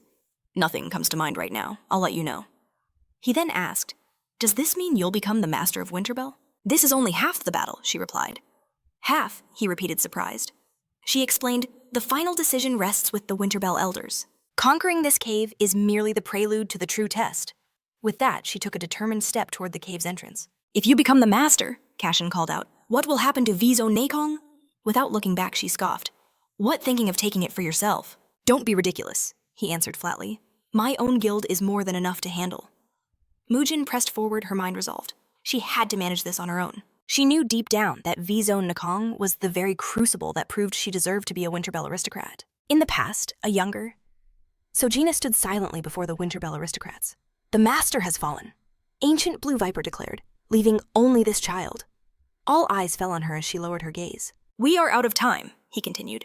We must prepare the next aristocrat immediately. Why must we choose someone from this bloodline? What are you suggesting? Yuju asked indignantly. The next aristocrat must carry the blood of the previous one. Ancient Blue Viper pointed a finger at Sojina with irritation. Are you proposing we appoint a 15-year-old girl with no discernible abilities? You all know it's true she isn't even a proper villain. Sojina bit her lip, his words stinging like poison. I hear she's still in deep mourning, he said, glancing at the sword's red aura. Not to mention the psychological trauma from her kidnapping. Do not speak of such things here, Kasang warned. Blue Viper retorted, I am only stating the obvious. A child with such problems cannot bear the title of aristocrat. She doesn't even possess the necessary skills, he added dismissively. But then, Sojina proudly raised her head, her eyes blazing with defiance. I will do what must be done, she declared, her voice resolute. The entire room turned to face her. She gripped the hilt of her sword, making a solemn vow. Sojina, the 27th head of the evil sword family, will prove that I am worthy of being called the Winterbell aristocrat. Holding the sword before her, she promised, I will kill the Red Death and avenge my father. Ancient Blue Viper gritted his teeth in fury. What nonsense is this? But Kisang stepped to her side. I will support her. She placed a hand on Sojina's shoulder. I will help you. I also support this decision, Young added firmly. He stood next to her, placing a hand on her other shoulder. I will stand with the next aristocrat. What is the meaning of this? Blue Viper raged. You must all assess this situation rationally, he bellowed. How can you follow your feelings? The elder's calm voice cut in. Does that mean you are against her? Ancient Blue Viper was struck speechless. The elder traced a line on the table. I will leave this decision to my son. Blue Viper turned to him outraged. The elder looked at Royal Garnet. My son is a man now. He will take my place. If you give me a chance, I will prove myself worthy. Sojina pleaded. Ancient Blue Viper sneered. And how do you plan to do that? She chewed her lip, thinking hard. Then, with decisive clarity, Gina declared, I will become the boss of one of the 4 great villain zones in Seoul. A mocking smile spread across Blue Viper's face. Not bad, he said through gritted teeth. That would certainly show your leadership qualities and your strength. But nothing more. He glanced at the hot tea on the table. A mere girl becoming the boss of a V-zone. What a joke. The very idea is ridiculous, he concluded. The elder simply smiled. Wouldn't that be a valuable lesson for her one way or another? So Gina looked at them, her heart heavy. In the present, she recalled how for the last 5 years with sweat and blood, she had earned her place as the boss of V-Zone Naikong. But that was only enough to prove she was worthy of being the head of the evil sword family. She knew that now, one last step remained. Mujin held the twin swords, one in each hand. Before I can become a true Winterbell aristocrat. As she stepped forward, she heard Cashen Lee's voice. Be careful, he called out worriedly. Mujin looked over her shoulder. He added, there are many traps inside. She offered a confident smile. I'm not a weakling. You don't need to worry about me. Then she added softly, but thank you for your concern, Cashen Lee. He looked at her, shocked by her words. Without another thought, Mujin strode resolutely into the cave. I will return. Sometime later, at a bustling airport, Sojina pulled her suitcase through the crowd. Are you sure you can handle this alone? Kasang asked with concern. Sojina simply smiled. I'm not a child anymore. Kanhan's eyes sparkled with excitement. Her very first trip abroad. She mused that a guide might be helpful. But Kong Hung just sighed, letting out a heavy breath. She could be incredibly stubborn after all. Sojina simply had to agree. Just then, Kong Hung presented her with a bag from a famous macaron shop. Seeing the surprise on Sojina's face, she quickly explained. It was a gift from Cashen. He said sweets were the key to focusing for her exam. So Gina's eyes lit up as she clutched the bag. Turning on her heel, she announced it was time for her to depart. Kong Hung glanced at her watch, confirming the hour. Take care, she called out, her voice laced with concern. Kong Hung then bowed her head in a gesture of deep respect. She promised she would await Sojina's safe return. A warm smile spread across Sojina's face. Lifting the bag of macarons, she looked back one last time, asking Kong Hung to send her heartfelt thanks. To him. With newfound resolve, Gina walked forward. Kong Hung watched her go, a sense of pride in her gaze. Meanwhile, in Seoul's Shinoa district, inside a grand, 2-story, beautiful brick mansion, the ancient Blue Viper was on the phone, and he was clearly displeased. Ending the call, his gaze fell upon the girl seated across from him. The reports were in, he stated grimly. So Gina had departed for France. Placing the phone down, he added, what we feared most has finally come to pass. The girl simply smirked. Then there's no reason to delay the inevitable. She leaned in, her voice cold. It's time we make our move, and strike first. The ancient Blue Viper mulled over her chilling words. Elsewhere, a man named Duncan gazed out at a pristine golf course. He turned to his subordinate, seeking clarification. So, she went to France alone. His subordinate Kim confirmed it was true. That was the intelligence they had received. Duncan turned a thoughtful look on his face. I never expected her to overcome. The crow's barrier test. Previously, Onam gestured to a file on the table. Sir, I've prepared the dossier on Cashen. Duncan, seated comfortably with a cigar in his hand, took the file and began to study its contents. He rested the smoldering cigar on a crystal glass. His conclusion was simple yet profound. This man is a monster. Later in his office, Duncan stared at the file in disbelief. Where do beings like this even come from? Onam, standing before him, offered a solution. If necessary, I will give the order to eliminate Cashen. But Duncan dismissed the idea. There's no point in killing such a powerful asset. He explained that with a little persuasion they could be able to lure him to their side. A sly grin touched Duncan's lips as he stroked his chin. He would make a fine addition to my collection. Back on the green, Duncan examined his golf club, its surface glinting in the sun. He pieced it together. It must have been Cashen Lee who helped Mujin pass the crow's barrier. He never imagined anyone would dare to help her. A small smile played on his lips. This actually works out for the best. Kim, standing behind him, spoke up. Mujin is not in Korea. If you give the order, we can seize control of the villain family. Duncan closed his eyes, contemplating. That won't be necessary. He handed the club to an assistant, stating they would get it eventually. There's no need to make any reckless moves. Kim looked on, confused by his master's patience. Duncan then revealed his ace. The ancient blue Viper will make a move on his own. Kim's eyes widened. But isn't he an elder of the villain family? Duncan chuckled. He's an elder with no real authority, no power. And that, he added, is precisely why the ancient blue Viper wants to shatter the order of his clan. Duncan stated, he has long desired to make Mujin his pawn. His goal is to become the true family head, hiding behind Mujin's youth and supposed lack of talent. But Duncan noted she had already proven. She is more than worthy of leading the family. This forced him to lay low, sharpening his blade for revenge. Kim realized the implication. While Mujin is away, the ancient blue Viper will attempt a coup d'etat, and it will begin in the Shinoa district. Duncan slowly removed his white glove. I've invested a great deal in this place, he said softly. This is V-Zone Shinoa. Kim grew worried. He knew several powerful villains were stationed there. Duncan examined the gleaming golf ball in his hand. Very soon, he murmured, the villain. Family will face a decisive battle. He placed the ball on the tee. All we have to do is light the spark and wait for the inferno. Kim worriedly adjusted his glasses. But V-Zone Gadam might interfere. Duncan took the club back from his assistant, his confidence absolute. They won't be allowed. He raised the club. The ancient blue Viper will take care of it. With a powerful swing, he struck the silver ball, and it soared high into the air. Kim squinted, shielding his eyes from the blinding sun. He looked up mentally, noting the perfect shot. Duncan's gaze followed the ball's trajectory. It seems, he said, we are still on the same page.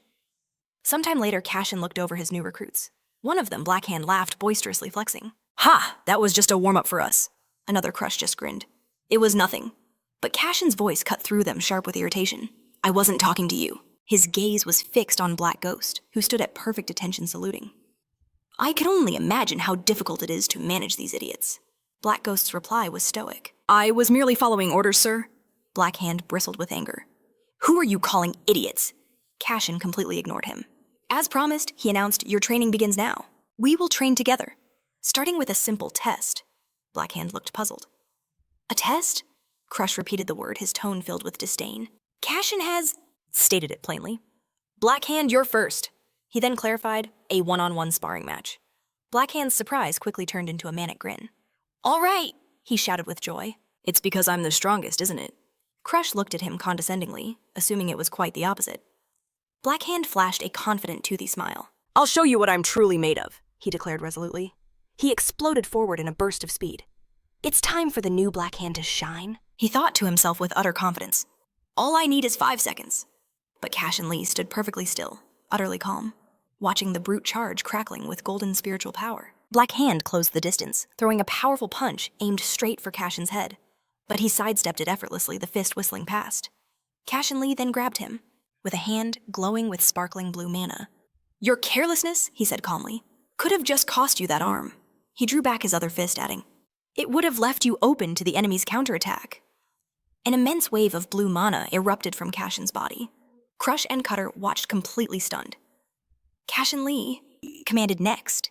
The defeated Blackhand lay motionless on the ground. Crush hesitantly raised a hand. Is it possible to refuse? He cowardly promised he understood everything without needing to fight. Cashen planted his hands on his hips, his glare intensifying. Oh, and what is it that you understand? Crush mumbled hesitantly.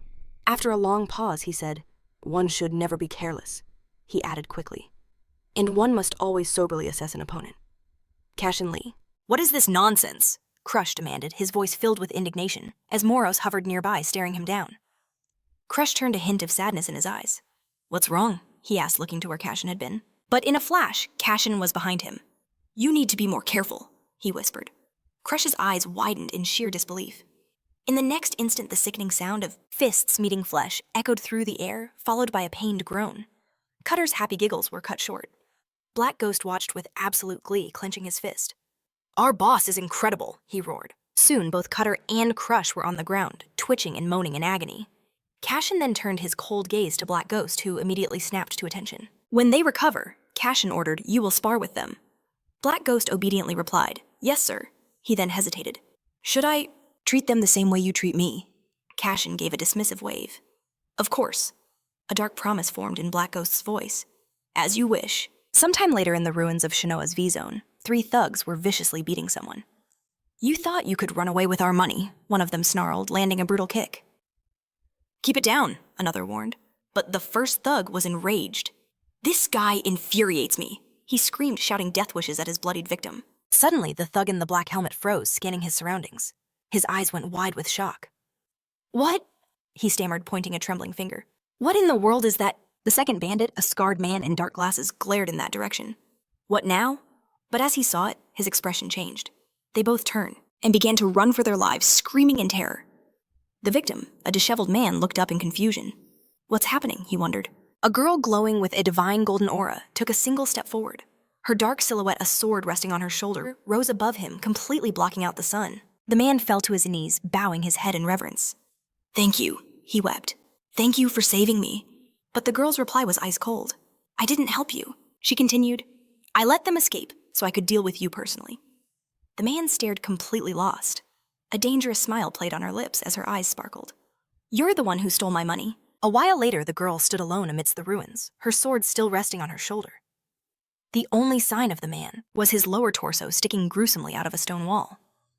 Meanwhile, in Shinoa V-Zone's Mad Pin bunker, Ancient Blue Viper observed the cracked glass and cobwebs. No matter how many times I visit, he remarked, this place never changes. Mad Pin offered a slight bow. I'll take that as a compliment. You arrived without an invitation. Ancient Blue Viper, what brings you here? Mad Pin watched him with keen interest, hands clasped together. Ancient Blue Viper's voice was grim. The time we have been waiting for has finally come. Mad Pin listened in silence, his expression unreadable. It's time to remove Muin from her throne, Blue Viper declared. He stared ahead with steely resolve. We will make the family and Winterbell mine. Mad Pin let out a cheerful laugh. Be more precise. Blue Viper shot him a stern look, but Mad Pin simply held up a finger. Not yours, he corrected smoothly, ours. A flicker of annoyance crossed Blue Viper's face.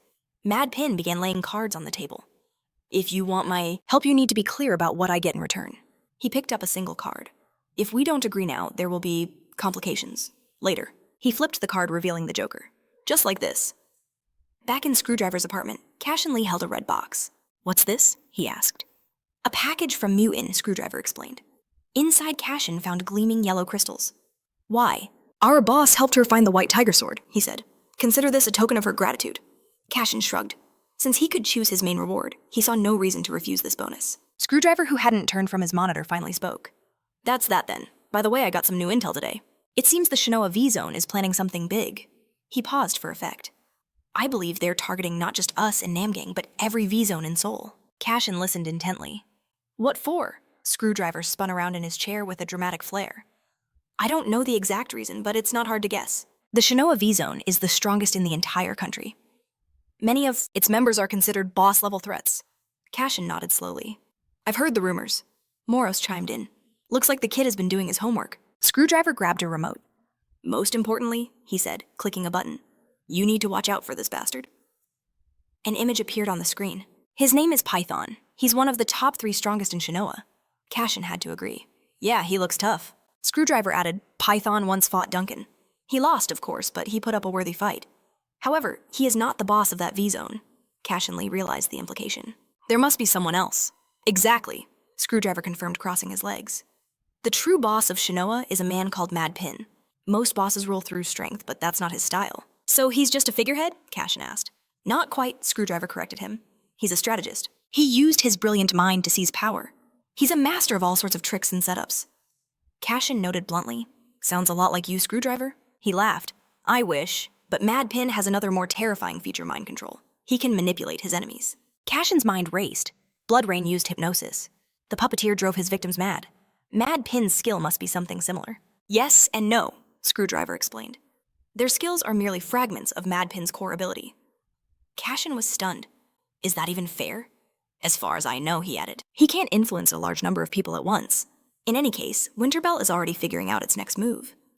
Cashen then asked, with Muin gone, who's in charge? Screwdriver's answer was short. The Elder. Cashen processed the name. The Elder. Suddenly a new voice filled the room. A woman appeared chirping. Darling, look what I brought, she beamed at Screwdriver. I'm sure you'll be interested. Her eyes landed on Cashen. Oh, and the Black Duck is here too. While Cashen was trying to process his new nickname, she presented a plate. I made cookies, she said sweetly. She puffed out her chest with pride. And you know what? They are the most delicious cookies in the world. Do you know why? Because I made them with my own 2 hands. Screwdriver simply smiled. Well, yes, Crow. Special cookies. He picked one up, examining it closely. Is this an octopus? The Crow happily corrected him. It's a kitten. Meanwhile, Cashen Lee, who had been deep in thought this whole time, finally spoke up just as she was asking. They're delicious, right? Cashen suddenly changed the subject. Are you involved in investments, Screwdriver? He answered with a sly grin. So I've been found out. It was just a little hobby, he claimed. Elsewhere, a car sped down a deserted highway. In the back, an old man known as Blue Viper stared out the window, his mind far from the passing scenery. He was remembering his earlier meeting with Madpin. The man sat opposite him, laying out cards, and spoke. If you want my help, then you need to tell me what I get in return. We need to agree now, or there will be trouble later. Just like the Joker on this card. Viper scoffed to himself. It was far too late for regrets. Madpin stood to lose everything. He once thought the man was an obedient guard dog, but he'd revealed himself to be a cunning fox. Still, he couldn't let him refuse. Turning to his butler Yoon, he declared, I need capable guys. Yoon responded without a moment's hesitation.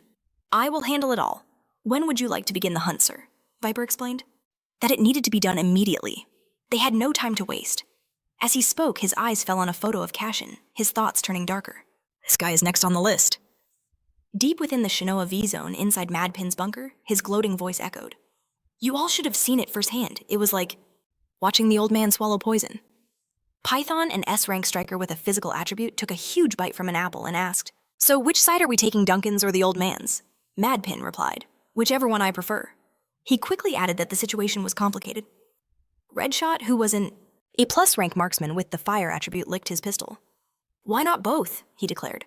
Maybe we'll kill 2 birds with 1 stone. It'd be easy. Madpin laughed, noting it was a tempting option. Looking to his side, he asked, And you? He addressed Guino, an S-rank knight with the wind attribute. After taking a long drink, she replied, I don't care. Her only condition, I want to fight Mujin. Suddenly, Redshot scowled and leveled his gun at her, shouting, I'm the one who gets to kill Mujin. Guino didn't even flinch, her voice turning ice cold. Put that away, if you want to get out of this room alive. But he just laughed with contempt. A crazy girl like you dares to threaten me. The next moment, however, a familiar laugh cut in. It was Madpin. That's not going to happen. Redshot tensed as dark streams of energy enveloped him, accompanied by the rustle of cards. And, Madpin added, You should look right behind you. You should learn to be quieter. His tone was a clear warning. We fight our enemies, not each other. It's pointless. He then turned back to Guino. Madpin clarified. So, which side are we on? She stated that he just needed to create a vision and they would follow him. In that case, he replied, we will remain on the old man's side. We've worked with him for a long time. But Redshot immediately chimed in with a threat. We can always join Duncan later. If we want to reach the next level, we're going to need strong allies. Madpin just kept masterfully shuffling the cards between his fingers. His expression ominous. When the game gets bigger, he continued, I will become its master. That evening inside the training hall, Morris's voice could be heard, addressing Cashen, who had just consumed a crystal. How is it? Cashen responded that he felt better, but it seemed he couldn't increase his mana. Moros concluded that he must have developed a tolerance to the crystals. Now he would have to use only natural ones to see any results. Cashen didn't answer, but thought to himself, I still have the blood crystal. He knew he wasn't ready for it yet. He had to reach S-Class as quickly as possible. The blood crystal was critical, Once he reaches S-Class, it will unlock a hidden skill. He had to train even harder. Moros asked what he planned to do with the remaining crystals. Cashen Lee replied thoughtfully, "It would be strange to sell them. After all, they're a gift." After that, he carefully inspected the gems, a plan forming in his mind. Elsewhere in the Gatam V-Zone, Black Hand slammed against the wall. The Black Demon stood over him, shaking his fist and shouting for the Idiot to get up. Is that all you've got? You're as useless as your friends. He screamed that the blockheads had to stand up. They had to ignite the fire within. A fire called willpower. You have to fight with every fiber of your being. Though his entire body was shaking, Black Hand actually tried to get to his feet. He admitted to himself, this guy is just too strong. Crush, lying on the ground nearby, said he couldn't go on. He had no willpower left. As Black Hand heard this, He also admitted it to himself. He thought his daily training was making him stronger, but he was still far too weak. The Black Demon only aggravated the situation with his endless screaming. You're worse and weaker than anyone. But he was suddenly interrupted by a calm, familiar voice. Are you all training? The demon spun around, exclaiming with enthusiasm. Boss, you came! Cashen Lee headed toward them and noted that he was doing great, but the rest were not. Not so good, the Black Demon suggested. Shall I beat them some more? However, Cashen strictly replied that it wasn't necessary. I brought you a gift, you. Crush repeated in bewilderment. A gift? Cutter thought they needed more complex training. But then Cashen Lee showed them the familiar gift box, packed with mana crystals. The Black Demon saw them and immediately knew what they were. These are top-class mana crystals, Cutter exclaimed. Crush asked hopefully, is he going to give them to us? The demon, hearing this, became much more excited. The boss is giving something so expensive to these morons. Cashen asked matter-of-factly, is there a problem with that? He immediately protested that it was a waste of resources. But then Cashen Lee was quick to announce that one of the stones was meant for him. Demon's tone shifted instantly, thanking the boss with a sycophantic voice. He pledged to try even harder. Crush added, his eyes welling with tears that he truly believed in their boss. Cutter also chimed in that they were overjoyed. However, the Black Hand immediately started complaining about Demon. That idiot called us stupid. But their meaningless praise was cut short by Cashen's announcement. Of course they wouldn't receive these stones for nothing. There was a mission for them. As night fell in the V-Zone of Shinoa, inside a bunker within a dimly lit office, Python stared at a document while Mad Pin, lighting her pipe, explained Doken had sent the file. He's asked us to handle this guy. Who could have guessed that a person like him would become intrigued by this ordinary villain? What would he say? Python tossed a photo of Cashen Lee onto the table, stating that if they needed him beaten and brought here, it would be all too simple. Mad Pin just laughed, knowing that's exactly what he'd say. Python reached for an apple and questioned, does he think this is some kind of joke? Mad Pin shot back, of course not, he didn't say that. After all, this was the boss of V-Zone, even if Barracuda lost to Mujin. So what Python bit into the fruit, his voice cold. Barracuda was just a pawn, and Mujin only picks weaklings to make himself look tough. Mad Pin noted that Red Shot would be offended to hear that, but Python wasn't finished. It seems this guy's specialty is close combat, so he's not likely to lose. Even if Cashen tries to fight hand-to-hand, Python would welcome it. Either way, he is stronger. Mad Pin chuckled again. Python crushed the apple in his palm, grinding it to pulp, his voice turning ominous. If he fights me, that man is already dead. Mad Pin chimed in. I ran a simulation of your fight with Cashen Lee. You won 9 out of 10 times. But simulations aren't reality. A real battle can change everything. What about Screwdriver? Python thoughtfully replied that he didn't know. Mad Pin laughed, asking if the fearsome fighter was actually scared. But Python explained grimly, he would only understand during the heat of battle.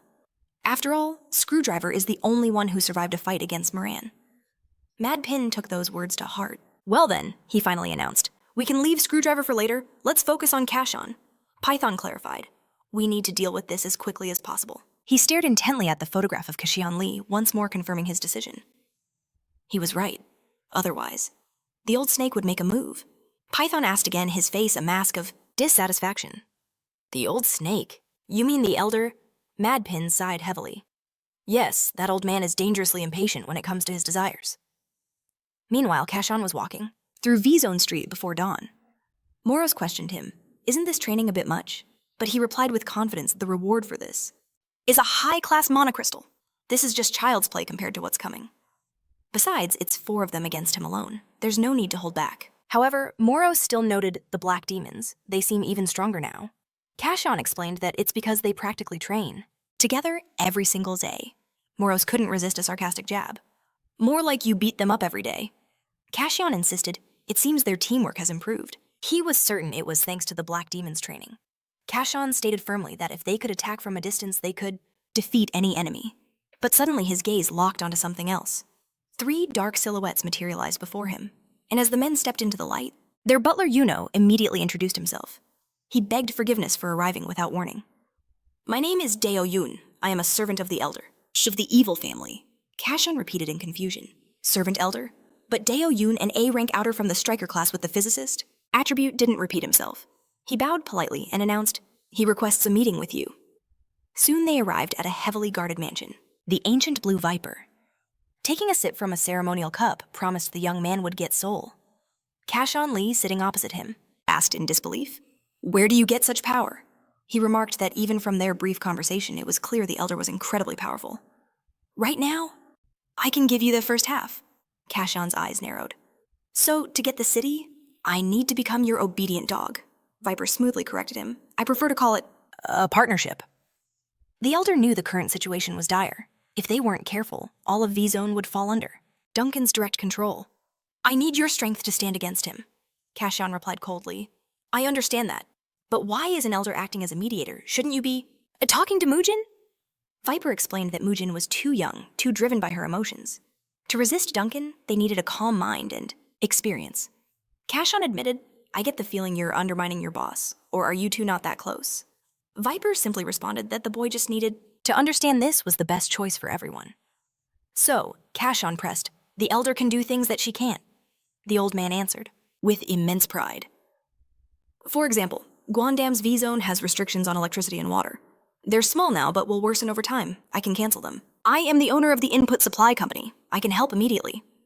Cashen paused for a moment, then finally said he understood what the elder was getting at.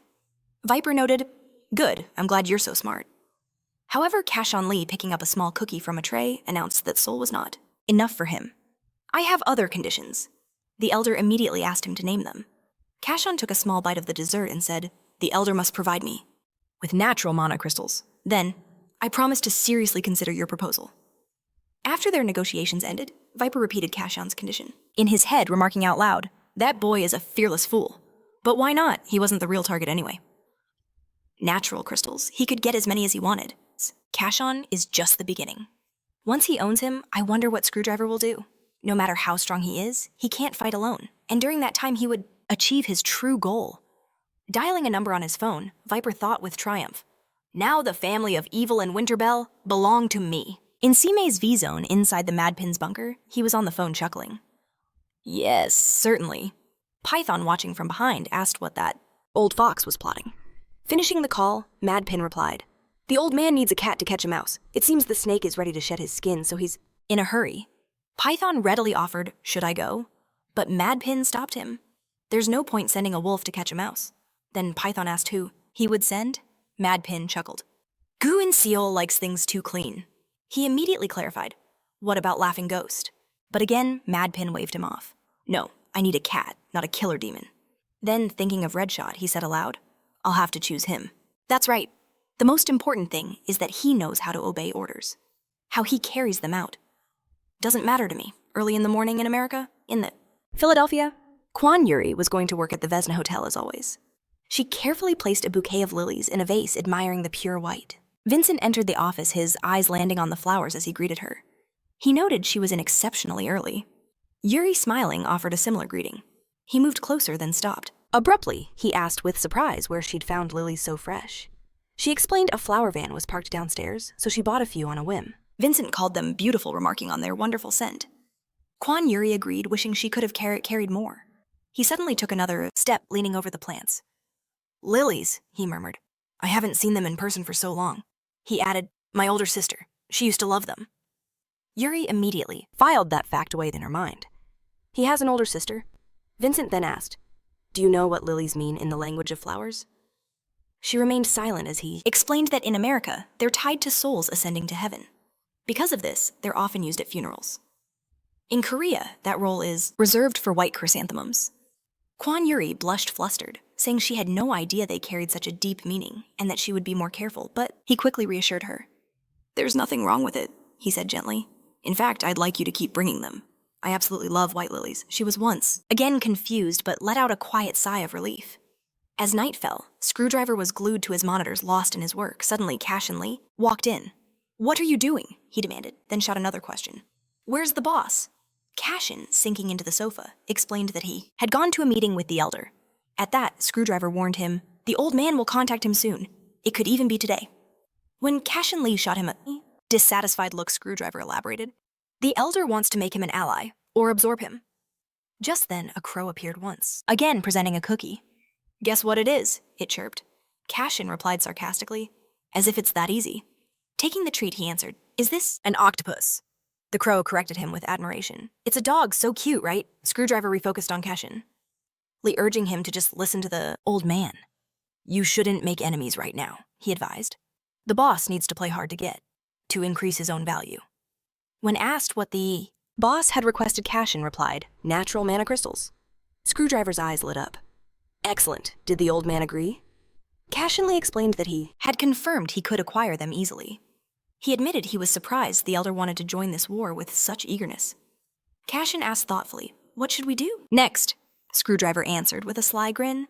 "Isn't it obvious we need to expose the traitor?" The next morning, Soganak stood by the window in his office at Neo Factory. "The ancient Blue Viper and Cashen met last night," he stated. "Most likely they're trying to minimize external influence on a potential civil war. That old fox is quite interesting. He's playing this very smartly." Director Kim noted that Ganak continued, "I'm sure the elder is waiting for the results. If he can subjugate Winterbell, all the vultures in Seoul will be forced to back off. I never thought that snake would dare go so far." He imagined the blow this would be for Mujin.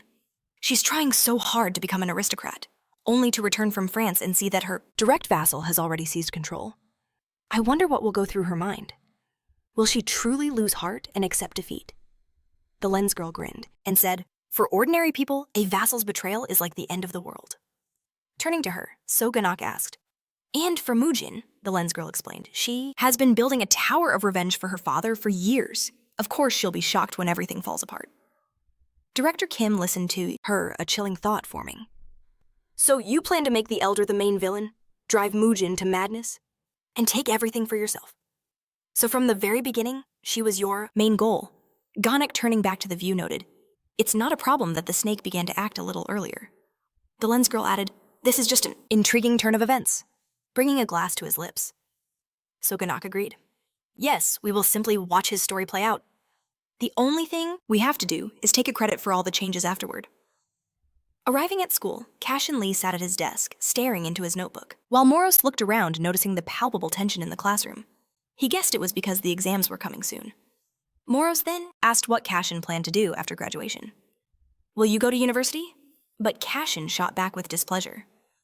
"Are you crazy?" Moros noted that his sister would be upset if he refused. Suddenly, a boy's shout cut through the room. "No way! Everyone look at this! A fight is about to break out between V-Zone of Gadam and Shinhwa. Who posted this, a war between villains?" Phones were out in an instant, students scrolling through the newsfeed, discussing someone named Guk Inseon. "She's a very famous villain in the Gwanak area," another student said. "And everyone knows Shinhwa's villains are the coolest in Seoul. That makes Screwdriver from Gadam a complete loser." However, one of the boys recalled, "But hasn't it been a long time since he lost to anyone? What are you even talking about?" Cashen Lee listened to them all without engaging in the conversation. After a while, during a break, he opened a package of sweet buns and glanced at his phone, noting the ridiculous amount of noise with displeasure. It all started with a video on social media, and now it was all over the news. And they were speaking very poorly of V-Zone of Gadam. "Are these sponsored articles or what?" Moros replied that there had been a lot of strange problems lately, agreeing that the hype felt completely artificial. Considering how much is being written, Cashen summarized, "It means they need attention. But who?" Moros reasoned that given the scope, it was unlikely to be a regular V-Zone. Then Cashen Lee suggested, maybe it was the ancient Blue Viper. Suddenly, he was called from behind by Kim Woo-chan. Turning around, they exchanged cold glances. Cashen Lee looked at the package being handed to him and asked what it was. Woo-chan curtly ordered him to take it. The girls watching were absolutely thrilled, rushing to photograph the moment. Cashen, taking the package, noted, "I didn't think we were close enough to exchange gifts." But Kim Woo-chan explained, "My sister asked me to do it." Cashen Lee immediately asked why. Woo-chan remained silent, then said, with disgust, "I don't want to admit it, but it's her life. I think Kwon Ju-yeon likes you, Cashen." Although he showed no reaction on his face, he inwardly reeled in horror. What did he just say? Still, he calmly replied, "Okay, I won't refuse." But the next moment, Wu Chen's voice grew loud and stern. "If Quan Juyon, if you dare make my sister cry, I will never forgive you." Fire practically billowed from his very being. But Cashen Lee just let out a heavy sigh as evening fell. Inside a desolate building, the enraged voice of Bang Sante echoed through the conference room. "Stop this seriously. It can't possibly be true." But Han Jong-un from Neot Capital cut him off. "Yes, it's all true. Your father is terrified the family will be ruined, so he's keeping it quiet for now. But very soon the media will catch wind of GLB Bio's impending bankruptcy." Sante was stunned. What kind of nonsense is this, my father's company? "Bankrupt," she confirmed, adding that stopping the process now would be next to impossible. Bang Sante, barely able to control himself, demanded to know how this could happen. Jong-un theorized it was a targeted attack from the Ma group. "It can't be," he roared in denial. "Can we do anything about it?" She replied coolly. There was someone who could help. Hope flickered in Sante's eyes. Han Jong-un then asked mysteriously, "Have you ever heard that the one thing people love to watch is a battle?" Sante was bewildered. "What are you talking about?" She explained that it was usually villain versus villain. "But what about a duel between a psyker and a villain?" Sante guessed. "Are you asking me to fight a villain?" Jong-un corrected him. He wouldn't have to fight personally. He just needed to ask a close friend or acquaintance. Biting his lip, Bang Sante cursed internally. This woman, she was insane. She wanted him to use one of his own from the Pyre School. But Han Jong-un pressed on. "It will be easy enough to find a rival villain, surely. You've also heard of the Gadam V-Zone." A little frightened, Sante realized she wasn't just talking about one villain, but the entire V-Zone. Incredible. Raising a cup to her lips, Jong-un told him not to worry. She'd already found him an assistant. He had until she finished her coffee to think it over. Okay. Meanwhile, on the news, a pundit passionately argued for tightening sanctions against the V-Zones. "I believe that people in positions of power must take this seriously. Sanctions against the V-Zones must become more severe, especially considering the recent behavior of the Gadam V-Zone. Everyone should remember Blaster Blood Rain and the others who brought devastation to our city. The wars between the V-Zones. Gadam is behind all of these incidents. You could even say the only real villain left is the Gadam V-Zone." The Black Hand, watching this while eating dinner, slammed his fist on the table. With all his strength, he screamed in fury. "What the hell is this garbage? Why is everything our fault?" Crush, sitting next to him, sarcastically replied, "Because everything is exactly as he says. It's all your fault." The pundit, however, wasn't finished. "The situation is not good. Can the Psychers truly afford not to interfere? It's clear that public anxiety will only grow. Who will protect them from the villains?" Lei-in, watching the broadcast with Ham Jung, was indignant. Why is he spouting such nonsense? Ham Jung noted dryly that the man was a university professor. The host then asked what he thought the solution to this problem was. The professor's reply was immediate. "No, the only way to resolve this is with another war." The woman asked if he was really prepared for such extreme measures. The man's brow furrowed in displeasure. "This is no laughing matter. Before the Gadam villains go completely insane, we need to ask the Shinoa villains for protection." Unable to bear it, Leon shouted. "He's an idiot. That professor wants to start a war between the V-Zones." How can an expert say something like that? Besides, the Gadam villains weren't to blame for those incidents. Jung turned off the television, noting that they at least deserved credit for defeating Buxin. If that report is true, a Gadam villain even helped rescue kidnapped civilians. At least you can say his head is in the right place, but as he knows they can't just announce the truth. Leon agreed with a frown. Yes, there are too many limiting factors. He thought to himself that he didn't want to create problems for Wu An. Ham Jung added, placing documents on the table. Even without Buxin, Gadam has a mountain of problems and plenty of witnesses to them. It's better for us not to get involved. Otherwise, we'll be dragged so deep into this mess, we'll never get out. Leon clarified. So there is an underlying reason for this scandal. As a knock came at the door, she turned and replied, "If so, then they moved from social media to the press with alarming speed." A voice called from outside. "Is anyone there?" Jung simply replied, "You can come in." The next moment, Kong Shu appeared in the doorway, greeting them with a brilliant smile. "It's been a long time," Leader Ham Jung noted with surprise. "I heard you'd be working in Seoul. You came from Busan today." Leon saw her and immediately wondered how he knew her. Shu ran up to Jung, explaining with the same high spirits. "I'm supposed to start work tomorrow, but I wanted to come today." Ham Jung asked if she had business to attend to, but Kong Shu explained she just wanted to see her senior colleague. Leon, listening to their conversation, noticed the girl had a very close relationship with Jung. In a flash, he suddenly realized, Could this be that Shu A, member of the elite unit of Psychers famous for swiftly destroying the Russian mafia in Busan? This girl is the captain of an elite unit for suppressing especially dangerous villains. At that moment, Young pushed Kong Shu's hand away, noting she was too close and should move. But Shu reached out again, exclaiming, "I missed you so much." Finally remembering, Loon Jung turned to him. "Is this your first time seeing each other? You should introduce yourselves." Leon, embarrassed, straightened his hair. "I'm from the special department." Shu also replied politely, "I've heard about you. It's a pleasure to meet you." He immediately turned to Ham Jung, blushing. "You were talking about me now, that's a compliment." However, Jung explained coldly, "I said he was an idiot." Then, while Leon sulked on the couch, Ham Jung asked Kong Shu where the others were. She replied that they were relaxing at home. "Good," Jung suggested. "Since you're here, maybe we can have dinner together." But Shu noted that while she'd love to, she had things to do. "I need to see my cousin." Ham Jung immediately remembered. "You mean the guy who studies at the Pyre School? I think he recently won first place in a national competition. What's his name again?" And Kong Shu proudly replied, "S. Bang Sante." At that same time, an enraged voice echoed in the Mad Pin bunker, deep in the Shinoa V-zone. "What is this your plan is to attack Nam?" With Mujin gone, she had no interest in the M-Gang's destruction. But the man sitting opposite her coldly replied that her interest was irrelevant. This was their golden opportunity to seize Seoul's first V-zone. Yet Ino simply stated she couldn't care less. Madpin, casually spinning a playing card, insisted with a smirk that it was foolish to waste such a chance. As she walked out, Gu Ino reminded him. Her only interest was Mujin, but a sudden rustle from above stopped her cold. Looking up, she saw him, the laughing ghost armed with a dagger. He lunged. Ino barely parried the blow, unsheathing her blade to unleash the windsword technique. But the ghost, deftly, flipped through the air. Gu Ino smirked sarcastically. He dodged amusing. Not bad. Laughing Ghost attacked again, covering the distance in a blur of motion. However, Ino charged forward, shouting, "You're one of the three strongest, aren't you? Only a few meters." Remained between them when suddenly Python appeared. Blocking their path with his arms outstretched, he roared for them to stop. Gu Ino pressed her blade to his throat, snarling, "What is this? I thought you weren't a fool. Was I wrong?" Just then, Madpin's voice echoed, ordering them to stand down. But Ino refused to lower her sword. "He started this," she insisted. "Why should I stop? Did you—" Forget the rules. But he wouldn't back down either, declaring that the V-Zone boss's orders were absolute. "My apologies if—" Laughing Ghost upset you. Forget my request about the M-Gang. She hummed thoughtfully as the ghost chuckled. Finally, with a slight smile, Gu Ino continued toward the exit. Staring at another playing card, Madpin sighed.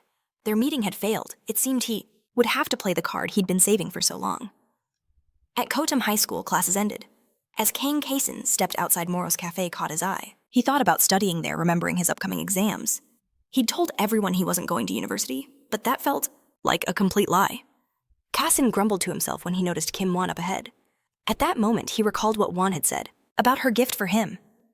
Could she really be in love with me? He wondered. Just then, Kason saw Kim Won himself approach Won and ask why she was there. She shot the question right back. "Didn't you read my text I told you I was coming?" Won pointed out that she could have called, but Kim Won cut her off impatiently. "Do you have any idea what's blowing up on social media?" Muon stared back, genuinely bewildered. "What?" Won explained that his picture was everywhere. Still confused, Kim Won asked, "A photograph?" At that, she grabbed his hand and pulled him aside, saying, "Follow me. We'll talk somewhere quieter." Won had no choice but to agree, muttering that she didn't need to grab him so tight. But their plans were interrupted by a voice calling out his name. Long time no see, Bang Sante with Cha Indam in tow was heading straight for them, waving his hand. "You remember me, right?" he asked. Kim Won stopped and looked back. "Sante." Sante grinned widely. "Are you free right now? Let's go to a cafe." My treat. The scene shifts. Rain streaks down a window. In an office lit only by streetlights, Bang Sante recalls what Han Jong-un had proposed, a duel between a psycher and a villain. She'd told him not to feel pressured, because her friend would help him. He clenched his fists in fury. "This can't be happening. How did I get dragged into this?" He was a top sneaker. "If anyone finds out—" "No, I have to get out of this clean." Suddenly a voice called from behind. Sante Indam waved cheerfully. "What do you mean?" Then, as realization dawned on him, a slight smile touched Bang Sante's lips. "The head of Jonan didn't talk to you, did she?" The next second, he exploded, grabbing Indam by his hoodie. "So, they assigned you to me, you freak. What are you planning?" But Cha Indam, leaning away calmly, replied, "Stop. It seems there was a misunderstanding. We should talk. To be honest, I have the same problem. I need money too." Sante asked how that was possible, but Indam waved it off. Let's skip the details and discuss the plan. We need to destroy the villains from Gadam, and for that we'll have to cooperate. With those words, Indam took out an envelope from inside his jacket. He handed it to Bang Sante, whose mind was still reeling. Cooperate with him. As he took out the forms, Indam explained, this contains information about our assistants. They'll carry out any order we give. Sante's irritation grew. How could this guy prepare everything, he thought. They must have been planning this for a long time. Even without me, if I refuse, will they set me up? Indam interrupted his thoughts. Are you afraid? Bang Sante answered. Coldly. Wouldn't you be in my place? Spreading his arms wide, Cha Indam answered lightly. There's no need to worry so much. We aren't going to destroy the entire V-Zone ourselves. We'll just show those villains what we're capable of. Sante reminded him, didn't you want to exterminate them? Indam chuckled. Just a figure of speech. In reality, I think that together we can handle them. They're just a bunch of villains. We're psychers who've trained for years. It'll be like a fight between adults and children. Bang Sante thought it over. There was logic in his words. The villains would never fight together so they could be defeated. Moreover, many of them had never fought a professional psycher before.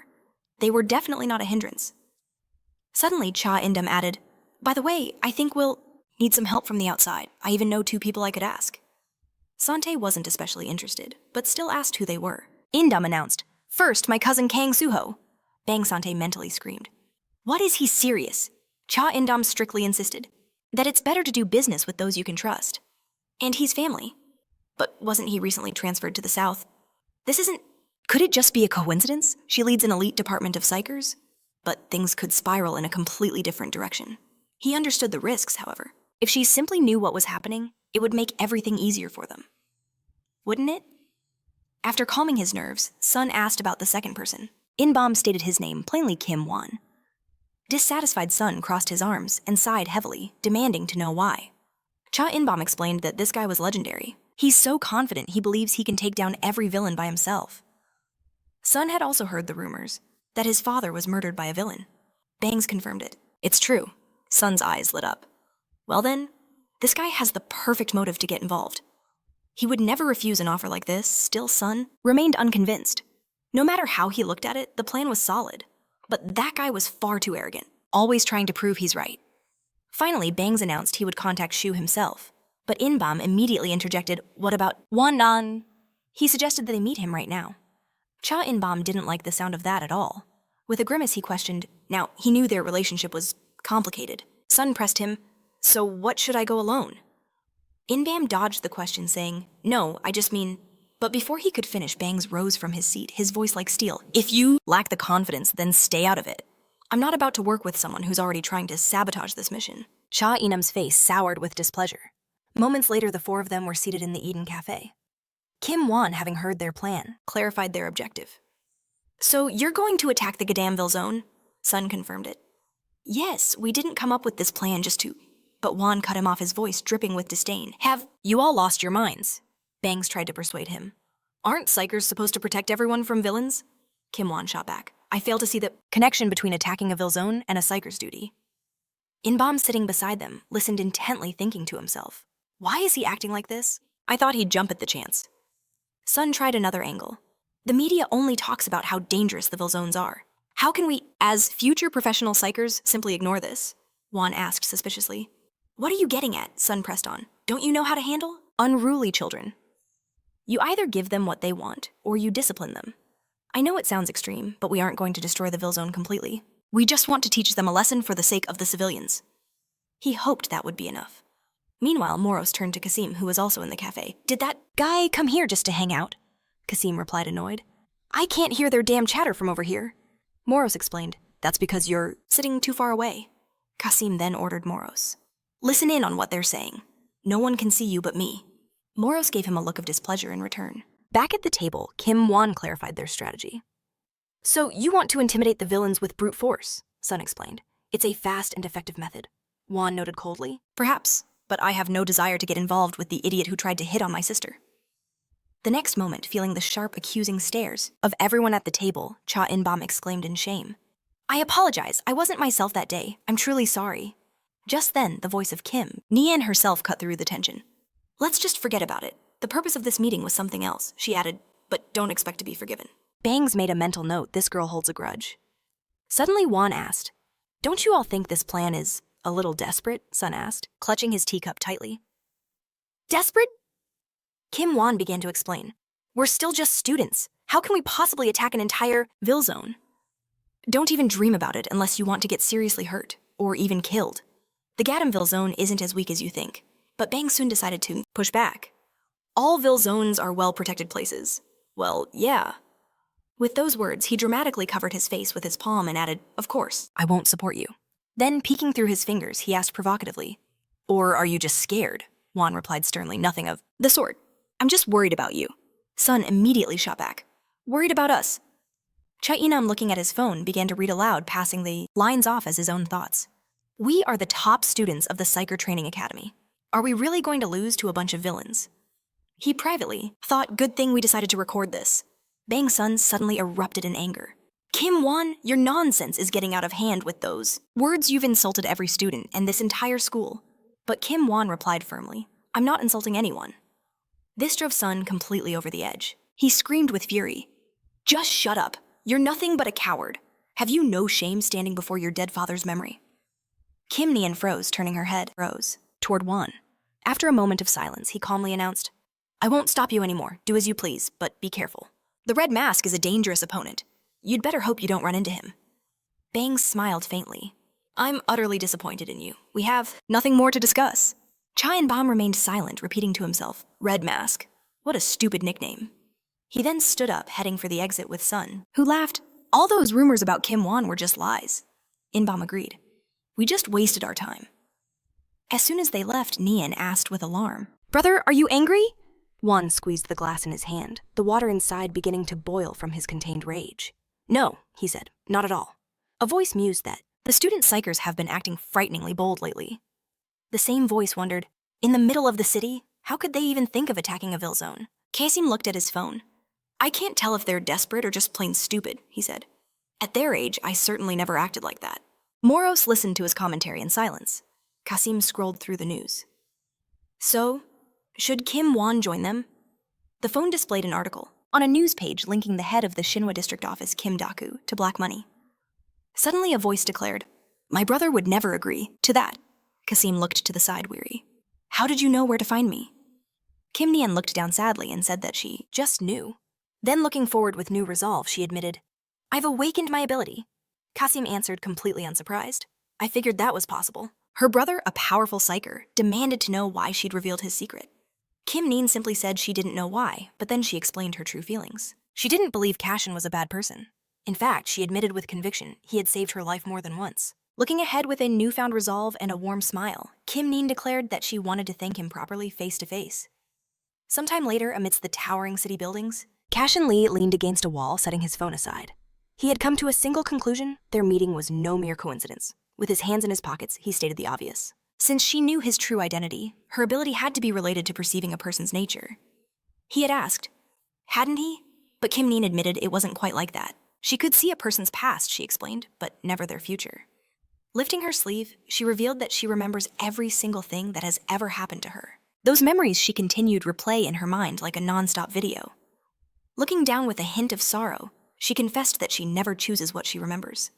Cashen Lee's eyes widened. "Psychometry?" he asked in shock. But Moros, narrowing his eyes, corrected him. "Not exactly. It was a powerful skill," he explained, but one that could be a terrible burden. Suddenly, Kim Nian's question cut through the air. "Is someone with you right now?" Moros stared ahead, completely stunned. She explained that she'd heard Cashen talking to another person. "What did you hear me say?" Cashen pressed. Kim Nian clarified that she hadn't heard it, she had seen it. He then asked the crucial question, when did her power awaken? Her answer sent a chill down his spine. "Around the time I met the puppeteer." In that moment, Cashen's world shifted. He frowned, realizing that's how long she had known the truth about him. "Aren't you afraid of me?" he asked, his voice low. "Your brother doesn't exactly approve of villains." Kim Nian just smiled kindly. "If I was scared," she replied, "I wouldn't have come." She then changed the subject, asking if he received the macarons. Cashen confirmed that her brother had passed them along. About that, Kim Nian began, there was a small issue. Seeing his concern, she quickly told him to just forget it. Cashen shifted awkwardly. "I think you already understand," he said. "But I have to ask you to keep my identity a secret." Kim Nian mimed zipping her lips shut, promising her silence. "Of course," she added, "my lips are sealed." Cashen let out a breath he didn't realize he was holding. "Good," he said, because you're the only one who knows. Her eyes widened in surprise. No, she said softly. That's not true. There's someone else. Cashen froze his lips pressed into a thin, tight line as shock washed over him. Meanwhile, in another part of the city, Chanayan was losing his patience on the phone. Go Yante Ansun! When are you getting here? He swore, demanding to know how much longer they had to wait. Suddenly, he turned his eyes wide with surprise. Is that Pansante? Chom waved, speaking into his phone. I'm here now. Just hurry up. Hanum smiled, waving a friendly greeting to Pansante. Ham Cahoon, however, just glanced up with a look of pure contempt. Pansante scanned the small group. Where are the others? Is this everyone? Cha Enam rushed to his side. Go, Yante and Anson will be here any minute. Chom then asked the important question. So, did your cousin agree to help? Pansante's expression darkened. A memory flashed through his mind. No way, a sharp voice had declared. Kei-Shu had been firm, stating her team wasn't made for fighting in the Ville Zone. Their job was to catch criminals outside of it. She had even warned them not to interfere, pointing a finger for emphasis. Back in the present, Chom asked with a confused look. So, it was a bust? Yes, Pansante confirmed, a bitter edge to his voice. But it's not like I expected anything from her anyway. He let out an angry growl. A corner of his mouth twitched upwards in a sneer. As he approached a bench, Han Serum jumped to her feet excitedly. So what's the plan now? She asked. Pansante looked at her and simply apologized. Ham Kangan, staring at his phone, spoke up. I heard what's happening. From what I know, he trailed off. There's a live broadcast tomorrow.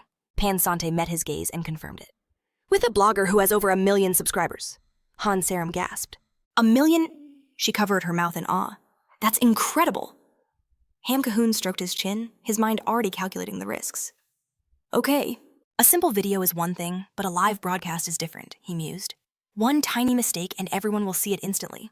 Only an idiot would screw up in front of that many people. Han Serum chimed in. But don't small mistakes make you look cute?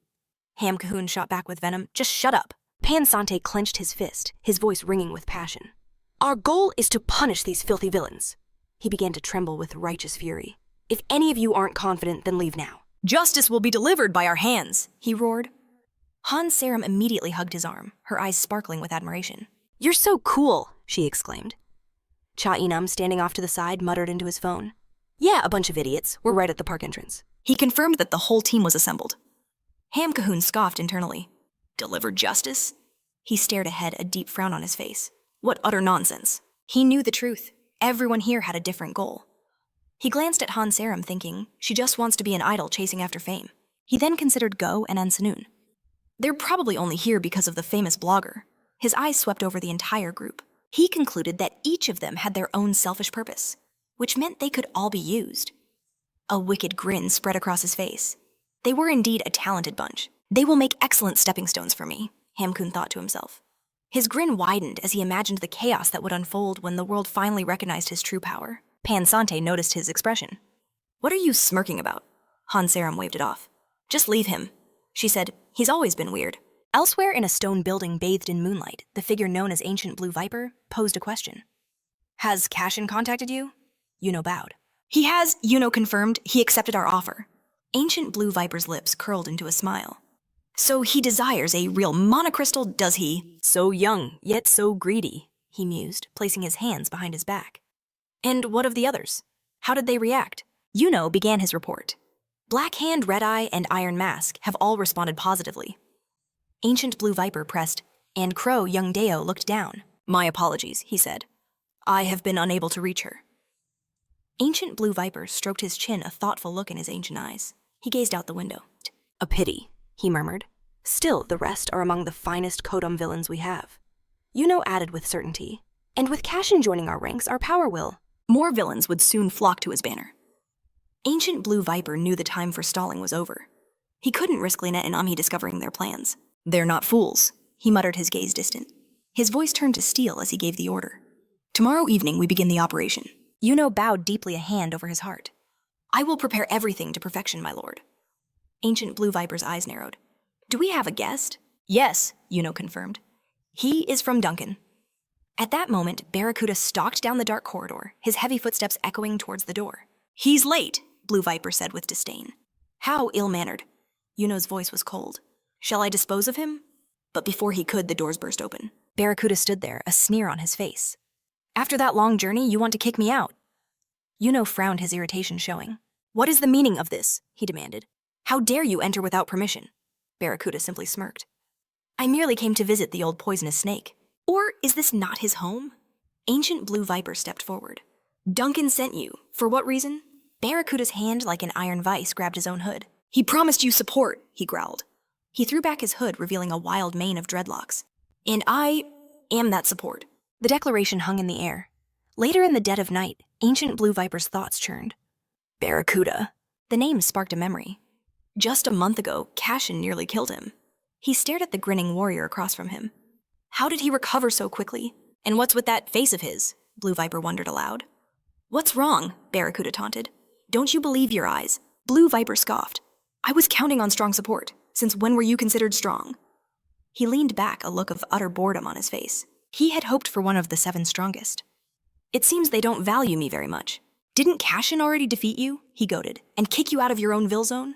Barracuda's teeth ground together in fury.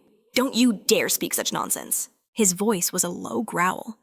They treated me like dirt. Yuno and Blue Viper watched in shock as a dangerous aura flared to life around Barracuda's raised palm. If you doubt me, he threatened, I will show you the true extent of my new power. Blue Viper frowned, sensing the ferocious will to fight emanating from him. At least he recovered that much after Poxon, he thought. But where did he get this new strength? He studied Barracuda intently. Duncan must have invested a fortune in him. Does this mean they could actually be related by blood? Do you want to take Winterbelt? Barracuda asked, breaking the silence. I can help you with that. Yundeo looked at him in total surprise. And after that, Barracuda continued slamming his palm on the table. I will personally kill Driver and Cashen. Meanwhile, in another location, Cashen Lee assessed his team. Your symbiosis of attack and agility is at a proper level. But your overall power is still far too low. He advised Red-Eye and Bahan, you must work on your focus. Develop the dexterity to instantly identify and attack the enemy's weak points. Red-Eye touched his chin thoughtfully, his resolve hardening. We will continue to push forward, he declared. It's easy for them to say, Blacken grumbled. They aren't the ones who are desperate. Cutter listened to every word with intense focus. Crush, however, looked around, scratching his cheek and quietly wondering, what should I have for lunch? Cashen explained the strategy. To start the battle, one of you must act as a tank. That person's job is to shatter the enemy's formation. Cashen's finger pointed directly at Crush. You'll do it?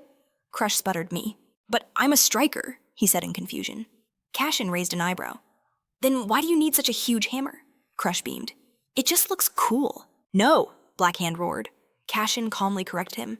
You would be better off with a proper shield, but you have well-developed strength and resistance. You're perfectly suited for the role of a tank. Crush shot a gloating look at Blacken. Did you hear that? People are praising my talent? Blacken just groaned. Cashen gave his next orders. Black Ghost and Cutter, you will infiltrate their rear lines and destroy all reinforcements. Black Ghost gave a silent salute. Cutter nodded, his attention unwavering. Red-Eye, Cashen continued. You will neutralize the enemy's main forces and command the team during battle. Suddenly, an angry voice interrupted. Hey, hold on! Blacken pointed furiously at himself. What about me? Cashen replied. You have a very important task. Very important? Blacken asked, intrigued. You will be the main damage dealer attacking the enemy alongside the tank. Blacken was stunned. The main dealer? A moment later, he exploded with joy, leaping into the air. This is awesome! Did you hear that I'm the main dealer? Crush watched him completely confused. Doesn't he get it? Cutter muttered under his breath. He's just the bait. Red-Eye quickly covered his mouth. Quiet, he whispered. He might hear you. Meanwhile, inside a high-tech facility, Driver sat before a bank of computers, analyzing the situation. A voice from the door announced a visitor. He has arrived. Send him in, Driver commanded. He swiveled in his chair. As Cashen Lee entered, Driver asked, what happened that required you to call me personally? I looked up the information you requested. Cashen froze. Driver activated his analysis glasses. I assume you had already forgotten about it. A holographic sphere shimmered into existence before them. You forgot about the relic that Duncan treasures so dearly, he added. Cashen stared at the floating object. How could I forget? I remember everything. Driver adjusted his glasses. It is called the Platinum Disc. It took a great deal of effort to find its real name. He gestured towards the hologram. Looking at the Platinum Disc now, in reality, there is very little information about it. Stunned that such a thing even existed, Cashen Lee pressed for answers. What was the result? Driver replied that he'd found several associated words. Words connected to the Platinum Disc. He then asked, have you ever heard of Moros frowned, listening in. But Cashen Lee simply answered no. Driver explained it was an ancient Greek word for sea. He elaborated, saying it could also imply a flood. The sea and a flood, Cashen Lee mused. How does that connect to the platinum disc? He questioned. Is it related to the Great Flood? Cashen Lee's gaze drifted, his mind racing. He knew he had to ask more. Having fun over there? He asked Moros. Moros, admiring a device, shot back. Is this a new tablet? Cashen Lee refocused. Is there anything else? Driver scrolled through his program. What else? It says Mark. Cashen Lee's eyes widened in shock. Continue, he commanded. Driver turned, noting the surprise etched on his face. It was obvious. I don't know what it means exactly, Driver began, but I'm certain it's tied to the platinum disc. He theorized that he was understanding the connection between these ancient words.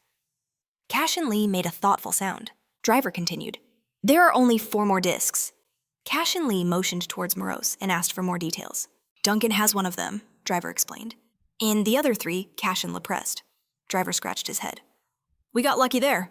Moran had one, he added. The Red Death, Cashen Lee questioned. Driver confirmed it. The horrifying truth began to dawn on Cashen Lee. The other evil monarchs must also possess the discs. Driver admitted he wasn't sure, but it was a strong possibility. Cashen Lee fell silent, hand to his chin, deep in thought. This was the first time he'd heard of 4 discs. He knew the 4 evils could own them, or at least parts of them. His thoughts turned to Duncan. Where did the 4 evils find the Sword of Destruction? Did Jeff really say that? He wondered aloud. So will they change now? Driver asked. I have a few questions of my own, he added. Cashen Lee turned to leave. Thanks for the information, he said, walking away. Driver reached out, shouting. Wait, offended? He yelled. I could learn more if you just answer my questions. Cashen Lee froze. He closed his eyes. Mark is the name of the sword, forged in the legendary age. Driver stared at him, completely stunned. A sword, he thought. It had to be a combination of those ancient words. But how do you know all this? Driver asked. A small smile played on Cashen Lee's lips. You're only getting more interesting. Meanwhile, at a nearby construction site, a loud voice boomed, Welcome all you curious souls. Greetings, this is Tiger with 1 million subscribers. He winked at the camera. Today we're live with a new mukbang star. Let's welcome the lovely Dry. Dry waved sweetly to the camera, greeting everyone. The live chat exploded. Is this the V-Zone? This is so cool, another commented. Are they completely insane? Asked a third. They're crazy, the final comment read. Dry made a half-heart gesture with her hand, exclaiming, It's a pleasure to meet you all. Nearby, Young-ho adjusted his glasses with a scowl. This looks like a children's sandbox.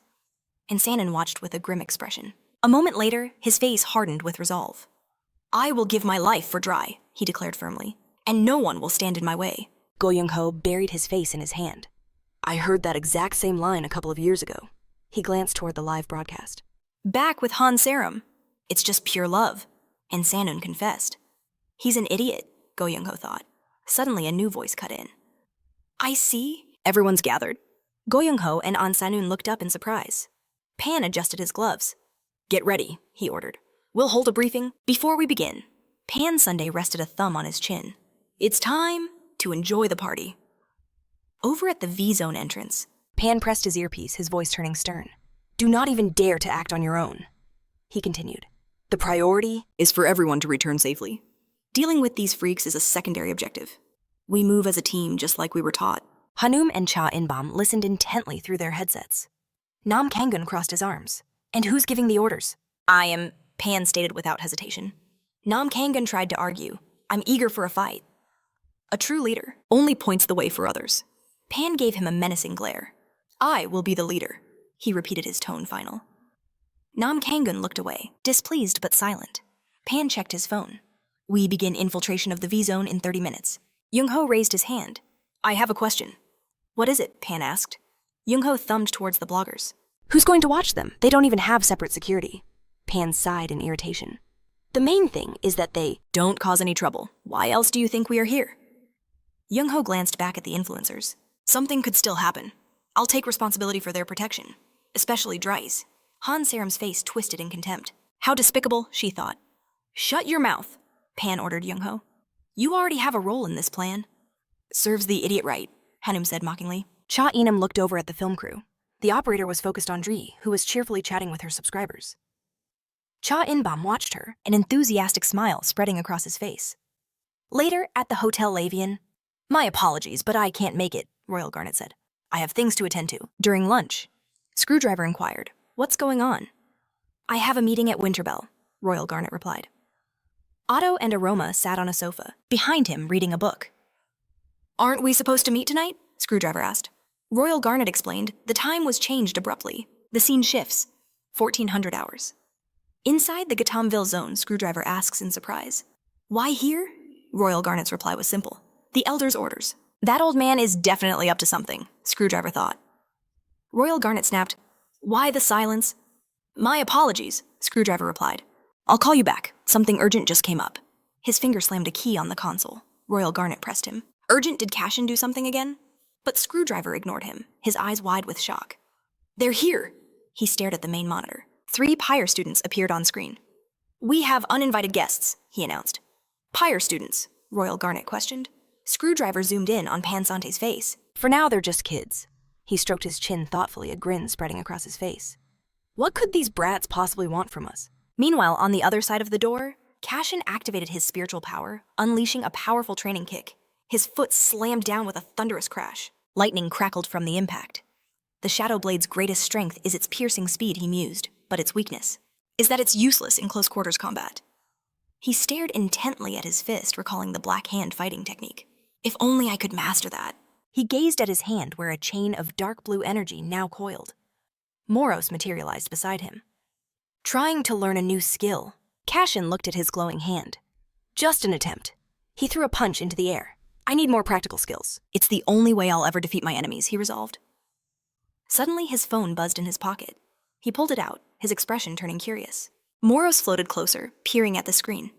An urgent meeting? Cashen said, surprised. What's going on? Back in the V-zone, Cashen go. Yunho and Hansaram were on standby. Hansaram asked impatiently, where are all the villains? Why aren't they attacking us? Go! Yunho clenched his fist victoriously. They must be scared of us. But Pansante warned them to stay sharp. He glanced over his shoulder. Villains are never that simple, he added gravely. This could easily be a trap, he suggested. Hansaram nervously scanned the area. Tiger chimed in enthusiastically. He's so smart, that's why he's our leader. He flashed a grin at the camera. It's a good thing Pansante is with us. Pansante stood between the 2 bloggers, smiling with absolute confidence. Dory winked at her subscribers. Don't worry, she cooed. I'll protect you all. The live stream chat exploded with comments. Great Panty Demon King, is Tiger really the first blogger to ever enter the V-Zone? It's true, another user confirmed in shock. Confirmed, Jason wrote with a laugh. Dory is so cute, Cat Bear commented. Hansaram watched from the side as Pansante played to the crowd, barely hiding her disgust. Has Pansante ever even fought a villain? Tiger wondered. Pansante just smirked smugly at the camera. Isn't it obvious? A fan commented. I'm so proud. This is so cool. Can I call him Young Master? He's so handsome, another wrote. Wait, is this actually a live broadcast? Pansante laughed. We're the best of the best. The villains should be terrified of us. Tiger marveled at his confidence. So cool. But Nam Kang Hun crossed his arms, sneering. Has he ever fought a villain? His expression was filled with contempt for their leader. Hansaram scoffed. He's a complete liar. Suddenly Dory grabbed Pansante's arm. Look, she shrieked, pointing a trembling finger. A villain in a dog mask had appeared. Who is that? Tiger and the cameraman whipped around in surprise. Dory pressed closer to Pansante. Is that a villain? She stammered. Pansante touched his chin, thinking, wait, isn't that just a dog mask? Tiger excitedly pointed at the shovel-wielding figure. Look, everyone, he yelled at the camera. We've finally found the first villain of the Gadam V-Zone. Kill him, a user named Gadam Buying wrote. Move, I can't see, another complained. Who is that? Fish King asked. Show us Dory, another demanded. I think that's Screwdriver, Fish King commented again. No way, a user replied with a laugh. He seems interesting, someone else typed. This is the future of the Korean army, a user joked. Cha Inam's anger boiled over. What are you waiting for, Pansante? He demanded. Give the order to attack. Pansante sized up the enemy. He doesn't seem dangerous at all. Probably just some low-level grunt. Cha Inam grabbed his shoulder, his face twisted with rage. Are you just going to let him get away? He roared. Didn't we come here to destroy every last one of them? Pansante looked back, his eyes flashing. He violently grabbed Cha Inam's arm. Don't you dare drag me into your madness! Cha Inam grunted in pain. Pansante stared him down. Consider this your last warning, he threatened. He then turned to the other students and barked his command. Prepare for battle. We're taking that villain down right now. The Pyre students tensed, a mix of excitement and shock on their faces. I will lead the attack, Pansante declared. Nam Kang Hun Han Saram, you're with me? The two of them froze, staring at him in disbelief. Move out, Pansante commanded. With that, the students charged into battle. Pansante led the way, followed closely by Cha Inam and Nam Kang Hun. But as they ran, a torrent of fire erupted before them. A puzzled look crossed Pansante's face as the flames rushed toward them. Everyone dodge, he yelled. He crossed his arms, activating his skill. Petrify! A massive stone shield erupted from the ground just as the fire slammed into it, sending sparks flying. A new voice echoed through the area. Manners are what separate man from beast. Dory and Tiger watched their excitement growing. But you idiots, the voice continued, filled with contempt. You just scurry in unannounced like rats. What? Cha Inam roared. Who's there? Show yourself. Who are you? Pansante demanded, his arms still crossed defensively. A figure emerged, his hand wreathed in flames. I am the greatest villain in the Gadam V-Zone. And they call me Red Mask. Meanwhile, back in his room, Kim Muchin was haunted by Bangsun's words. A disgusting coward. Is this what my father would be proud of? With his head resting in his hand, he sat staring down at the box on the table, the box that held his mask. He recalled his conversation with Cashen on the roof. Why help him? A villain. A psycher. Cashen argued their jobs were identical, so why bother with labels? Kim Muchin remained quiet for a moment. He continued, saying he understood the feeling. In the past, he also saw only one side of every coin. That psychers were good and villains were evil. He once believed the world was divided so simply into black and white. But as it turned out, that was a foolish way to think. One shouldn't always believe what seems right. If my actions seem suspicious, he'd said, then just consider me another crazy villain. Those were Cashen's final words to him. Now, lifting the helmet from the box, Kim Muchin donned his new identity, his resolve hardening. As a psycher fighting for justice, he couldn't afford to have such doubts. The V-Zone of Gadam roared with chaos. Red-Eye fired an arrow straight at Crush, but Crush seemed to be expecting it standing perfectly still. The next moment, a brilliant explosion erupted, and Black Hand exclaimed with manic glee. He stopped it. The Black Demon, who also witnessed the event, noted it was an excellent defense. Red-Eye, however, wondered if his shot was too weak. Black Hand rushed over to Crush. How are you feeling? With a laugh, Crush replied that it was ridiculously easy. But Cutter noticed something else. Tears were welling in his eyes. Crush just brushed it off, claiming he was overcome with happiness. At that moment, a leaflet fluttered past Red-Eye. A girl's voice suddenly echoed from a nearby rooftop. We've got a problem. He immediately demanded clarification. A problem? Is the boss going crazy again? Black Hand suggested. The demon roared, What is the problem? She explained, Psychers, they're here. For a second, they all froze, processing the news. Then, as one, they roared, What? At that very moment in the Abangsun sector, Bangsun saw Kim Muchin.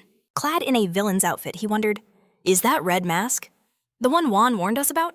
Nam Kang Un scoffed disdainfully. This is the strongest in Gadam. Is that what he calls himself? Amam Seon giggled from nearby. What a stupid name.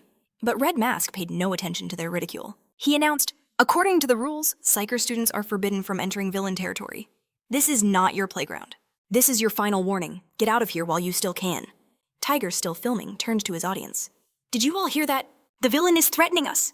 This is terrifying, Ideally exclaimed, faking his fear. Help us. Then Santi stepped forward, his pride wounded. Leave after we've already come all this way. And what if we refuse? Are you going to fight all of us alone? Red Mask's response was sharp. I wonder, who will win the lion or the little idiots? Grinning maliciously, Bangsun repeated, Petty idiots, we'll see who the real jerk is here. Flexing his fists, he declared, This is your last warning. Get out of here while I'm still feeling generous. But Santi wasn't listening. He turned to Indium. He ordered him to attack on his signal. Preparing for the fight, Indium acknowledged the command. Bangsun, meanwhile, made a mental note. He had no information on this guy, but that wasn't a problem. Their team could defeat anyone. For them, this would be an easy fight. Defeating one lone villain would be no trouble at all. They already had a plan. But in the next moment, their focus was shattered by the voice of Black Hand. Appearing with the others, he shouted, You idiots, we're already here. Tiger immediately swung his camera around, addressing his audience. Did you see that my friend's new villains have appeared? Black Hand, noticing them, looked surprised. I thought they were psychers, but they're not. Pointing a finger, Cutter clarified. Is that Red Mask? Black Hand's attention snapped toward him. When did you get here? Kim Wan warned them. I'll deal with this myself. You can go. But Black Hand was not happy to hear this, and he furiously demanded, What did you say? You'll only get in the way, Red Mask insisted. The Black Demon, watching from the side, asked, Who even is this guy? I don't remember him in Gadam. Laughing, Black Hand exclaimed, This guy has no idea how strong we've become. Wuhan immediately clarified, Did you undergo special training? Of course, he confirmed. The boss personally trained us. But the demon standing behind him noted, actually, it was me who did it. Kim Muchin's mind reeled. Cashen himself was doing this. Cha-Am watched them confused. What is this? Why are they arguing in front of us? Bang Sun clenched his jaw furious. Have these villains decided to just ignore us? What absolute idiots. The next moment, he was the first to attack. You freaks, he shouted. But Black Hand Thrilled launched a counterattack of his own, exclaiming, come on. Crush was terrified by this act. You fool! Where are you running off to alone? He shouted. Then the Black Demon strictly ordered him, keep an eye on the Psycher. We'll act as their coaches. Crush immediately asked, what about Black Hand? He announced, we'll deal with him later. At that moment, Black Hand was accumulating energy in his palm. He shouted, you brats are finished. I'll take you down one by one. Kun being the closest swung and fired an ice missile straight at him. It almost hit its target, but he reacted in time and dodged. Then Anango, planting his gun, exclaimed, I've been waiting for this. His bright red bullet flew straight towards Black Hand, followed by an explosion that made even the other villains tense up. Dust and debris filled the air. As fragments rained down, Anango thought with pride, that's an explosive bullet. No matter how strong this villain is, he won't survive this. Immediately, he heard the mocking voice of Black Hand. How boring. I waited so long for this chance, even if I was beaten every day in special training. Now I can show what I've learned. He had blocked the bullet using a glove shield. Meanwhile, in an office, Cashen Lee and the Crow were carefully watching everything unfold on a screen. Screwdriver, however, was completely relaxed, leaning back in his office chair. He noted casually, looks like the kids decided to get some practice in this way.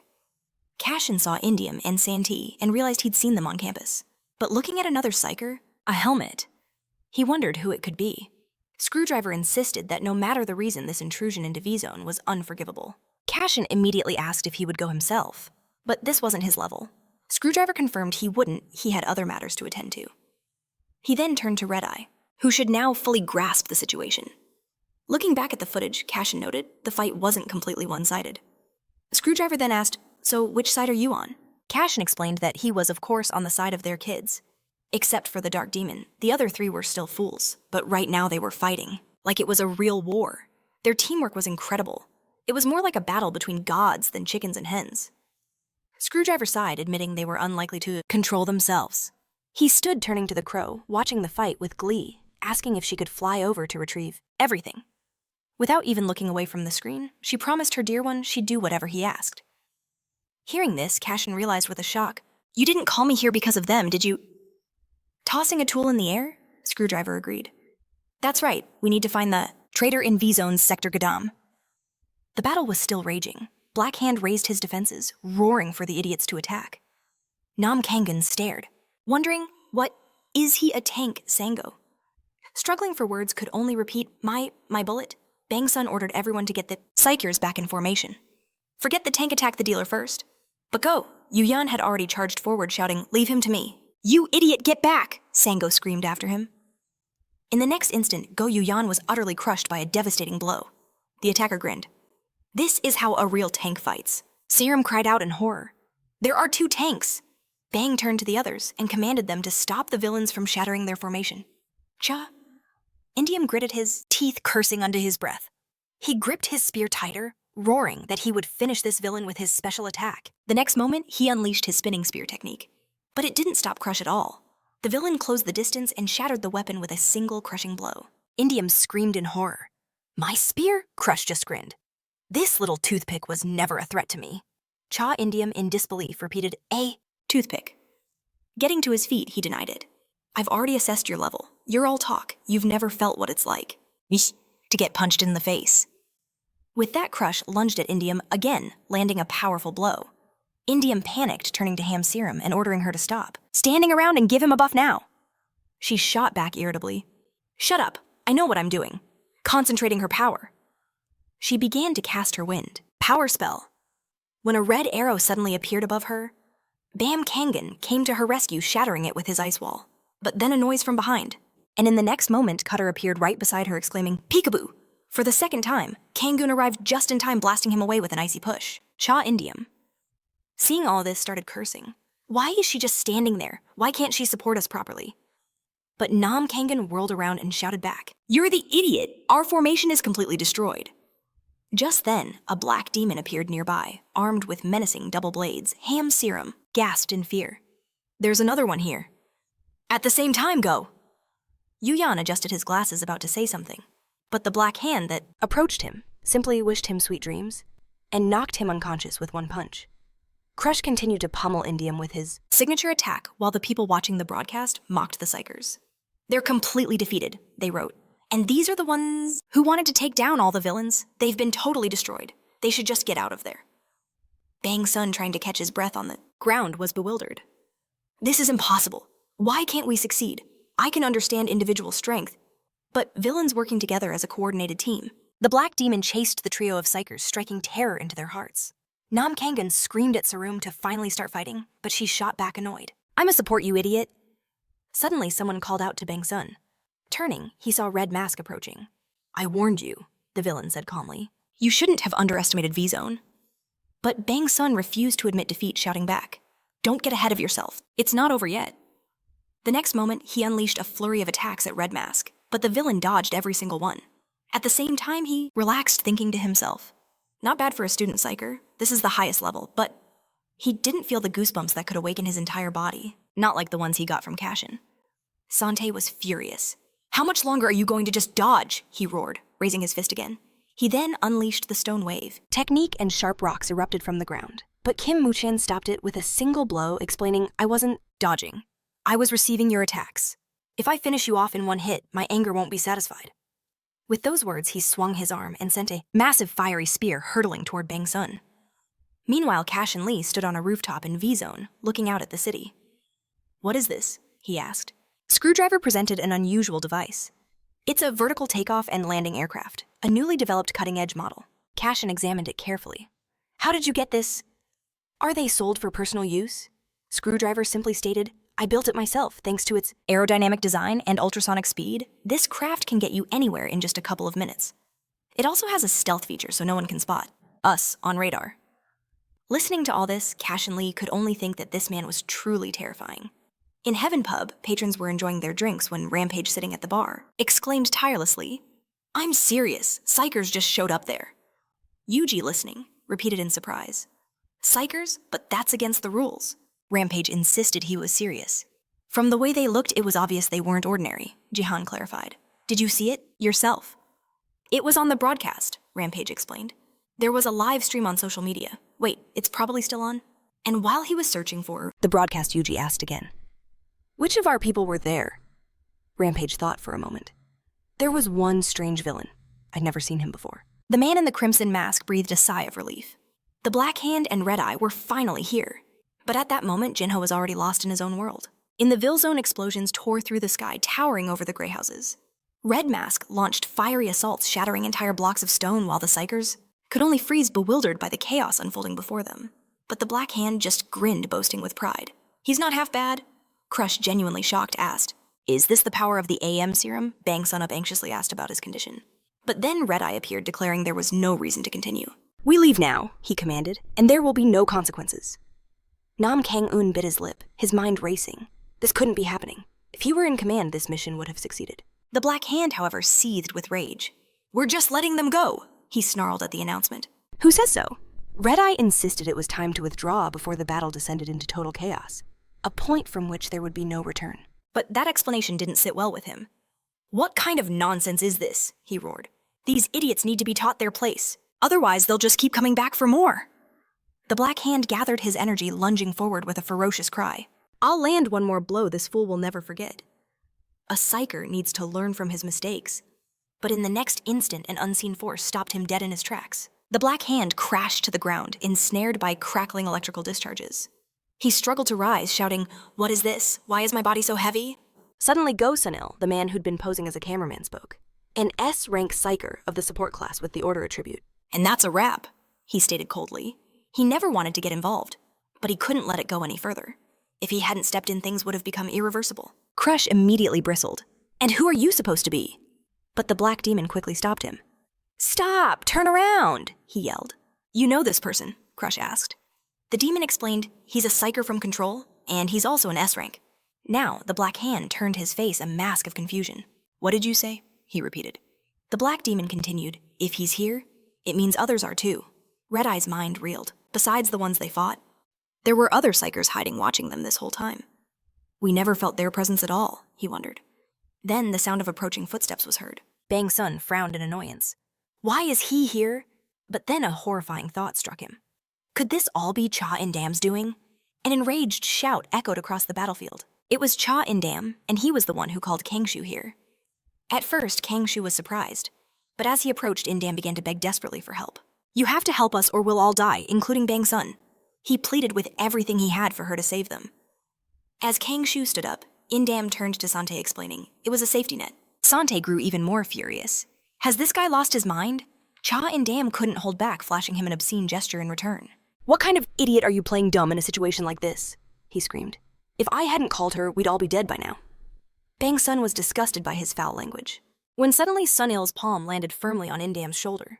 His voice was gentle but carried an undeniable weight. You should probably keep quiet. It's best if you just stay silent from now on. There's no sense in fighting amongst ourselves in front of the villains. Cha In-dam flushed with embarrassment and immediately apologized for his outburst. Kangshu, who had remained silent, finally spoke. We will gather all the Psychers and escort them out of the Ville Zone. If anyone interferes, this place will be wiped off the map. At the same time, in the Shinoa area, at the estate of the Ancient Serpent, a meeting was taking place. In the second-floor living room, the Ancient Blue Viper sipped his tea. He mused that it had been a long time since they had all gathered together. However, Cho Yoseop noted the elder's absence due to work. They sometimes had to gather separately. Another immediately remarked that Yoseop was still the same old chatterbox. Yunga spoke with a more serious tone. The situation has been extremely chaotic lately. We should be wary of Duncan's movements. But Viper announced there was a more pressing matter. The chief of Winterbell, the one they served, was currently absent. Yoseop tried to reassure them. We shouldn't worry. Mujin will return from France soon. But Viper cut him off. Do you truly believe that girl is capable of leading this family and fulfilling the role of an aristocrat? Kanhee confirmed with absolute certainty. That is precisely what we think, is it not? The duty of vassals to support their head. In response, Viper coolly noted she simply wasn't ready. Duncan is too strong, too experienced. Mujin cannot stand against him alone. He then announced he would personally make a critical decision for their family's future, and that they would all help him. Seiju slammed his fist on the table. Does the elder truly intend to remove Mujin from her position as head? He roared. Kanhee added, this is nothing short of an uprising. But in the next moment, another voice echoed through the room. You have no choice. You idiots are angering the elder. Turning around, the three saw Barracuda. He added with a sneer. Are you deaf, or have you forgotten how to understand simple words, you morons? Now his guard dogs were on the loose. What is this? What's happening? Leon screamed, bursting into Han In-jung's office at the Lamps branch in Seoul. He first called her name informally, but quickly corrected himself, addressing her as the leader. Do you know what's going on in the Ville Zone of Gadam right now? She answered calmly. I was just watching it unfold. What should we do? He asked. Meanwhile, Yoseop, seeing Barracuda enter, touched the glowing stone on his ring, and turned his glare to the Ancient Blue Viper. Elder, you brought an outsider to a Winterbell meeting, he noted with contempt. One who fled after Kangshin gave him a proper beating, grinning menacingly. Barracuda advised the boy to watch his mouth lest he face the consequences. But Choi Yoseop defiantly retorted, let the fool try to do something. Their budding conflict was cut short by Viper's booming voice. Enough. There is something I need to discuss with you all. But he had conveniently forgotten to mention that their tea contained a desire suppressor. If they drink it, their transformation into villains will become impossible. Yosep was the first to fearlessly spit out the words, you poisonous snake. Viper simply smiled. I will ask you one last time, he announced, his voice dripping with venom. Should reconsider their refusal. But Choi Ysap cut him off, his voice sharp with defiance. He refused. Kang immediately echoed his sentiment. She also refused. Yiju was quieter, but his resolve was clear. He would never betray Muin, Barracuda walking. With an arrogant swagger turned to Viper with a smug grin. Did this mean he could kill them all? But in that instant, a new voice sliced through the air, making everyone freeze. Was he trying to hog all the fun for himself? Redshot announced his presence, stepping into the living room with his mercenaries in tow. He sneered, saying after all the trouble he went through to get here, he deserved a piece of the action. Yosep's brow furrowed. That guy. So the fools from Shinhwa had arrived. He Sung rose from her seat, her voice dripping with disdain. How shameless of the clan elder bringing so many outsiders. But he simply replied that it was a necessary sacrifice for a greater cause. As the head of Winterbell, he had to make the hard choices. Catching his gaze, Barracuda took it as his cue to act. Time for some fun, he roared joyfully. I'll kill you all before you get hurt. But the next moment, Cashen Lee crashed through the windows, shattering the glass and the bravado in the room. Barracuda's face twisted in annoyance. Cashen! A wicked grin spread across the intruder's face. It seems they had met. With a curse, Barracuda was sent flying into the wall. Redshot stared in shock, shouting in disbelief. What the hell? Where did this guy come from? Through another shattered window, Screwdriver appeared casually remarking that one should always enter such fine establishments with a little dignity. Hearing that voice, Viper spun around, his face pale with horror. It couldn't be him. He then turned on Cashen, screaming that the man had promised to team up with him for a fortune in mana crystals. But Cashen Lee just shrugged. The elder never made an advance payment, so their deal was void. Almost growling, Viper shrieked, "How dare you!" Suddenly a blinding flash of light erupted. Royal Gannet and the others appeared, their villainous auras on full display. "The elder is far too gullible," he said with contempt. "Deceiving you was child's play."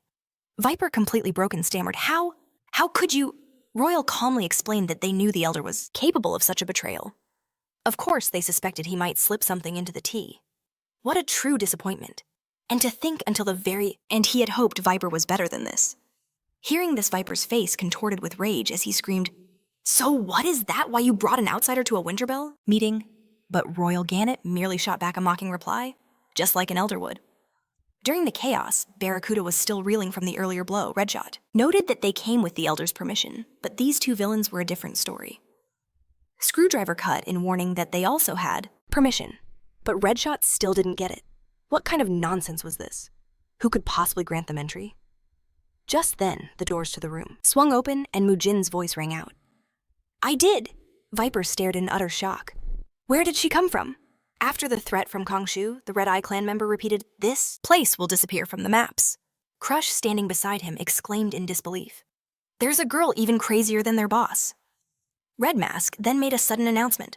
They would let him go, but he was indignant at the offer. "What, you're going to let us go?" After hearing such words, Red Mask explained that they were a special anti-villain task force.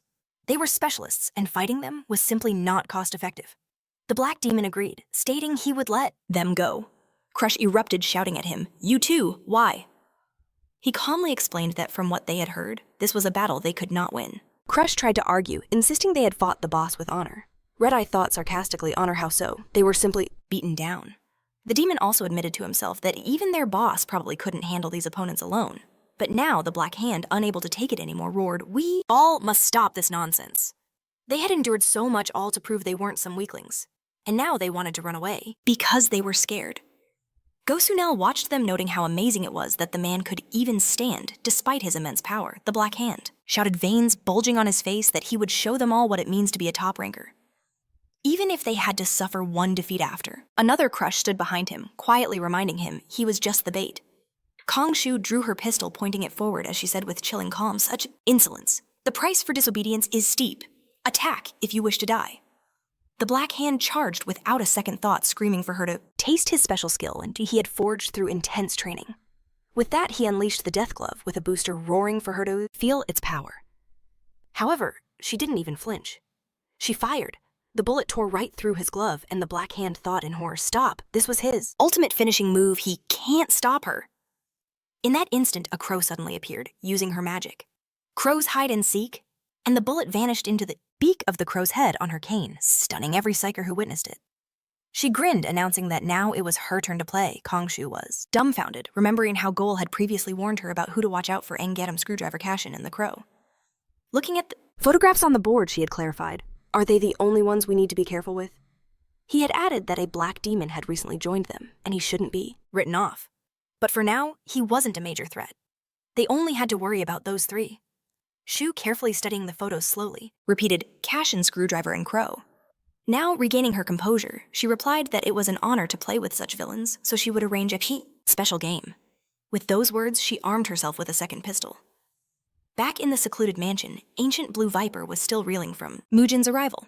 He noted it should take at least a few months for her to be recognized as the head of Winterbell. However, she explained that she had reduced that time as much as possible. But he immediately shot back. Do you think I'll believe that nonsense? Their conversation was interrupted by Redshot, who shouted joyfully. They hadn't seen Mujin in so long.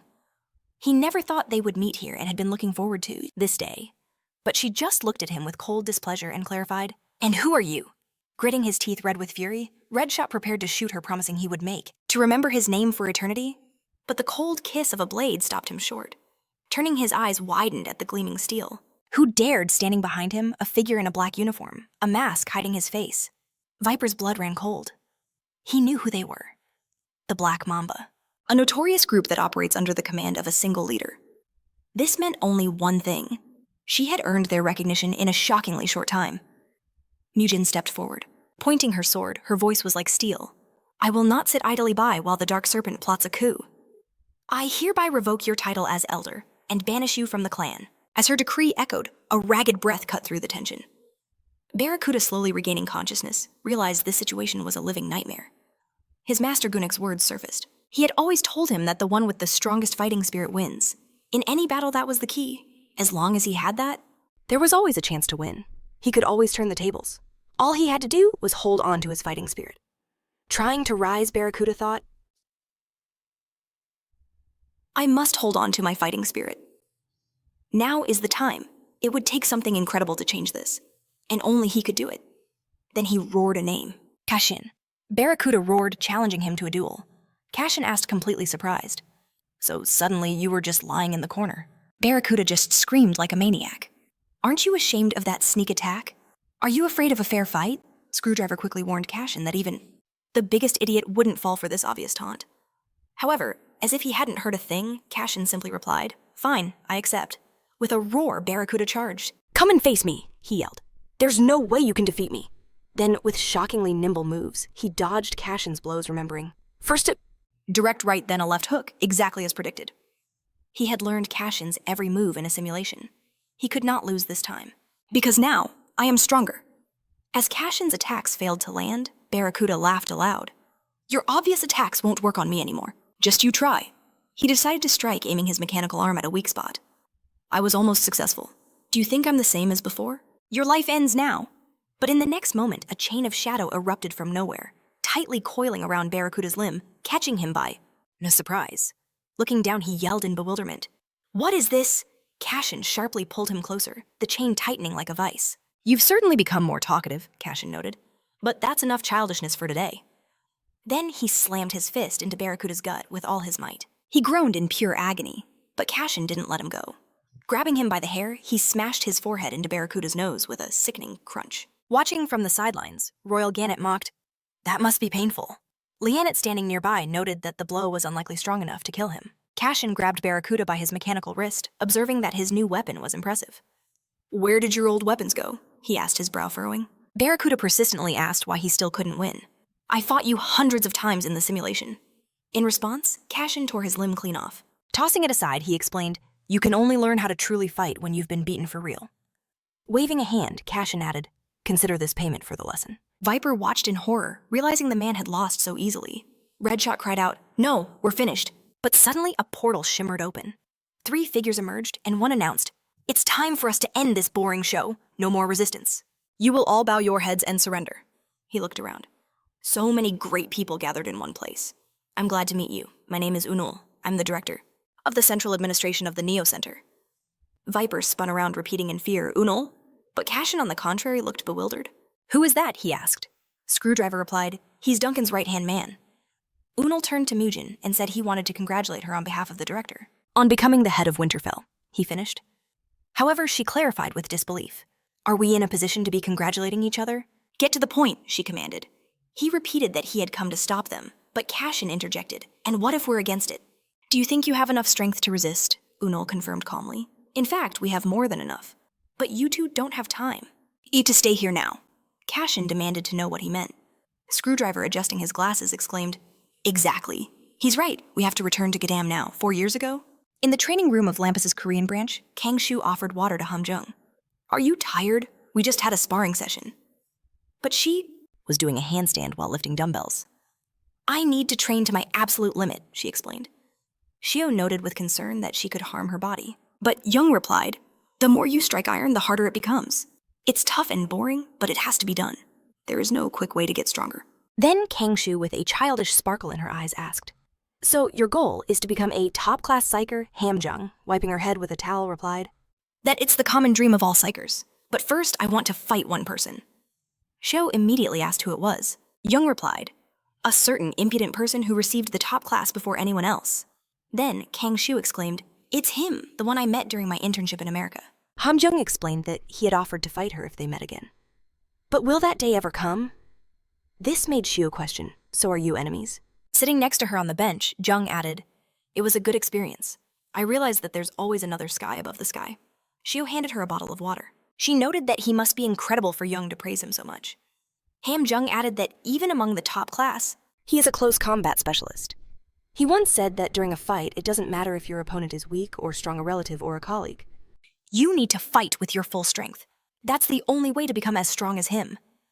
That was how that impudent guy thought. Now bright explosions rock Area A. Kang Shu fired her cannons and tried to use an ice tornado, thinking, "I want to stand shoulder to shoulder with Jung if I give it 120, no 200%. I'll be able to destroy half the barrier." Kang Shu fought desperately, but the crow didn't fall behind, responding in kind. With a wicked smile, she dodged the attack, finding it amusing. Effortlessly weaving through the bullets, she added, "A little harsh, don't you think?" The rest of the villains stood, frozen in place, completely baffled if they were meant to just watch. But Reddy calmed their nerves, knowing it was far better to avoid, escalating the situation. The Black Hand, however, couldn't take it anymore. "Avoid this!" he roared in fury. "We're supposed to just watch these losers. I refuse." "I won't do it. I will crush every last one of them." Hearing this, the Black Demon turned to him, ordering him to stop. But the Black Hand refused to leave the battlefield, seething with indignation. "What is this nonsense? Stay out of my way!" Suddenly, a figure in a red mask materialized beside the demon. "A wise decision," he noted. "If more Psychers arrive, we'll have a serious problem. We won't provoke them, and in turn they won't attack. We need to pull back from the front line, now." The Black Demon then asked, "When a real war breaks out, whose side will you be on?" The red mask fell silent, a sharp tension filling the air. Elsewhere, Yundune -rank Night class user with the fossil attribute clicked his tongue. "All they do is observe? This is boring." Nesun, an A-rank magic class user of the fire attribute, asked with clear frustration, "Do I really have to hold myself back?" Suddenly, Kim Jim, an A- striker, ran up behind them. "I know the captain ordered us to wait," he said with a wild grin, "but I'm bored of schooling these fools. The real hunt only begins when the enemy is at least boss level." Dean agreed, adding, "That crow is seriously strong. She's not retreating an inch even against the captain." Swan reasoned, "That just means the captain isn't using his full strength." But Go Suel approached with a chilling observation. "I think it's the other way around. The crow is the one who isn't using her full power." This revelation stunned them both. "For real?" Youngdoon stammered. "Yes," Suel insisted, "and the captain knows it too." At that very moment, Shu continued her desperate assault, firing off bullets of pure cold from her pistol. The crow shattered the ice formations they created, but Shu relentlessly used her staff and cast the crow's dance spell. One of the razor-sharp feathers grazed Kongshu's face, drawing blood. Go Sunal watched intently. It's not for nothing that she is called one of the 3 chapters of Vision of Gadam. Jim then asked nervously, "Does that mean the captain could actually lose?" Sewell's expression hardened. "We can't allow that to happen. To prevent the tragedy of the past from repeating itself, we cannot lose this battle against the villains, no matter the cost." With those words, Swell began to focus his energy, preparing to intervene in the fight. But in that instant, Screwdriver appeared, launching his driver beam. "Go!" Sunel managed to throw up a gravitational barrier, just in time to protect himself. As Screwdriver landed, he announced coolly, "You will not succeed. 2 people are in a duel and should not be disturbed." Behind him, Cashen Lee thought to himself, "This guy always dives into battle like that." He was, however, relieved they had arrived just in time. The Black Demon's face lit up with joy upon seeing Cashen. "It's them," Youngdoon also exclaimed. Nasan, however, casually noted that it was finally time for them to start their warm-up. Konu, still in the heat of battle, thought to herself, "Here comes the owner." Screwdriver turned to the crow and praised her. "You did a good job." She replied bashfully that she was just having fun, though she secretly sighed in relief that she hadn't caused any real trouble. Cashen Lee's voice cut through the air. "I understand why our younger charges are here, but why have the Psychers appeared? Is it polite to enter without knocking?" Ku explained. "We came to protect the students as soon as we found out they were here." Cashen shot back, "Then you needed to get them out of here quietly." She insisted they tried, but were attacked and forced to respond. Hearing this, the Black Hand began to scream. "What kind of nonsense is this?" Pointing at the Earth Dog, who trembled with fear, he added, "Ask him who started this. There's a live broadcast on social media. Stop your pathetic lying." Cashen's cold gaze shifted. "Is this true?" Sewell stood up for Ku, explaining that the kids did indeed make the first mistake, but they are underage students who need supervision. The law protects even student psychers.